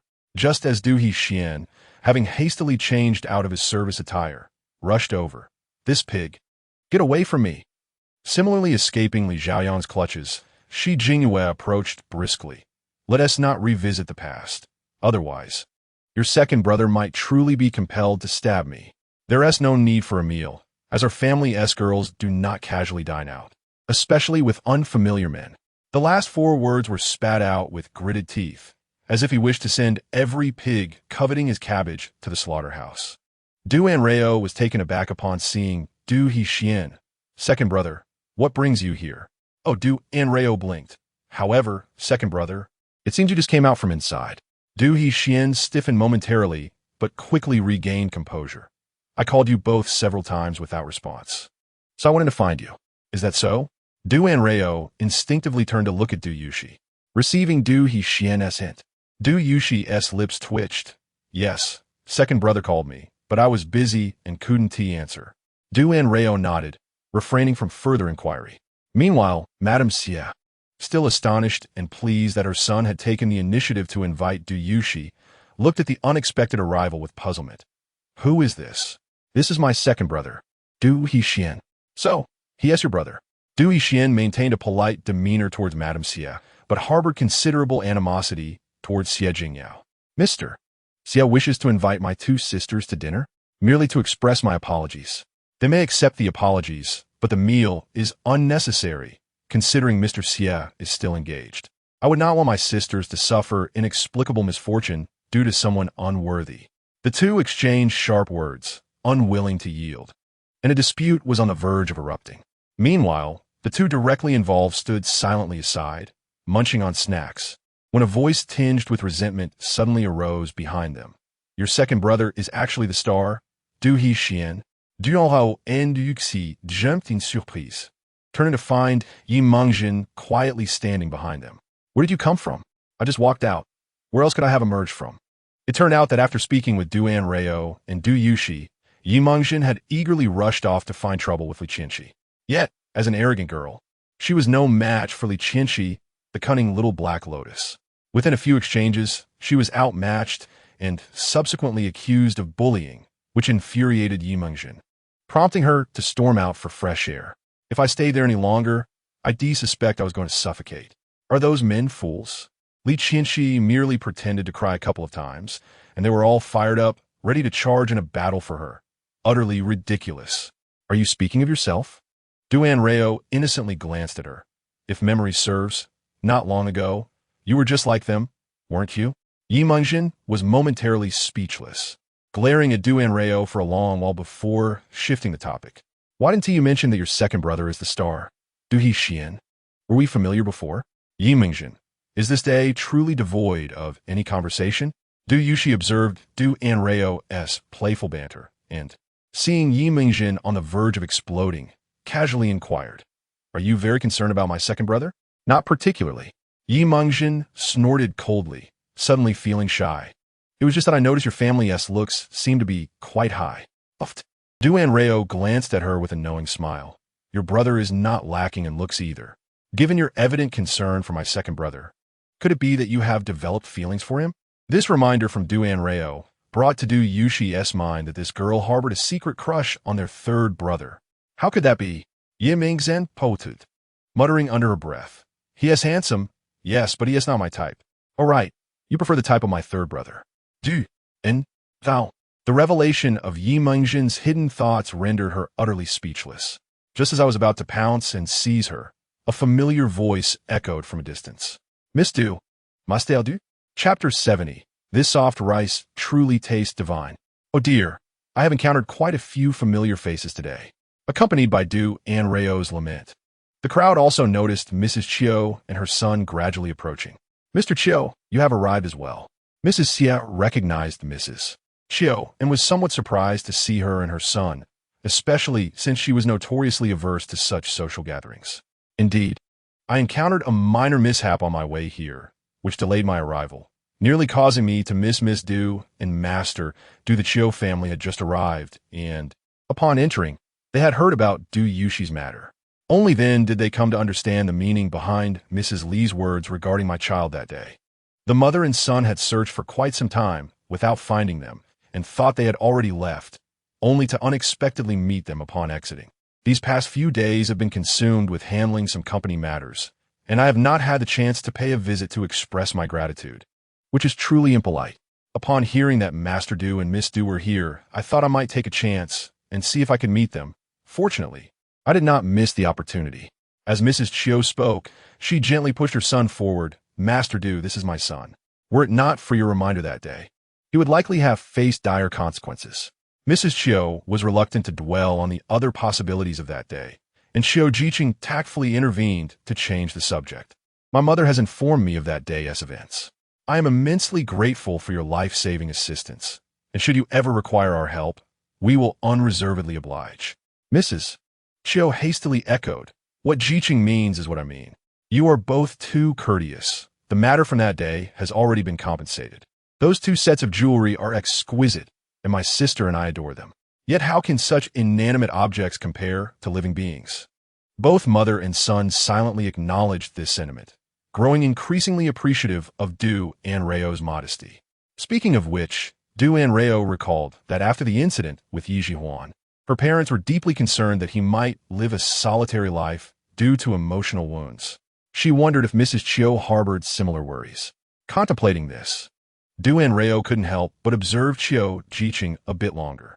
The Chiu family's attention was already on her, and upon noticing her gaze, they felt a pang of concern. "Master Du, is there something wrong with Jiqing?" "Nothing to worry about. I merely wish to take a glance at his destined partner. There is no need for haste.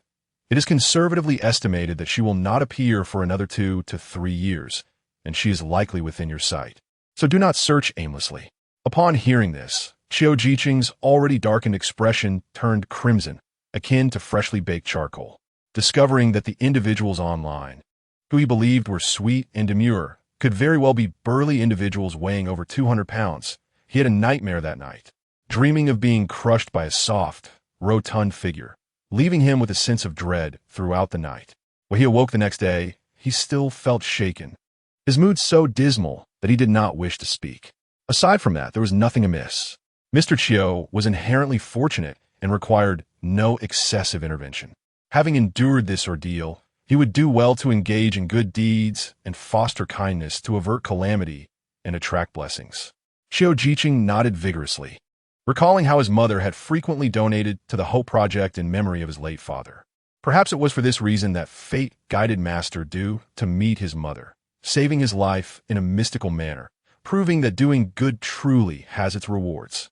Upon hearing Du Anrao's words, Mrs. Chiu began calculating how much to allocate to the Hope Project this quarter with the aim of establishing more schools in remote areas.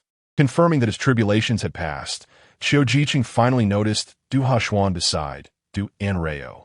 After staring at this oddly familiar man for a while, Chiu Jiqing finally exclaimed, Du, the film emperor?"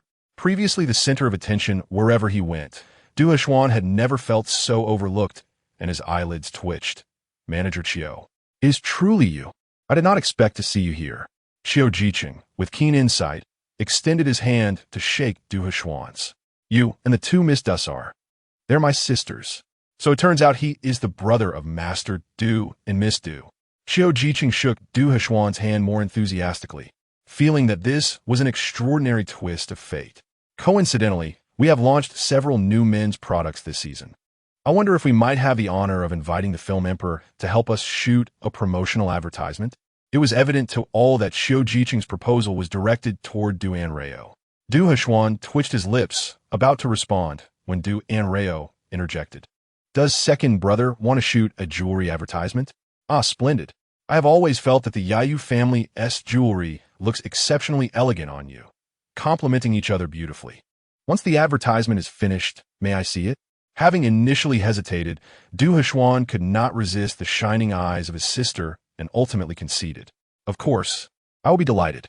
As the heavens bear witness, it is not because he is weak-willed, but rather this soft rice truly is divine.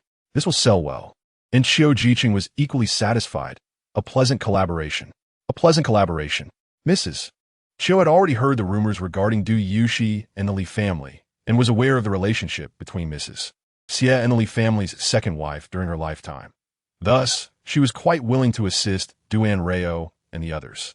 She recounted in detail how she had encountered Du Anrao and her sister at the mall, how they had deduced that Chiu Jiqing was in trouble through her features, and how they had meticulously guided her in rescuing Chiu Jiqing, who was abroad. Mrs. Xie was profoundly shocked upon hearing this. This is simply too. Mrs. Chiu sighed deeply. To speak frankly, although Master Du and that Miss Du have not known each other for long, and their relationship is still such, I perceive their feelings to be quite good, and their interactions are very intimate. With the Du family mediating, their bond will undoubtedly deepen in the future. If the Li family truly becomes involved with that Miss Du, it is uncertain who will be elevating whom. Mrs. Xia was not naive and could discern that Mrs. Chiu was subtly hinting at her. In these times, business people inevitably believe in such matters. Should Du Anrao truly possess such capabilities, the number of those seeking her assistance will only increase. As for Du Yuxi, being recognized as her sister, She may not even regard the Li family as worthy of her attention. Having already developed a natural fondness for Du Yuxi due to her striking appearance, Mrs. Xie took a deep breath, increasingly convinced that Du Yuxi truly was a cherished daughter of her family. After bidding farewell to Ms. Qiu, Madame Xie suddenly recalled that her son was also among those whom Du Anrao had assisted. She immediately turned to him and inquired, "What did Master Du just say to you? What caused your earlier conflict?" Upon finishing her question, she remembered the conversation from earlier, and her expression changed slightly. "Is it related to Qinshi?" Xie Jingyao had intended to reveal the truth to Madame Xie, and, seeing her ask, he chose not to conceal it any longer. "Yes, it is related to her." He recounted the words spoken by Du Anrao that day. Upon hearing them, Madame Xie nearly stumbled, her face paling. Xie Jingyao quickly supported her, wanting to take her inside to rest, but Madame Xie stopped him. "Is all of this true? She indeed has close relationships with numerous men and often says things that can easily be misinterpreted. Yet that cannot prove she is two-timing. But she does have a boyfriend." "She has a boyfriend?" The revelation struck Madame Xie profoundly. As she contemplated why Li Qianxi, despite having a boyfriend, frequently visited their home and spoke ambiguously, her face flushed with embarrassment. Xie Jingyao, worried that his mother might become overly upset, believed that it was better for her to confront the harsh truth sooner rather than later. Besides this boyfriend, she also has ambiguous relationships with several men. I once encountered one, and she claimed he was pursuing her relentlessly.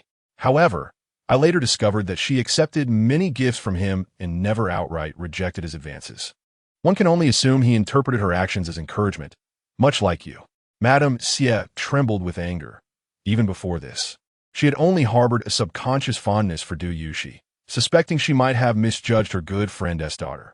Yet, she could not bring herself to blame Li Qianxi, a girl she had cherished for so many years. Now, knowing her true nature, Madame Xie regretted being blind for so long, almost leading her son to a disastrous fate. "Is your sudden coldness towards her due to this knowledge?" "Yes. Why didn't you tell me?" Xie Jingyao remained silent, yet Madame Xie had already surmised the answer. It was indeed challenging to accept that the person she had cherished for so long could harbor such a nature, especially after seeing Du Yuxi, who bore such a striking resemblance to an old acquaintance, and hearing so many extraordinary tales about Du Anrao from Ms. Qiu and others. Thinking of Du Yuxi, Madame Xie's heart, which had been battered, felt a slight solace, and her gaze towards Xie Jingyao conveyed a mix of disappointment and concern. "You have met your Aunt Su before as a child, yet when you saw Yuxi, you failed to recognize her, and even had a conflict with her. I truly do not know what to say about you." Xie Jingyao felt wronged. He indeed had seen Su Yingrong as child, but he was too young when she passed away, only remembering her as a particularly cheerful and smiling aunt. More importantly, for years, he had not been allowed to see her photograph in their home, making it impossible for him to recognize her immediately. Madame Xie paused, recalling that their families lived close to the Li family, and as Li Qianxi grew older, she often visited their home.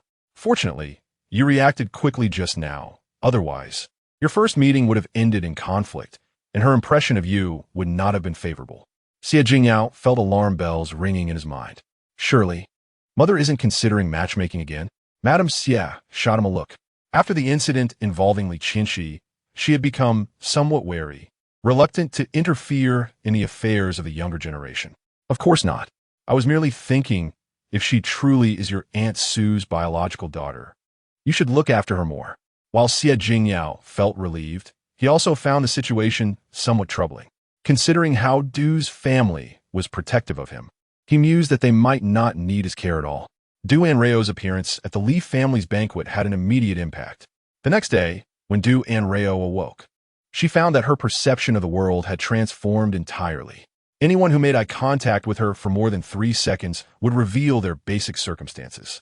In summary, white indicated a mundane existence, blue signified smooth sailing, yellow represented minor physical or psychological ailments, gold denoted unexpected joy, purple indicated the presence of benefactors, and green was self-explanatory.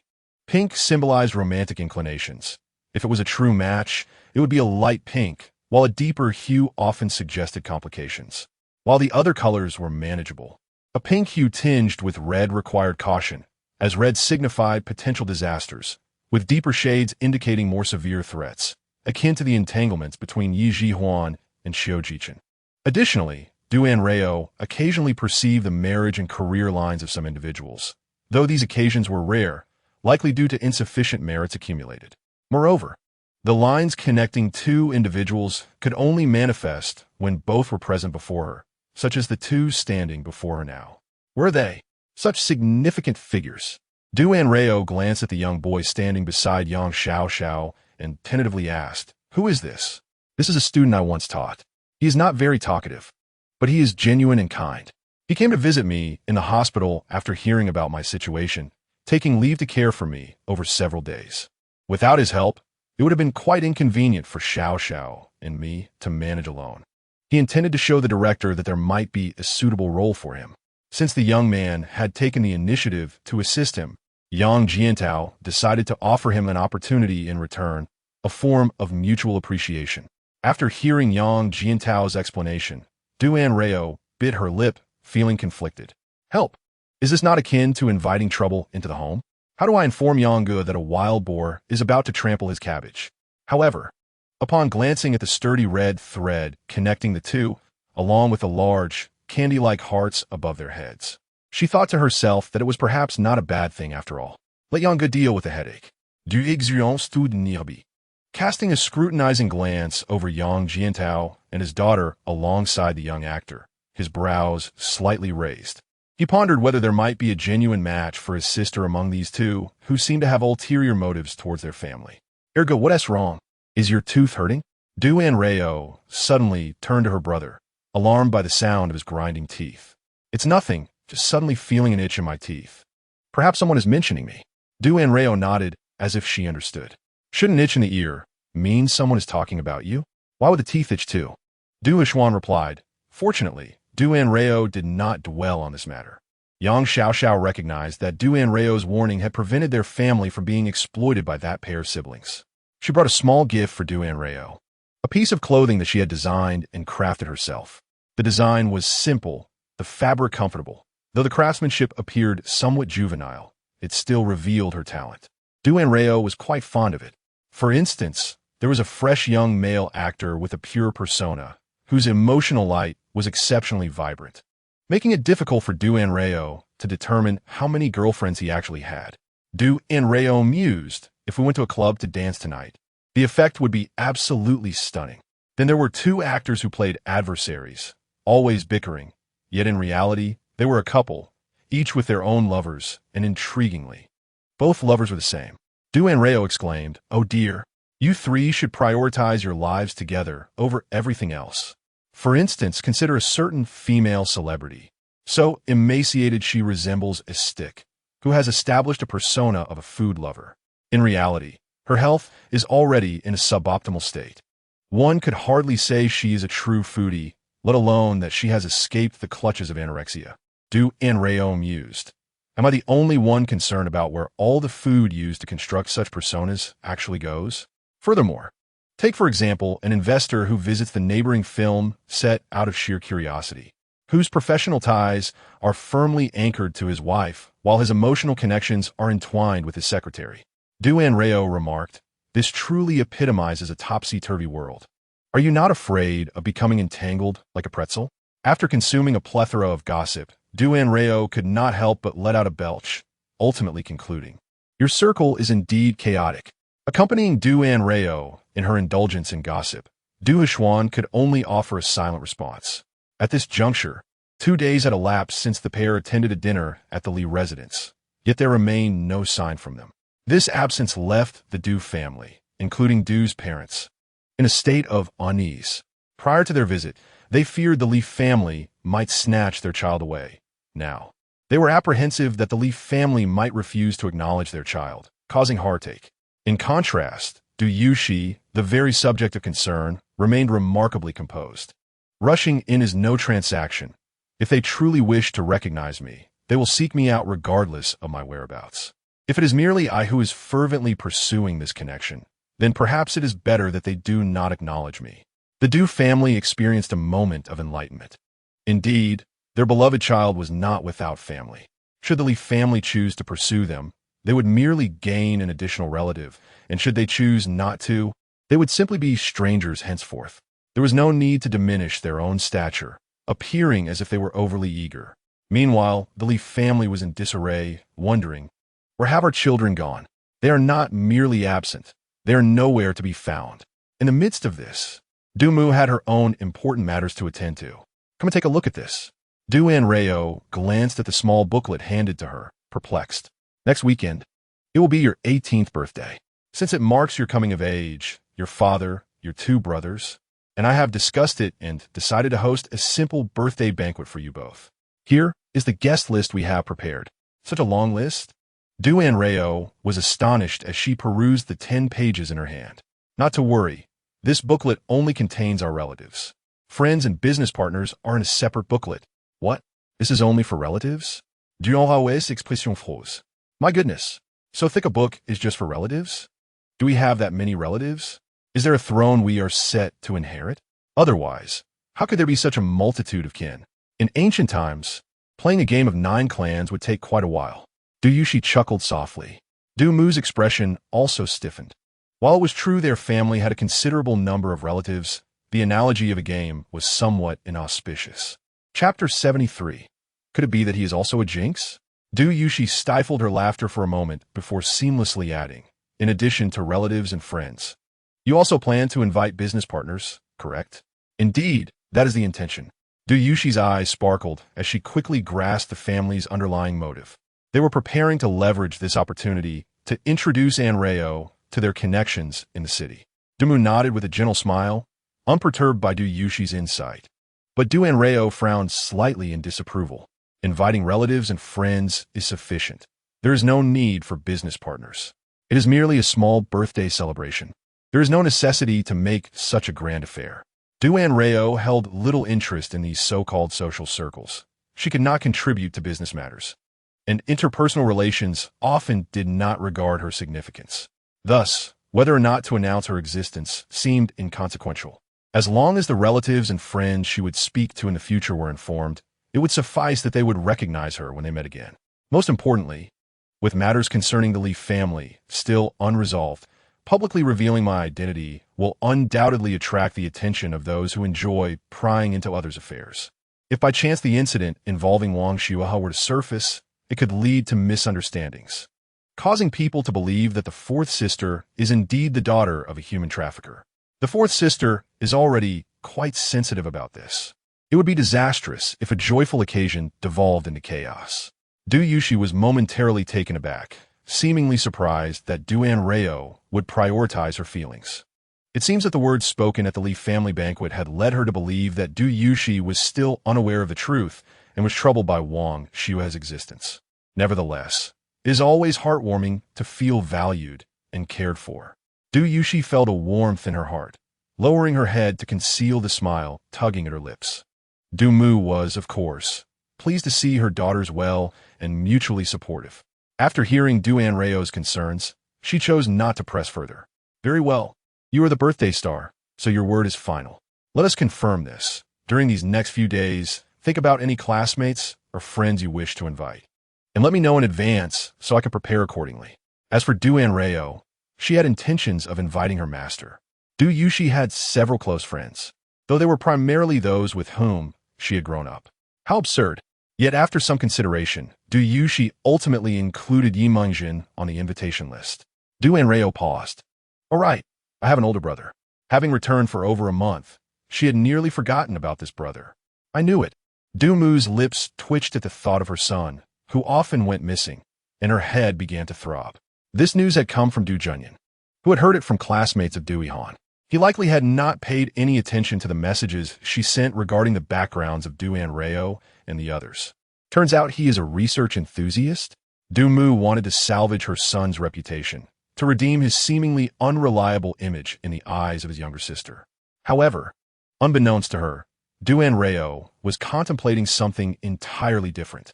Upon uttering her words, both Yushi and Mu felt a sudden pang of unease, exchanging a glance that reflected their mutual apprehension, for in their minds, this was entirely plausible. Du Anrao felt troubled, if it came to pass. She had never met this older brother, nor did she know anyone in his circle. Even if she wished to assist, she would be of no help. Du Anrao blinked, her face showing surprise.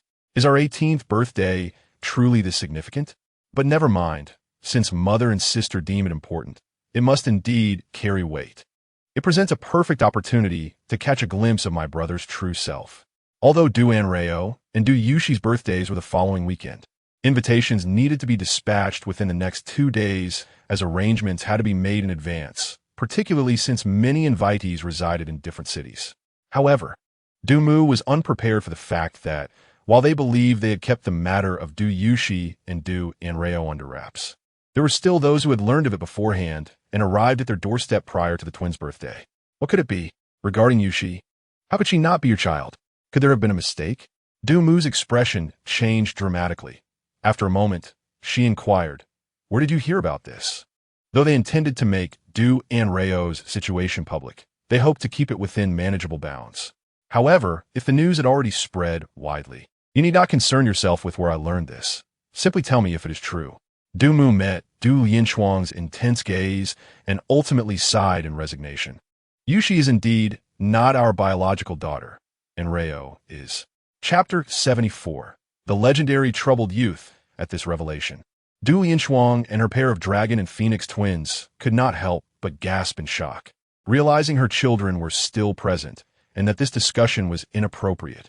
She promptly sought to dismiss them. It has been quite a while since the two of you last met with Yushi Jia. Why not go upstairs to chat with her first? I will call you down for dinner shortly. After saying this, Du Linshuang seemed to recall something and anxiously inquired. Yushi is at home, right? Yes, she is likely in her room, catching up on her homework. You can go find her yourselves. With those who were not suited for this place having departed, Du Linshuang drew closer to Du Mu. Given the close relationship between the two families, Du Mu understood that Du Linshuang genuinely cared for her niece, Du Yushi, and thus she did not hesitate to explain the situation briefly.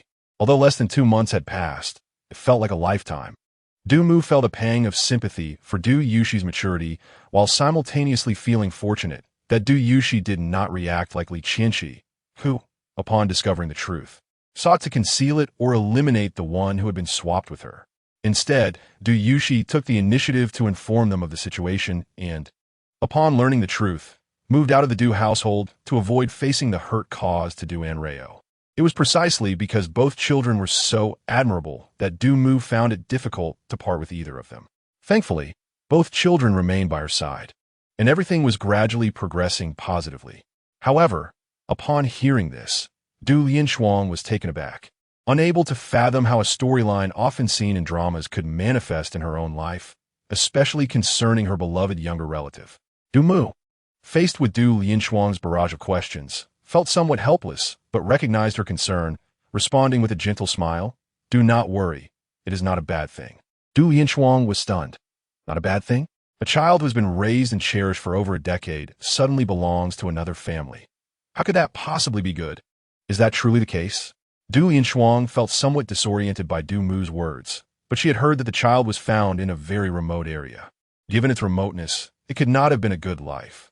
Although such a perspective might seem callous, after all, she was still her own niece. However, the child who had been swapped was essentially a stranger to Du Linshuang, and when it came to choosing between the two, she would undoubtedly favor Du Yushi, with whom she had shared countless days over the years. This was precisely why Du Linshuang rushed to the Du household to check on Du Yushi upon learning of the situation.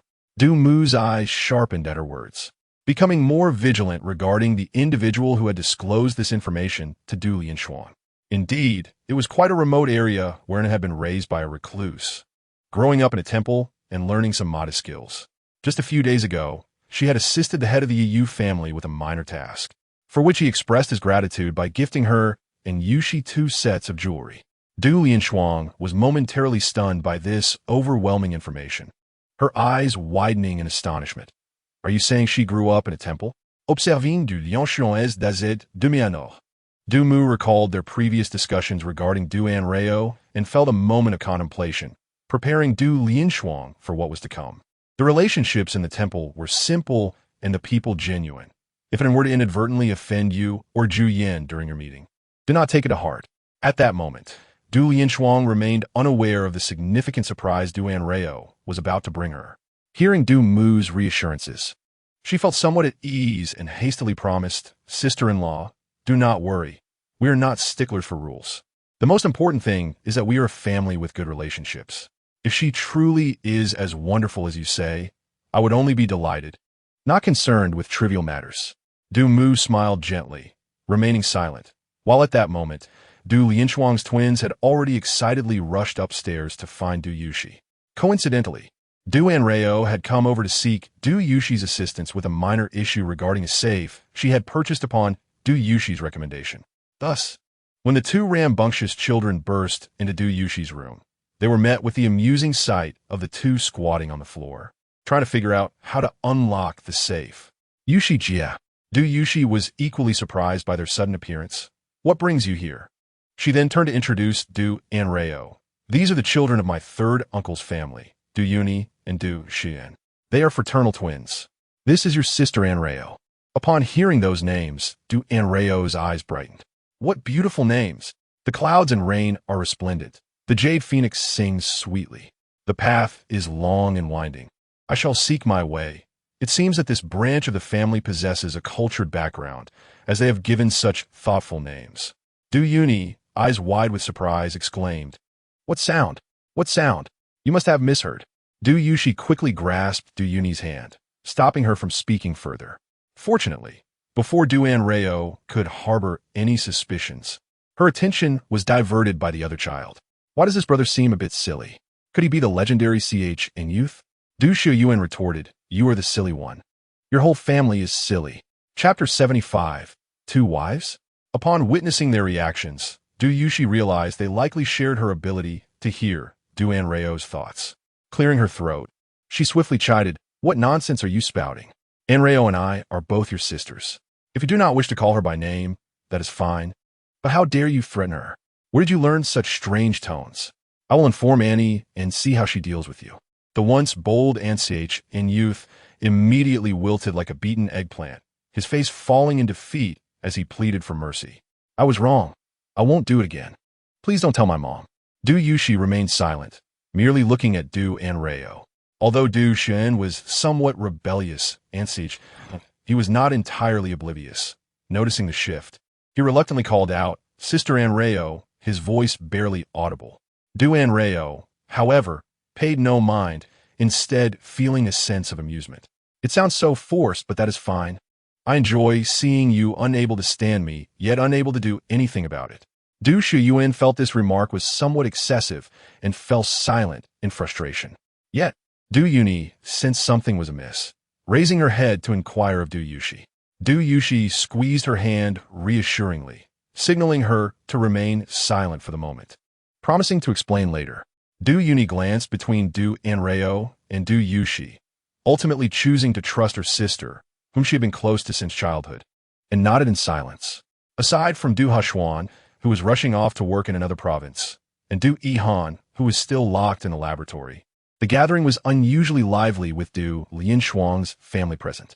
Upon seeing Du Anrao for the first time, Du Lianchuang suddenly grasped the meaning behind Du Mu's earlier words. Truthfully speaking, Du Anrao did not bear much resemblance to her uncle and aunt, yet inexplicably, one could not shake the feeling that she was indeed a child of the Du family. And then right? Annie came in a hurry today and did not have a chance to bring you a proper gift. Please accept this bracelet for now. I will make it up to you with something more fitting for your and Yushi's birthdays, particularly after meeting Du Anrao and feeling a genuine fondness for her. Du Lianchuang thought the gift was somewhat inadequate.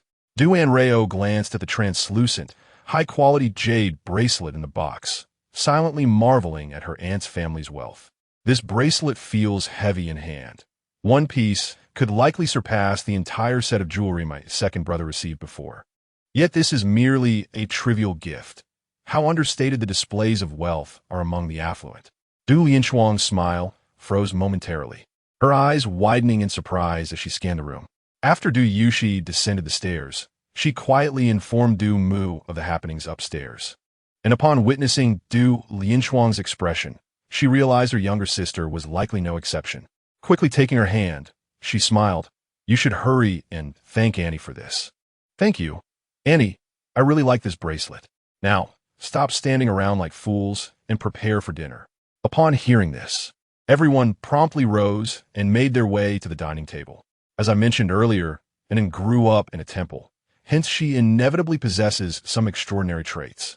This matter is known only to our family for the time being, and only our family can hear it. Please be cautious, no matter what you hear. Do not make a sound. Anne is unaware that we can hear these things.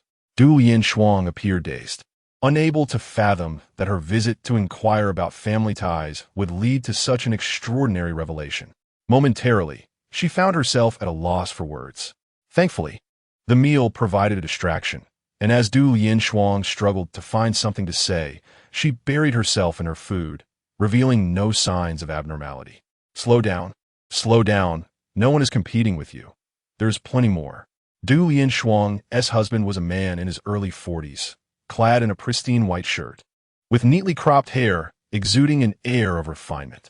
To an unknowing observer, he might appear to be merely in his 30s, making it difficult to reconcile the fact that he was already a father of 2 teenagers.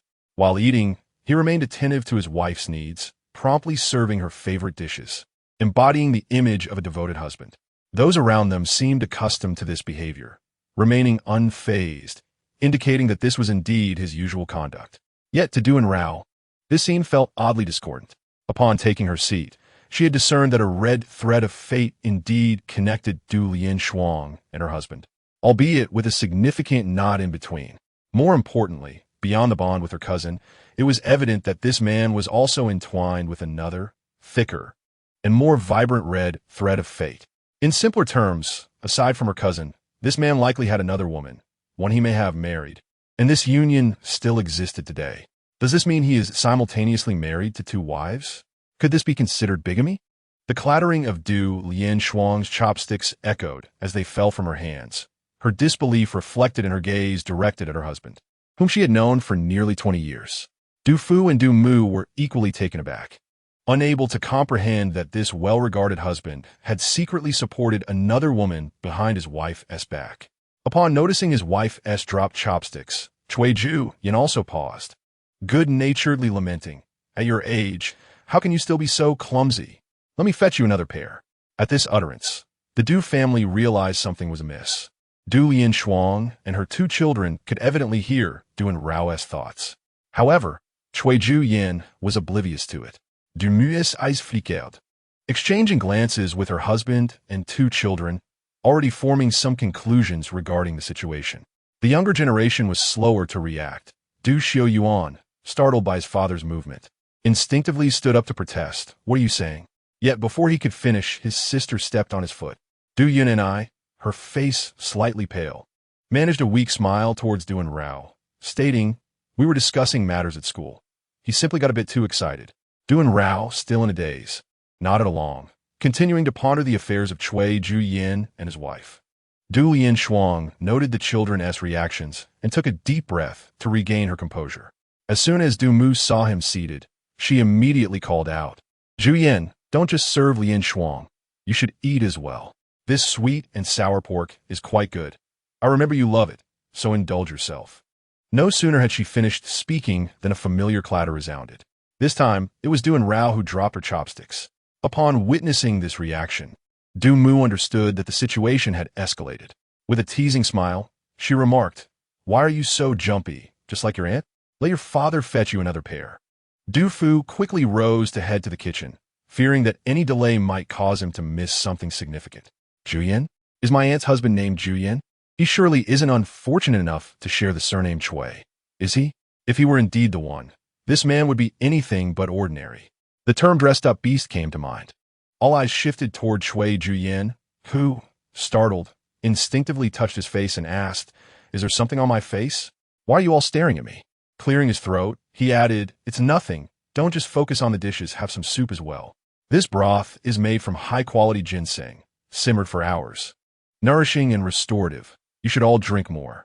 Upon hearing her husband's words, Du Mu hurriedly filled a bowl for Du Lianshuang, believing she would need sustenance to withstand the impending revelations. Understanding her sister-in-law's intentions, Du Linshuang expressed her gratitude. Thank you. However, Du and Rao's comment about Cui Juyin had piqued everyone's interest, for in the past decade, no one had ever associated such a description with him. Especially considering the tone in which Du and Rao had spoken, the term dressed-up beast was evidently meant in its literal sense, devoid of any playful jest. What heinous act could he have committed to warrant such a description? Cui Juyan's story was quite cliché. A phoenix rising from impoverished origins encountered an affluent beauty, falling head over heels and pursuing her relentlessly, ultimately achieving a social ascent by marrying into wealth. In his pursuit of wealth, he had once admired her character and beauty, even tolerating her occasional spoiled behavior, for she was indeed a genuine heiress. However, once the money was secured, he began to look down upon her, using wealth to belittle her, disregarding her humanity. In essence, he sought to have it all without wanting to pay the price, demanding that everything from her family be handed to him on a silver platter, or he would harbor resentment. If he had the capability, he should rely on his own merits instead of depending on her family's wealth and connections, forging his own path and rejecting the so-called handouts.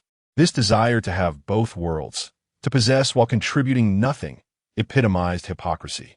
The atmosphere among the Du family shifted subtly, with Du Linshuang feeling a tightening in her chest. She could hardly fathom that the husband who had cared for her so tenderly over the years harbored such thoughts about her and her father. Cui Juyin's cruelty extends beyond my aunt and their two younger siblings. He treats his other wife no better. It is merely a case of mutual exploitation. She is, in fact, complicit in his actions. I can only hope they remain bound together and do not come harm my family.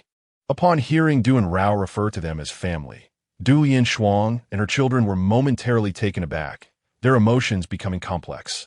Yet, they were more concerned about the identity of Du and Rao's mention of the other wife. Having spent over a decade in close proximity to Cui Juyin, Du Linshuang had a fair recollection of the women around him.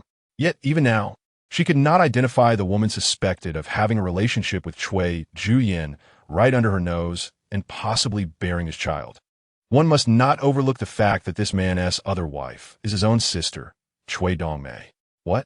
Du Linshuang dropped her ginseng soup in shock, while the others widened their eyes in astonishment. Yet, under the guise of Du Linshuang's action, the scene did not appear overly conspicuous. Cui Juyin was equally startled by his wife's sudden outburst. Once he regained his composure, he quickly assisted her in cleaning up the table, expressing concern. What happened? Looking at the man whose eyes were solely focused on her, Du Linshuang struggled to suppress her questions, biting her tongue to quell her emotions. She forced herself to remain calm. I bit my tongue while eating too quickly. You bit your tongue? Cui Juyin exclaimed, his face filled with concern. Let me see. How could you be so careless? He scolded her gently while instructing someone to fetch medicine. His seamless display of concern left Du and Rao marveling at his acting prowess. Is it any wonder that true talent lies among the masses? A handsome man whose every thought revolves around you. Who wouldn't he be captivated? It is evident that those who can win over a wealthy beauty are not mere simpletons. Had I not obtained the script in advance, and had divine intervention assisting me, I might have been deceived just like my aunt. The affair between Kujian and Kudongmei is, in truth, not overly complex. Both were born in a particularly remote mountain village in the province, a place significantly behind in various aspects, and where the local populace harbored a pronounced preference for sons over daughters. Kujian's father, having suffered a decline in fertility due to certain circumstances in his earlier years, remained childless despite many years of marriage. As the couple aged, they eventually relinquished hope and, following the advice of relatives, decided to adopt a child nearby, intending to secure support for their twilight years. However, in such an extreme environment where sons are cherished, the adoption of a boy was nearly impossible. Dramatically, after they adopted Kudongmei, Quimother unexpectedly became pregnant 3 years later. The couple rejoiced and even sought the counsel of a local fortune teller to divine their newborn's future. Additionally, Quimother's sister-in-law urged her, having nurtured Kudongmei for so long, that as she grew older, she could assist the family. Furthermore, there existed a local custom of raising a girl as a potential future spouse for their son, which could yield a handsome bride price. The Tsuejue family, swayed by these arguments, decided against sending Kwadongmiai away, instead retaining her in the household as a child bride. Chapter 77. A beautifully wrapped deception. Upon hearing this revelation, the Du family members were struck with clarity, realizing that these two siblings bore no blood relation, yet carried the title of brother and sister, a fact that had eluded them. Their naivety was evident in this day and age. It was astonishing to encounter the remnants of such feudal practices as child brides. The Tsuejua family scheme did not go awry. Kwadongmiai was merely 3 years older than Kwadjian, and the two had grown together, sharing a deep bond. The year following the birth of their child, before either had reached the legal marriage age, they held a banquet in the village to announce their union, though they never formalized their marriage with a certificate. Kwadjian then left the village to pursue higher education, while Kwadongmiai remained behind to care for their child. Du Lianxiang felt dazed. Had the circumstances been different, she would have pinched herself to regain her composure. She had previously met Kwadjian, who, after 5 years of marriage, expressed a desire to bring his elderly parents to the city for their care. Although Kwadjian had married into the Du family, both Du Lianxiang and her father were understanding and would not obstruct his intentions to honor his parents. When Kwadjian mentioned his sister, he described her as having dropped out of school early to allow him to continue his studies and marrying young. Now, with plans to bring his parents, it was likely that his sister and nephew would join them as well. Du Lianxiang was indifferent to this development. After all, their family would not be living together, and thus, potential conflicts were unlikely. She merely lamented her sister's unfortunate fate and allowed Kwadjian to make the necessary arrangements. Upon reflection, since Kwadjian's family had relocated nearby, he visited them almost every weekend, albeit for brief periods, which Du Lianxiang had not given much thought. Occasionally, she would inquire if he wished for her to accompany him to greet his in-laws. Her apprehension was less about discomfort and more about potentially disrupting their family reunion. The younger children had also been affected. They had met Kwadongmiai's elder brother, who was several years older than them. Du Shiyuan and Du Yuni were curious about him and approached him for conversation, only to be met with cold disdain, causing them to retreat and seek solace from Du Lianxiang. At that time, Du Lianxiang, feeling sympathy for Kwadjian and Kwadongmiai, explained the brother's demeanor, prompting the children to empathize with the struggling mother and child, even gifting some of their favorite toys before departing. Kwadjian's journey through university mirrored what Du Lianxiang and others had come to know. With his striking appearance and extensive knowledge, he graduated successfully and secured a position at Du Lianxiang's father's company. At that time, Du Lianxiang had just begun her career at the company, and Kwadjian fell head over heels for her, ardently pursuing her while also assuming the role of mentor, helping her navigate various professional challenges. From Du Lianxiang's perspective, this seemed accurate, yet in truth, it was merely a facade for his ulterior motives. Du Lianxiang pondered whether she was merely a pawn in his eyes. The Du family members were aghast. It became evident that he had sought to exploit them from the outset. Kwadjian had meticulously researched the family background before even entering the company, aware that the late third grandfather had no surviving sons and that the only heir was the daughter of the third grandfather. Coincidentally, on the day of his interview, he witnessed her alighting from the third grandfather's vehicle and later overheard a conversation between her and the third grandfather, confirming her status as the rightful heir to the family fortune. Thus, he devised a plan to ingratiate himself with her, leading to what they later termed mutual support and affection. Du Lianxiang's realization nearly rendered her breathless with rage. The expressions of the other members of the Du family grew grave, particularly that of Du Lianxiang's father, who had a close bond with Kwadjian's father. It was not lost on him that Kwadjian had been raised as a brother to Du Lianxiang, sharing many privileges and resources. The memory of his uncle's plea to care for Du Lianxiang after his passing lingered vividly, making Kwadjian's betrayal all the more intolerable. The notion of seeking to exploit the family fortune was utterly outrageous. As the narrative unfolded, it became clear that Kwadjian not only harbored these ambitions, but had also executed them with remarkable success. Had it not been for Du Anrao's timely warning, they might have remained oblivious to the predatory nature lurking beneath Kwadjian's charming exterior. The two younger siblings were now of an age where it was likely that Kwadjian had already begun to covertly transfer assets belonging to his cousin. Moreover, If the third grandfather's demise was indeed linked to Qijian, as Anrao suspected, it would be an egregious matter. Chapter 78. This is it according to the narrative. Anrao's third grandfather had succumbed to a sudden asthma attack. Asthma, a condition often manageable but challenging to cure, can be triggered by allergens.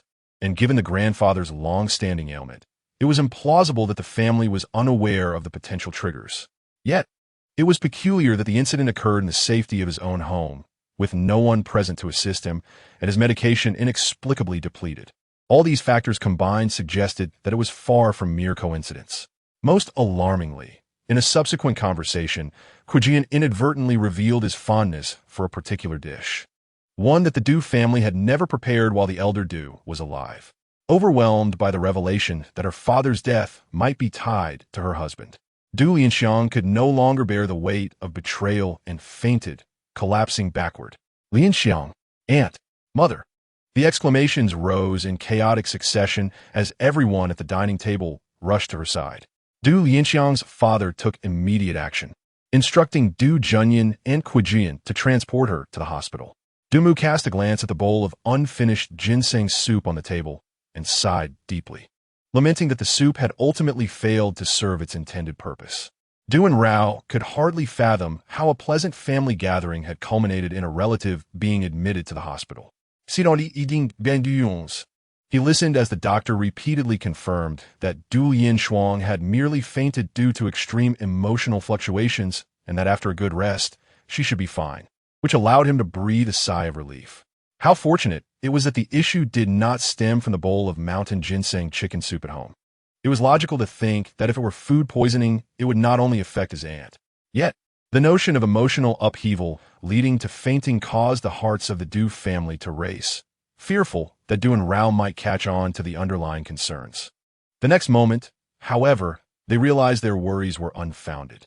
Could it be that Cui Juyan had surreptitiously begun administering drugs to his aunt to induce a state of mental instability? What? The color drained from the faces of the Du family members, and the atmosphere in the hospital room instantly grew tense. No one noticed that Du Lianxiang, lying on the hospital bed, had slightly bent fingers that twitched twice before relaxing, unaware of the real circumstances. Cui Juyan merely assumed the others were concerned about Du Lianxiang's health and sighed, stating that she had been troubled by news regarding Yushi for the past few days, unable to eat or sleep properly, which likely led to her emotional outburst today that frightened them all. Du Mu was the first to react, saying, "This girl, even with a child so grown, still behaves so impulsively. No wonder she was so distracted during dinner today, hardly eating anything." She then turned to Cui Juyan, saying, "You and Yin should go buy some food for her, lest she wakes up hungry." Hearing this, Du Mu could not help but admire his thoughtfulness and meticulousness. Yet, how could such a diligent and seemingly perfect person be so morally dubious? Indeed, it is not the scoundrel's nature that frightens one, but rather the fact that he is handsome and capable of feigning virtue. Just as Cui Juyan and the others departed, Du Lianxiang began to stir, groaning softly as she awoke.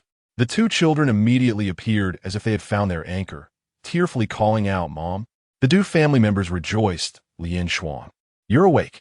Where am I? What happened to me?" Du Lianxiang propped herself up, looking utterly bewildered. "You fainted while eating." The doctor said it was due to emotional highs and lows leading to excessive excitement, Du Mu explained. Juyan mentioned that you've been unable to eat or sleep well because of Yushi's situation, which weakened your body. Du Mu assumed that Du Lianxiang had just woken up and hadn't heard their earlier conversation, so she subtly nudged her to consider her health. Du Lianxiang understood this and nodded in agreement. "I truly haven't slept well these past few days. After all, age catches up. I used to be able to go nights without sleep and be perfectly fine, but just 2 nights without rest and I could hardly cope." Du Mu, quick-witted, replied, "Indeed. Age has its toll. Your children are already in their teens, yet you still think you're the same carefree girl of 18? You've certainly frightened us all this time. Since we're already at the hospital, let us have the doctor conduct a full checkup. If anything is wrong, we'll address it. If not, at least we'll have peace of mind." Had this been before, Du Lianxiang might have thought Du Mu was overreacting. However, with Du Anrao's earlier reminder in mind, she was more than cooperative, almost eager to have every possible examination to ensure she had not been secretly poisoned. Upon receiving the test results, Du Yin Shuang and the two children felt their worries lift. The findings were entirely normal. Ms. Du was in excellent health with no issues.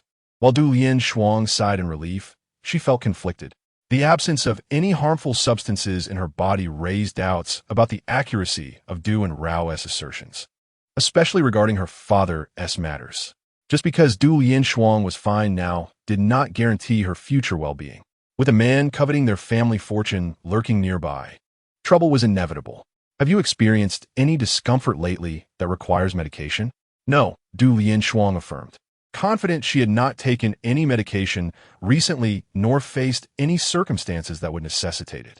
In contrast, Du Yun and I, who had remained mostly silent, suddenly changed color and softly interjected, "Actually, there is." All eyes turned to her, and Du Yun and I clenched her fists, striving to steady her trembling voice. The room fell silent once more. Yet, Du and Rao appeared to have received a crucial hint, his eyes brightening. "This is it." Du Yin Shuang caught her breath, nearly fainting again.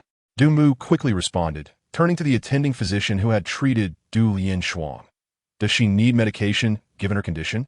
The physician, a balding man in his 40s, was momentarily taken aback by the sudden question and contemplated for a moment before responding. "Cardiac issues can range from serious to minor." "Has she undergone imaging tests?" "Yes, all heart-related examinations have been performed, and there are no issues whatsoever." "If there are no problems, then let us focus on adjustments rather than medication." Irregular heart rate can stem from both congenital and lifestyle factors. Excessive caffeine, strong tea, sleepless nights, alcohol, intense exercise, and emotional agitation can all be triggers. The physician continued, "Regulate your diet, go to bed early, and if symptoms ease in a few days, then all is well. If not, we'll need to check other organs to see if they're affecting the heart. If medication is taken to alleviate symptoms, will there be any side effects?" "Certainly, there will be. Different medications have varying side effects, the most common being nausea, vomiting, dizziness, headaches, insomnia, and depression. Particularly, hydrochloride propafenone can control heart rate, but improper use may irritate the nervous system, leading to misalignment and mental lethargy." Du and Rao, however, did not dwell on the details. Her curiosity was piqued. "Does our family or Uncle San's family have a history of heart disease?" "Not that I know of," Du Mu replied uncertainly. Glancing at Du Lian Shuang. "No, our family does not have a history of heart disease." "That is strange. Uncle San had asthma, and if it were hereditary, it should follow suit. Why is it that the heart is the issue instead? If not congenital, then it must be environmental factors." "Exactly," Du Mu quickly responded. "I remember you don't enjoy drinking alcohol or coffee, and you hardly drink tea. You also rarely stay up late. Have you encountered any other stressors recently that could lead to discomfort?" The family members exchanged glances, momentarily unsure how to comment on the situation. Yet, Du and Rao could not help but recall a conversation from years ago with a pilgrim who had brought a hawk to the mountains, discussing a method of training hawks. It essentially involved depriving the bird of sleep, subjecting it to both physical and mental strain until it either perished or was tamed. This was akin to some ancient methods of punishing criminals, locking them in a dark room where they could not discern day from night, waking them at any sign of slumber. After several days of this torment, both mind and body would break down, leading even the strongest to plead for mercy. They say that what one thinks by day manifests in dreams at night, especially since you have been having the same dream repeatedly. Could it be that something akin to this has occurred in reality, causing you to be so preoccupied with it that it invades your dreams? Du and Rao's words reminded Du Mu, for the current suspect in all matters was none other than Du Yin Shuang as bedfellow. "You and Zhu Yin share the same room at home, don't you? Was he beside you when you woke up?" In a moment of inquiry, I asked him if he had heard any sounds, to which he replied in the negative. "Was it possible that he was the one who knocked on the door in the middle of the night or made a sound that startled you awake?" "Naturally, he would deny it. Otherwise, how could he create an atmosphere of tension that would cause your heart to race and your adrenaline to surge, leading you to mistakenly believe there was an issue with your heart?" Du Lianshuang's eyes narrowed slightly, and the very thought of this possibility struck her mind like a hammer, leaving her thoughts in disarray. In truth, after Du Anrao voiced his inner thoughts, he was momentarily taken aback. Wasn't this situation reminiscent of the suspension bridge effect that Ergo had mentioned to me a few days ago? The so-called suspension bridge effect refers to the phenomenon where an individual's heart rate quickens in a state of anxiety. If one encounters a member of the opposite sex during such a moment, they may mistakenly interpret this heightened heartbeat as romantic attraction, thus fostering feelings of infatuation. Upon reflection, wasn't Du Lianshuang's initial encounter with him precisely this way? At that time, Du Lianshuang had concealed her identity as she entered the company to take on responsibilities, leaving her feeling overwhelmed and mentally strained. Cui Jian appeared at the perfect moment, like a savior, standing by her side, guiding her step by step, creating an illusion of mutual support and camaraderie that made it impossible for her not to develop feelings of attachment. Now, it seemed he was merely employing the same tactics, orchestrating hardships only to assist her through them, thereby ensnaring her trust and reliance. When the time was ripe, he would not hesitate to administer whatever might lead her to madness. Even if it were poison with a gentle coaxing, Du Lianshuang would likely swallow it without a second thought. Her complexion turned ashen at the recollection of those nights when she awakened in a cold sweat. With Cui Jian by her side, comforting her, even holding her as they slept, only to be awakened again and again, caught in a repetitive cycle of fear and reassurance. During those moments, Du Lianshuang felt only gratitude and guilt. Now, however, she was overwhelmed by an unshakable dread. Did he truly regard her as a person? Or rather, was he even human? Why was he more terrifying than the most voracious of monsters? Du Yuni and her brother were equally shaken, as anyone would be upon discovering that the father they had idolized since childhood was not as gentle, considerate, and reliable as he appeared. He had a family outside, one he cared for, and had even turned against his own kin, leading to the demise of their beloved grandfather. Each of these revelations was sufficient to shatter their previously sheltered world, especially when laid bare before them all at once. At that moment, Du Anrao's attention remained focused on Du Lianshuang, oblivious to the peculiarities between the siblings, while Du Yuxi noticed them. She stepped forward, grasping their hands to silently convey her support. Reminiscent of the unconditional trust and acceptance she had received from her family during her own moments of confusion upon learning she was not a member of the Du family. Lianshuang, you are awake. You truly frightened me just now. Chapter 80. The second victim. As Cui Jian entered, he immediately noticed that Du Lianshuang had awakened. Overjoyed, he approached to take her hand, only to be instinctively evaded by Du Lianshuang, a reaction that had never occurred before. What's wrong? Are you unwell? With both parties having made their decisions, Cui Jian refrained from pressing further. However, when Du Lianshuang mentioned her feelings of breathlessness, a flicker of light passed through his eyes. Du Anrao, slightly bewildered, tilted his head. When did Mom and Aunt discuss hospitalization? I didn't hear anything earlier. Was I so lost in thought that I missed it? Both Du Lianshuang and her mother froze, cold sweat trickling down as they pondered how to salvage the situation. Yet, Du Anrao quickly provided an explanation for them. Perhaps they were just whispering to each other? Adults often enjoy speaking in hushed tones in front of the younger generation, assuming we don't understand anything. The two adults who enjoyed whispering. Fine, if hospitalization is necessary, someone must stay with them. This proposal was acceptable to the two children, as even Du Lianshuang, an adult, was unsure how to face Cui Jian, let alone the two minors. Should they inadvertently reveal any clues to Cui Jian, the secrets they yearned to uncover might remain forever hidden. Before leaving, Du Lianshuang tugged at her father's sleeve, hoping he would stay a little longer with her. Recognizing the siblings had something to discuss, Du mother perceptively gathered everyone and departed. Once the hospital room door closed, leaving only the siblings, Du Lianshuang could no longer contain herself and broke down into tears. Brother, how could this happen? How could he do this? My father treated him so well, almost like a son. Throughout these years, whether it was investments or academia, whatever my father could facilitate, he never held back. How could he be so heartless? Has his conscience been devoured by dogs? If her father's death was indeed connected to Cui Jian, it would lead to an inevitable reckoning. Du father, gazing at the sister he had watched grow, sighed in anguish. San Shu regarded him as a son, but he never saw San Shu as a father. He has his own parents. Du Lianshuang paused in her cries, as his words struck her like thunder, awakening her to a harsh reality. Indeed, he had not only his own parents, but also a wife and children. She and her family were merely stepping stones in his ascent.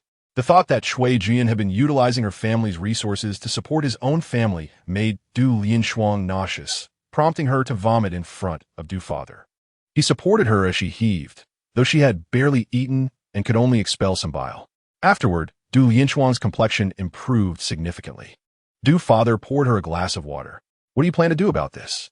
"We must uncover the truth behind my father's death," Du Lianshuang replied, tears welling in her eyes once more. "My father was indeed allergic to many pollens, particularly those from the locust tree. Even a slight exposure would trigger a reaction." "All right, I will investigate this matter. You must keep a close eye on Cui Jian. Do not let him suspect anything, especially regarding his family affairs. For now, you should act as though you know nothing.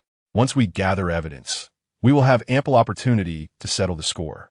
Du Lianshuang breathed a sigh of relief, grateful that there were still family members willing to support her. Fortunately, the torment did not last too long. Du Lianshuang declined the offer of caregiver, symbolically requesting a nurse, and awaited Du Anrao's arrival in the hospital room. She was eager to learn more about Cui Jian and asked Du Mother to bring Du Anrao along when delivering her meal. As it turned out, this decision proved to be exceptionally wise. When Du Anrao arrived at the hospital door, carrying the chicken soup that had been simmering since the previous night, an unfamiliar female voice echoed from within. "You've been hospitalized, yet Cui Jian isn't here? This is outrageous. He speaks sweetly, yet when it matters, he flees faster than anyone. I don't care if he is happy or not." The woman scoffed. "What about your 2 children? Jingyi mentioned just days ago that she wanted to visit them, yet before she could even make the trip, you ended up in the hospital." "Wait, Jingyi." Du Anrao's ears perked up, his eyes widening. "The second victim, Liao Jingyi, who is even worse off than my aunt." Chapter 81, Blood Pressure Soars. Du Anrao's exclamation was nothing short of earth-shattering, leaving Du Lianshuang in shock, nearly breaking her nails in disbelief. What was happening? There was a second victim? And one who was worse off than her? What had she endured? Glancing at her longtime friend, she recalled that this was also a child she had watched grow up. The frustration that had finally subsided erupted anew like a raging wildfire. The sisters were right. These deceitful men were utterly unreliable. Unbeknownst to her, Bailu was startled by the sudden transformation of her good friend, who had just been laughing with her moments before, now displaying a twisted and sinister expression. "What's wrong? You look so pale. Are you unwell? Should I call a doctor?" Du Lianshuang, awakening from her daze, quickly interjected. No, I'm just hungry." "Hungry?" Bailu sighed in relief. "I thought something serious was wrong." "Just wait here. I'll go buy you something to eat." "What do you want?" Just then, Du Mu entered, having overheard their conversation at the door. "I heard you say you were hungry, so I brought you some chicken soup and dishes. Eat while it's hot." As a close friend of Du Lianshuang, Bailu was familiar with Du Mu, so she decided against running out again. After exchanging pleasantries, Du Mu approached the bedside to serve soup to Du Lianshuang, while Du Anrao quietly observed Ms. Yin from the side, increasingly feeling sympathy for her. The book related to these 2 individuals was titled Cui Shi Chuan Qi. This narrative, like the previous entertainment industry tale, was penned from a male perspective, commonly referred to as male-oriented literature. An inherent flaw of early male-oriented literature was that the male protagonists often had numerous female companions or even multiple wives and harems. The story featured a poor boy emerging from a remote area, transforming into a renowned entrepreneur, systematically eliminating those who oppressed him and liberating himself from the Du family's constraints, ultimately acquiring an entire enterprise. In his eyes, he, along with his mother and grandparents, constituted a blissful family, while Du Lianshuang was merely a shameless mistress, drawn to his father's wealth, fully aware of his existing family, yet audaciously seeking to usurp love through money and power. Du Lianshuang, deceived in both finances and affection, exclaimed, "Where's my knife?" Due to Du Lianshuang's presence, Cui Jian harbored a profound disdain for the daughters of affluent families. Yet his aversion was merely verbal. Internally, he engaged in self-deception about his anti-materialistic sentiments. Cui Jian's success as a son-in-law inspired Cui Jian, leading him to consider marrying a wealthy heiress to avoid years of struggle. Unfortunately, Liao Jingyi became his chosen target. Both attended the same school, where Liao Jingyi, with her sweet demeanor and excellent grades, garnered considerable attention. The Liao family's financial status was comparable to the Du family, particularly given that Yin Bailu belonged to the well-off Yin family. If he could win over Liao Jingyi, the outcome might surpass even his father's achievements. When Du Lianchuang learned from Du Anrao that the scoundrel was attending the same school as Liao Jingyi, she nearly fainted from anger. Du Lianchuang was aware that Shui Qingye had managed to enroll at Liao Jingyi's prestigious school through her father's connections, a school that was notoriously difficult to enter. Thus, this individual was utilizing her family's South resources to court her best friend's daughter, only to ultimately betray her and cause her greater suffering than his own. This revelation sent her blood pressure soaring. Gripping her spoon tightly, she began to consume the chicken with ferocity, wishing to tear apart the two vile men as though they were the very meat she devoured. Yin Bailu, witnessing this scene, felt her lips twitch in disbelief, sensing her friend was on the verge of madness. Slow down. Have you not eaten for days?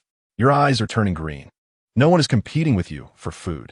Du Lianchuang shot her a glance, instantly discerning her thoughts, and rolled her eyes, thinking, if only you knew what had transpired, you'd be even more furious than I am.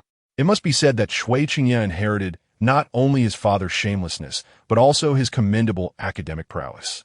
Although he gained admission to the school with Du Laozi's assistance, his grades remained commendable, placing him among the top tier of his class. Coupled with the good looks he inherited from Shui Jian, Shui Qingye was quite popular at school, attracting numerous admirers. Liao Jingyi initially noticed Shui Qingye due to his academic performance. Her gentle nature and petite frame naturally drew her towards taller, academically superior individuals. She had a slight tendency to admire strength. Shui Qingye, recognizing this, began to approach her under the guise of academic assistance, tutoring her in her studies. His good looks and carefully cultivated persona made him appear considerate and understanding, rapidly increasing her affection for him. Du Lianchuang, recognizing this familiar pattern, felt her teeth grind in irritation. Reflecting on the ensuing events, Du Anrao could not help but feel compelled to voice his disdain. If Shui Jian is a scoundrel, then his son is the scoundrel of scoundrels, surpassing even his father. He met Liao Jingyi in high school, spent 3 years making her fall for him, and upon entering university, they confirmed their relationship and became intimate. At that moment, Du Lianchuang spat out the chicken soup she had just sipped, choking violently. That soup is too hot. I didn't pay attention. All right, stop talking and drink some water. Why do you think he is a scoundrel? Fearing that Liao Jingyi might become pregnant before marriage and tarnish his reputation in the eyes of her parents, Shui Qingye would coax her to take contraceptives after their encounters, insisting she keep their affair a secret from her family. Chapter 82. The Scoundrel Among Scoundrels. It is a well-known fact that women in love tend to lose their rationality. And this was certainly true for both Du Lianchuang and Liao Jingyi. Shui Qingye instructed her to take contraceptives, and she complied. He told her not to inform her parents, and she kept silent. It could be said that she had reached a point of blind obedience to his every word. As a result, a tragedy was inevitable. Shui Qingye's desires were far greedier and more ruthless than his father's. From the very beginning, he had no intention of allowing Liao Jingyi to bear his child. Like his father, he intended to keep the third generation of his lineage intact, planning instead for her to raise children for him unknowingly and willingly, without ever becoming a mother herself. According to Shui Qingye's scheme, after engaging with Liao Jingyi, he consciously avoided conception while continuously encouraging her to take contraceptives. It is important to note that prolonged use of contraceptives can adversely affect health, potentially leading to premature ovarian failure. In this manner, contraception morphed into infertility. However, given the current medical conditions and Liao Jingyi's family's financial resources, Shui Qingye, ever cautious, covertly replaced her contraceptives with more potent sterilization medication. As a result of this long-term regimen, Liao Jingyi experienced irregular menstruation and visibly declining health. Yin Bailu considered taking her for a checkup, but by then, Liao Jingyi had become so obedient to Shui Qingye's wishes that she feared revealing their secret relationship and her prolonged contraceptive use to her parents. ultimately leading to her infertility. At this juncture, the narrative reached its most significant turning point. Cui Qingye encountered his true love, a woman as gentle and nurturing as his mother. Du Lianchuang found herself at a loss for words, fearing that speaking up would only infuriate her further. She realized that Liao Jingyi was merely a fortunate mistress who met him first. In his heart, the true wife was the other woman, while Liao Jingyi was merely occupying the role of a mistress in his nominal marriage. Du Anrao observed this with an expression akin to that of a subway elder engrossed in his phone. It must be said that this logic is truly astonishing. The situation between Du Lianchuang and Cui Dongmei is somewhat understandable. After all, one is in a de facto marriage while the other is in a conventional marriage, with Cui Dongmei having wed Cui Jian before Du Lianchuang, albeit without a certificate. If one were to argue who truly plays the role of the mistress, both parties would have their points to contest. However, the case of Cui Qingye is glaringly clear, an obvious case of infidelity within marriage. Yet he manages to twist the narrative so effortlessly. The so-called true love of these scoundrels is indeed invincible. Du Lianchuang nodded in agreement, reflecting on her long-held belief in a perfect marriage, which, in the eyes of certain individuals, is nothing more than a mistress's insidious act of plundering another's family. She could not help but grind her teeth in frustration. Yet, what Du Anrao revealed next made her realize that these scoundrels are labeled as such precisely because they possess no moral boundaries, rendering them unworthy of being called human. After meeting Miss Fong and swiftly falling in love, Cui Qingye soon had what he termed a love child. At that moment, Liao Jingyi was diagnosed with premature ovarian failure, potentially leaving her barren for life. This devastating news plunged Liao Jingyi into despair, leaving her bedridden. During this period, Cui Qingye remained by her side, offering unwavering support and showering her with sweet nothings, leading even the skeptics to waver in their opinions of their union. Ironically, on the opposite side of the same hospital, Cui Qingye's so-called true love was blissfully carrying their child. 3 or 4 years later, feeling the time was ripe, Cui Qingye prompted those around Liao Jingyi to casually suggest that they adopt a child, encouraging her to initiate the discussion herself. The child predetermined for adoption was, of course, the illegitimate offspring of Cui Qingye's true love. Thus, Liao Jingyi, blissfully unaware, took home the love child of her husband and his mistress, raising him as her own son until adulthood, ultimately bequeathing her entire inheritance to him before her demise, never uncovering the truth. Du Lianxiong, du Mi, du Anrao. What a tragic individual, what a ruthless scoundrel, what a venomous tale. The title Cui's legend would be better named the legend of the ungrateful wolf, for it would be more evident. Cousin and Miss Liao have truly encountered the worst of luck, coming across these two malevolent beings, utterly drained and left with nothing but bones, a true tragedy of humanity. Upon hearing this, Du Lianchuang could no longer contain the tempest within her and slammed her spoon onto the table, exclaiming, "In Bailu!" The poor Miss In immediately shuddered in fear, reacting instinctively to strike back. "What is wrong with you? Are you trying to scare me to death with such a loud outburst? I ask you, if your husband secretly drugged you, rendering you infertile, and then stealthily placed his mistress's illegitimate child in an orphanage for you to adopt, what would you do?" In Bailu was momentarily stunned, but quickly regained her composure, coldly retorting, "Naturally, I would first have him castrated. How dare he render me infertile?" Du Lianchuang was taken aback by her decisiveness, while Du Anrao's eyes sparkled with intrigue. What a splendid idea! If only we could ensure that Cui Qingye becomes infertile, it would undoubtedly shatter their entire family.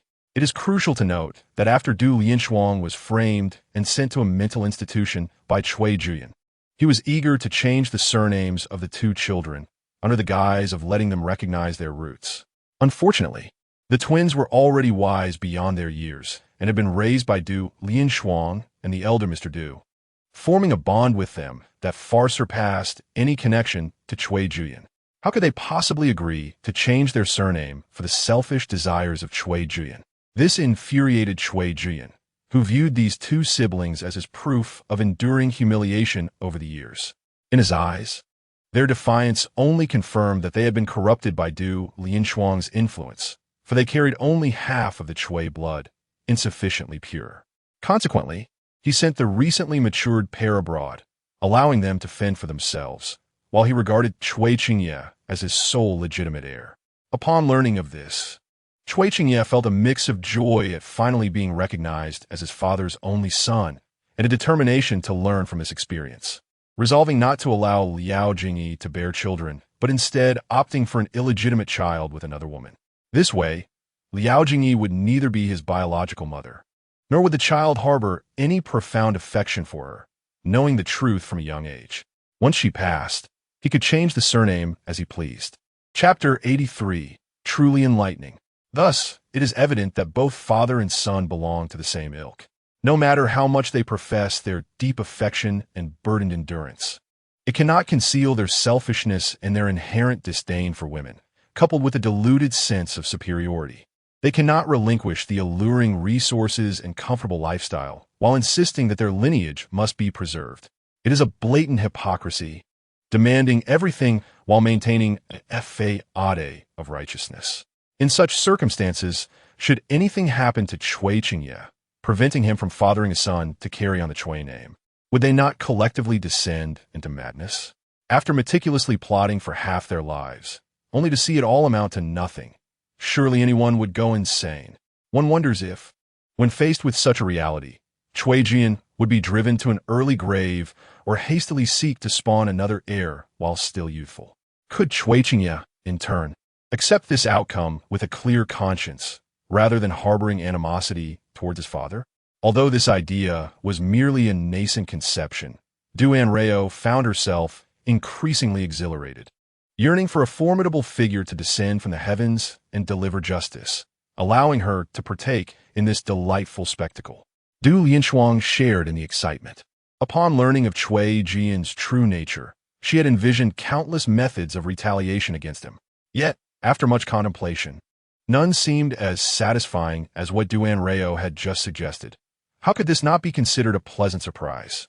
Moreover, the fact that it was her dear friend who vocalized this sentiment, seemingly grasping the crux of the matter without knowing the full truth, illustrated the age-old adage, the observer sees clearly while the participants remain blinded. Contemplating this, Du Lianshuang's gaze towards Yin Bailu grew increasingly complex. Yin Bailu noticed and scoffed. Why do you look at me like that? Do you think my thoughts are extreme and cruel? Not all. I find your idea splendid. I am merely surprised, as you once lamented about the myriad troubles of pregnancy and childbirth, claiming it to be arduous and burdensome, and that enduring the pain would leave an unsightly scar. I assumed you had little desire for children, especially since you and Yu Qian only had Jingyi without further offspring. Yin Bailu shot her a disdainful glance. I indeed dislike having children. Who would enjoy it, if given the choice? The suffering I endured during Jingyi's birth was mine alone, while that scoundrel Liao Yuqian reaped all the rewards. Even after she grew up, the first word she uttered was father. Yin Bailu's bitterness was palpable as she recalled this, clearly still aggrieved by her daughter's preference for her father. However, the distinction between being unable to have children and not wanting them is stark. Whether to have children is my own decision. To strip me of that choice is an affront and oppression in itself. Not to mention the heinous act of rendering a capable individual infertile. Such an action harms far beyond mere physical health. If you wish to destroy me, should I simply present facts and reason, letting bygones be bygones? Not only would I ensure your demise, but I would also leave you in pieces, which is already a concession. As Yin Bailu concluded her statement, Anrao could no longer restrain her admiration, mentally applauding her. Aunt, you are truly enlightened. Such scoundrels deserve to be treated with the ruthlessness of autumn winds sweeping away fallen leaves. Mercy towards enemies is cruelty towards kin. Upon reflection, when Cuch Ingyi's son reached adulthood, Li Oj Ingyi would have been around 40, and she had not encountered any unfortunate events. Her demise seemed solely due to her frail constitution. It is difficult to dismiss the possibility that the medications Cuch Ingyi had administered to her played a role in her untimely departure. Delinshu enage shudarat. Her face darkening. Anrao, being younger and less familiar with such substances, could only speculate, while Delinshu Ing was acutely aware of the implications. The so-called contraceptive pills function primarily by inhibiting ovarian ovulation and altering the uterine environment, creating a false impression of unsuitability for conception. Frequent consumption of such drugs would repeatedly mislead the body, leading to diminished discernment and chaotic bodily functions over time. Although the exact type of sterilization medication CUCH-ING provided to Li OJ-ING was not specified, any such drug would likely be even more potent than contraceptives, resulting in inevitable health complications from years of use. Some things exist for a reason, and this is particularly true regarding human lives. The substances CUCH-ING forced upon Li OJ-ING not only obliterated her prospects of motherhood, but also severely compromised her health, leading to her early death. Filled with regrets. Ironically, the very specter that caused her demise continued to thrive in this world, trampling over her ashes and feasting upon the remnants of her existence. Living better than anyone else. Li Shuang's head buzzed with anger, her vision clouded. Meanwhile, YNBIL, the mother of the victim, remained blissfully unaware, casting a puzzled glance at Li Shuang after her grandiloquent discourse. You seem rather strange today, speaking of such nonsensical matters. Could it be that something untoward has transpired in your household? As soon as the words left her mouth, the other three in the room fell silent, with Anrao's eyes widening in astonishment. Indeed, I had just been contemplating Li OJ-ING's situation when my aunt mentioned sterilization and medications. Is it not a bit too coincidental? Li Shuang was taken aback, sensing the sharp gaze of D and piercing through her. What's so strange about it? I simply found myself bored at the hospital these past few days, browsing the news online. This morning, I happened upon an article about a wealthy woman who had been manipulated by her husband, having been married for years without a child. Upon medical examination, it was revealed that the issue lay with her. The couple sought treatment far and wide, but ultimately could not conceive and were left with no choice but to adopt a child from an orphanage. YNBIL raised an eyebrow, intrigued. And then, the child grew up, and the wealthy woman noticed that he increasingly resembled her husband. Initially, she attributed it to their shared environment. However, as suspicions mounted, she discreetly arranged for a paternity test for both the child and her husband. What do you suppose the result was? Li Shuang clapped her hands. Exactly. It turned out that her husband had already fathered a child with another woman, to ensure that this child could enjoy the luxuries of the wealthy woman's home. He both practiced contraception and secretly medicated her to prevent her from bearing children, ultimately leading her to adopt his biological son. How tragic it was that the wealthy woman felt guilt upon being informed of her infertility, easily swayed by a few comforting words, only to discover that her inability to conceive was the result of her husband's treachery. Chapter 84. As long as it's useful, YNBIL, upon hearing the tale, was equally astounded. The number of bizarre individuals these days seems to be on a rise. How can one dare to engage in such actions without fearing the consequences? Indeed, Li Shuang replied, her impression of the article lingering in her mind. Considering both our families have daughters, the cunning of these men out there is alarming. If they encounter someone akin to this situation, it could ruin their lives. YNBIL was displeased by this remark. Enough of this gossip. Do not curse our J-Ingy. Li Shuang retorted, I was merely speculating. If you were to learn that this is precisely what awaits your J-Ingy, would you not rush over with an Italian cannon to confront Cu Ju YN and his son? Upon contemplating this, Li Shuang found the idea plausible. After all, she needed to investigate Cu Ju YN as well. That scoundrel likely had just begun to associate with J-Ingy, and time was still on their side. Previously unaware, she now realized that she must not permit that wretch to approach their beloved child. Anrao, upon hearing Li Shuang's explanation, felt the tension ease. So it was merely a news story. Indeed, art derives from life. Some real-life occurrences are even more shocking than fiction, as novels require logic, while reality does not.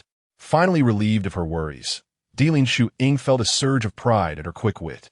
As they conversed, the door to the hospital room was suddenly knocked upon, and two men entered. What are you discussing? The atmosphere seems rather serious. The first to step inside was Li Oy-Chien, YNBIL's husband, who had been mentioned earlier. He appeared to be in his 40s, donned in a pristine white suit, exuding elegance and approachability. Yet, only those familiar with him knew that beneath this immaculate fade lurked a darker nature. If one mistook him for a benevolent figure, he would not hesitate to leave them in ruins. YNBIL naturally approached her husband, linking her arm with his, and remarked with a gentle smile, "We were just discussing some peculiar news. What took you so long?" "I was using the restroom and happened to encounter an acquaintance. So I lingered for a bit." "An acquaintance?" YNBIL inquired, peering curiously at the young man accompanying her husband. "Allow me to introduce this individual. He is XJ Nju, the general manager of SH Sage Group, whom I mentioned to you previously." YNBIL was somewhat taken aback. Liu Chi-in had indeed mentioned this general manager, but she had envisioned someone of similar age to her husband, not realizing he would be so youthful. "Greetings, General Manager X. I have often heard of you from Chi-in. It is truly a pleasure to meet someone so accomplished at such a young age." "Madam, you flatter me. It is all due to Li Oz Ang's generosity." XJ Nju, having exchanged pleasantries, turned his attention to Anrao. His presence here was no mere coincidence, for the hospital under the X family's name was engaged in a technical collaboration with this facility, necessitating his visit to negotiate. Such matters typically did not require the involvement of a major shareholder like him. Yet upon discovering that the D family had stakes in this hospital, he seized the opportunity to make this trip, hoping to encounter DNRO or other members of the D family. As fate would have it, he encountered Li Chi-in, who was visiting his wife. Upon learning that the patient shared the surname D, XJ Nju chose to accompany him. As they approached within earshot of DNRO's fervent complaints, he was compelled to linger, even engaging in idle chatter with Li Chi-in about the recent international economic climate, thus piecing together the relationships connecting DNRO with the hospitalized D lady and the Li family. Recalling DNRO's excitement about devising a plan to confront the unscrupulous father and son duo, XJ Nju could vividly imagine her animated demeanor and felt a smile creeping onto his face. "Miss D, what a coincidence to meet again." DNRO was equally surprised to see XJ Nju. "Mr. X, what brings you here?" "Our hospital has a partnership with this facility. I am here on business and thought to stop by." DNRO furrowed her brow, deep in thought. "That sounds familiar. Last time I visited Yongo, Mr. X mentioned something similar, did he not?" "Oh, but that hospital was indeed yours, and this time you are here merely for cooperation and knowledge exchange."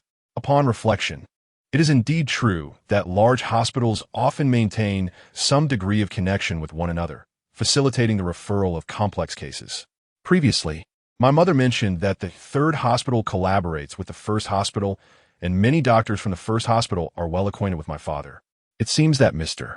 Xi's situation is likely similar. As Shi Jingwei observed Anrao's growing suspicion towards him, he found himself both amused and helpless as she busily concocted justifications on his behalf. This illustrates that the effectiveness of an excuse lies in its substance rather than its quantity. Although Anrao was somewhat oblivious to these subtleties, it did not imply that the adults around her could be easily deceived, especially Li and Shuang. Recently, she had been wary of unfamiliar men due to matters concerning Cui Jian and his son, and upon hearing Anrao's murmurs, she became acutely alert, regarding Shi Jingwei with a sharp gaze infused with scrutiny and caution. "And do you know Mr. Shi?" Anrao, unaware of the underlying tension, eagerly introduced Mr. Shi is Li Zong's cousin, the same Li Zong who invited me and my fourth sister to the banquet. We've met Mr. Shi several times while in the city, and he has been quite generous to us. Upon hearing the name of Li Zong, Dumu instinctively narrowed her eyes, connecting the dots between the Li family and the man before her. "So this is the Mr. Shi that my second child mentioned, who possesses a remarkable appearance and charm. No wonder my second child seems so apprehensive at the mere mention of him, fearing that he might ensnare their little one." This thought kindled a flicker of suspicion within Dumu. Was his appearance here today merely coincidental? "Miss Du is too kind. My previous assistance was but a trifling matter. In fact, it is Miss Du who has rendered significant help to my cousin and me." Shi Jingwa paused, recalling his cousin who was frantically dealing with a crisis in the city, and he benevolently provided some context. "Upon learning of my visit here, He specifically asked me to extend his gratitude to Miss Du. He is currently swamped with various matters and cannot be present.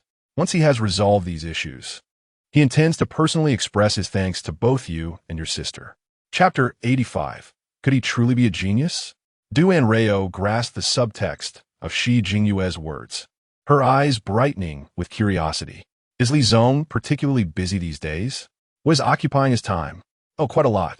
His company has encountered several challenges, and, admittedly, some of these issues pertain to Miss Du. Pertaining to me? Du Anrao was taken aback. How could that be? What issues? Her eyes sparkled with intrigue, recalling the numerous problems she had identified during her visit to Xixing Entertainment with Du Yuxi. However, to avoid arousing suspicion, she refrained from being too explicit, merely hinting at a few matters to Li Zhaoyang, leaving the resolution to his own discernment. Now, hearing Shi Jingyue's statement, it appeared that her insights had indeed led to the discovery of several internal issues within the company, and efforts were being made to address them. Could he genuinely be a genius? Shi Jingyue's smile faltered slightly, his heart feeling a tinge of discomfort. Li Zhaoyang, the fool, had scarcely paid attention to the remarks made by Shi Jingyue.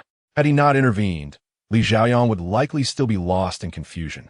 Yet, the one who put in the effort received no credit, while the one who stumbled through the process was instead lauded. This situation felt profoundly unfair. The Du family, unaware of his inner turmoil, misinterpreted his change in demeanor as a reaction to Du Anrao's comments. Du Mu discreetly signaled to Du Anrao to refrain from further inquiries. Matters of internal restructuring within a company were typically confidential and not meant for external scrutiny.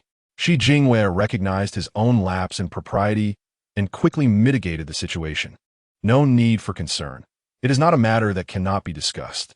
Moreover, technically, Miss Du is the primary contributor. Do you recall the Deputy Minister, Xiao, who was stationed at the finance department? Indeed. How could I forget? Isn't he the one known for his dubious connections? Du Mu and Du Lianshuang stifled their laughter. Du Anrao, engrossed as if following a riveting drama, was eager for the next development.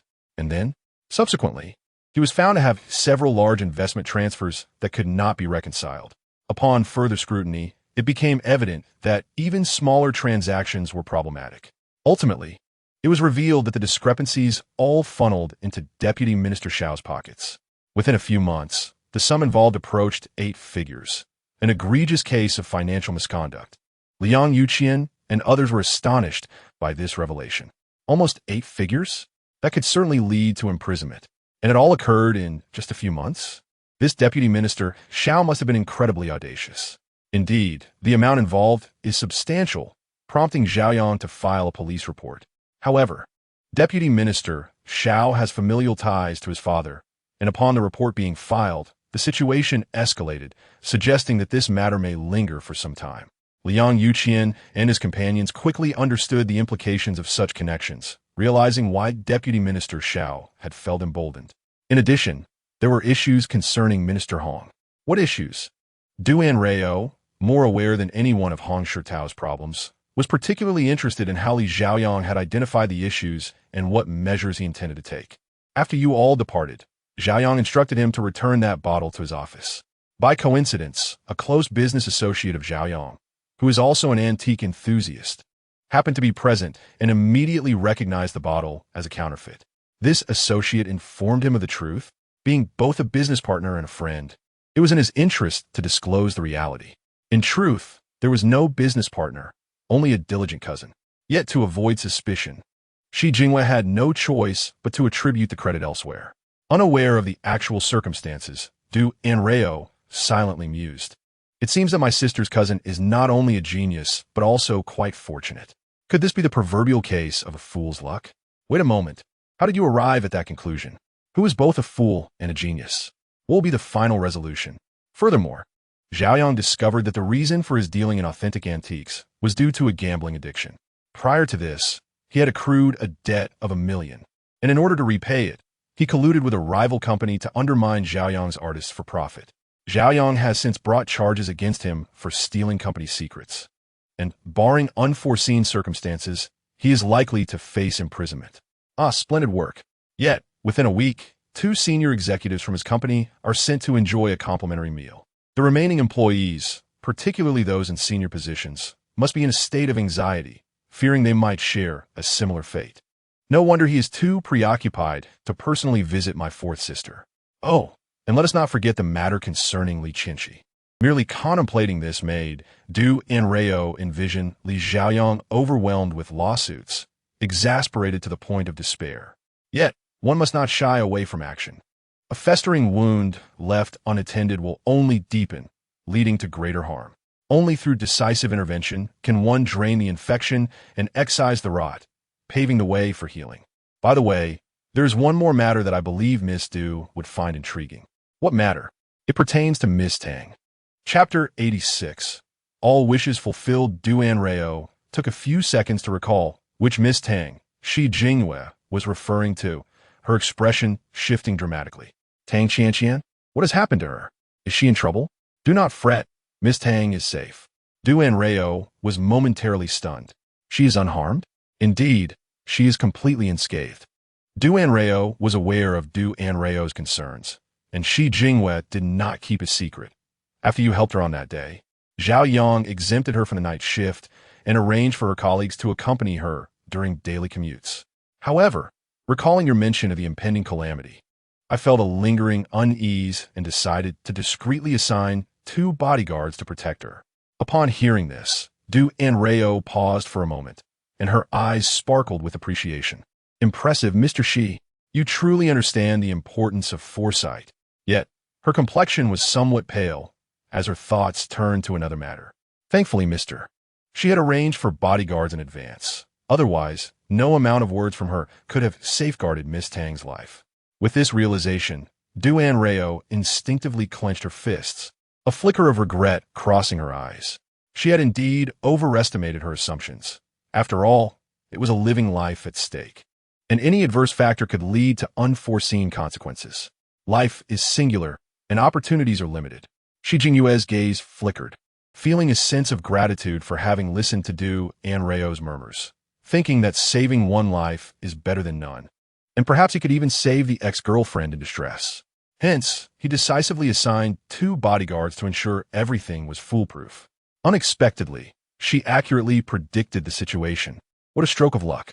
Watching the pure relief and joy on Du Anrao's face, Shi Jingyue was suddenly struck by an unusual feeling.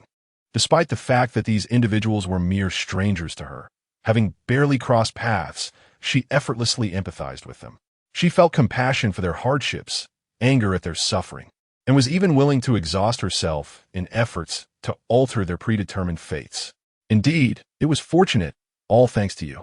Without your reminder, both of them might have faced misfortune. Du Anrao felt slightly embarrassed by his words and hurriedly waved her hands. No. It is Mr. Shi's merit.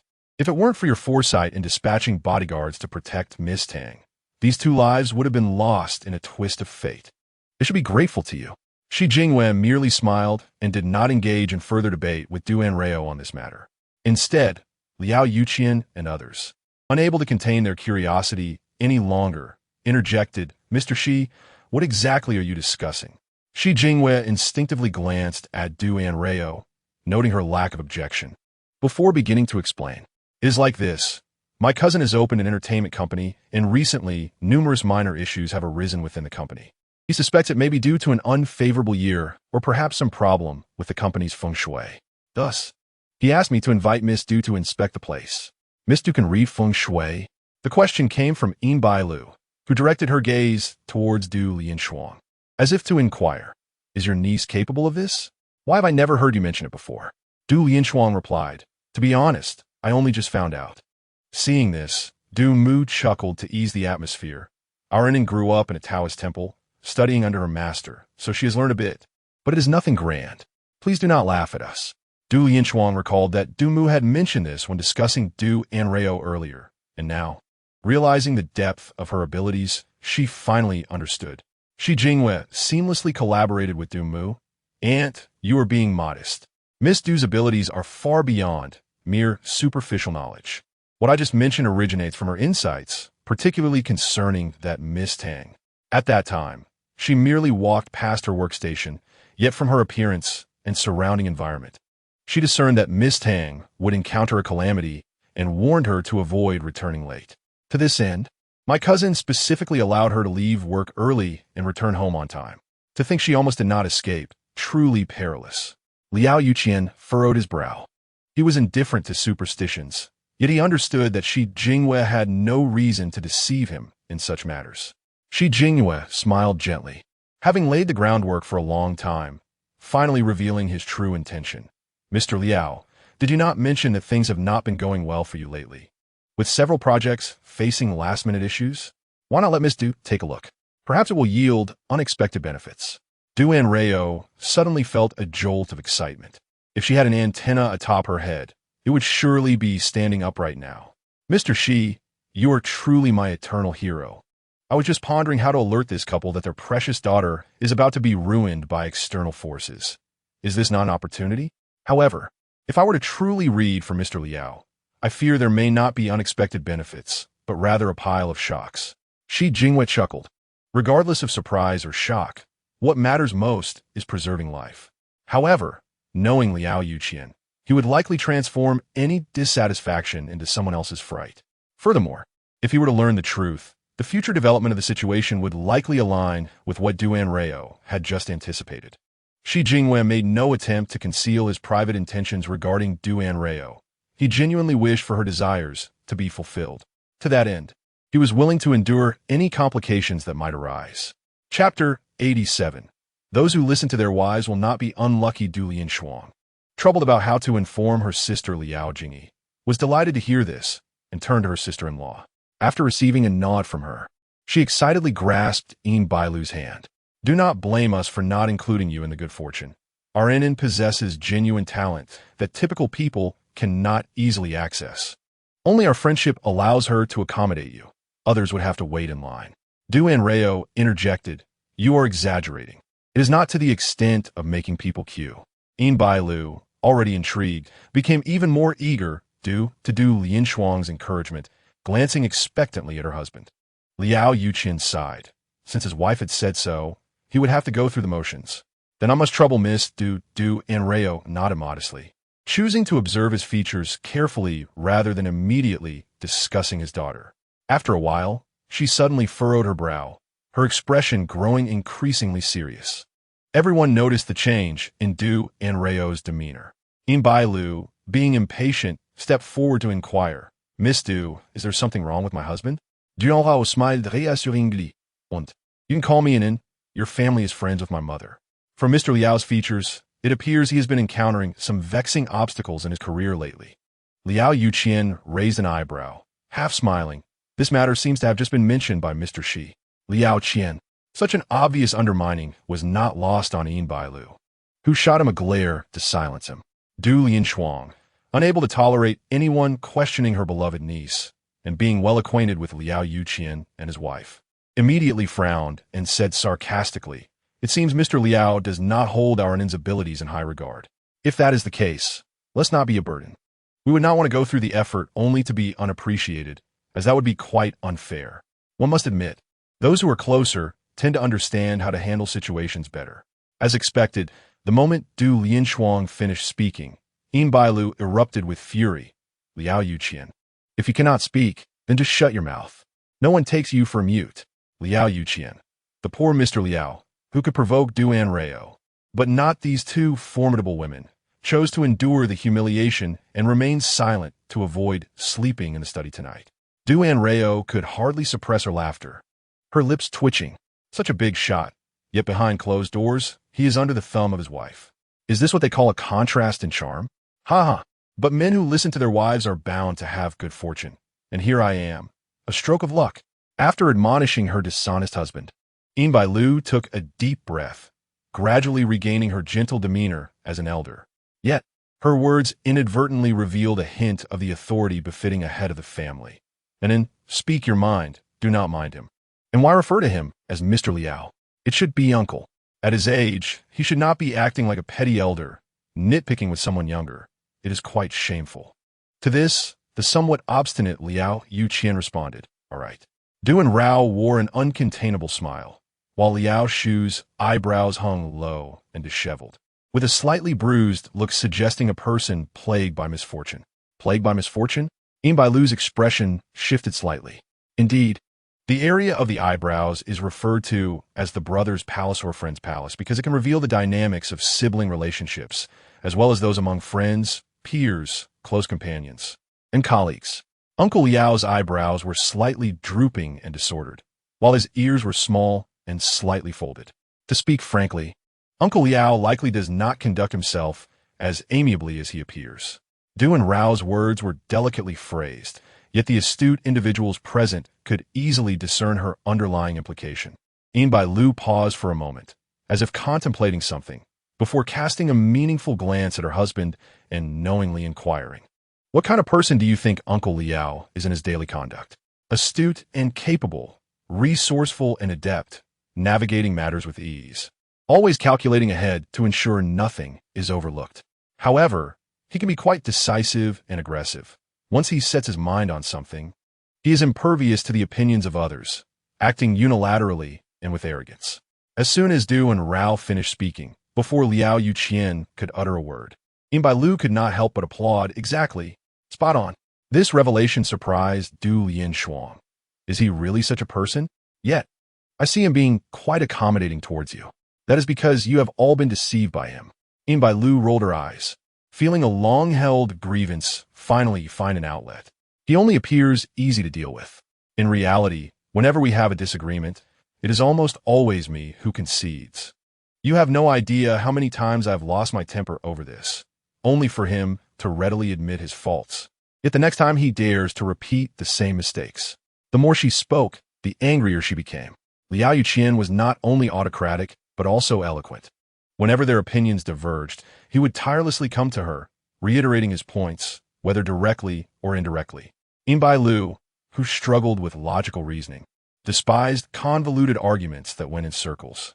More often than not, she would become bewildered by his words, ultimately agreeing with his perspective in a muddled state. Having a husband who is stubborn and enjoys lecturing is truly a terrifying ordeal, to the extent that I sometimes question whether I have married my father. At this point, Lu grasped Du and Rao's hand, further appreciating the value of the person before her. You're the only one who has seen through his true nature over the years. Even my daughter thinks that my occasional sulking is unwarranted, when in fact, the fault lies with him. Listening to Lu's grievances, Du and Rao could not help but chuckle. Although Mr. Liao's character is somewhat domineering, he is quite clear-headed about many matters. Otherwise, you could not have tolerated him for so many years. Lu was taken aback. Du and Rao's words rang true. Essentially, Liao Yuqian was a blend of righteousness and cleverness, possessing boundaries, vulnerabilities, concerns, and humanity. Even though he was associated with some questionable enterprises, he managed to navigate within acceptable limits without straying too far from the path. The absence of any taint of bloodshed or corruption on him was a testament to this. Yet, once one becomes embroiled in such affairs, maintaining one's integrity becomes exceedingly difficult. With the slightest misstep, one could easily become a target for others.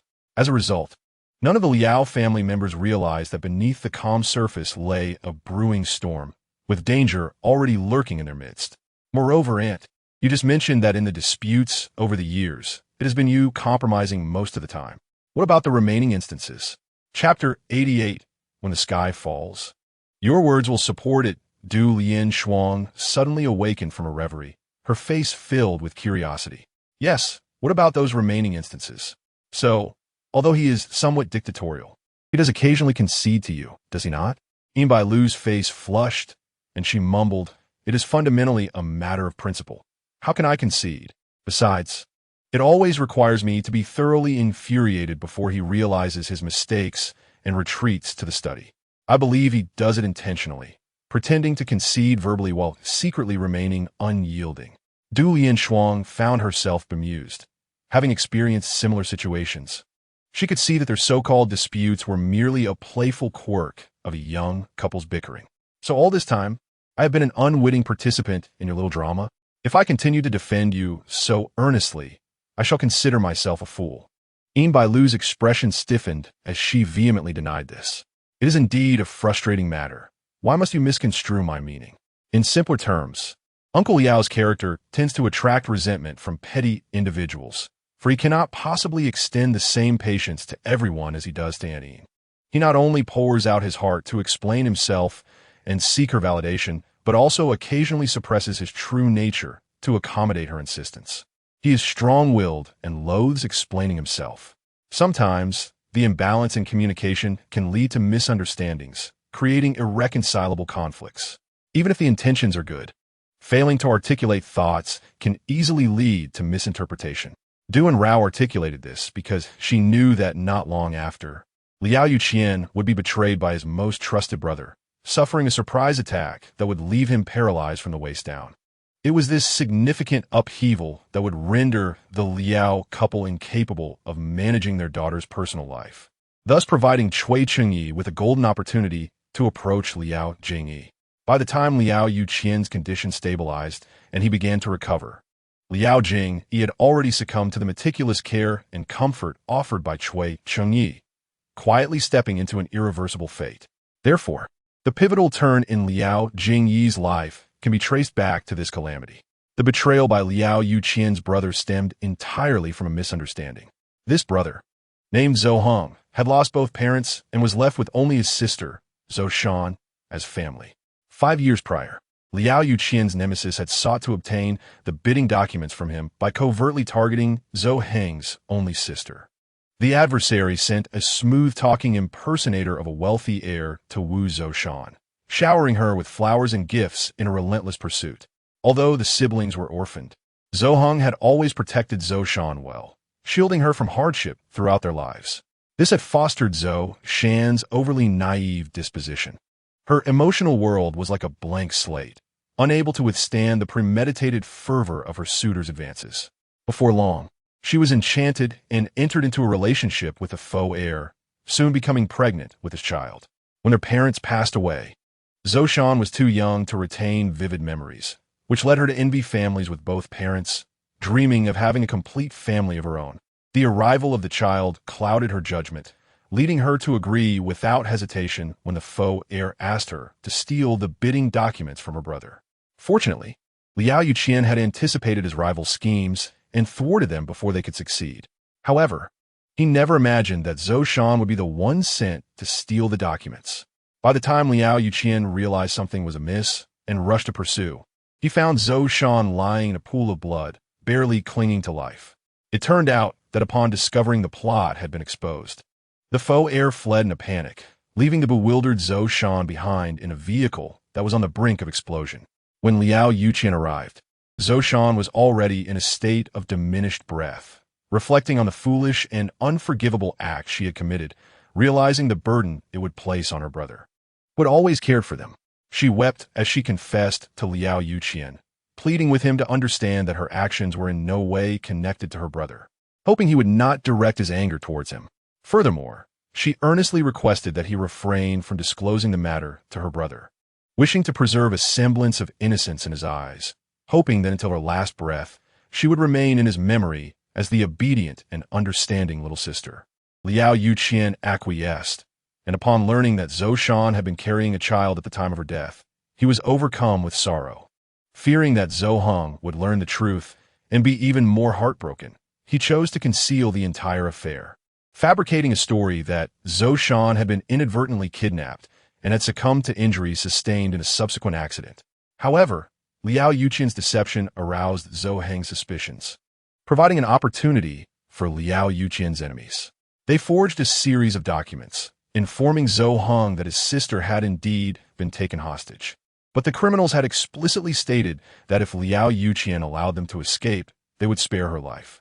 Yet, Liao Yuqian, unwilling to part with the hard-won bidding documents, disregarded his sister's life and relentlessly pursued the criminals, resulting in a vehicle carrying Zhou Shan careening off course and crashing.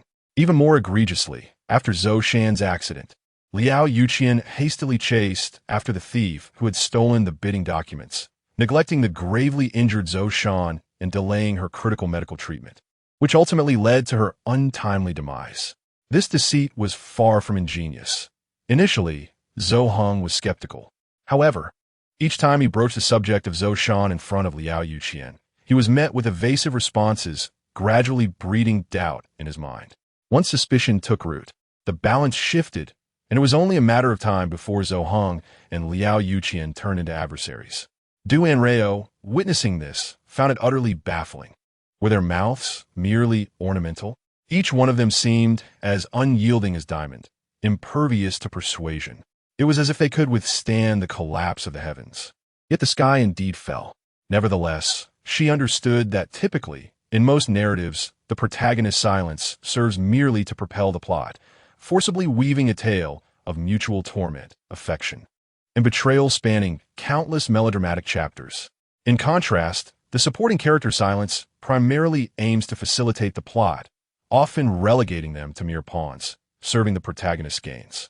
Chapter 89. Why do you have so many questions?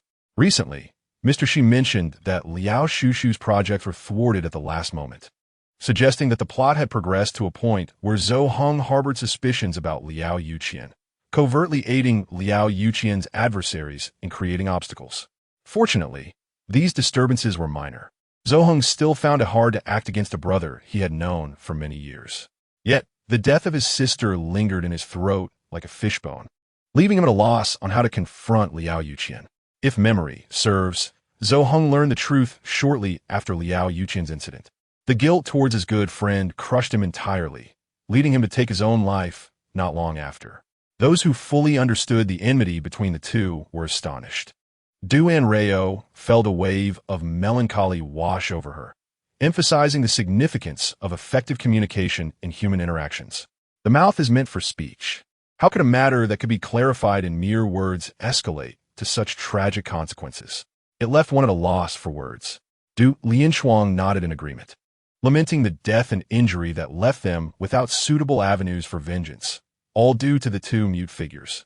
Unbeknownst to Liao Yuqian and his wife, who remained oblivious to the tumultuous tides between the others, they were taken aback by Du Anrao's remarks, instinctively associating them with Zhou Heng. However, Yin Bailu believed it was true that no wall is impenetrable. Liao Yuqian should have been forthright with Zhou Heng regarding past events instead of evading the issue, for it was evident to anyone that problems were brewing. They had done nothing to warrant suspicion, yet they found themselves unfairly misunderstood. Liao Yuqian's thoughts ran deeper. He instinctively questioned whether Du Anrao had heard anything. Yet, as Du Anrao had just stated, Liao Yuqian, despite appearing courteous, harbored an underlying arrogance. He believed he had concealed past events well. Otherwise, Zhou Heng would not have spent years searching without uncovering much, having been misled by the fabricated evidence concocted by his sworn enemies. However, if one were not previously aware, could they truly discern the truth upon a mere encounter? Du Anrao observed the subtle shifts in their expressions, raising her chin with a knowing gaze. It appeared that both had arrived at their conclusions. Now, I implore Mr. Liao to extend your right hand so I may read your palm. You can read palms? Yin Bailu exclaimed in surprise. Yet, despite her astonishment, she wasted no time pulling Liao Yuqian's hand forward for Du Anrao to examine. Liao Yuqian's eyelids fluttered, but he refrained from uttering a word of dissent. Du Anrao suppressed a smile as she inspected his hand.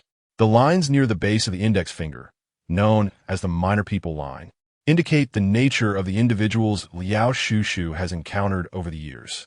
The varying depths of this line reveal that some adversities stem from past grievances, while others are more recent. Pausing, Du Anrao's finger shifted to Liao Yuqian's career line, remarking that it indicated a promising career trajectory, with few obstacles along the way. Consistently on an upward incline, Liao Yuqian's expression shifted slightly. Was it not true that his recent projects had been plagued by issues at critical junctures? Could it be that treachery was at play? As he unconsciously clenched his other hand, he found it difficult to believe that his longtime friend would betray him. If only his career were at stake, it would be manageable, but I observe that the horizontal lines on Liao Shushu's career line have extended into the lifeline. Yin Bailu's expression changed. What does that imply? The lifeline reflects aspects of one's health and longevity, and if the horizontal lines arise from treachery, they bear the ominous connotation of untimely death. Are you suggesting that Yuqian could face life-threatening peril due to these adversaries?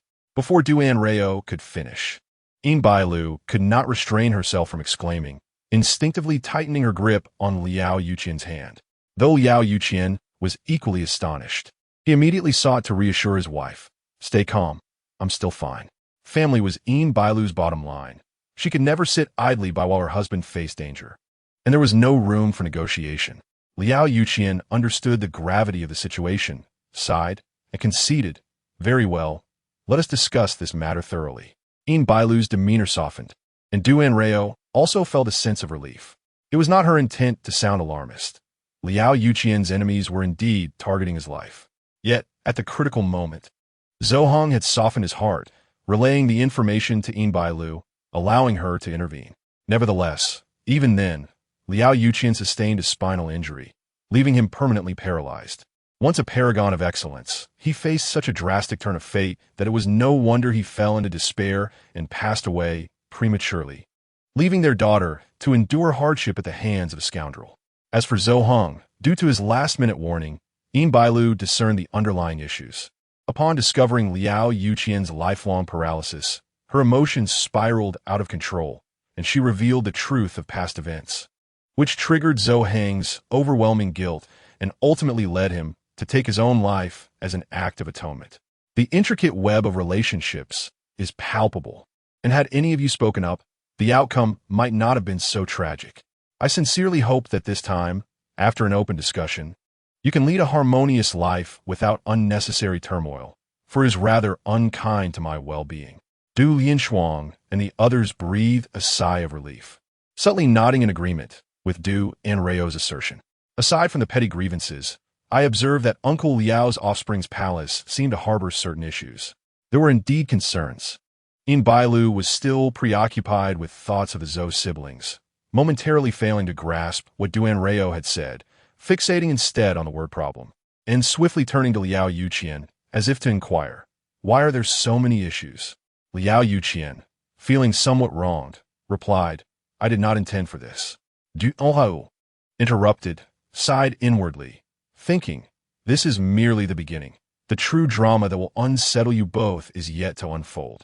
Du Mu and Shi Jing exchanged looks of exasperation, expressing their disdain for unworthy men while simultaneously enjoying the spectacle involving my friend. The mention of the offspring's palace indicated a connection to my daughter, causing Liao Yuqian to be the first to sense something amiss, his expression shifting. Bailu, equally stunned, widened her eyes in disbelief. Is it related to Jingyi? What has happened to her? Please do not fret. I merely discern some unfavorable signs from Uncle Liao's countenance. Your daughter is currently well. However, being well now does not guarantee she will remain so in the future. Bailu grasped Du Anrao's implication, her countenance darkening. Please tell me honestly, has something occurred with Jingyi? Du Anrao met Bailu's anxious gaze, his expression turning serious. Uncle Liao's offspring's palace appears somewhat dim, though not overtly so.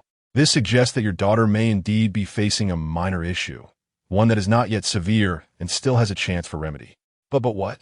This unexpected twist only heightened their anxiety. However, I have not personally seen your daughter. I can only infer from your features that your offspring has encountered misfortune recently, which, if not handled properly, may affect their future fate. Upon hearing that it could impact fate, the couple grew increasingly anxious. I will call Jingyi to come over right away. But she should be in class, correct? What could be more important than this? Have her take a leave. Bailu's tone was resolute, and Liao Yuqian, feeling defeated, thought about how their daughter might perceive the request to leave class for fortune-telling as a sign that her parents had lost their senses. Du Anrao was also taken aback by their decisiveness, and, as Liao Yuqian pulled out his phone to make the call, he quickly intervened.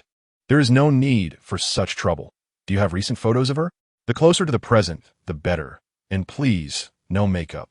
Upon hearing that a photo would suffice, Bailu swiftly retrieved her phone, locating a picture taken the day before when she and her daughter had gone shopping. In the photograph, Bailu wore light makeup, while Liao Jingyi was barefaced. The two resembled sisters, blooming together in the same frame. However, Liao Jingyi, being younger, exhibited more shyness compared to her mother's vibrant demeanor. Du Anrao scrutinized Liao Jingyi's photograph for a while, stroking his chin thoughtfully. From the image, Miss Liao possesses delicate features, much like Uncle Liao, with a prominent widow's peak, suggesting a favorable romantic disposition and potential for blossoming love. Yin Bailu immediately recalled her husband's almost supernatural romantic allure, which, despite over a decade of marriage, still attracted countless unwelcome advances, leaving her exasperated. Liao Yuqian, observing his wife's expression, understood her thoughts and felt unjustly accused. He had already made it clear that his marital status should deter such pursuits, yet the influx of women remained inexplicable. Unaware that his casual remark nearly sparked another domestic dispute, Anrao continued. Those who are naturally charming attract attention, yet this is not always a boon, especially given that Miss Liao has a subtle blemish at the root of her nose. What does this blemish signify? From a traditional Chinese medicine perspective, the root of the nose can indicate issues related to the heart, fire, and spleen. A blemish in this area often signifies tumultuous romantic experiences, marital strife, and encounters with unscrupulous individuals. Anrao paused deliberately, observing the couple's changing expressions before continuing. Miss Liao has a blemish at the root of her nose, and there are dark circles creeping ominously towards it close to this blemish. This serves as an omen, indicating that someone may be watching her with ulterior motives, plotting in secrecy and drawing closer. Should Miss Liao engage with this person and develop emotional entanglements, these dark circles may fully envelop the blemish, posing a potential threat to her well-being. Anrao intended to imply that Shui Qingye was a toxic influence approaching Liao Jingyi, but inadvertently, the couple was reminded of Zhou Shan from 5 years prior.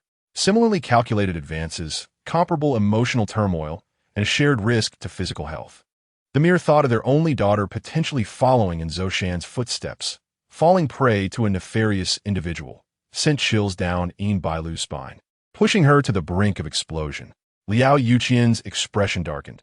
Having witnessed the incident with Zhou Shan, he felt a far greater impact than Yin Bailu. The notion that someone might be treating his daughter in the same manner as Zhou Shan ignited a fierce anger within him, compelling him to rush to the school, to confront and eliminate the lurking threat. We will investigate this matter promptly. Thank you immensely for your assistance today. Once we have more clarity, we shall bring Jingyi to express our gratitude in person. Anrao recognized that the couple's thoughts had already flown to their daughter, thus refraining from further comments. Yingyi, please do not be so formal. You and my aunt share a sisterly bond, and Miss Liao is closely connected to my younger siblings. Family should not speak as strangers. If anyone were to offer guidance in such matters, it should be those of us who are familiar. Indeed, you are correct. Family should not speak as strangers. And I appreciate your kindness. Yin Bailu took a deep breath, turning to Du Lianshuang. Please rest well in the hospital. I will visit again in a few days. Go on, go on. I have ample company to tend to me, so you need not worry. The matters concerning Jingyi and Yuqian are far more pressing, so please attend to them. Of course, once you finish, do return to chat with me and share the updates for both sides. Unaware of Du Lianshuang's inner thoughts, Yin Bailu quickly bid farewell to the group and hurriedly pulled Liao Yuqian away. Just as they departed, Chui Jian arrived from work. Upon entering, the atmosphere was somewhat delicate, as Chui Jian was not alone. A plain-looking middle-aged woman accompanied him. Lianshuang, your parents were informed of your fainting spell and hospitalization, and they sent your elder sister to bring you some chicken soup for nourishment. Are you hungry now? Would you like to have a bit to fill your stomach? Du Lianshuang struggled to maintain her composure, silently wishing for this couple to leave. Anrao, who had been quietly observing, could not help but express his astonishment. What a complicated triangle of old and new romances. How might I subtly remind my aunt to cherish her life and steer clear of scoundrels? Du Lianshuang, thank you, but I am already aware. Chui Dongmei nodded with a gentle demeanor. Make sure to drink this later. This old hen was sent by relatives from back home. It's raised at home and is perfect for nourishing the body. Drink more, and you'll recover quickly. Listening to these words, Du Lianshuang felt a tumult of emotions. To this day, she remained perplexed about how one could possess such remarkable acting skills, able to look upon their beloved engaging warmly with another woman, even assisting in her flattery without a hint of resentment. As for the pot of chicken soup she had brought, Du Lianshuang, seizing the moment while Chui Jian stepped out to make a phone call, transferred it into another thermos, which her mother took with her when she departed. When Shi Jingyue arrived, he did so accompanied by Liao Yuqian. Yet he left escorted personally by Du Anrao. Du Anrao was taken aback that Shi Jingyue was aware of this, but upon recalling that he and Li Xiaoyang were cousins, it made sense. Given that Li Qianqi's birthday was in the past, he likely was on the guest list, so it wasn't too surprising he knew. My parents are preparing to host a birthday party for me and my sister, inviting friends and relatives to gather together and get acquainted. Du Anrao paused and tentatively asked, Mr. Shi, will you be attending? Shi Jingyue neither confirmed nor denied, merely countered, am I allowed to come? Of course. But didn't you just say you've been quite busy recently? Busy or not, I still have time to attend your birthday celebration. Moreover, some matters can wait. Your birthday is of greater significance. Du Anrao blinked, inexplicably sensing that Shi Jingyue's tone echoed that of her mother and Du Yushi. However, since he had expressed such willingness, it was merely a matter of extending an invitation, which posed no trouble at all. When Du Mu encountered Shi Jingyue at the hospital, she had already anticipated this development. Yet, when her youngest daughter approached her to discuss it, she couldn't help but feel a pang of sorrow, as if her cherished cabbage were to be taken away. Anan, are you quite familiar with Mr. Shi? Not particularly. We've met a few times, and he has helped me a lot. He had brought in several clients, accruing considerable merit, such as Li Xiaoyang and Liao Yuqian from today. Du Mu was taken aback, her brow furrowing in contemplation. Seeing her reaction, Du Anrao felt a twinge of anxiety. Is it inconvenient to invite him? Du Mu, as if awakening from a dream, replied, No. There is nothing inconvenient about it. Since he is your friend, he is naturally welcome to attend. I shall have someone deliver the invitation shortly. Is there anyone else besides him? No. Upon hearing this, Du Mu felt even more despondent. Darling, after all this pondering, you've only invited this one person? Don't you find that a bit odd? However, as the saying goes, children will have their own fortunes. Mr. Shi seems to harbor no ill intentions toward their family, so she decided to observe the situation before making any judgments. Du Mu acted swiftly, and since Shi Jingyue was in the city, he received the birthday invitation by noon the following day, promptly forwarding it to the still busy Li Xiaoyang. Li Xiaoyang, Shi Jingyue, here, ask the invitation to the birthday banquet of your younger sibling and Miss Du Li Xiaoyang. Feeling aggrieved, Li Xiaoyang immediately called. How you have this? I encountered Miss Du during my inspection at the 3rd hospital yesterday, and she extended an invitation for me to attend her birthday banquet. Shi Jingyue, rarely at a loss for words, reflected that if he hadn't brought up the topic of her birthday, that little one might have completely forgotten to invite him. That is not the point. What matters is that I now hold this invitation, unlike certain individuals who toiled for hours without even touching the threshold. Li Xiaoyang, rendered speechless by frustration, took a moment before sending Shi Jingyue a middle finger emoji. Unfazed by Li Xiaoyang's impotent rage, Shi Jingyue inquired, how are things on your end? Others have already celebrated their coming-of-age ceremonies, yet you're still unable to make it. If you wish to acknowledge this relationship later, they may not be inclined. Shi Jingyue had not lied when he previously told Du Anrao that Li Xiaoyang was overwhelmed with matters. However, the true source of Li Xiaoyang's distress did not stem from his company's troubles, but rather from the situation with Li Qianqi. That evening after the banquet, the Li family had begun closely monitoring Li Qianqi, uncovering her prior connections with her biological father and obtaining clear evidence that she was secretly plotting against Du Yushi with his assistance. To their surprise, Li Qianqi was not one to be trifled with. Upon sensing danger, she immediately executed a counter-strategy, exploiting her father's volatile temperament to frame the situation as one of her being threatened, thus acting out of necessity. Now, she lay in the hospital, feigning vulnerability to those who came to visit. Yet, the Li family had already seen through her facade, and her actions only served to solidify their understanding of her cold-hearted nature beneath her delicate exterior. A person who could easily betray even her biological father could not expect warmth from those who had nurtured her for over a decade. Perhaps, as Shi Jingyue had remarked, some individuals are inherently cold. Li Qianqi had never cared for anyone but herself. Anyone who threatened her interests became her enemy, disposable without hesitation. Even if that person was a close relative, even if that person had devoted their life to raising her. Upon hearing Shi Jingyue mention Li Qianqi, Li Xiaoyang felt a familiar pain in his head, but spoke with unwavering determination. My parents will be sorting through her belongings in the coming days and sending her away. From this point onward, she will have no ties to the Li family and can no longer flaunt our name. I want to see if her mindless admirers will continue to revolve around her after she loses her status as the favored second daughter of the Li family, and whether they will dare to openly offend us for her sake. Chapter 92.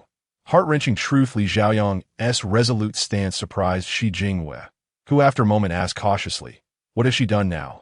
What can she do in her current predicament? She can only resort to her usual tactics, playing the victim."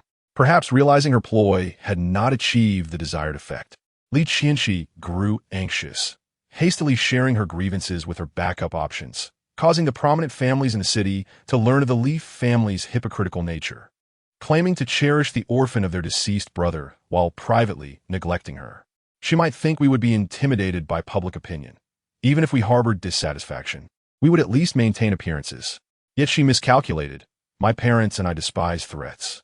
Initially, we had hoped for an amicable separation after years of cohabitation, but now, due to her antics, the mask has been ripped off. Shi Jingwei raised an eyebrow, chuckling.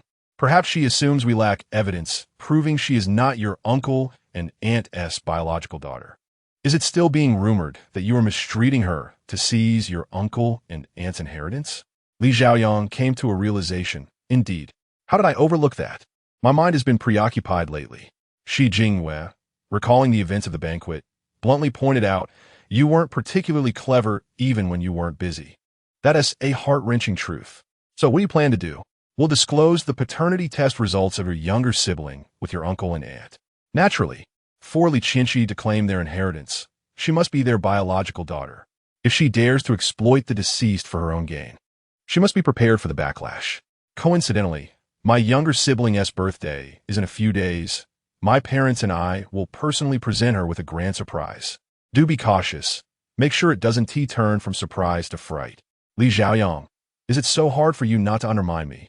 On this day, the equally disheartened Du Heshuan, working far away in another province, found himself perusing the family group chat, where the invitation list for his mother's birthday celebration was being updated in real time. Most of the time, few paid attention to this, yet on that particular day, out of sheer boredom, Du Heshuan clicked in and was immediately struck by a glaring name. Du Jia Qi Guizhuang. Why is that pig's name on the invitation list? Who invited him? Does he even count as one of our relatives or friends? Wei Ruo Shi. Which pig? Who invited a pig? Du Jia Qi Guizhuang. The one with the surname Shi. From behind the screen, Du Yushi could vividly imagine her second brother's furious expression, and to make matters worse, their mother had a knack for stoking the flames. The Jiazhong heir how? Oh, that mister she was invited by Anan. By the way, Anan only invited him. Upon hearing this, Du Heshuan immediately flooded the chat with fiery emoticons. Du Jia Qi Guizhuang. That scoundrel is flirting with him behind my back. He should have his contact information deleted. He looks up to no good. The Jiazhong heir how? It wasn't he, a secretive contact. They simply ran into each other at the hospital yesterday, and it was probably just a casual mention that led to the invitation. Du Jia Qi Guizhuang. Yesterday? A chance encounter? ISNT, that guy from the city? What hospital did you run into each other at? What were you all doing in the hospital? Who fell ill? It was then that everyone recalled the shocking events surrounding the Du Lianshuang family, and how Du Fu and Du Junyan were urgently seeking evidence to rescue Du Lianshuang from her plight. Du Yushi had been busy comforting the younger siblings, and no one had thought to inform Du Heshuan, leaving him in the dark. Realizing this, the group chat fell into an abrupt silence. After a moment, Du Junyan shared the document. Lao Da Hen Cao Pu, the love and hatred of Du Lianshuang's family. The moment the document was shared, the group erupted in surprise. The Jiazhong Ihao, Lao Da, you did Jiazhong Er Hao, Lao Da, Yue Yu Ruo Shi, big brother, you meanwhile. The only uninformed Du Heshuan was engrossed in reading the history and some verified investigative information compiled by his older brother. With every revelation, he felt a mix of astonishment and a hint of melancholy, feeling a tinge of resentment for working tirelessly to support the family while they were privy to fresh gossip without him. The matter regarding the Du Lianshuang family had momentarily captured Du Heshuan's attention, allowing him to set aside his grievances about Du and inviting Shi Jingyue to the birthday banquet, and instead, he began to ponder Du Lianshuang's plans. Du Jia Qi Guozhuang. At this point, what does Ant plan to do? Lao Da Hen Cao Pu. We should simply proceed with legal action. As for whether the death of Old Master Du was related to Cui Jian, concrete evidence remained elusive. However, the affair between Cui Jian and Cui Dongmei was irrefutable.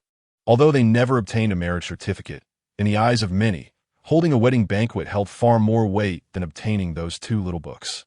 Though nearly 20 years had passed, many villagers who attended their wedding were still around, and a few inquiries would suffice to uncover the truth.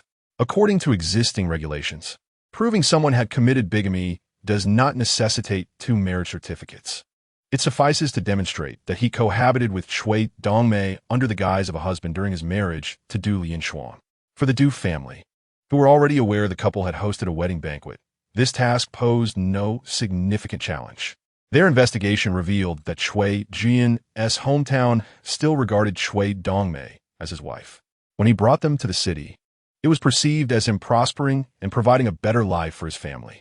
Throughout it all, no one knew of Du Lianshuang and her children's existence, nor did they understand how Cui Jian achieved his success.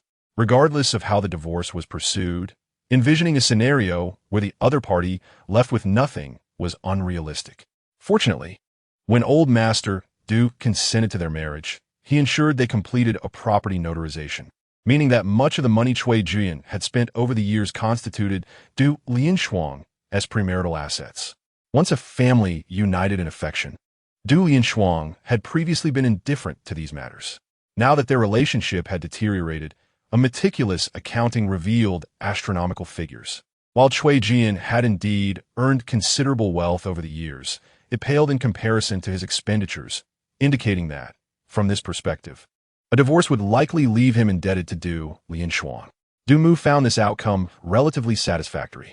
If her memory served her well, Cui Jian's family was living in a house purchased after their marriage, making it part of their joint assets. If Du Lianshuang were resolute, she could easily render that entire family homeless. However, Du Heshuan felt this was still too lenient on them, setting aside the repulsive deeds carried out by them over the years while hiding from their aunt. The very cause of their third grandfather's death should not be so easily overlooked. Fortunately, Du Fu and Du Junyan saw through the situation. Lao Da Hen Cao Pu. There is no need to be so enraged. What this world lacks is people who take pleasure in kicking a man when he is down. Cui Jian appears congenial, yet the more amiable he seems, the more likely it is that others will suffer losses under his hand. Those who have been wronged for years will seize any opportunity to retaliate.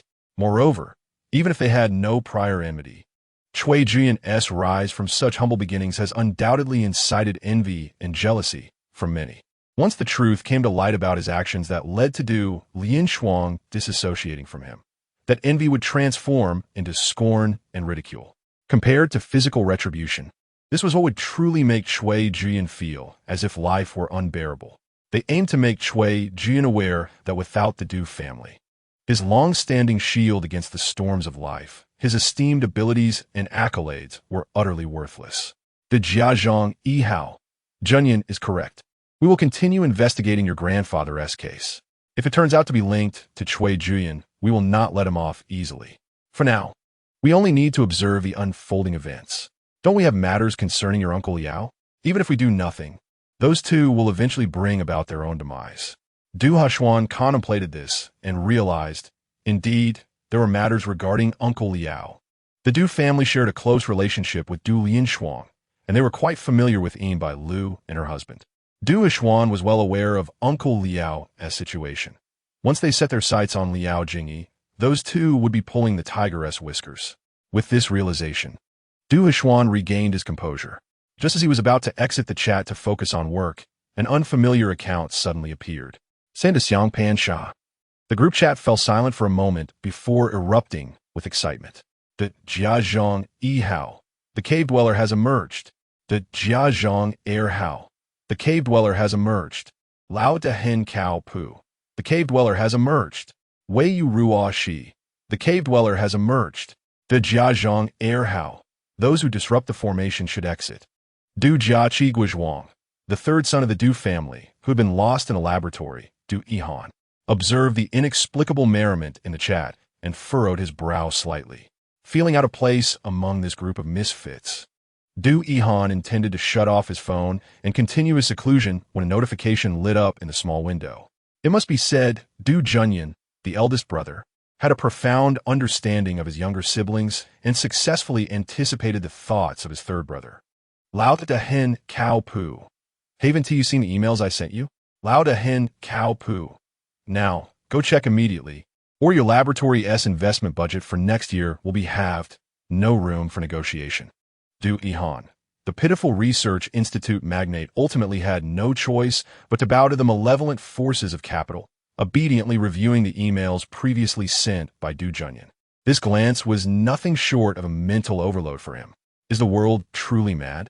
How could such scientifically discordant events transpire? Could it be that the culmination of science is indeed metaphysics? Intrigued by his insatiable thirst for knowledge, Du Dalao decisively dialed Du Junyan while packing his belongings. As he noted the prolonged silence on the other end of the line, Du Junyan merely expressed his concern over potential financial repercussions, which he found utterly unsatisfactory. Yet, this time his anticipation was misplaced. After a long pause, Du Yihan reluctantly uttered, "Does this mean I have to prepare 2 birthday gifts?" It was not that Du Yihan was unwilling to prepare a birthday gift for Du Anrao. Rather, the task of selecting a gift was more exasperating than solving experimental dilemmas. Having already exhausted countless brain cells preparing a gift for Du Yushi, the prospect of doing it again was daunting. Du Juyon? Is this really the crux of the matter? The Du family awaited Liao Yuqian to first deal with Cui Qingya, hoping to deliver a decisive blow to Cui Juyan when he was at his wit's end. However, instead of receiving a plea for help from Cui Juyan, they were met with news of Liao Yuqian's hospitalization. When Du Anrao and the others learned of this, they were at the hospital, and Du Lianshuang nearly toppled off her sickbed in shock. Du Mu quickly supported her, her face mirroring the same terror. Du Anrao's mind momentarily blocked, struggling to articulate her feelings, her complexion paling. Could it be that some futures are truly unalterable? Observing this, Du Mu regained her composure. Approaching Du Anrao and taking her hand, reassuring her, "Do not worry. It may just be a minor injury, nothing too serious."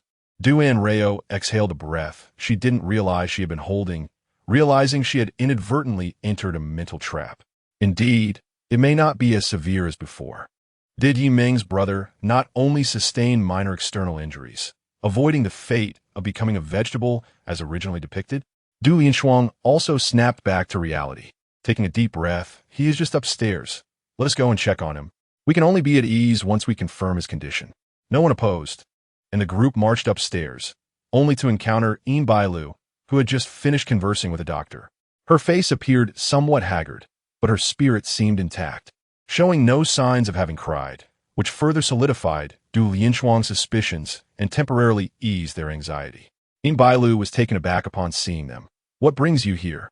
Realizing her earlier actions were perhaps foolish, she smiled awkwardly. Yuqian only suffered a minor injury, nothing serious. He just needs some rest. However, this statement caused the hearts of Du Lianshuang and the others to race once more due to the unexpected turn of events. Uncertain how to explain the situation to Du Anrao and the others, Yin Bailu led them to Liao Yuqian's hospital room. Upon entering, they were all momentarily stunned. Liao Yuqian's room was significantly larger than Du Lianshuang's, as it was a double occupancy, and lying inside, alongside Liao Yuqian, was another unfamiliar man. This individual was Zhou Hong, the department manager at Yuqian's company and also his close friend. Their relationship was akin to the bond shared between you and me. With this analogy provided by Yin Bailu, Du Lianshuang understood.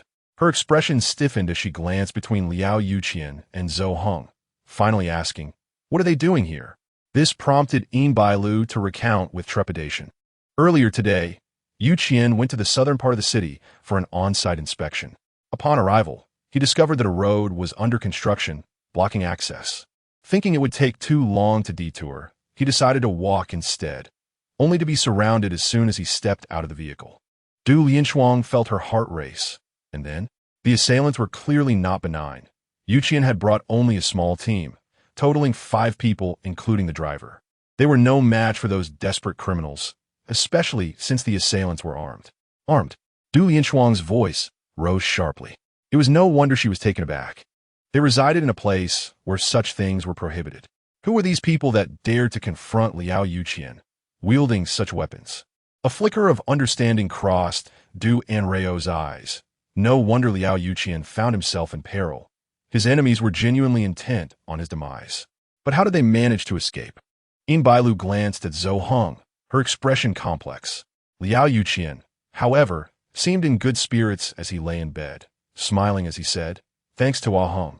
He used to compete in boxing and has some fighting skills. Although our assailants were numerous, he managed to buy us some time." And nearby residents heard the commotion and called the police, who arrived promptly and scared them off. It was only then that Du Lianshuang and the others noticed that, apart from his foot wrapped like a dumpling, Liao Yuqian bore no injuries. In contrast, Zhou Heng's forehead and mouth were bruised, his arm in a sling, with blood seeping from the edges of the bandages, making him appear significantly worse off than Liao Yuqian. Yet, this man had remained silent. His head bowed since Du Anrao and the others entered. It was only when Liao Yuqian held Yin Bailu's hand, expressing gratitude on behalf of all, that Zhou Heng finally spoke up. His voice was hoarse and heavy, tinged with a sense of repression. "There's no need to thank me. This predicament was my doing. I never anticipated their informants would be so well informed. As soon as they sensed my hesitation, they quickly recruited others and altered their plans, catching us off guard." Zhou Heng felt utterly stunned upon realizing the truth. Trembling, he picked up a small pregnancy checkup slip. Staring at the name of his sister and the ultrasound image of the fetus over 2 months old, as if struck by lightning. These documents were discovered by Liao Yuqian while searching for a bidding proposal in Zhou Shan's room, alongside surveillance footage of Zhou Shan stealing the proposal from Zhou Heng's room. To prevent Zhou Heng from uncovering the truth, Liao Yuqian had deleted backups of these items, yet the originals inexplicably remained, including a recording made just before Zhou Shan's demise. Do not inquire how he obtained the recording. It was simply that when he saw Zhou Shan near death, he attempted to call Zhou Heng, but was unable to connect. So he resorted to recording, fearing that if Zhou Heng missed her last words, he would regret it for the rest of his life. Unexpectedly, this recording became pivotal evidence in proving his innocence. After learning the truth, Zhou Heng fell into a deep silence for several days, ultimately accepting reality.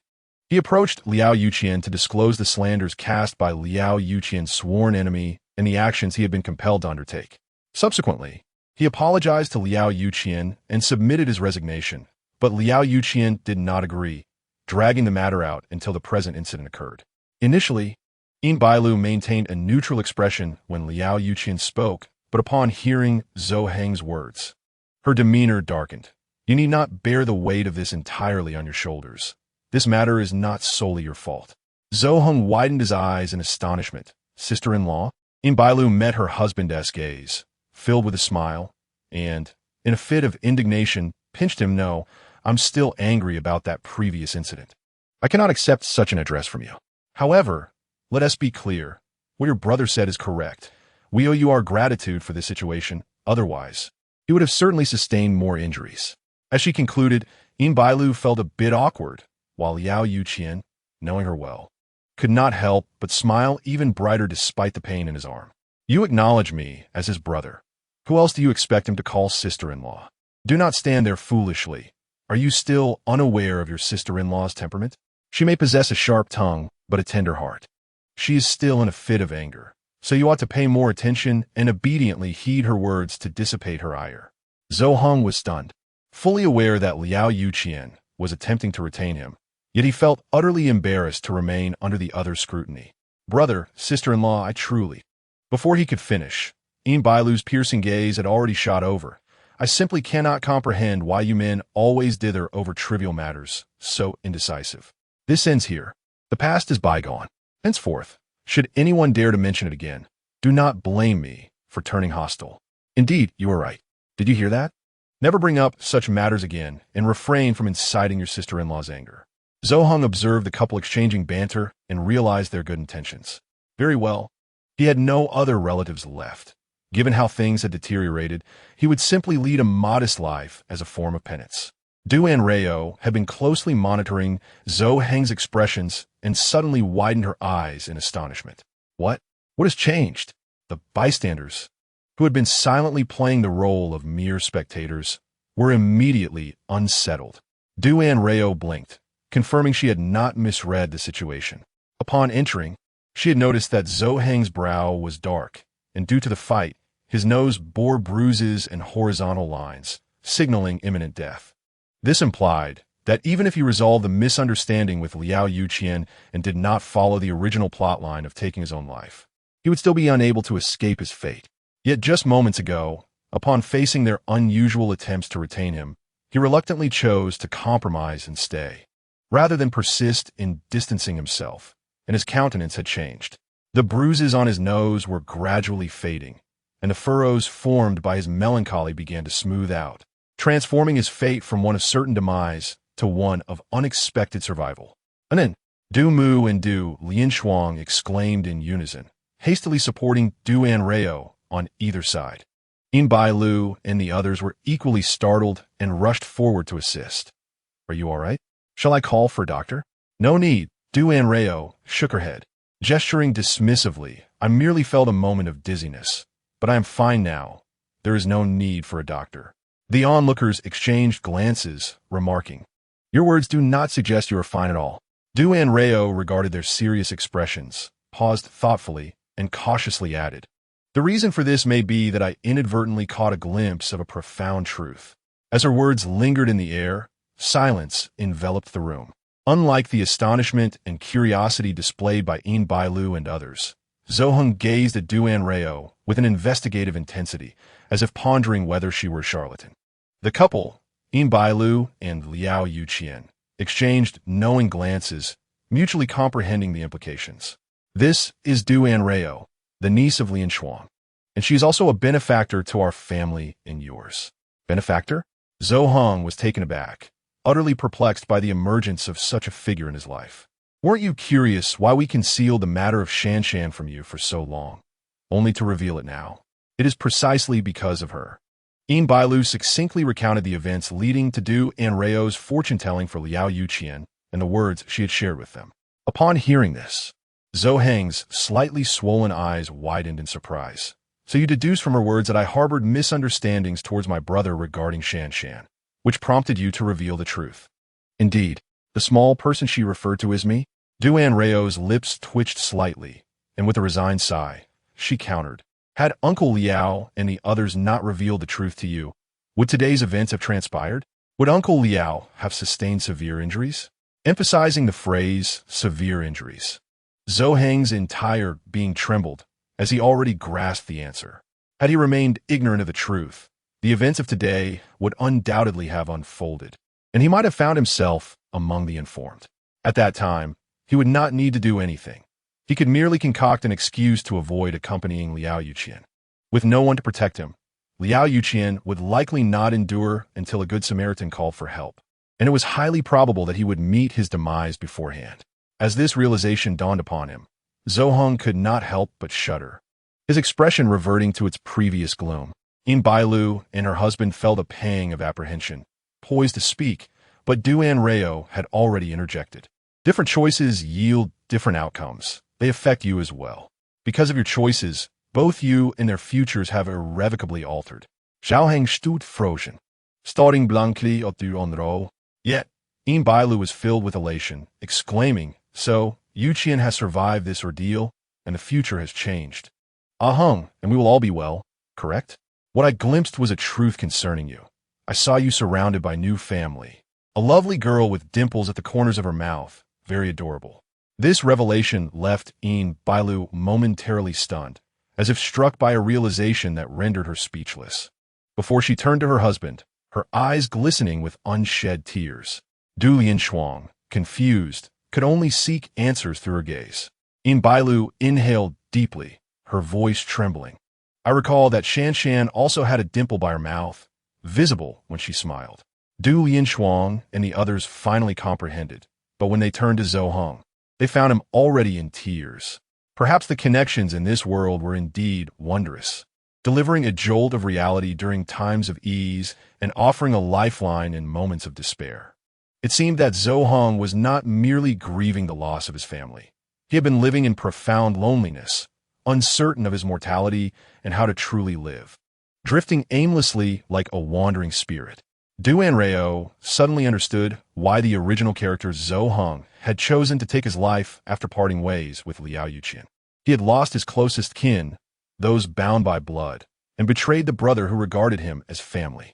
After a lifetime of wandering, looking around, he found himself utterly alone, with nothing to his name.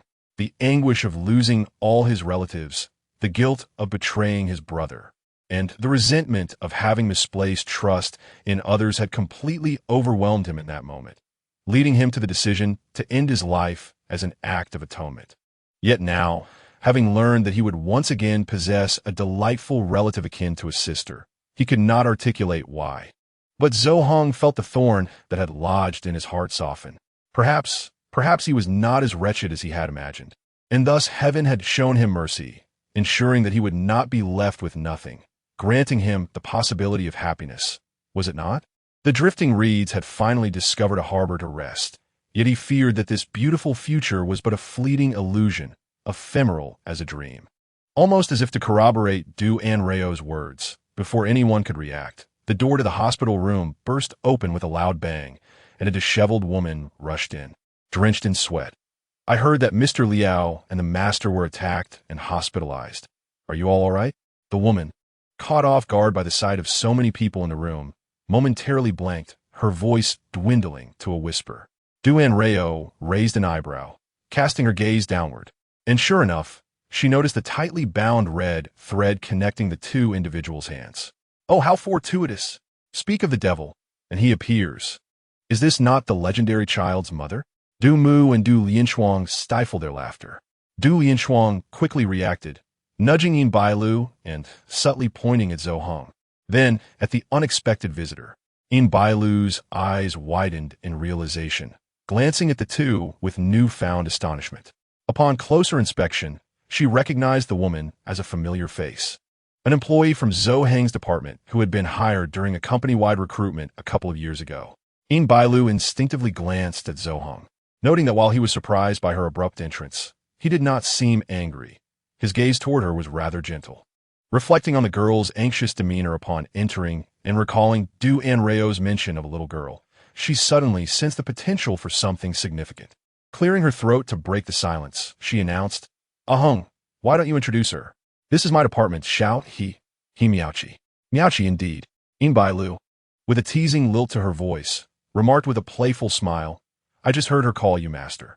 So, ever since she joined the company, you've been her mentor?"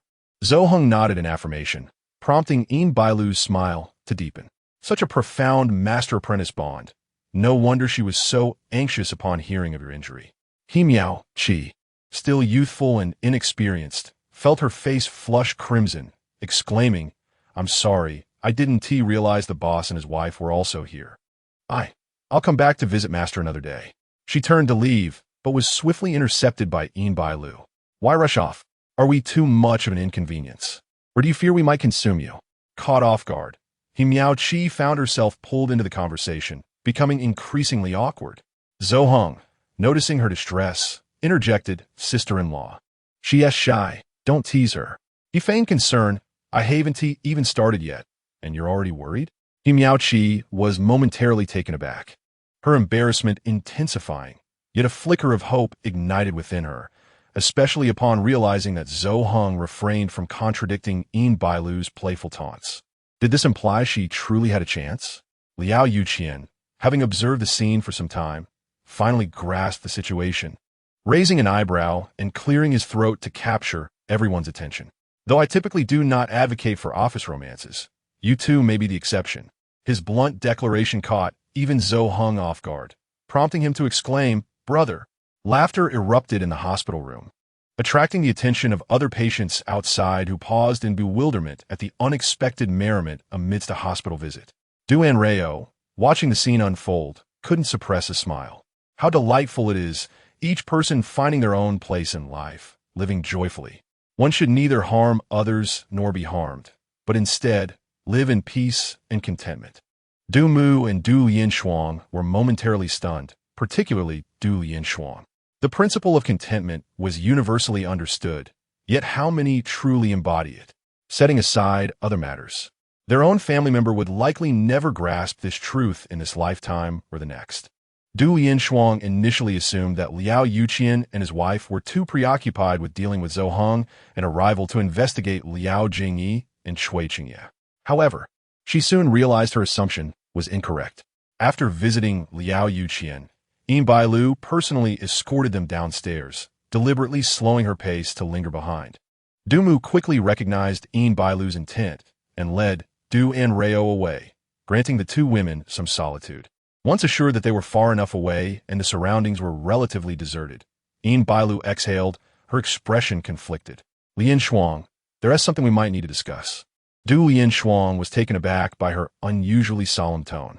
What is it? Surprised, Du Lianshuang thought. Haven T, you already uncovered everything? Why is there still no movement? Yet, she maintained her composure, displaying her acting skills to the fullest, feigning confusion. Kui, that name sounds oddly familiar. He is the son of that woman who is Jian Yan's sister. Du Lianshuang's complexion darkened immediately. So it's him. Originally, during Yuqian's investigation, it was discovered that he had made some rather inappropriate remarks while intoxicated during a gathering, prompting thoughts of teaching him a life-altering lesson. However, considering his connection to Du Lianshuang, they had restrained themselves, intending to inform her first to avoid damaging any budding relationships. Had it not been for their sisterly bond, Yin Bailu would have already had Yuqian deal with the insufferable brat. Realization dawned on Du Lianshuang. The issue was not that they were unable to confront Cui Qingye, but rather that the matter lay with her. Amused yet intrigued, she asked, "What did he say while drunk?" Yin Bailu remained tight-lipped, her expression darkening. Didn't he say something about wanting to deceive a wealthy girl in a marriage, only to seize her family's fortune and dispose of her afterward? Did he? Yin Bailu's eyes widened in astonishment. You know, Du Lianshuang wore an expression that suggested she had already anticipated this revelation. Given Cui Qingye's youth, it was indeed plausible that he could not conceal his thoughts while intoxicated. This is not something one would boast about. I intended to tell you later. I plan to divorce Cui Juyan. What? Du Lianshuang succinctly explained the complications surrounding Cui Juyan's family, leaving Yin Bailu in a daze. So, his sister was not his biological sister, but rather a mistress, and Cui Qingye was his illegitimate son? As she spoke, her voice faltered. Yes, this despicable father and son duo, having oppressed my sister, now wish to target my daughter. This feud has escalated significantly. Fear not, I know precisely how to proceed. I will ensure they regret ever crossing paths with us. With that, Yin Bailu stormed off in her high heels, radiating a fierce determination to confront those responsible. Du Lianshuang watched her retreating figure, amused yet touched, eagerly anticipating how Cui Juyan would plead for mercy when he discovered his son's misdeeds, and how he would react upon realizing that all his elaborate plans had come to naught. However, before the reckoning could unfold, the birthdays of Du Anrao and Du Yushi arrived first. Chapter 97. An overwhelming mind. The birthday celebration at the Du household, while not ostentatious, was certainly not understated. At the very least, several partners eager to strengthen ties with the Du family called to confirm the festivities. Though Du Mu had promised Du Anrao to invite only close friends and family, they could not refuse those who expressed interest. Thus, on the day of the celebration, the Du family's entrance buzzed with activity, luxury vehicles crowding the nearby parking areas. Meanwhile, Du Anrao and Du Yushi were still in the second-floor dressing room, adjusting their attire and makeup in anticipation of Du Mu's final approval. Du Anrao donned a pink knee-length dress, while Du Yushi wore a blue one. Though similar in style, each perfectly suited their personalities, enhancing Du Anrao's youthful charm and Du Yushi's serene elegance, making it easy to distinguish the elder sister from the younger. Watching her daughters, who resembled twin souls, Du Mu felt her heart swell with pride, stepping forward to embrace them. My two precious daughters, after today, you will both be 18. Time truly flies. It feels like just a blink, and you've grown up. Upon hearing this, Du Anrao could not help but recall her own past, having been switched at birth by Wang Shuahe, and now, nearing 18. She wondered if it was truly just a blink of an eye. But her fleeting thought caused an awkward silence to envelop the room. Nonetheless, remembering the upcoming celebration, Dumu quickly regained her composure, taking a deep breath before releasing them. All right, we can save the sentimental talk for later. Our two birthday princesses. It's time to head downstairs. You are the stars of today's event. We must not keep our guests waiting. As she turned, she extended her arms, inviting them to link their arms with hers. Descending the stairs, they found the hall already filled with guests. Upon seeing the trio, those who had received the news whispered among themselves, while others pondered the intention behind the Du family's display. Scrutinizing Du Anrao and Du Yushi's attire for clues about their parents' sentiments toward them, the Du family paid little mind to the guest speculations. They swiftly approached the three as they descended. Du Fu surveyed the outfits and jewelry adorning his daughters, nodding in approval. Anin and Yushi looked splendid in their ensembles today. Du Junyan, following closely, succinctly added, beautiful. Du Xian donned a flamboyant vibrant redsuit, a hue that might appear rather gaudy on others, yet he wore it with effortless grace.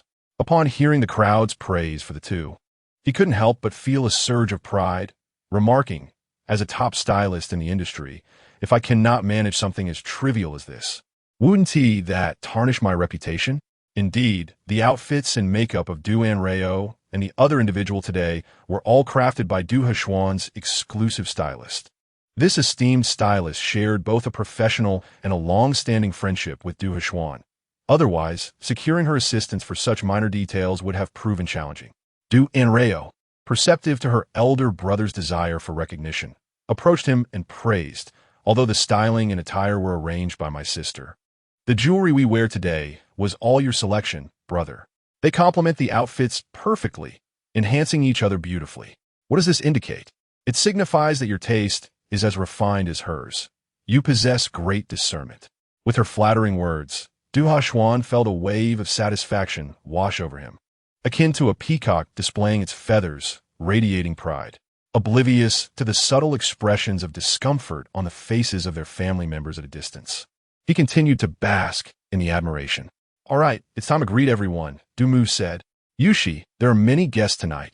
Stay close to and ensure that no one intrudes upon her. With a knowing glance towards Du Yushi, she felt reassured as her daughter nodded in agreement. Yes. Mother, rest assured. I will stay by An's side without fail, ensuring that no one dares to offend her. Although Du Anrao felt that her family was overly anxious, she remained silent, relishing the affection they bestowed upon her. The family members of the Du clan, relieved by her lack of suspicion, recalled the day when the Lin Shuang family visited, which had prompted a collective discussion regarding Du Anrao's sentiments. They concluded that only those with familial ties and benevolent intentions could hear her innermost thoughts. However, this definition of familial ties was not particularly stringent. Individuals like Du Yushi, who lacked direct blood relations but regarded her as a sister, could also perceive her feelings. Conversely, Du Shiyuan and his companion had previously approached Du Anrao with hostility. Yet they too were able to discern her thoughts. In stark contrast stood Cui Jian, who maintained a demeanor of humility and courtesy towards Du Anrao, yet could not fathom her inner musings. Thus, did this notion of benevolence imply that a person's intentions towards Du Anrao were genuinely kind-hearted, and that their nature was inherently good? In contrast, even if someone like Cui Jian appeared harmless on the surface, his underlying greed for wealth from the Lin Shuang family revealed a sinister intent, thereby alienating him from the favor of Lady Luck. Nevertheless, all these notions remained mere conjectures among the Du family. With numerous relatives visiting the Du residence, it posed both a risk and a test for everyone involved. Regardless, the protection of Du Anrao remained paramount, especially ensuring she remained oblivious to any underlying tensions. Thus, the family unanimously decided that Du Yushi would accompany Du Anrao throughout the evening, ready to address any unforeseen circumstances. After exchanging a few casual remarks, the Du family redirected their attention to the multitude of guests present. Upon this declaration, the venue erupted into a flurry of whispers. Many were filled with confusion and eager to inquire further. Yet they soon realized that the Du couple had already led Du Anrao to greet their relatives. In a matter of moments, Du Anrao felt as though her head was spinning. Upon uttering this statement, the banquet hall fell into a sudden silence, with many of the observing relatives from the Du family wide-eyed in disbelief. Du Junyan and his companions had anticipated this reaction, mentally noting those relatives whose expressions had shifted, planning to approach them for a catch-up later. Among this group, the most affected was undoubtedly the fifth paternal uncle, who stood before Du Anrao. He was the youngest son of Du Anrao's second grandfather and was a full generation younger than Du Anrao's father.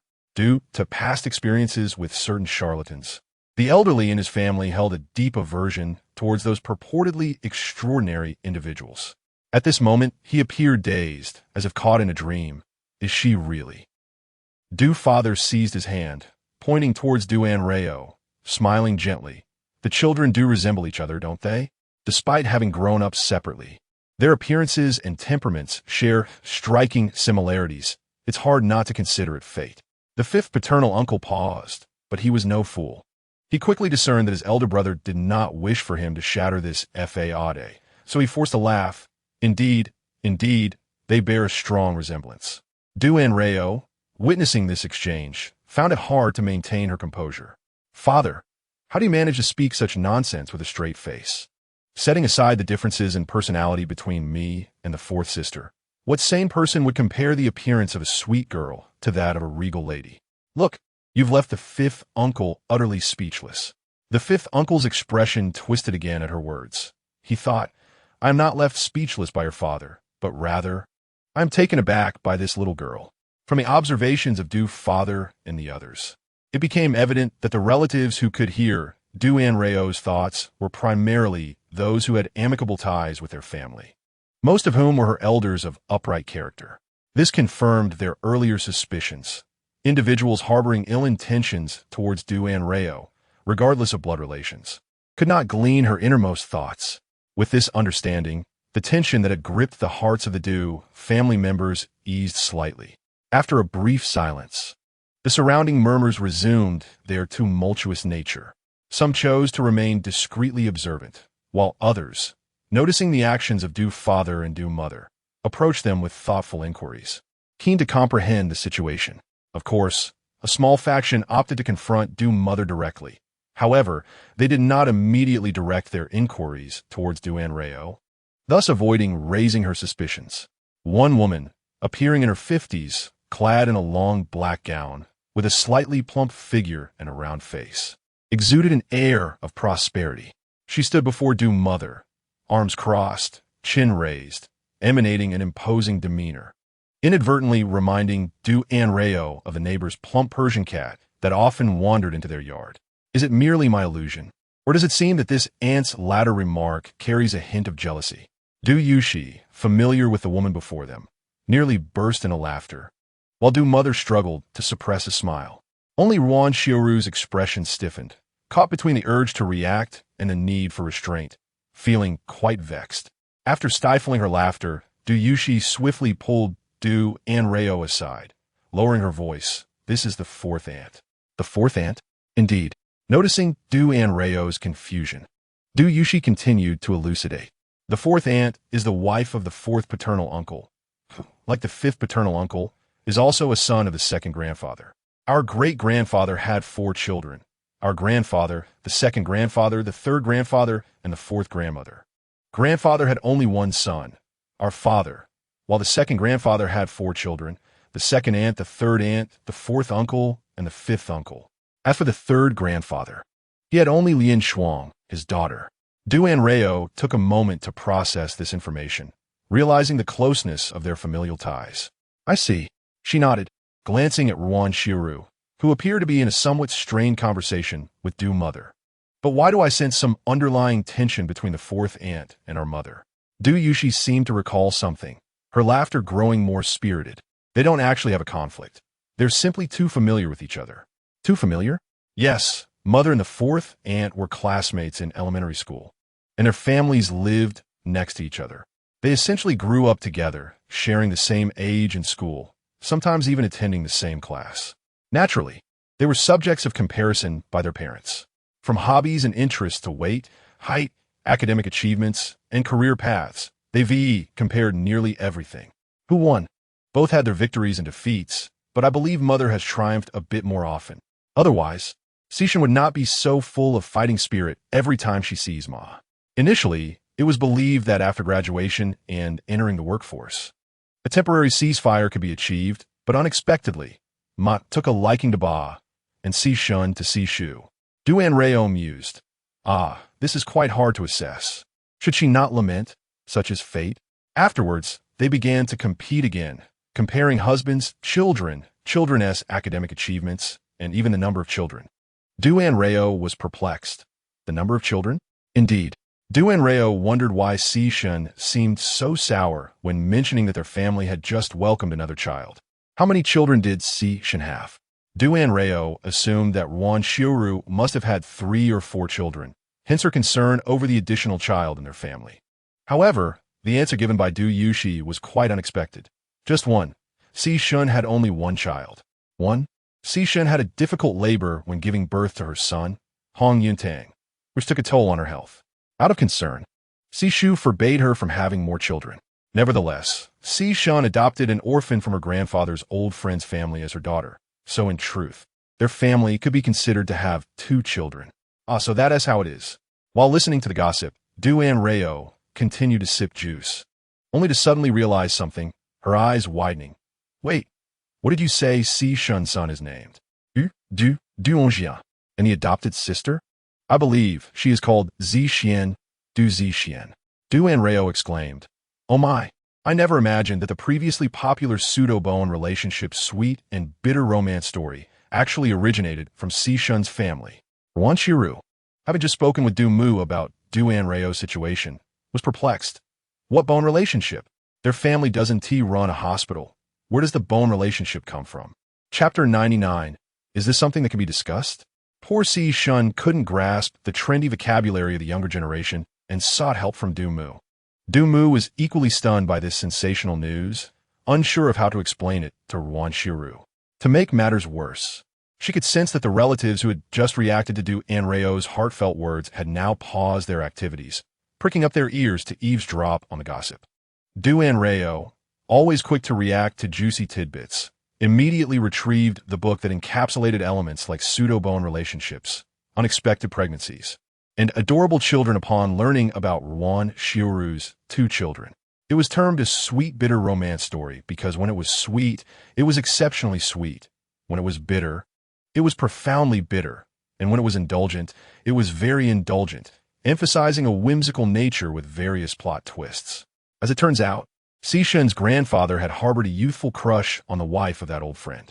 After being rebuffed in his confession and losing face, he severed ties with the family.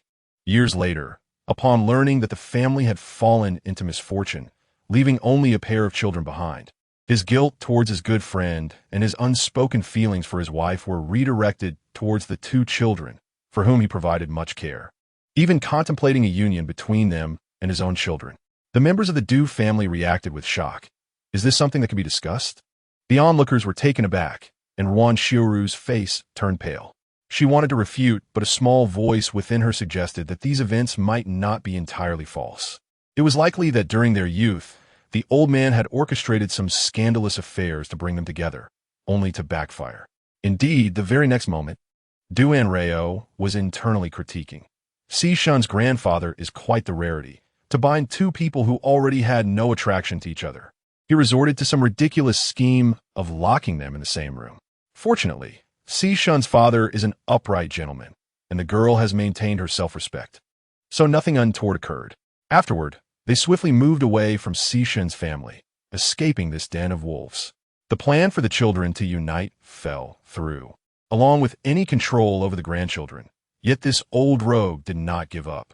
Before his death, upon learning that the old friend's grandson had tragically passed, leaving behind a daughter under 6, he immediately devised a plan, leaving a will for his granddaughter to adopt the child.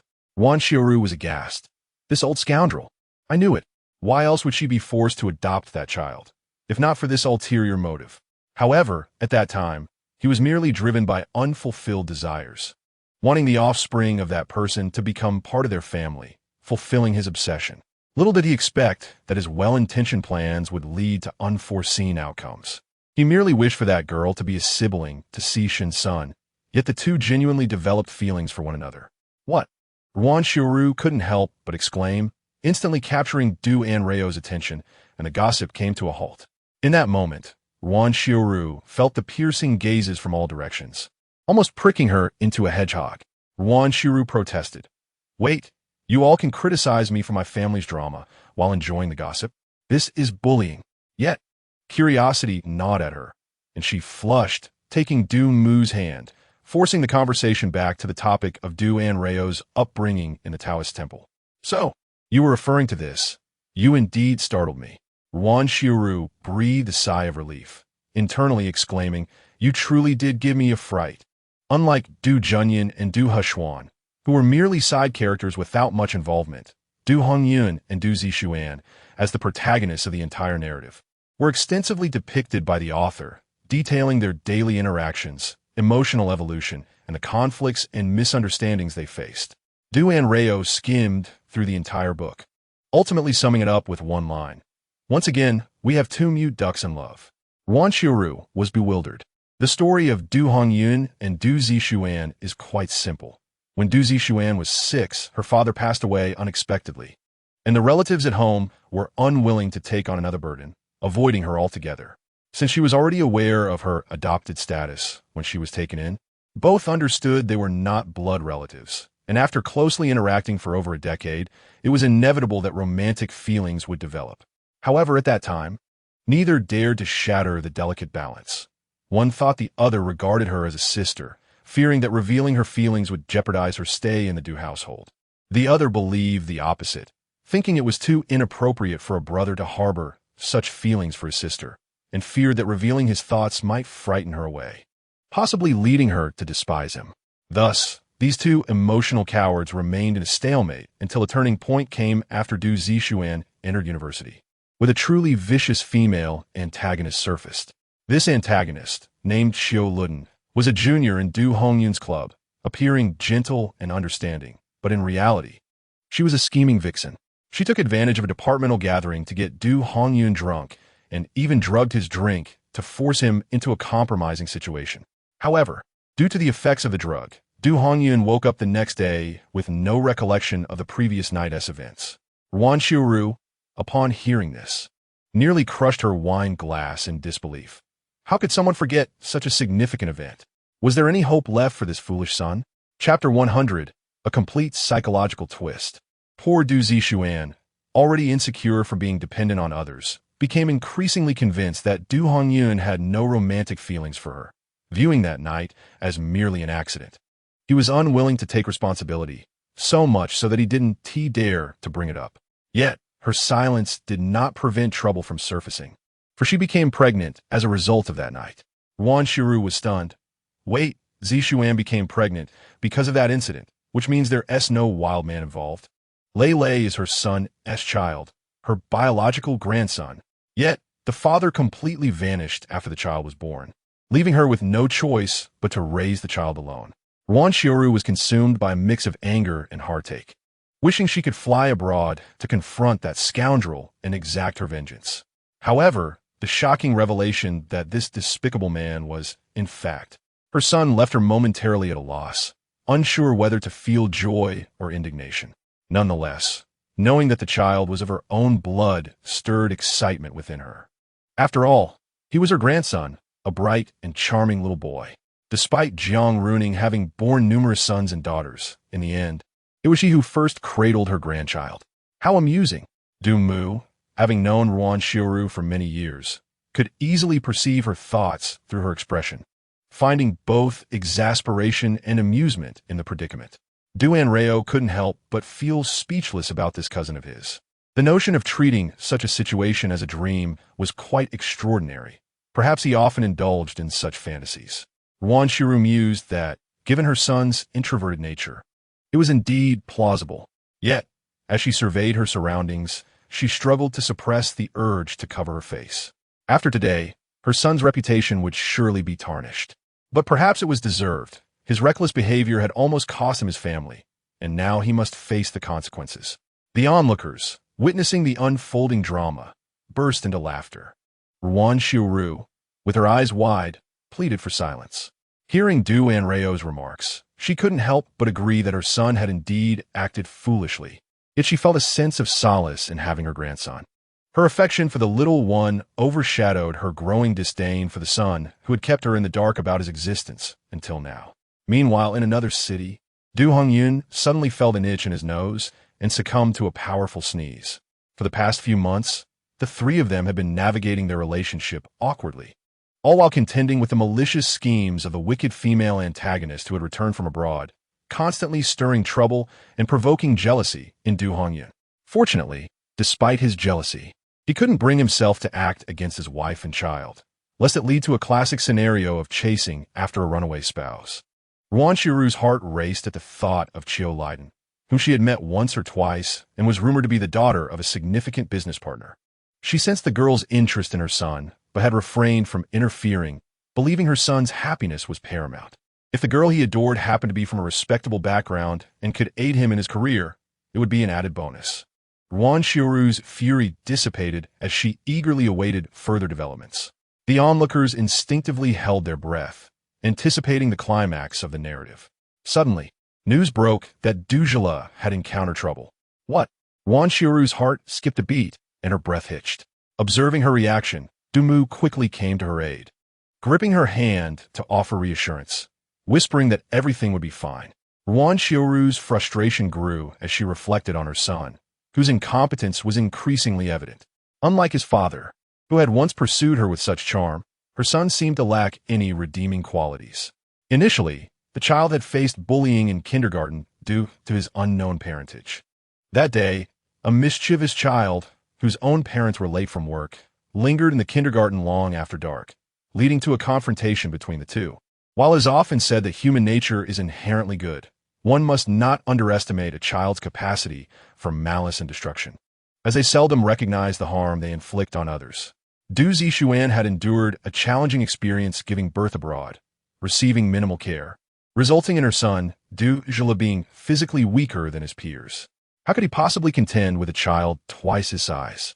When Du Hongyun arrived at the kindergarten, he found Du Zhila bloodied and injured, prompting him to rush the child to the hospital.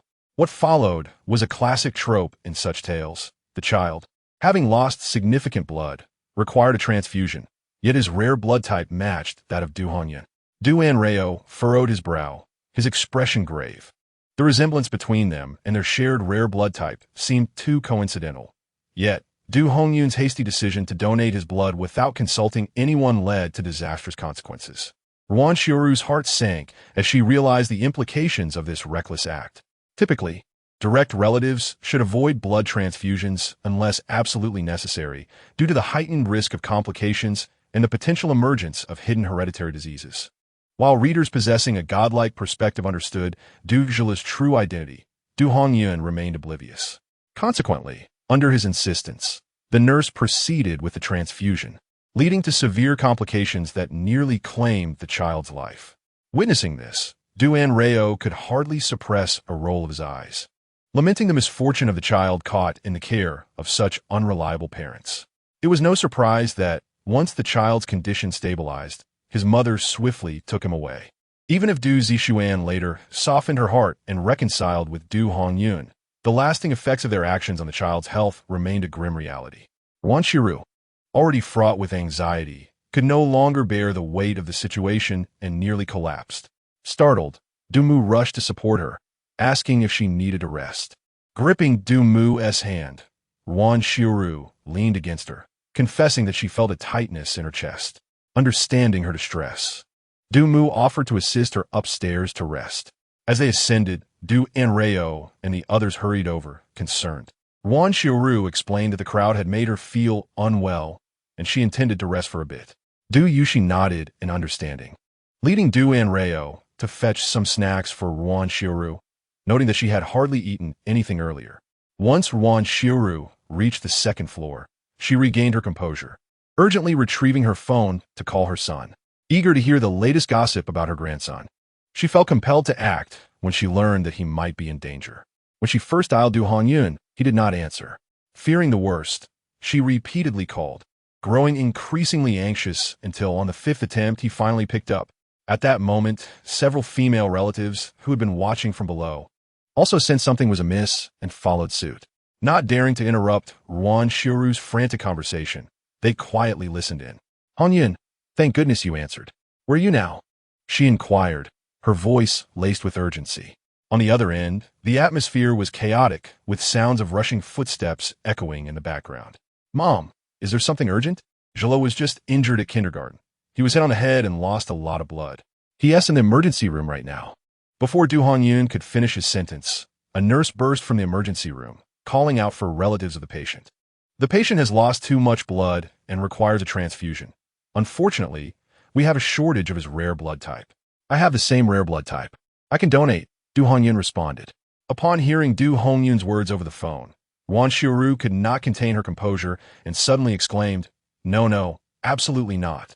The abruptness of her elevated scream nearly rendered Du Hongyun deaf, and after a moment, he managed to respond. "Why?" "Because he is your son," Ruan Shiru hastily replied. "Focus solely on rescuing her poor grandson. Zhela is your and Zishuan's son, your biological child." Upon hearing this, Du Hongyun was utterly bewildered. "What nonsense are you spouting? How could Zhela possibly be my child?" The nurse standing before Du Hongyun was momentarily stunned, her expression reflecting the shock of a juicy revelation. Yet she maintained her professionalism and reminded him, "It is indeed inadvisable to administer blood transfusions between direct relatives unless absolutely necessary. Can you find other donors with the same blood type?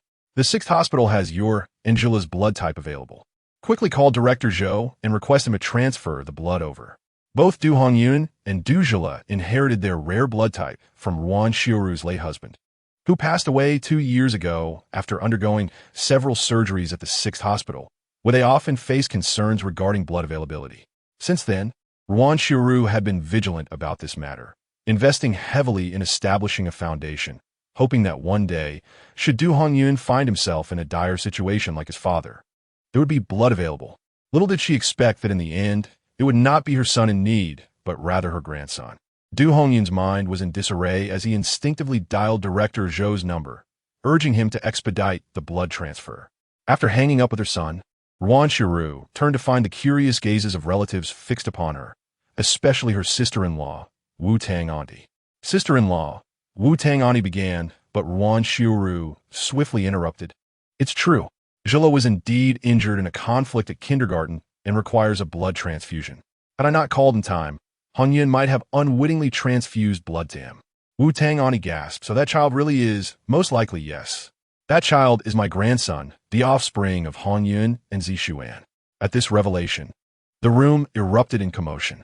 Meanwhile, Du Anrao, unaware of the unfolding drama upstairs, was indulging in delightful snacks brought by her 4th sister and sipping fresh juice served by her 2nd brother, relishing a leisurely evening.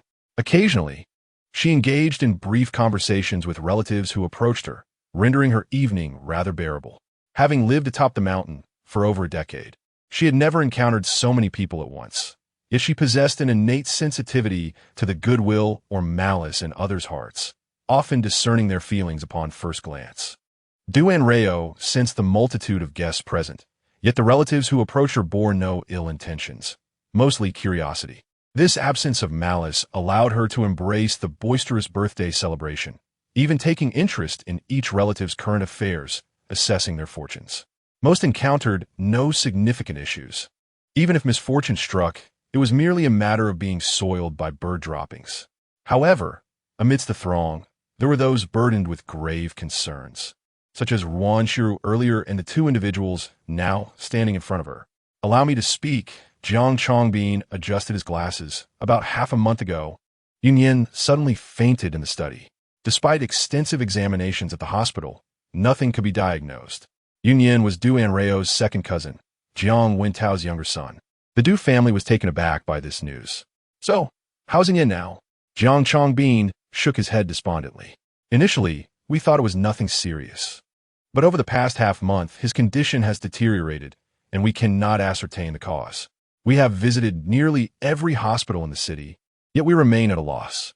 Hearing this, the Du patriarch's expression darkened, his mind racing with thoughts of terminal illness. Why has this only come to our attention now? The Jiang father and son exchanged glances, their faces etched with concern. They had never anticipated the situation would escalate to such severity, and by the time they realized the gravity, it was already beyond their control. Had it not been for the invitation to do Anrao's birthday celebration, they would still be frantically searching for answers, rather than considering that their family business might have connections to the medical field, potentially leading them to more capable doctors who could save their child. The two hurriedly booked the nearest flights, arriving in a flurry, feigning attendance at the birthday celebration while genuinely seeking assistance for their child. We have exhausted all options. If we could at least identify the illness, it would be manageable. But we are entirely in the dark. My wife and I have discussed it. We should inquire if the hospitals here have any insights and see if Yunyan can be transferred for further evaluation. If all else fails, we might have to seek treatment abroad. The gravity of the situation compelled the Du patriarch to act without delay, agreeing. I will call Director Qiao shortly and provide you with an update. The Jiang father and son visibly relaxed, understanding that discussing such matters at a birthday celebration was somewhat inauspicious, yet they found themselves without alternatives, willing to grasp at any hope. As the adults engaged in serious discussion, Du Anrao remained silent, pondering in the shadows. This situation with my second cousin sounds less like an illness and more like an encounter with something sinister. Jiang Wentao and his son were momentarily taken aback, instinctively glancing at one another, their expressions reflecting shock as they realized they had never considered this angle. Yet this was understandable. When faced with fainting and unexplained weakness, the natural response was to assume illness, not to suspect something more nefarious. Unbeknownst to Du Anrao, her musings were overheard by the very individuals in question, prompting her to peek out from behind her father, fixating on Jiang Wentao and his son for a few moments. Upon closer inspection, both my uncle and cousin seemed to exhibit a peculiar yellowish hue, indicating they too are afflicted, albeit not as severely as my second cousin. Jiang Wentao and his son felt a sudden chill as they realized that not only Yunyan, but they themselves also bore signs of distress. Wait, am I mistaken? Why does my cousin have a dark aura around his left arm? Jiang Chongbin froze, nearly gasping in alarm. Dark aura? What is that? How could he possibly have such a thing? Just as panic set in, his hand was unexpectedly grasped, causing him to jump. He looked up to find his father's stern gaze fixed upon him. Before we left, your mother mentioned that Yunyan's condition had worsened today. Did you notice anything unusual during your morning examination? Jiang Chongbin's eyes narrowed as he instantly grasped his father's implication. Since yesterday, Yunyan had been too weak to rise from bed, and it was he who had carried him to the wheelchair for examination that morning. Could it be that this so-called dark aura had attached itself during that moment? The realization struck Du Anrao as well. He carried my second cousin? That must be it. Such a strong dark aura could be acquired through mere contact. What on earth has my second cousin encountered that is so malevolent? Chapter 103. Do we not have immediate solution? Upon hearing Du Anrao's words, both Jiang Wentao and his son felt a chill run down their spines. A dead thing? Could it possibly mean what they were thinking? How could Yunyan, who seemed perfectly fine, come into contact with such things? Before they could fully comprehend the implications, Du Anrao's brow furrowed with concern. If that were the case, it would indeed pose a significant problem. While she had learned skills to exorcise evil spirits and ward off calamities, she had always believed these were merely theoretical concepts without practical application. Moreover, having spent so much time on the mountain, she had never had the opportunity to put them to the test. Who could say if they would be effective? However, she recalled her master mentioning that all things in the world exist in a delicate balance, and that malevolent entities fear several things: magical artifacts, yang energy, and merits. The Du family quickly grasped the situation, recalling that Anan had previously mentioned her ability to see things invisible to ordinary people was due to altering certain tragic fates, thus accumulating merits. This meant that Du Anrao possessed the very thing that these malevolent entities feared. Yet, the concept of merit was intangible and elusive. How could it possibly be utilized? The hearts of Jiang Wentao and his son raced at the thought of Du Anrao's revelations. The notions of magical artifacts, yang energy, and merits felt ethereal. Where could they possibly find such things at this moment? Was there still hope for Yunyan? Never mind. Let's first find a way to touch my cousin's hand, Du Anrao suggested. Touch his hand. Jiang Chongbin was momentarily taken aback, failing to grasp the intention behind Du Anrao's words, but Jiang Wentao's eyes sparkled with understanding as he quickly responded. Chongbin, take the gift your mother prepared for Anrao and see if she likes it. The Du family members quickly caught on to Jiang Wentao's plan. Chiming in, sister-in-law has not forgotten to prepare a birthday gift for him amidst her busy schedule. That is truly thoughtful. And then, do take a look at what your aunt has prepared for you and see if you like it. Du Anrao, caught off guard by this unexpected opportunity, stepped forward to accept the gift box handed to her by Jiang Chongbin. In the process, she discreetly allowed her hand to brush against Jiang Chongbin's hand, which had been tainted by Yin energy. Almost instantly, a glimmer of light traveled up Jiang Chongbin's hand, swiftly consuming that small wisp of Yin energy, causing it to vanish without a trace. Although Jiang Chongbin could not see this transformation, he distinctly felt the weariness and chill in his body dissipate the moment Du Anrao touched him. In its stead flowed a continuous warmth throughout his limbs, and his mind became increasingly clear as fatigue lifted. It worked. It truly is effective. Du Anrao's exclamation coincided with a visible change in Jiang Chongbin, nearly causing Jiang Wentao to lose his composure in his excitement. He had a premonition that his younger son might be saved. The Du family members also breathed a sigh of relief. Just moments ago, they had nearly voiced their concerns, for none of them understood the nature of this so-called Yin energy. Since it had attached itself to Jiang Chongbin, it could very well latch onto their child as well. Yet they understood that if they truly intervened, the familial connection would undoubtedly be severed. Most importantly, they recognized that Du Anrao genuinely cared for the Jiang family and earnestly wished to help, holding on to a glimmer of hope that Jiang Yunyan could be saved. After all, he was a child they had watched grow up, unaware of the internal turmoil surrounding her. Du Anrao felt a surge of spirit upon witnessing her merits indeed dispel the Yin energy, though uncertainty still lingered in her heart. The Yin energy on her cousin had vanished, yet she wondered about the condition of her second cousin and whether her merits would suffice to save him. Without seeing him, her words felt hollow. It seemed she would need to seek an opportunity to meet this second cousin. As Jiang Chongbin heard Du Anrao's intentions to save his brother, he instinctively took a few steps forward, ready to speak, but was abruptly interrupted by Du Junyan. Uncle, Chongbin, I have a different perspective regarding Yunyan's situation. Jiang Chongbin paused, curious about this perspective. Since the instruments in various hospitals have found nothing, could it be that it is not an illness? After all, one hospital may misdiagnose, but surely not every single one. Jiang Chongbin, quick-witted, immediately grasped Du Junyan's intent and smoothly replied, but if it is not an illness, then what could it possibly be? Du Heshuan's eyes lit up as he eagerly nodded in agreement. Yes, I recall that Grandma mentioned Yunyan was playing around and followed the neighbor's children to the back mountain, where there happened to be a grave which they disturbed. Hearing the brothers' exchange, Du Fu donned a contemplative expression.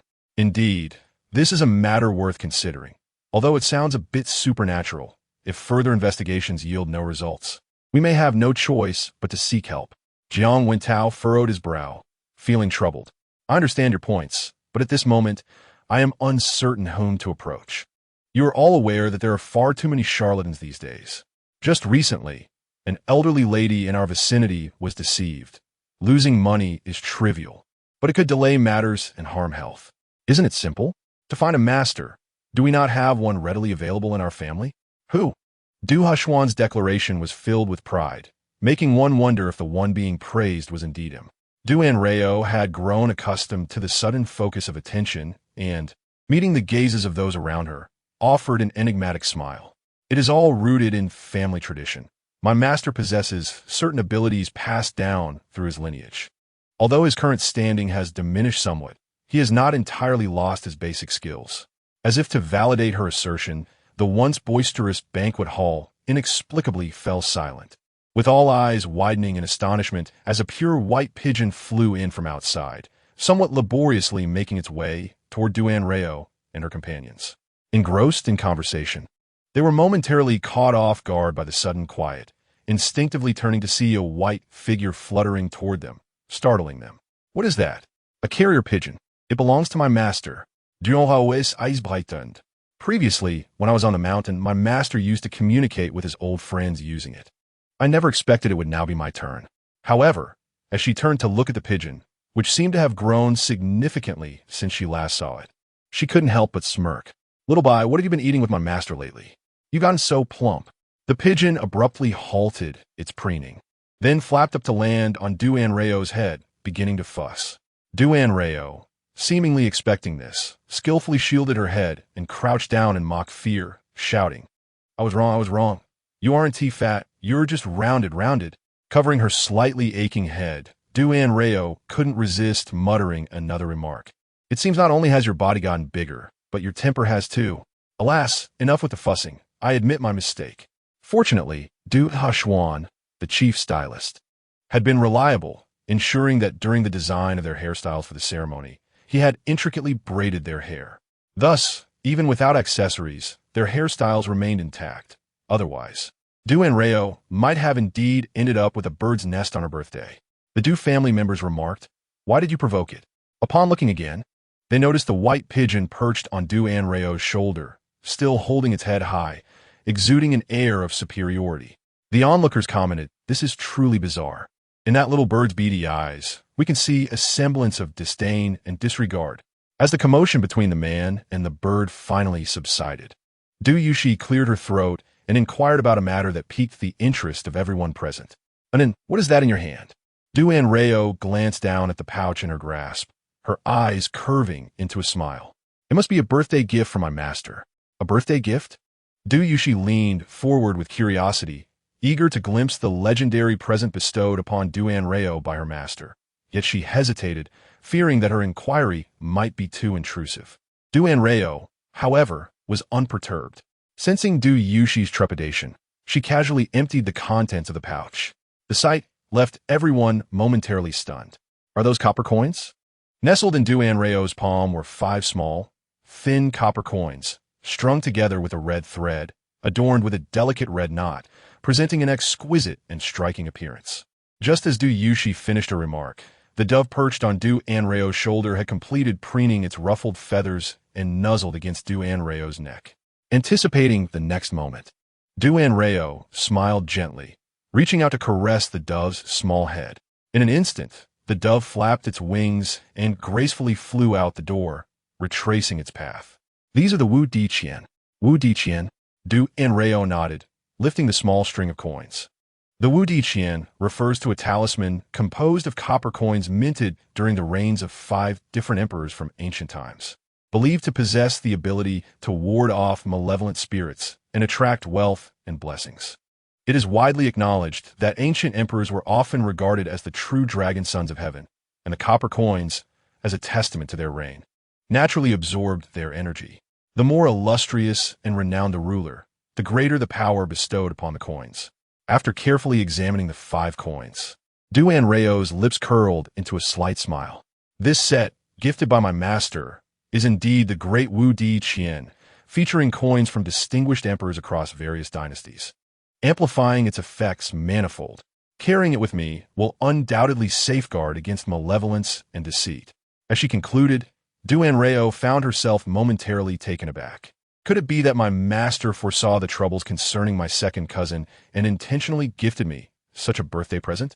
Jiang Wentao and his son exchanged glances, their gazes intensifying towards the string of Wu Di Qian.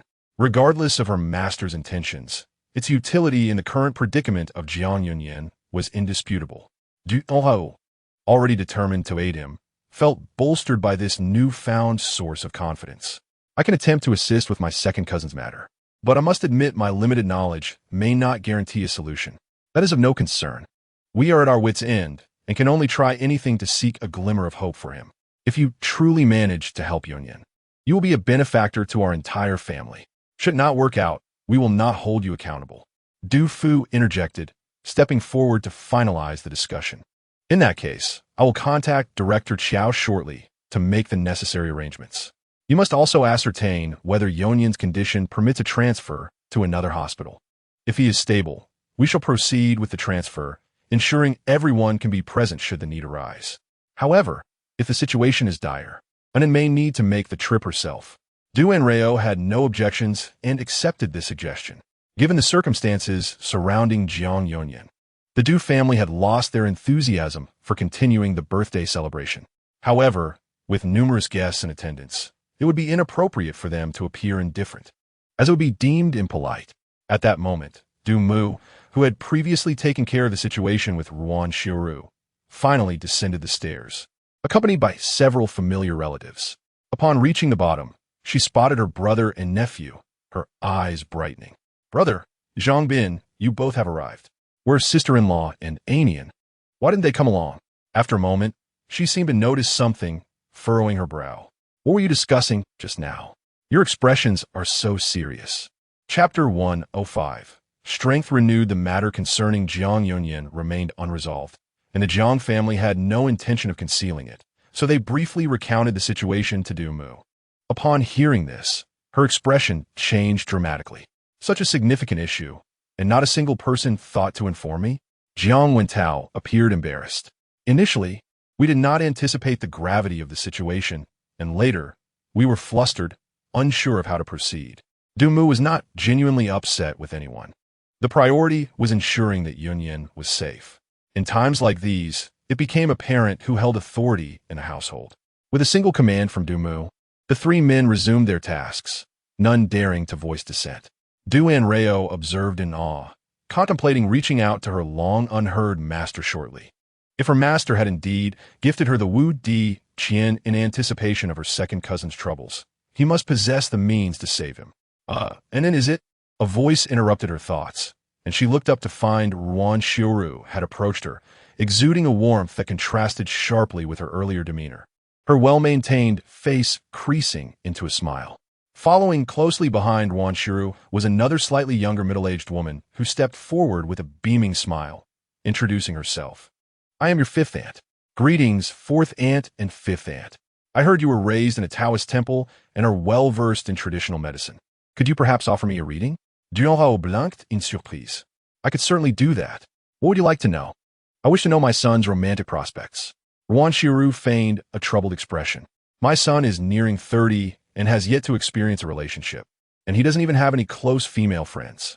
My acquaintances are starting to wonder if he has some hidden issue." Anrao nearly choked on her juice. "Is it possible that your son has already found someone special in his heart? Perhaps that is why he has navigated the sea of blossoms without a single petal touching him. One must understand that maintaining virtue is an essential quality for every male protagonist." Ruan Xiuru's expression stiffened slightly. "What basic qualities of male and female protagonists? What do you mean by cremation ground?" Clearing her throat, Anrao responded, "When it comes to romantic destinies, they are predestined and cannot be forcibly altered. I observe that you possess a bright forehead, a robust mountain root, a square earth mound, and a long human center, indicating excellent prospect for descendants. However, from your features, it appears that you should have already had a grandchild." "What?" Ruan Xiuru displayed an appropriately astonished expression, but quickly regained her composure. "I do have a 3-year-old grandchild, but he isn't my son's child. He belongs to my daughter." "Daughter?" Durant répondit momentarily. "If I recall correctly, fourth aunt, your daughter is an adopted child, correct?" "Indeed, she is. Yet, based on your features, this grandchild seems to have a blood relation to you." Ruan Xiuru gasped, dramatically covering her mouth with her hand. "Are you implying that my son has entered into a relationship unbeknownst to me and father-child? If you were unaware of the child's existence, then that is indeed the case. But who could it be?" Ruan Xiuru continued. "I have interacted with all the women around my son and have not seen him particularly close to anyone. Sometimes, the most unlikely individuals are the ones you overlook, which is why you fail to recognize them. Many people often miss the most apparent truths right under their noses. I have made this as clear as possible. If you still cannot deduce it, I cannot be held responsible." Ruan Xiuru responded. "Isn't it true that the one who is far away is often the one who is right in front of us? They live under the same roof. Yet if it weren't for today's incident, how much longer would she have gone without being discovered? Oh no, even without today's incident, she would soon learn the truth, albeit at the expense of her precious grandson's future well-being.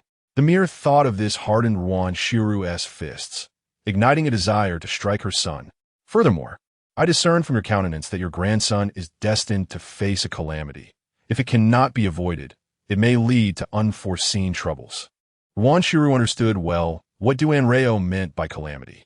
Despite having advised her son to procure alternative blood for the child, she could not shake off her worries, fearing that, in dodging one mishap, another might arise.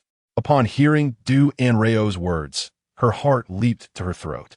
Unexpectedly, Anrao paused mid-sentence.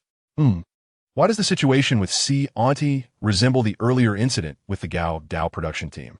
The ominous clouds are gradually dispersing, revealing a faint purple light. Does this imply that the child's tribulations can be smoothly navigated with the aid of a benefactor? Although perplexed, Anrao swiftly altered her tone. Auntie, fret not. While the tribulations may be perilous, a benefactor will surely assist, turning misfortune into fortune and ensuring safety. No sooner had she spoken than Ruan Shiru's phone rang. Taking a call in front of the host of the banquet could be seen as discourteous. Yet Ruan Shiru was eager to know about the child's condition. And neither Anrao, the birthday celebrant, nor the family members were concerned. Most guests immediately perked up their ears. For a moment, the vast hall seemed to echo solely with Ruan Shiru's voice on the phone. After a brief wait, upon hearing the childish voice on the other end, her eyes turned red. The two exchanged a few words before ending the call, and Ruan Shiru endeavored to compose herself, turning to grasp Anrao's hand. "Anan, your calculations are astonishingly accurate.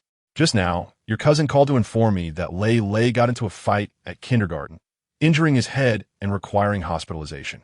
His blood type is rare, but fortunately, a kind-hearted lady with the same blood type at the hospital offered her assistance, averting a crisis, truly a stroke of luck amidst misfortune." The members of the family, of Anrao, a feeling of something amiss washed over her. Chapter 106, Life Goes On. Trouble never ceases without allowing Anrao a moment to process.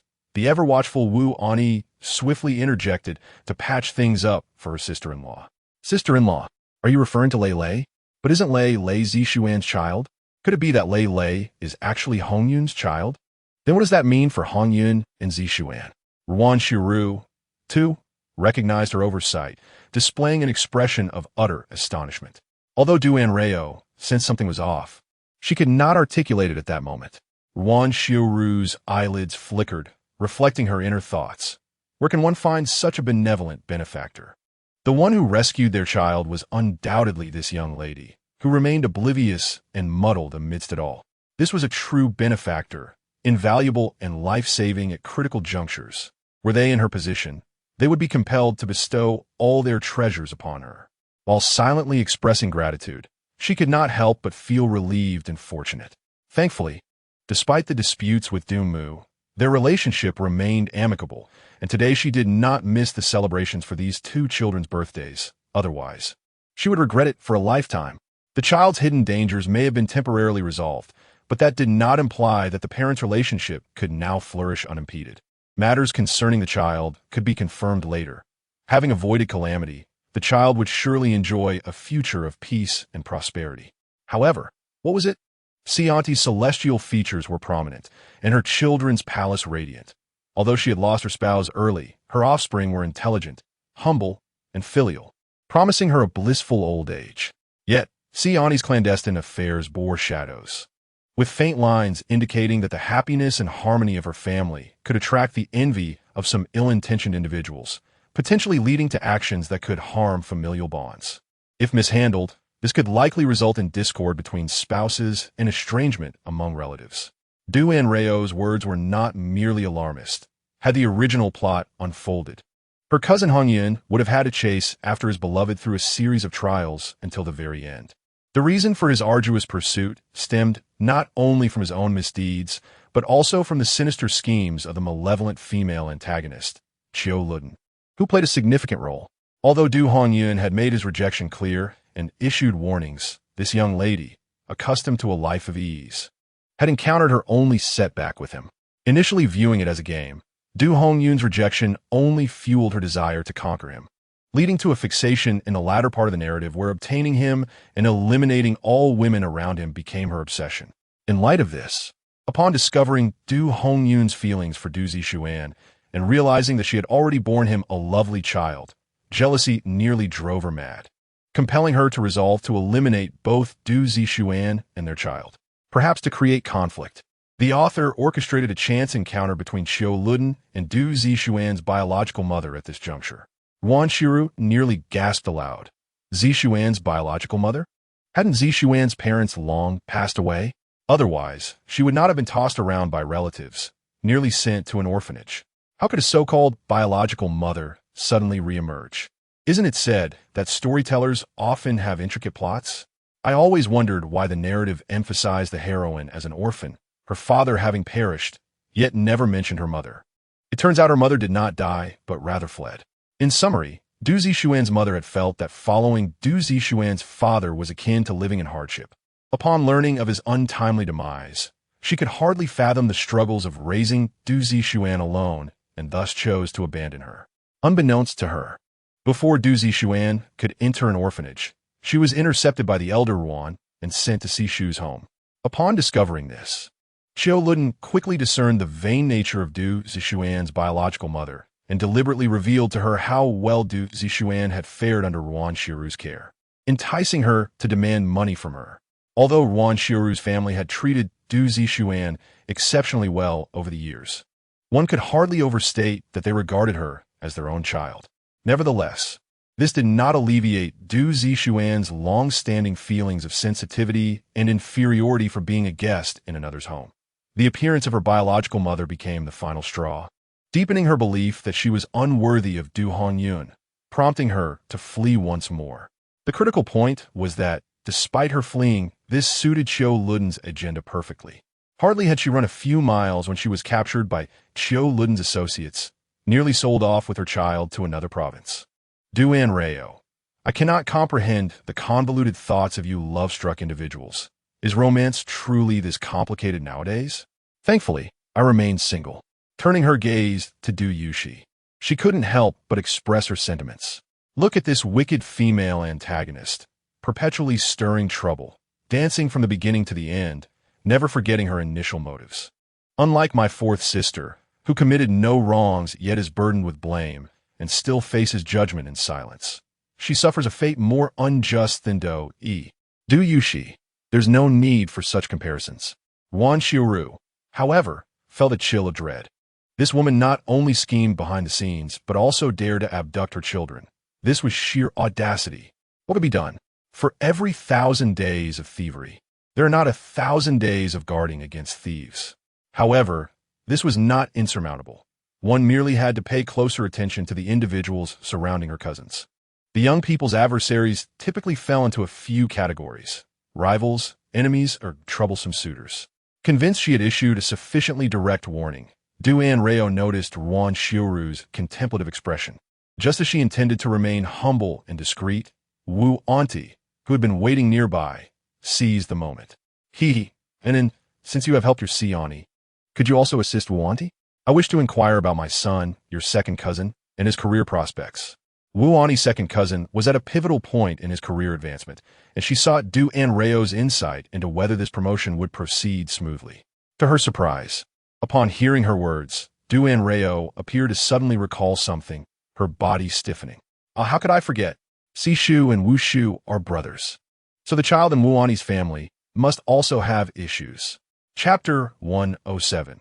The arrival of unwelcome guests. Du Anrao's internal exclamation resonated like a heavy bombshell, extinguishing the smile from Wu Auntie's face. Ruan Shiru was taken aback, momentarily disregarding her troublesome son and instead grasping her sister-in-law's icy hand. As a blood relative of the protagonists, Wu Tangshu's family made their entrance rather late in the narrative, yet their arrival heralded a significant twist. The child from Wu Tangshu's household had been diagnosed with leukemia. Du Anrao, upon learning this news, could no longer maintain her composure. It is often said that Korean dramas have three staples: car accidents, amnesia, and incurable diseases.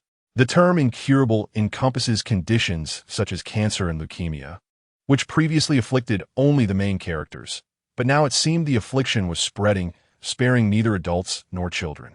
Wu Tangshu and his wife, similarly distressed, had only one son, 2 years younger than Du Hongyan.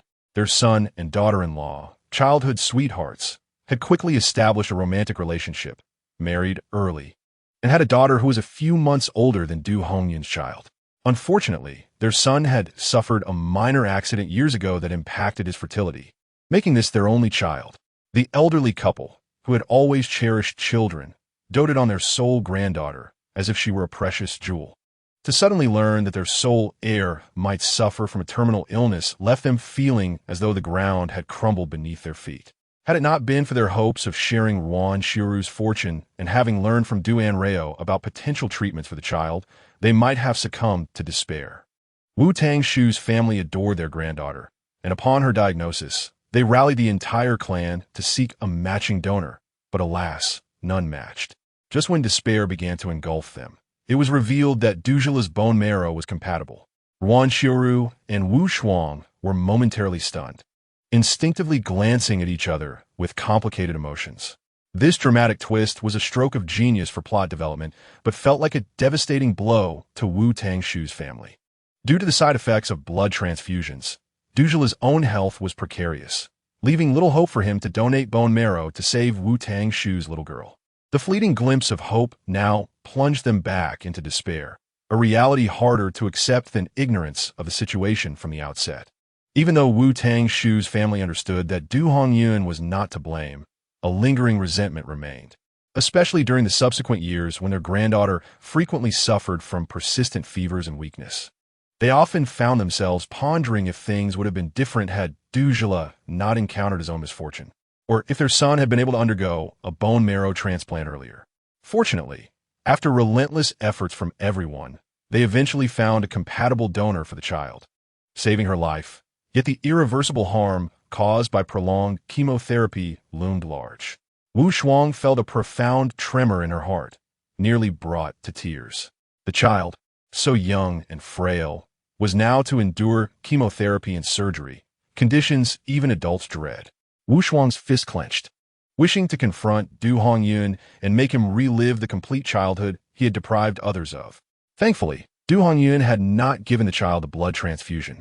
Had he matched, and if both children were in suitable health and their parents had consented, the girl might have suffered less. Wu Shuang's eyes brightened slightly, recognizing this as a stroke of luck amidst their misfortunes. Yet she turned to Ruan Shiru with a heart full of conflicting emotions, her gaze fraught with anxiety and pleading. Ruan Shiru understood her concerns, sighed, and tightened her grip on her hand in a gesture of reassurance. However, it was indeed absurd that, despite their household being filled with misfortunes, Du Hongyun, now a male lead, faced such a grim fate. Was there some malevolence directed at the Du family, or was it merely their own household that bore the brunt? The onlooking members of the Du family nodded in agreement, their hearts heavy with apprehension, fearing that they might be the next to suffer misfortune. Moreover, is it not worth mentioning that, dear Si Shuang and Wu Shuang, have you considered visiting your ancestral graves? The misfortunes of one child are unfortunate, but the plight of two seems less coincidental. The two aunts and the precariously positioned Wu Tang Shu suddenly had an epiphany and exchanged glances. Indeed, how had they not thought of this? The reason for valuing ancestral graves lies not only in emotional attachment and the desire to understand one's origins, but also in seeking the protection and blessings of their ancestors. Now, with both of their sole heirs in distress, could it be that the issue lay with their ancestral graves? As their thoughts spiraled, a rather jarring voice broke through from behind. A large group had gathered. What were they doing here? Upon hearing this voice, many turned pale, particularly the members of the Du family nearby. How had he been invited?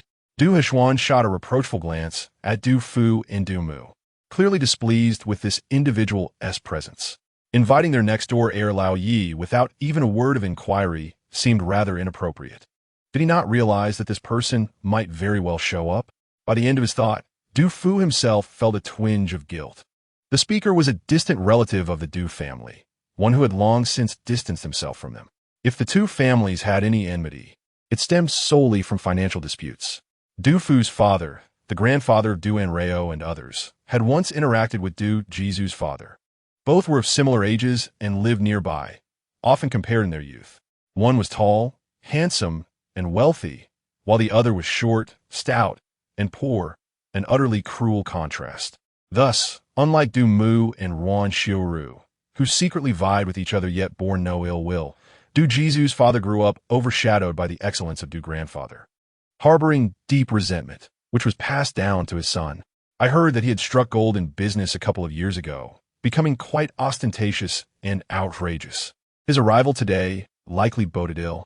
As if to confirm Du Mu's suspicions, Du Jizu's appearance caused many to instinctively step back, creating distance as they were clearly aware of his reputation and wished to avoid association. Some disapproved of his demeanor, while others coveted his newfound wealth and sought to share in his fortune. As Du Jizu engaged in conversation, seeking attention yet receiving none, tension hung in the air. A man in his 30s quickly emerged to clarify the purpose behind their gathering. Upon hearing this, Du Jizu raised an eyebrow, his face breaking into a jiggly grin. His words caused many around to frown, especially Du Heshuan, who wished for nothing more than to find a stick and chase these individuals away. Wan Xiaoru and her sisters-in-law also wore grim expressions, unlike the other relatives. They had recently benefited from Du Anrao's kindness and could not bear to watch their benefactor be wronged. However, this incident served as a reminder that, having learned of such significant matters and managed to avert disaster, they ought to express their gratitude with a meaningful gift. Simply offering money would likely be rejected, so they needed to devise a plan to present something of value to convey their appreciation. In contrast to the outrage expressed by others, Du Anrao remained remarkably composed, casting a subtle glance at Du Jizu's forehead and then at the young man beside him, her expression inscrutable.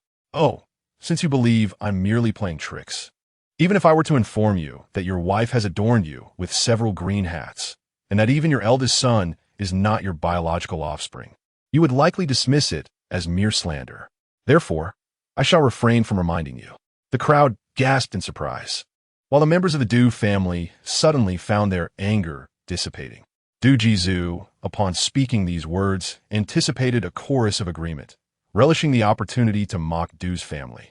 However, after a prolonged silence, he found that only the man who had engaged him earlier echoed his sentiments, while the gazes of those around him were filled with sympathy, ridicule, or schadenfreude, yet none fell upon Du Anrao and the others, but rather upon himself.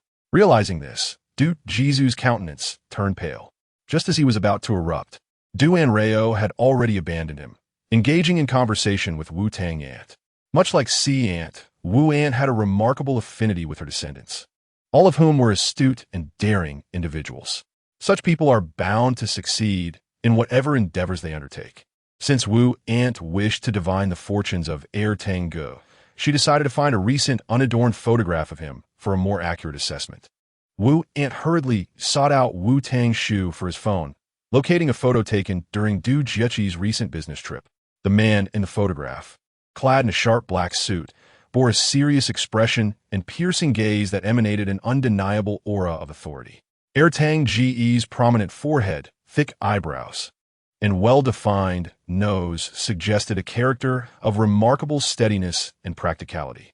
Such individuals, while not prone to rapid ascension, are steadfast and reliable, earning the respect and cooperation of others.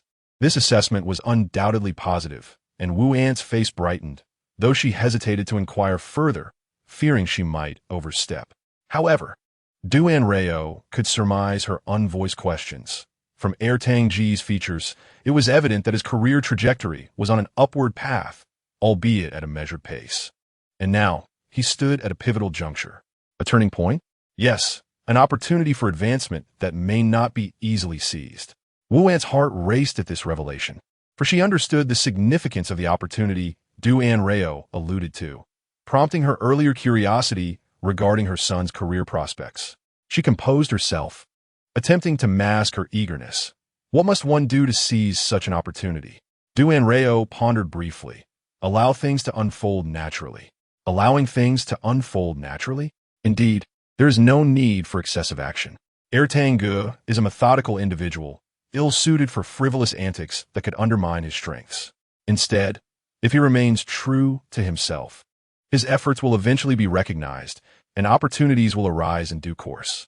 Wu Ant was momentarily taken aback, yet her excitement surged anew.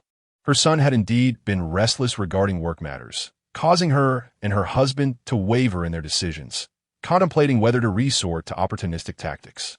Now, Anrao's words struck like a clarion call, dispelling their doubts while simultaneously infusing them with renewed vigor. As long as her son remained steadfast in his principles, even if he missed this opportunity, others would surely present themselves in the future. Anrao nodded demurely and then shifted the conversation to the subject of children. Ertangji's career prospects appeared sound. However, his prospect for offspring seemed slightly dimmed, marked by a faint horizontal line in that area. Wu Ant's heart skipped a beat. What does this signify? The area representing offspring reflects one's descendant situations, and the right side indicated the likelihood of a daughter. Yet, the presence of a horizontal line suggested the possibility of early demise among the children. Wu Ant gasped, despite having mentally prepared herself. Early demise of children. Such a fate may stem from accidents or other causes. However, if it were an accident, the line would appear more convoluted, indicating a higher likelihood of innate issues with the child. You mean to say our child's health may not be optimal?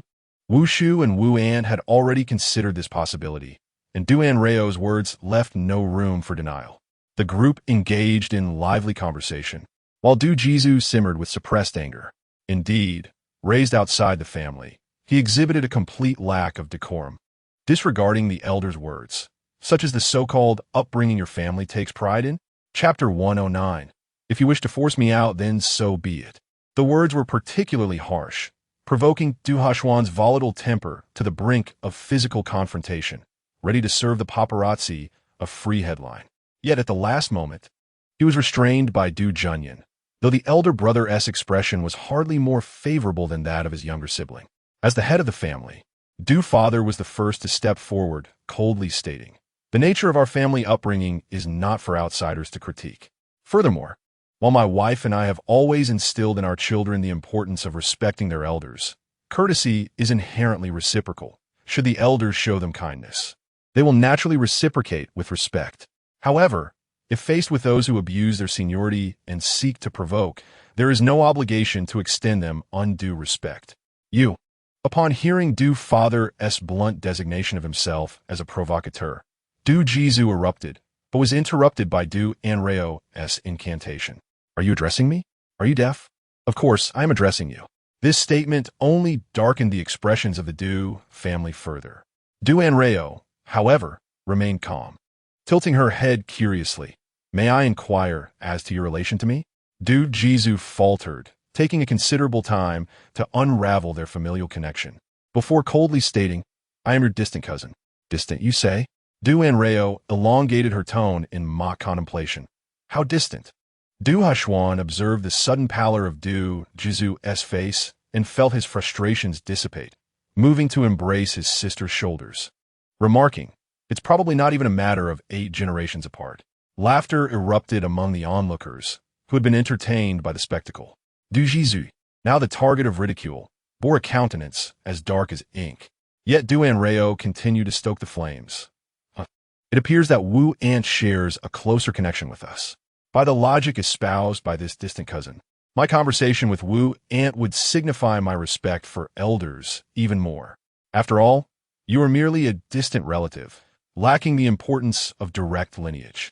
Du Jizu choked on his words, struggling to counter, leaving him in a fit of rage. Realizing he could not assert his authority over Du Anrao, Du Jizu quickly devised another strategy. "I have heard you were raised in a temple, acquiring the ability to discern fortunes and misfortunes. Perhaps you could grant me a reading as well." Du Anrao cast another glance at his glistening green forehead. "I fear that may not be possible." "Why not? You have read for them, so why not for me?" "Because they are connected to me, while you are not. Just as they treat me with kindness and goodwill, whereas you do not, holding grudges." The audience, having enjoyed the evening's entertainment, found no fault with Du Anrao's unabashed double standards.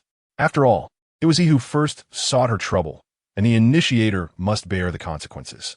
Even a clay figurine retains a measure of temper.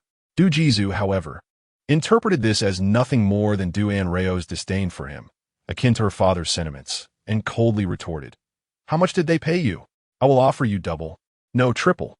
This brazen display of wealth might have impressed Du Anrao before, yet now she merely thought, "Do I look like someone in need of money? Or does my family appear impoverished?"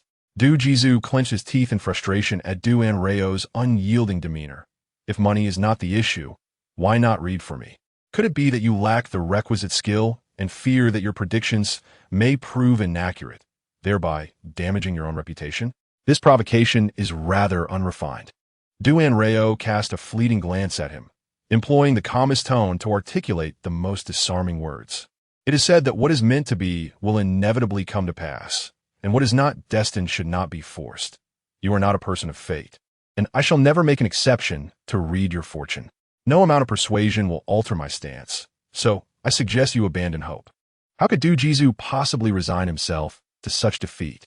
Du Anrao's words inadvertently struck at his Achilles heel. The phrase, "what is meant to be will inevitably come to pass," resonated with him as a reflection of his own fraught relationship with Du Fu, leading him to perceive it as a mockery from both Du Anrao and Du Fu himself. He felt as if they were deriding his futile efforts over the years, branding him a mere jester in comparison to Du Fu's stature. Being acutely sensitive to Du Fu's presence, Du Jizu's rage ignited, his face contorted in a menacing glare as he threatened, "What do you mean by fate? If you refuse to read my fortune today, then you shall read it regardless. You, a mere bumpkin from a remote area, truly believe yourself to be of great significance? If you grant me a proper reading, I might offer you a sum for your troubles. Otherwise, do not blame me for my lack of civility." Yi Mingjin, who arrived slightly late due to traffic, was taken aback upon entering to hear these words, her eyes widening in disbelief. What kind of ruffian had the audacity to threaten the birthday celebrant in front of their parents and relatives? This was an utter disregard for everyone present. Though she acknowledged her own tendency to act domineeringly, she at least possessed a sense of propriety. In stark contrast to this individual, who trampled upon the host's dignity to assert his presence, it seemed that he was indeed seeking enmity. Is this the manner in which people conduct themselves nowadays? Du Jizu's audacious behavior not only stunned Yi Mingjin, an outsider, but also exhausted Du Fu's patience with his distant relative. "Enough, Du Jizu. I invited you to celebrate my daughter's birthdays, not to intimidate the celebrants with your coercive demands. You just accuse my daughters of lacking decorum, yet here you are, treating my household with such disrespect. If you are not here sincerely to celebrate my children, then our family does not welcome you. Zhenyan, please escort him out. Du Kanjia, do you dare to expel me?" Du Jizu exclaimed, disbelief etched across his face. His audacity stemmed from a misguided belief that his current success and wealth, which far surpassed that of the average person, afforded him a sense of superiority over Du Fu. He assumed that Du Fu would not dare to offend him, and would instead seek to curry favor. However, the reality was that their business paths had never crossed, nor would they in the future. Du Fu had no reason to fear him, let alone compromise the well-being of his family to flatter him. Such notions were sheer folly. Equally displeased was the young Master Du, who had accompanied Du Jizu. He had not anticipated that his companion would act so foolishly, brazenly disrupting another's territory. The loss of face was palpable, and instead of asserting dominance, Du Jizu had become the subject of ridicule. The young master regretted his decision to accompany him, wishing he had stayed away. Du Anrao maintained a composed exterior while secretly reveling in her father's triumph. "Ah, look at the audacity of it all. If you are to be expelled, then so be it. Must we consult the stars for the appropriate time?" Du Fu, the onlookers,